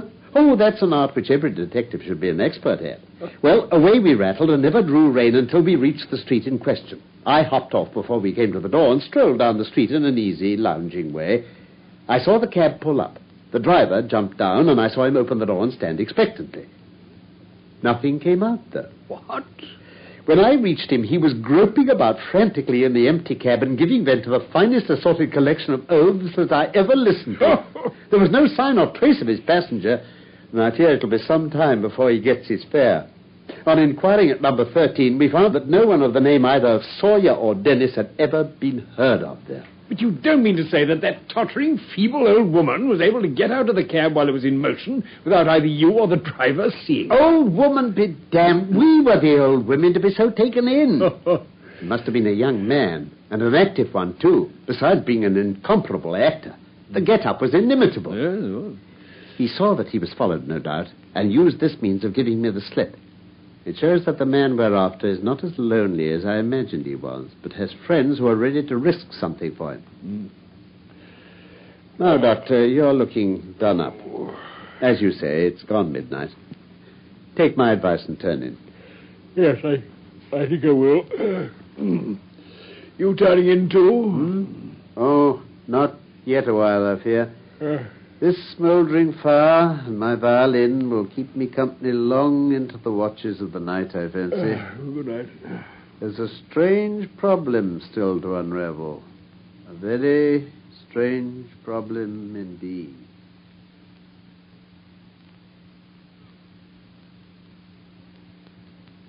Well, Holmes, the papers are certainly full of it today. The Brixton Mystery, they're calling it.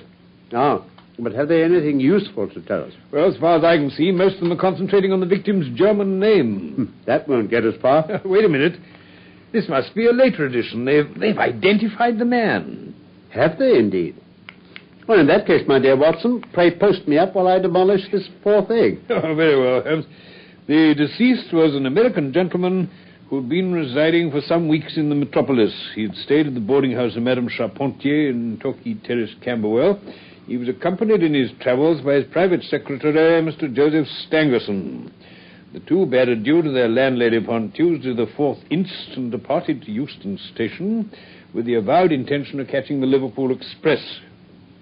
They were afterwards seen together upon the platform. Nothing more is known of them until Mr. Drebber's body was, as recorded, discovered in an empty house in the Brixton Road, many miles from Euston. How he came there, or how... Oh, continued on page 4, column 3. There you are. He met his fate are questions which are still involved in mystery. Nothing is known of the whereabouts of Stangerson.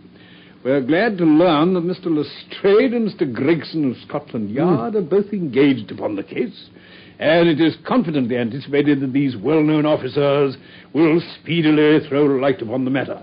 I told you that whatever happened, Lestrade and Gregson will be sure to score. That depends on how it turns out. Oh, bless you, it doesn't matter in the least. If the man is caught, it'll be on account of their exertions. If he escapes, it'll be in spite of their exertions. It's heads I win and tails you lose. What on earth is that? Huh? It's the Baker Street Division of the Detective Police Force. The what? Attention! Come along now, get into line quickly. In future, you will send up Wiggins alone to report, and the rest of you must wait in the street. Now, have you found it, Wiggins? No, sir, we ain't. I hardly expected you would. You must keep on until you do, though. Well, here are your wages. Now, off you go, and come back with a better report next time. Yes, sir. Come on, all of you. Double march.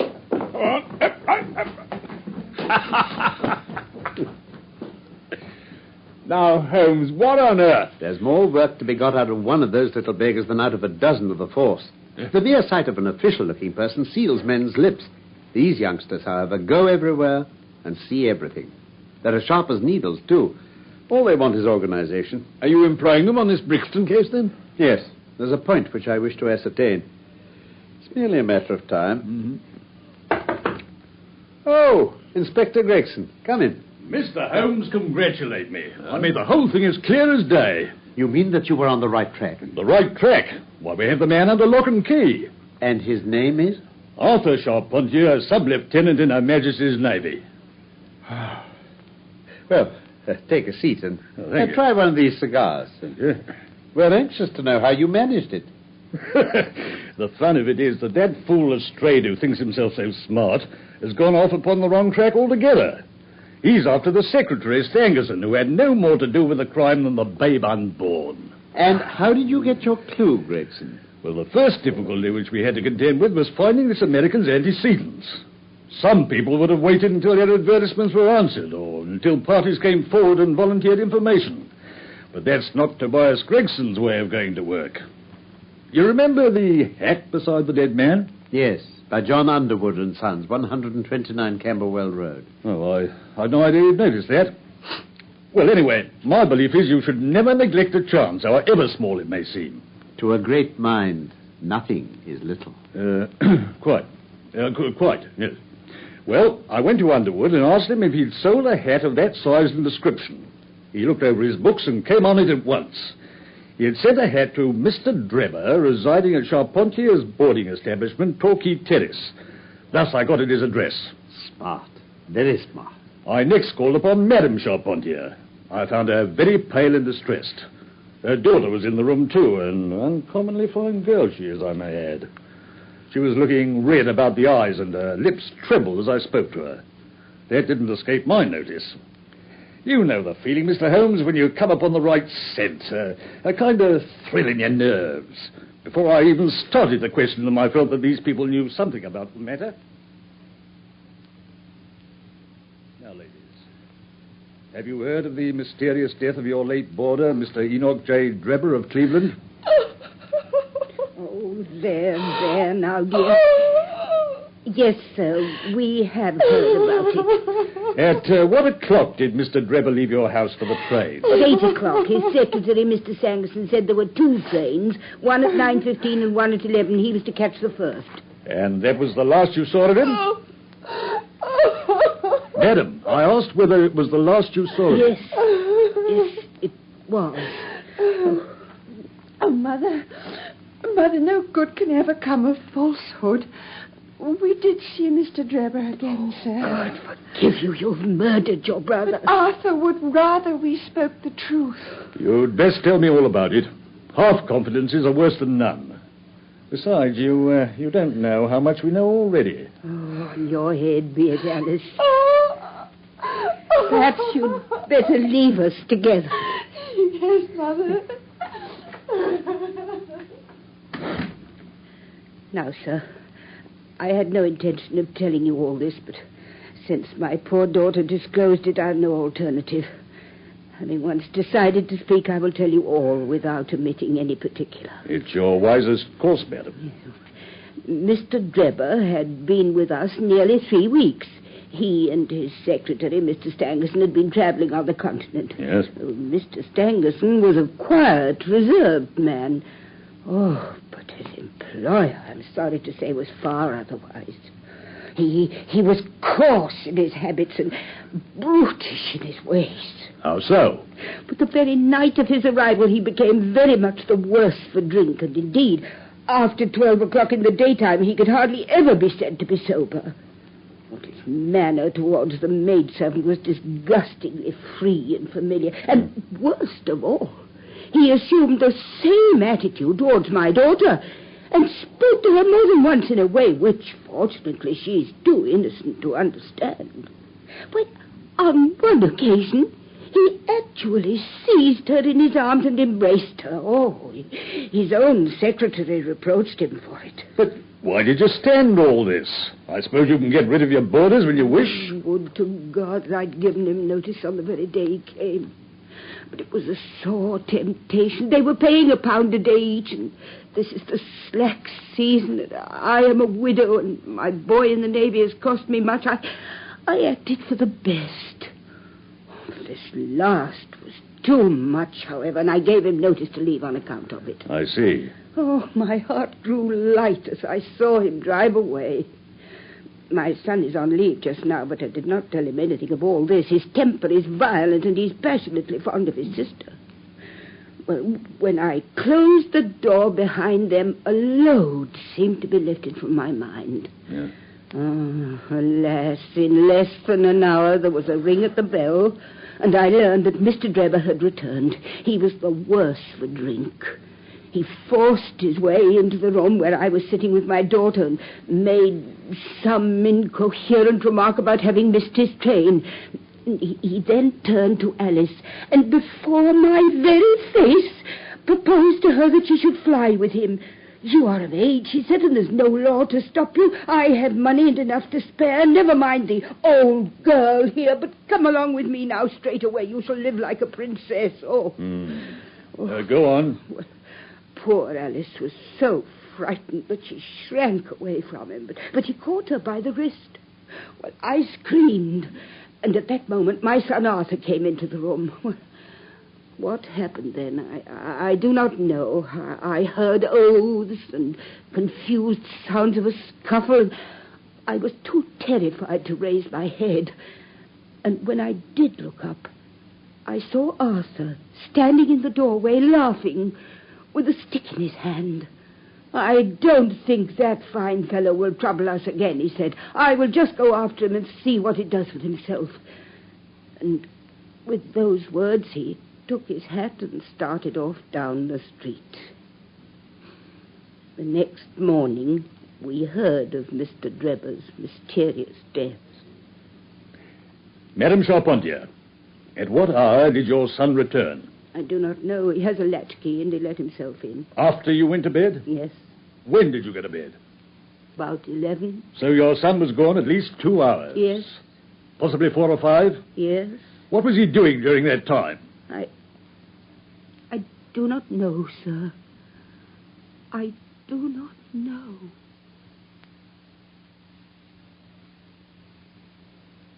Of course, after that, there was nothing more to be done. I found out where Lieutenant Charpentier was and arrested him. When I touched him on the shoulder and warned him to come quietly with us, he answered us as bold as brass, "I suppose you are arresting me for being concerned in the death of that scoundrel Drebber." We'd said nothing to him about it, so that his alluding to it had a most suspicious aspect. Very. He still carried the heavy stick which the mother described as having with him when he followed Drebber. What's your theory then, Inspector Gregson? Well, Mr. Holmes, my theory is that he followed Drebber as far as the Brixton Road. When there, some occasion arose between them, and in the course of which Drebber received a blow from the stick in the pit of the stomach, perhaps, which killed him without leaving any mark.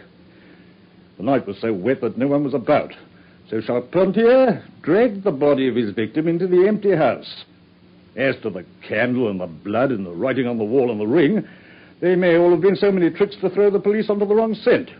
Well done. Really, Gregson, you're getting along. We shall make something of you yet. Well, I flatter myself that I've managed it rather neatly. The young man volunteered a statement in which he said that after following Drebber for some time, the latter perceived him and took a cab in order to get away from him. On his way home, Charpentier... Yes, I think the whole case fits together uncommonly well. What amuses me is to think of Lestrade, who had started off upon the wrong scent. I'm afraid he won't make much of it. Why, by Jove, here's the very man himself. Come in, Inspector Lestrade. Oh, so you're here, Gregson. I suppose, Lestrade, you've come to consult Mr. Sherlock Holmes. Ask him what move to make next, eh? Well, I don't mind admitting this is a most extraordinary case, most incomprehensible affair. Ah, you find it so? I thought you'd come to that conclusion. Have you managed to land the secretary, Mr. Joseph Stangerson? I've just come from Stangerson's room. We've been hearing Gregson's view of the matter. Would you mind letting us know what you have done, Lestrade? No, Mr. Holmes, no objections at all. I freely confess that I was of the opinion that Stangerson was concerned in the death of Drebber. Was? A fresh development has shown me that I was completely mistaken. Well, well. I fancy we'd better take the events in their sequence. Very well. Full of the one idea, I set myself to discover what had become of the secretary. He and Drebber had been seen together at Euston Station about 8:30 on the evening of the 3rd. At 2 in the morning of the 4th, Drebber had been found murdered in the house off Brixton Road. The question which confronted me was to find out how Stangerson had been employed between 8:30 and the time of the crime, and what had become of him afterwards. I telegraphed to Liverpool, giving a description of the man and warning them to keep a watch upon the American boats. I then set to work calling upon all the hotels and lodging houses in the vicinity of Euston. You see, I argued that if Drebber and his companion had become separated that evening, the natural course for Stangerson would be to put up somewhere in the vicinity for the night, then to hang about the station again next morning to look out for his employer. They'd be likely to agree on some meeting place beforehand. Yes, so it proved. I spent the whole of yesterday evening making inquiries entirely without avail. This morning I began very early, and at 8 o'clock I reached Halliday's private hotel in Little George Street. Good morning, sir. Can I help you? Yes, I'd like to know whether Mr. Stangerson is living here. Oh, certainly, sir. No doubt you're the gentleman he was expecting. He's been waiting here for a gentleman for 2 days. Yes. Where is he now? He's upstairs in bed. He wished to be called at 9. Well, I'll go up and see him at once, then. Yes, sir. The Boots will take you. Boots? Yes? Morning, sir. Right. Take this gentleman up to Mr. Stangerson's room. Yes. Would you follow me, sir? There's his room, sir, just along here. Thank you very much. Thank you, sir. Oh. Cool. What's that? It looks like blood. Coming from under his door. Oh, you're right. It's locked, sir. Well, stand out of the way while I put the soldier to it. Yeah, but, sir, I Get think... back.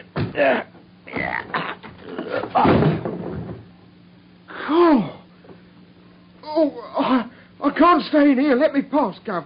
Let me pass. Stangerson has been stabbed to the heart. Dead for some time. He bled profusely. But now comes the strangest part of the affair, Mr. Holmes. What do you suppose was on the wall?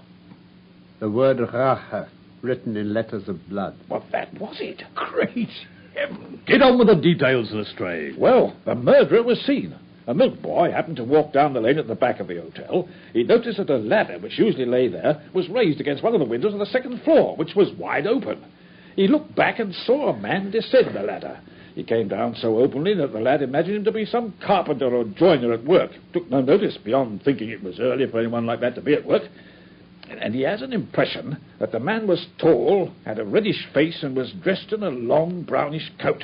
Did you find anything in the room which could furnish a clue to the murderer? Nothing. Stangerson had 80-odd pounds in his pocket. Whatever the motive for these two crimes, it certainly wasn't robbery. There were no papers in the pockets, except a telegram, dated from Cleveland about a month ago, containing the words, J.H. is in Europe. There was no sender's name. And there was nothing else? Nothing of any importance. His pipe was on the chair beside the bed. There was a glass of water on the table. And on the windowsill, a small chip ointment box containing a couple of pills. What? At last! What's that, Mr. Holmes? The last link. My case is complete. Oh, well, just what do you mean, Mr. Holmes? I have now in my hands all the threads which have formed such a tangle. There are, of course, details to be filled in, but I'm as certain of all the main facts from the time that Drebber parted from Stangerson at the station up to the discovery of Stangerson's body as if I'd seen them with my own eyes. I'll give you proof of my knowledge. Could you lay your hand upon it? Yes, I have them here. Don't attach any importance to them, though. Let me see them. Doctor, are those ordinary pills? No, they're certainly not. Pearly grey colour, small, round, and, let's see. Yes, almost transparent against the light. From their lightness and transparency, I should imagine they're soluble in water. Precisely, sir. Now, would you mind going down and fetching that poor little devil of a terrier which has been bad so long and which the landlady wanted you to put out of its pain yesterday? Oh, yes, very well, Holmes. What are you going to do, Mr. Holmes? I will now cut one of these pills in two. One half we return into the box for future purposes. The other half I will place in this wine glass. If you'd be kind enough to pass me the carafe, Lestrade. Yes, here you are. Thank you. Now then, I pour into the glass a teaspoonful of water. Ah. You perceive that our friend the doctor is right. The pill readily dissolves. I shall now add a little milk to make the mixture palatable.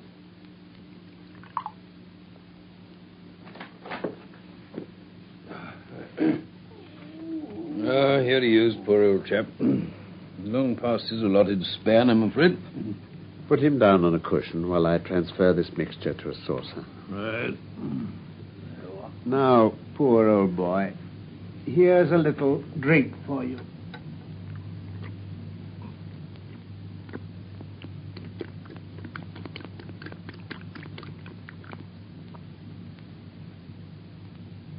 Well? It can't be a coincidence. The very pills which I suspected in the case of Drebber are actually found after the death of Stangerson, and yet they're inert. What can it mean? Oh, surely my whole chain of reasoning cannot have been false. No, it's impossible. And yet this wretched dog is none the worse. Well, if you ask me... Wait. I have it. Where's that other pill? Here you are. Cut it in two for me while I get more milk and water ready. There we are. Done. Now, in it goes. You mean you're going to try again? Precisely.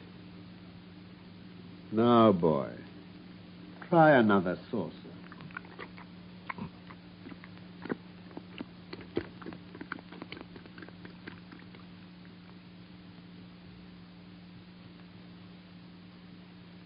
That was part 2 of A Study in Scarlet by Michael Hardwick from the novel by Sir Arthur Conan Doyle. Sherlock Holmes was played by Carlton Hobbs and Dr. Watson by Norman Shelley. Production for the BBC was by Norman Wright.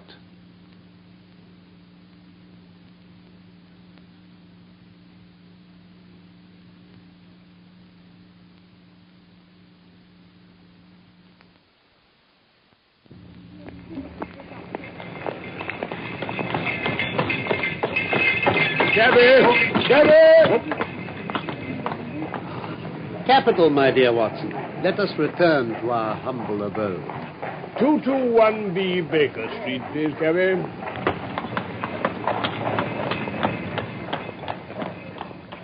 From London, we present the final episode of A Study in Scarlet, a play for radio in 3 parts by Michael Hardwick, based on the novel by Sir Arthur Conan Doyle. Here is Dr. Watson to continue the story of A Study in Scarlet. Inspector Gregson of Scotland Yard had been crowing over his colleague Lestrade. While he, Gregson, had acted so decisively in arresting young Arthur Charpentier for the murder of Enoch Drebber, Lestrade, with the mere duty of questioning Stangerson, the dead man's secretary, had returned to 221B Baker Street with failure written all over his face. But then Holmes and I had been as astonished as Gregson to hear that he had found Stangerson murdered too. Lestrade had brought a box containing 2 pills, which he had found near the body. Exclaiming that at last his case was complete, Holmes wasted no time in feeding one to the poor aging dog which our landlady had asked us that morning to have destroyed. To his dismay, the effect was nil. With his whole case hanging upon the consequences, Holmes proceeded to grind the only remaining pill into some milk and watched anxiously as the dog drank.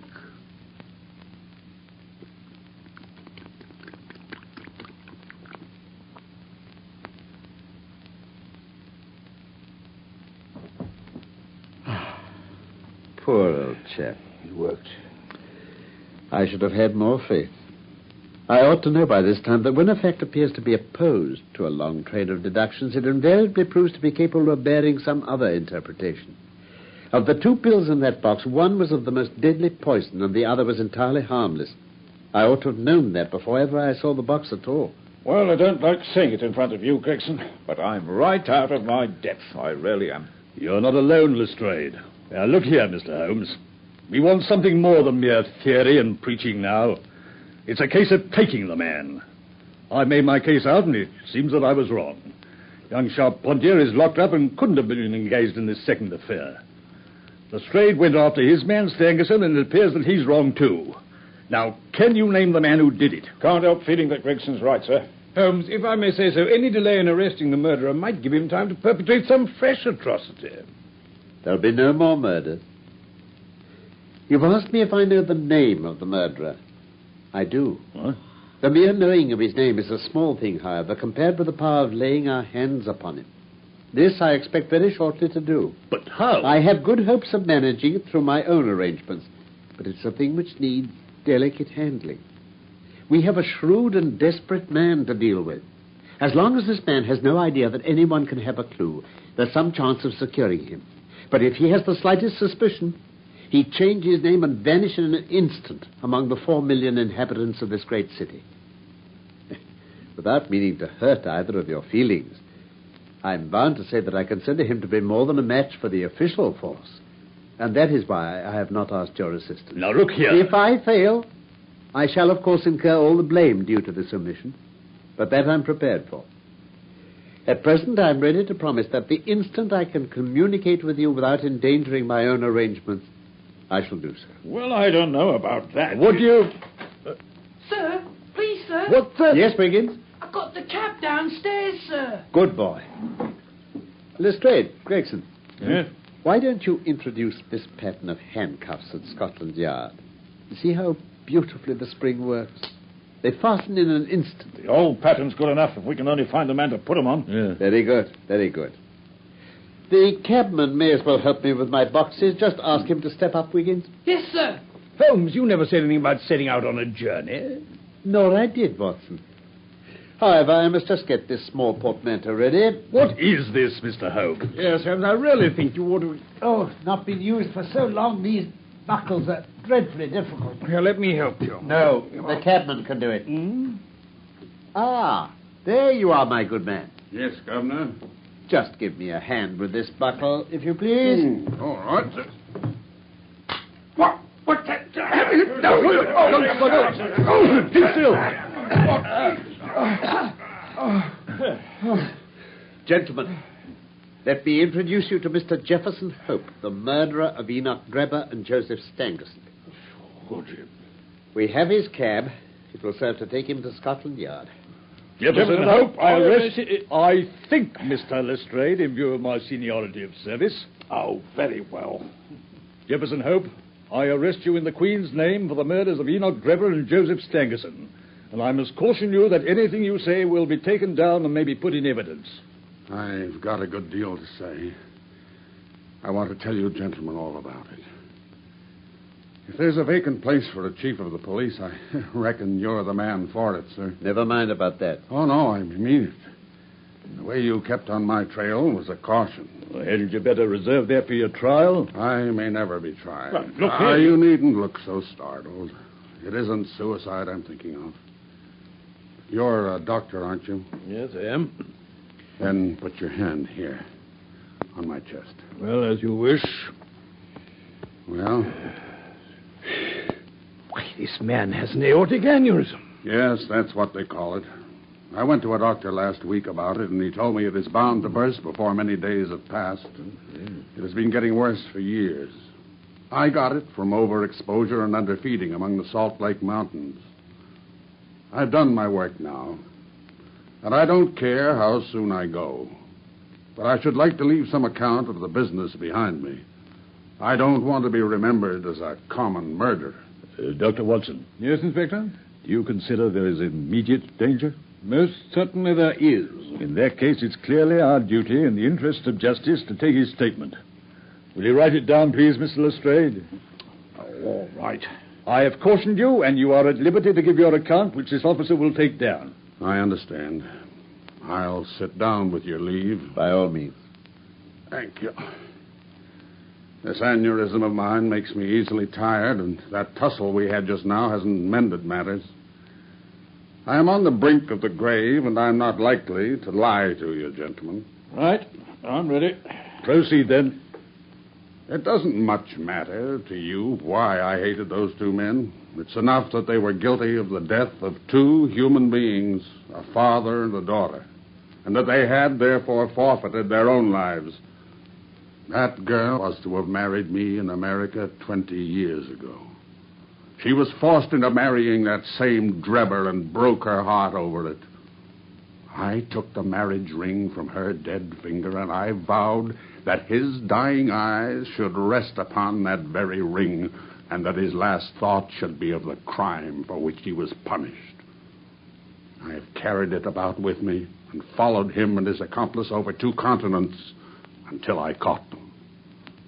If I die tomorrow, as is likely enough, I die knowing that my work in this world is done, and well done. Yes, get on. When I got to London, my pocket was about empty, and I found that I must turn my hand to something for my living. Driving and riding are as natural to me as walking. So I applied at a cab owner's office and soon got employment. It was some time before I found out where my 2 gentlemen were living. They were at a boarding house at Camberwell, over on the other side of the river. I had grown my beard, and there was no chance of their recognizing me. Go where they would about London, I was always at their heels. At last, one evening, I was driving up and down Torquay Terrace when I saw a cab draw up at their door. Presently, some luggage was brought out. Drebber and Stangerson followed it and drove off. I whipped up my horse and kept within sight of them, feeling very ill at ease, for I feared that they were going to shift their quarters. At Euston Station, they got out, and I left a boy to hold my horse and followed them onto the platform. I got near enough to hear what they were saying. But I tell you, there isn't another Liverpool train for hours. So who cares? I care. The sooner we're on a train to Liverpool and getting out of here, the happier I'll be. Well, Stangerson, we'll just have to wait, won't we?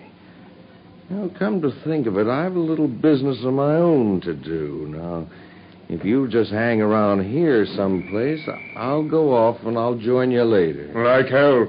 You swore we'd always stick together. If you go, I'm going with you. Well, you see, this little matter's kind of delicate. You'd be in the way. Is that so?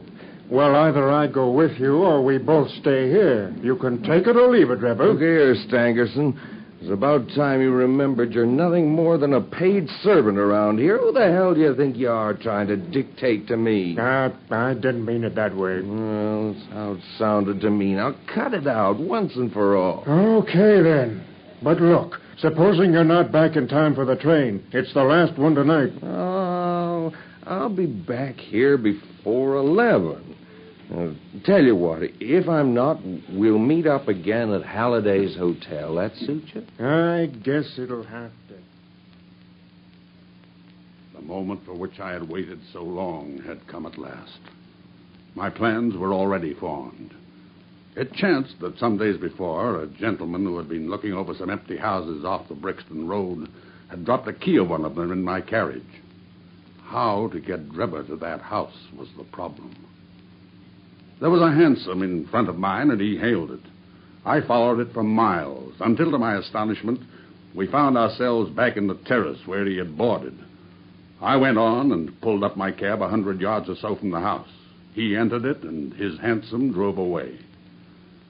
Well, I waited for a quarter of an hour or more, when suddenly there came a noise like people struggling inside the house. Next moment, the door was flung open, and two men appeared. One of them was Drebber, and the other was a young chap whom I had never seen before. You filthy hound! I'll teach you to insult an honest girl. Get your hands off me. If you're not out of this road inside 10 seconds, I'll lay this cudgel across you so you won't be able to walk. Now, get on with you. Okay, I'm going. Hey, you, Gabby! Yes, Governor? Drive me to Halliday's private hotel.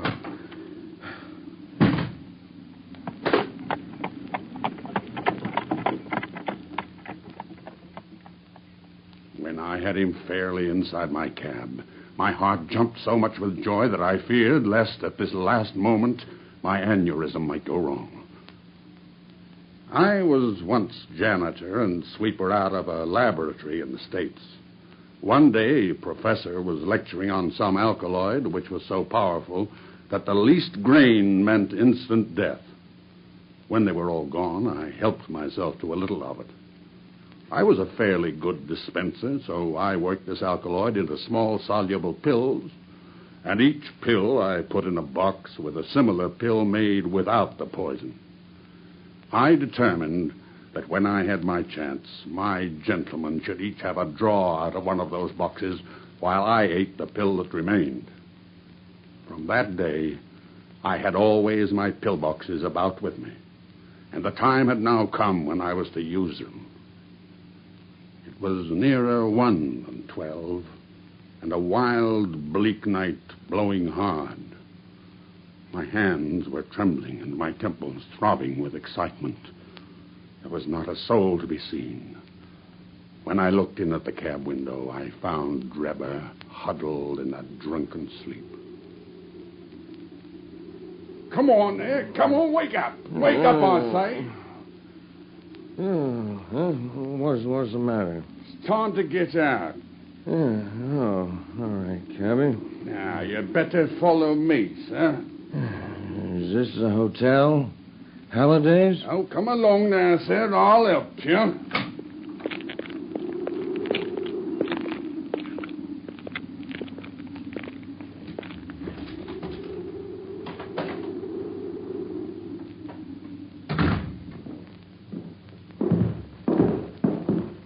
It's infernally dark. Say, what kind of a hotel is this? We'll soon have a light. Just like this candle. There. Now, Enoch Drebber, who am I? Who? What do you mean? I don't... No. No. Yes, you dog. I have hunted you from Salt Lake City to St. Petersburg, and you've always escaped me. But now your wanderings have come to an end. No, keep away from me. What do you think of poor Lucy Ferrier now? Punishment has been slow in coming, but it has overtaken you at last. Would you murder me? Who talks of murdering a mad dog? What mercy had you upon my poor darling when you dragged her from her slaughtered father and bore her away? Wasn't I killed her father? But it was you who broke her innocent heart. Let the high God judge between us. You see this box? What is it? What are they? Just a couple of pills. Choose and eat. There is death in one and life in the other. I shall take what you leave. Let us see if there is justice upon the earth, or if we are ruled by chance. Poisoned? You're mad. I won't do it. Oh, yes, you will, with my knife at your throat. Choose and eat. This way, you have a 50-50 chance. If you don't take it, it'll be my knife and no chance for you at all. Very well. I'll eat. Now, I'll take the other, and we shall see. It doesn't taste. You've got it. You must... You...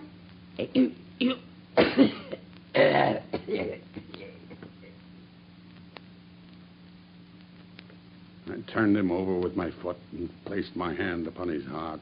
There was no movement. He was dead. The pulses in my temples were beating like sledgehammers, and I believe I would have had a fit of some sort if the blood had not gushed from my nose and relieved me. I remembered a German being found in New York with rash written up above him, and it was argued that the secret societies must have done it. I guessed that what puzzled the New Yorkers would puzzle Londoners, so I dipped my finger in my own blood and printed it on the wall. And then I walked down to my cab. I had driven some distance when I put my hand into the pocket in which I usually kept Lucy's ring and found it was not there. It was the only memento I had of her. Thinking that I might have dropped it when I stooped over Drebber's body, I drove back, and leaving my cab on a side street, I went boldly up to the house. I walked right into the arms of a police officer who was coming out. I managed to fool him by pretending to be hopelessly drunk, but I had to go away without that ring. So much for Drebber, then. How about Stangerson? Oh, I knew that he was staying at Halliday's hotel. Early next morning, I took advantage of some ladders which were lying in the lane behind the hotel, and so made my way into his room in the gray of the dawn. I woke him up and told him he was to answer for the life he had taken so long before. I gave him the same choice of poisoned pills. But he sprang from his bed and flew at my throat. In self-defense, I stabbed him to the heart. I see. You got all that, Mr. Lestrade? Every word. Well, is there anything you'd like to ask Mr. Holmes? There's only one point on which I should like a little more information. Who was your accomplice who came for the ring which I advertised? Oh, I can tell you my own secrets, but I don't get other people into trouble. He had no hand in the deaths of those two men and knows nothing of them. I think we can accept the truth of that, Gregson. Very well, Mr. Holmes. But now, gentlemen, the forms of the law must be complied with. On Thursday, the prisoner will be brought before the magistrates, and your attendance will be required. That's understood, Inspector. Until then, I will be responsible for him. Come along, if you please, Mr. Lestrade. We may as well use his own cab, but I'm afraid we can hardly let him drive it. You'll have to oblige. Oh, never mind. At least I can drive a cab. Come along, Hope. Let's be moving.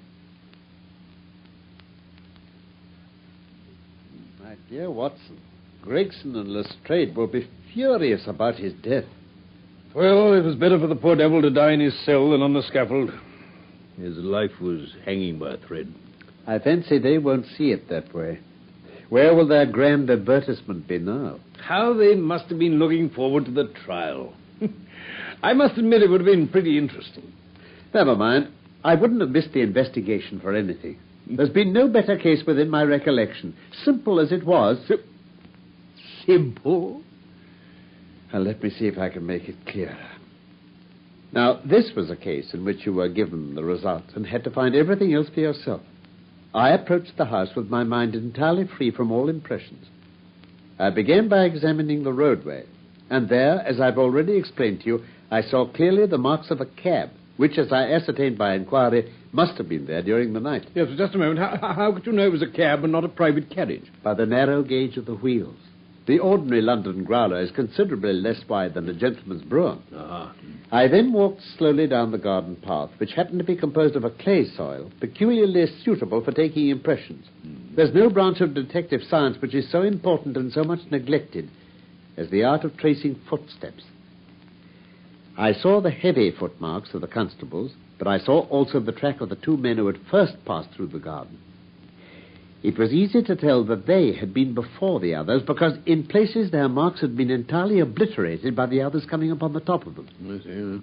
In this way, my second link was formed, which told me that the nocturnal visitors were two in number. One remarkable for his height, as I calculated from the length of his stride, and the other fashionably dressed, to judge from the small and elegant impression left by his boots. What next? On entering the house, this last inference was confirmed. My well-booted man lay dead before me.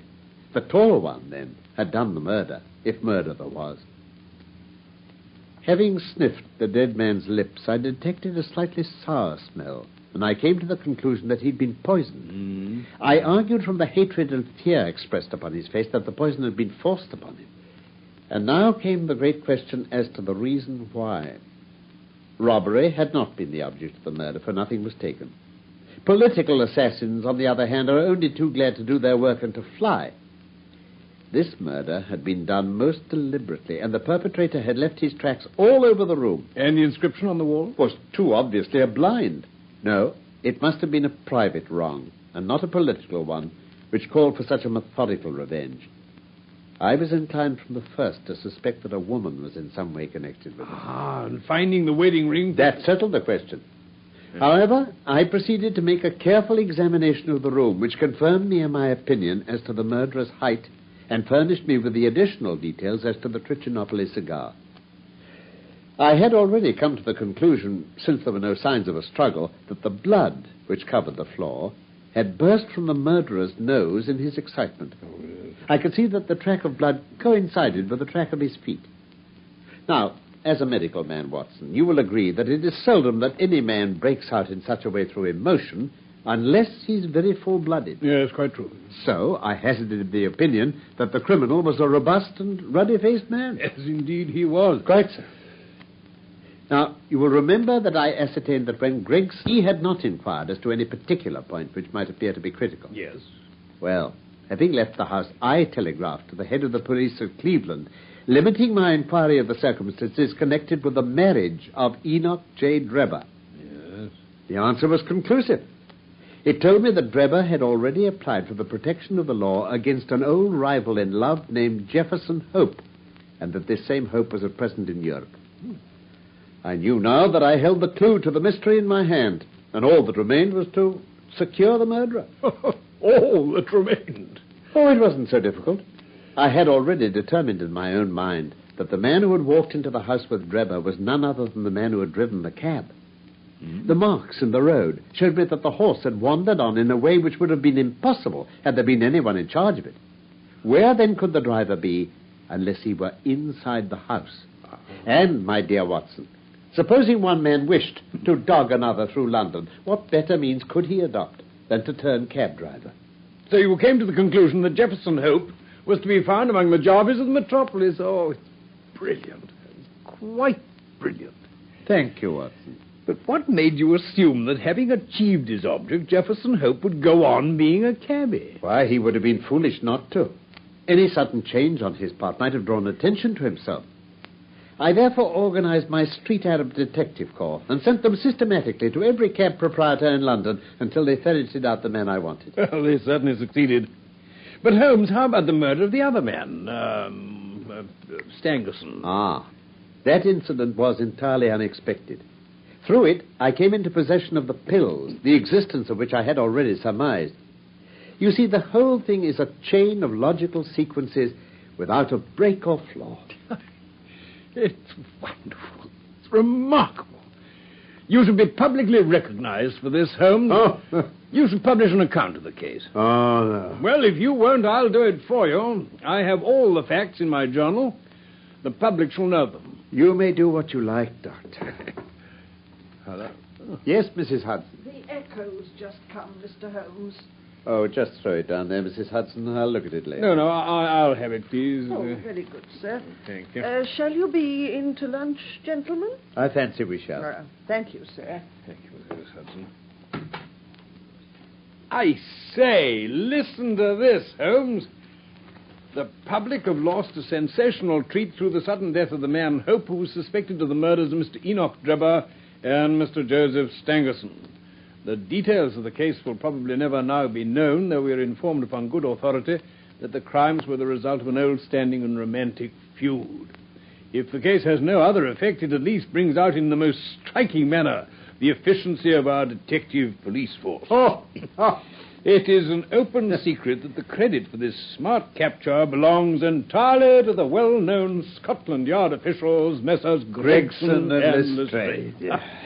It is expected that a testimonial of some sort will be presented to these two officers as a fitting recognition of their services. Well, Holmes, what about that? Didn't I tell you so when we started, Watson? That's the result of all our study in Scarlet. To get them a testimonial.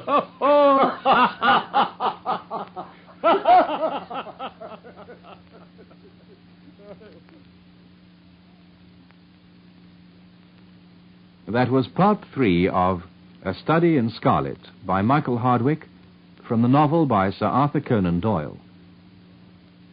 Sherlock Holmes was played by Carlton Hobbs, Dr. Watson by Norman Shelley, Inspector Gregson by Humphrey Morton, Inspector Lestrade by Godfrey Kenton, and Jefferson Hope by Stuart Nichol.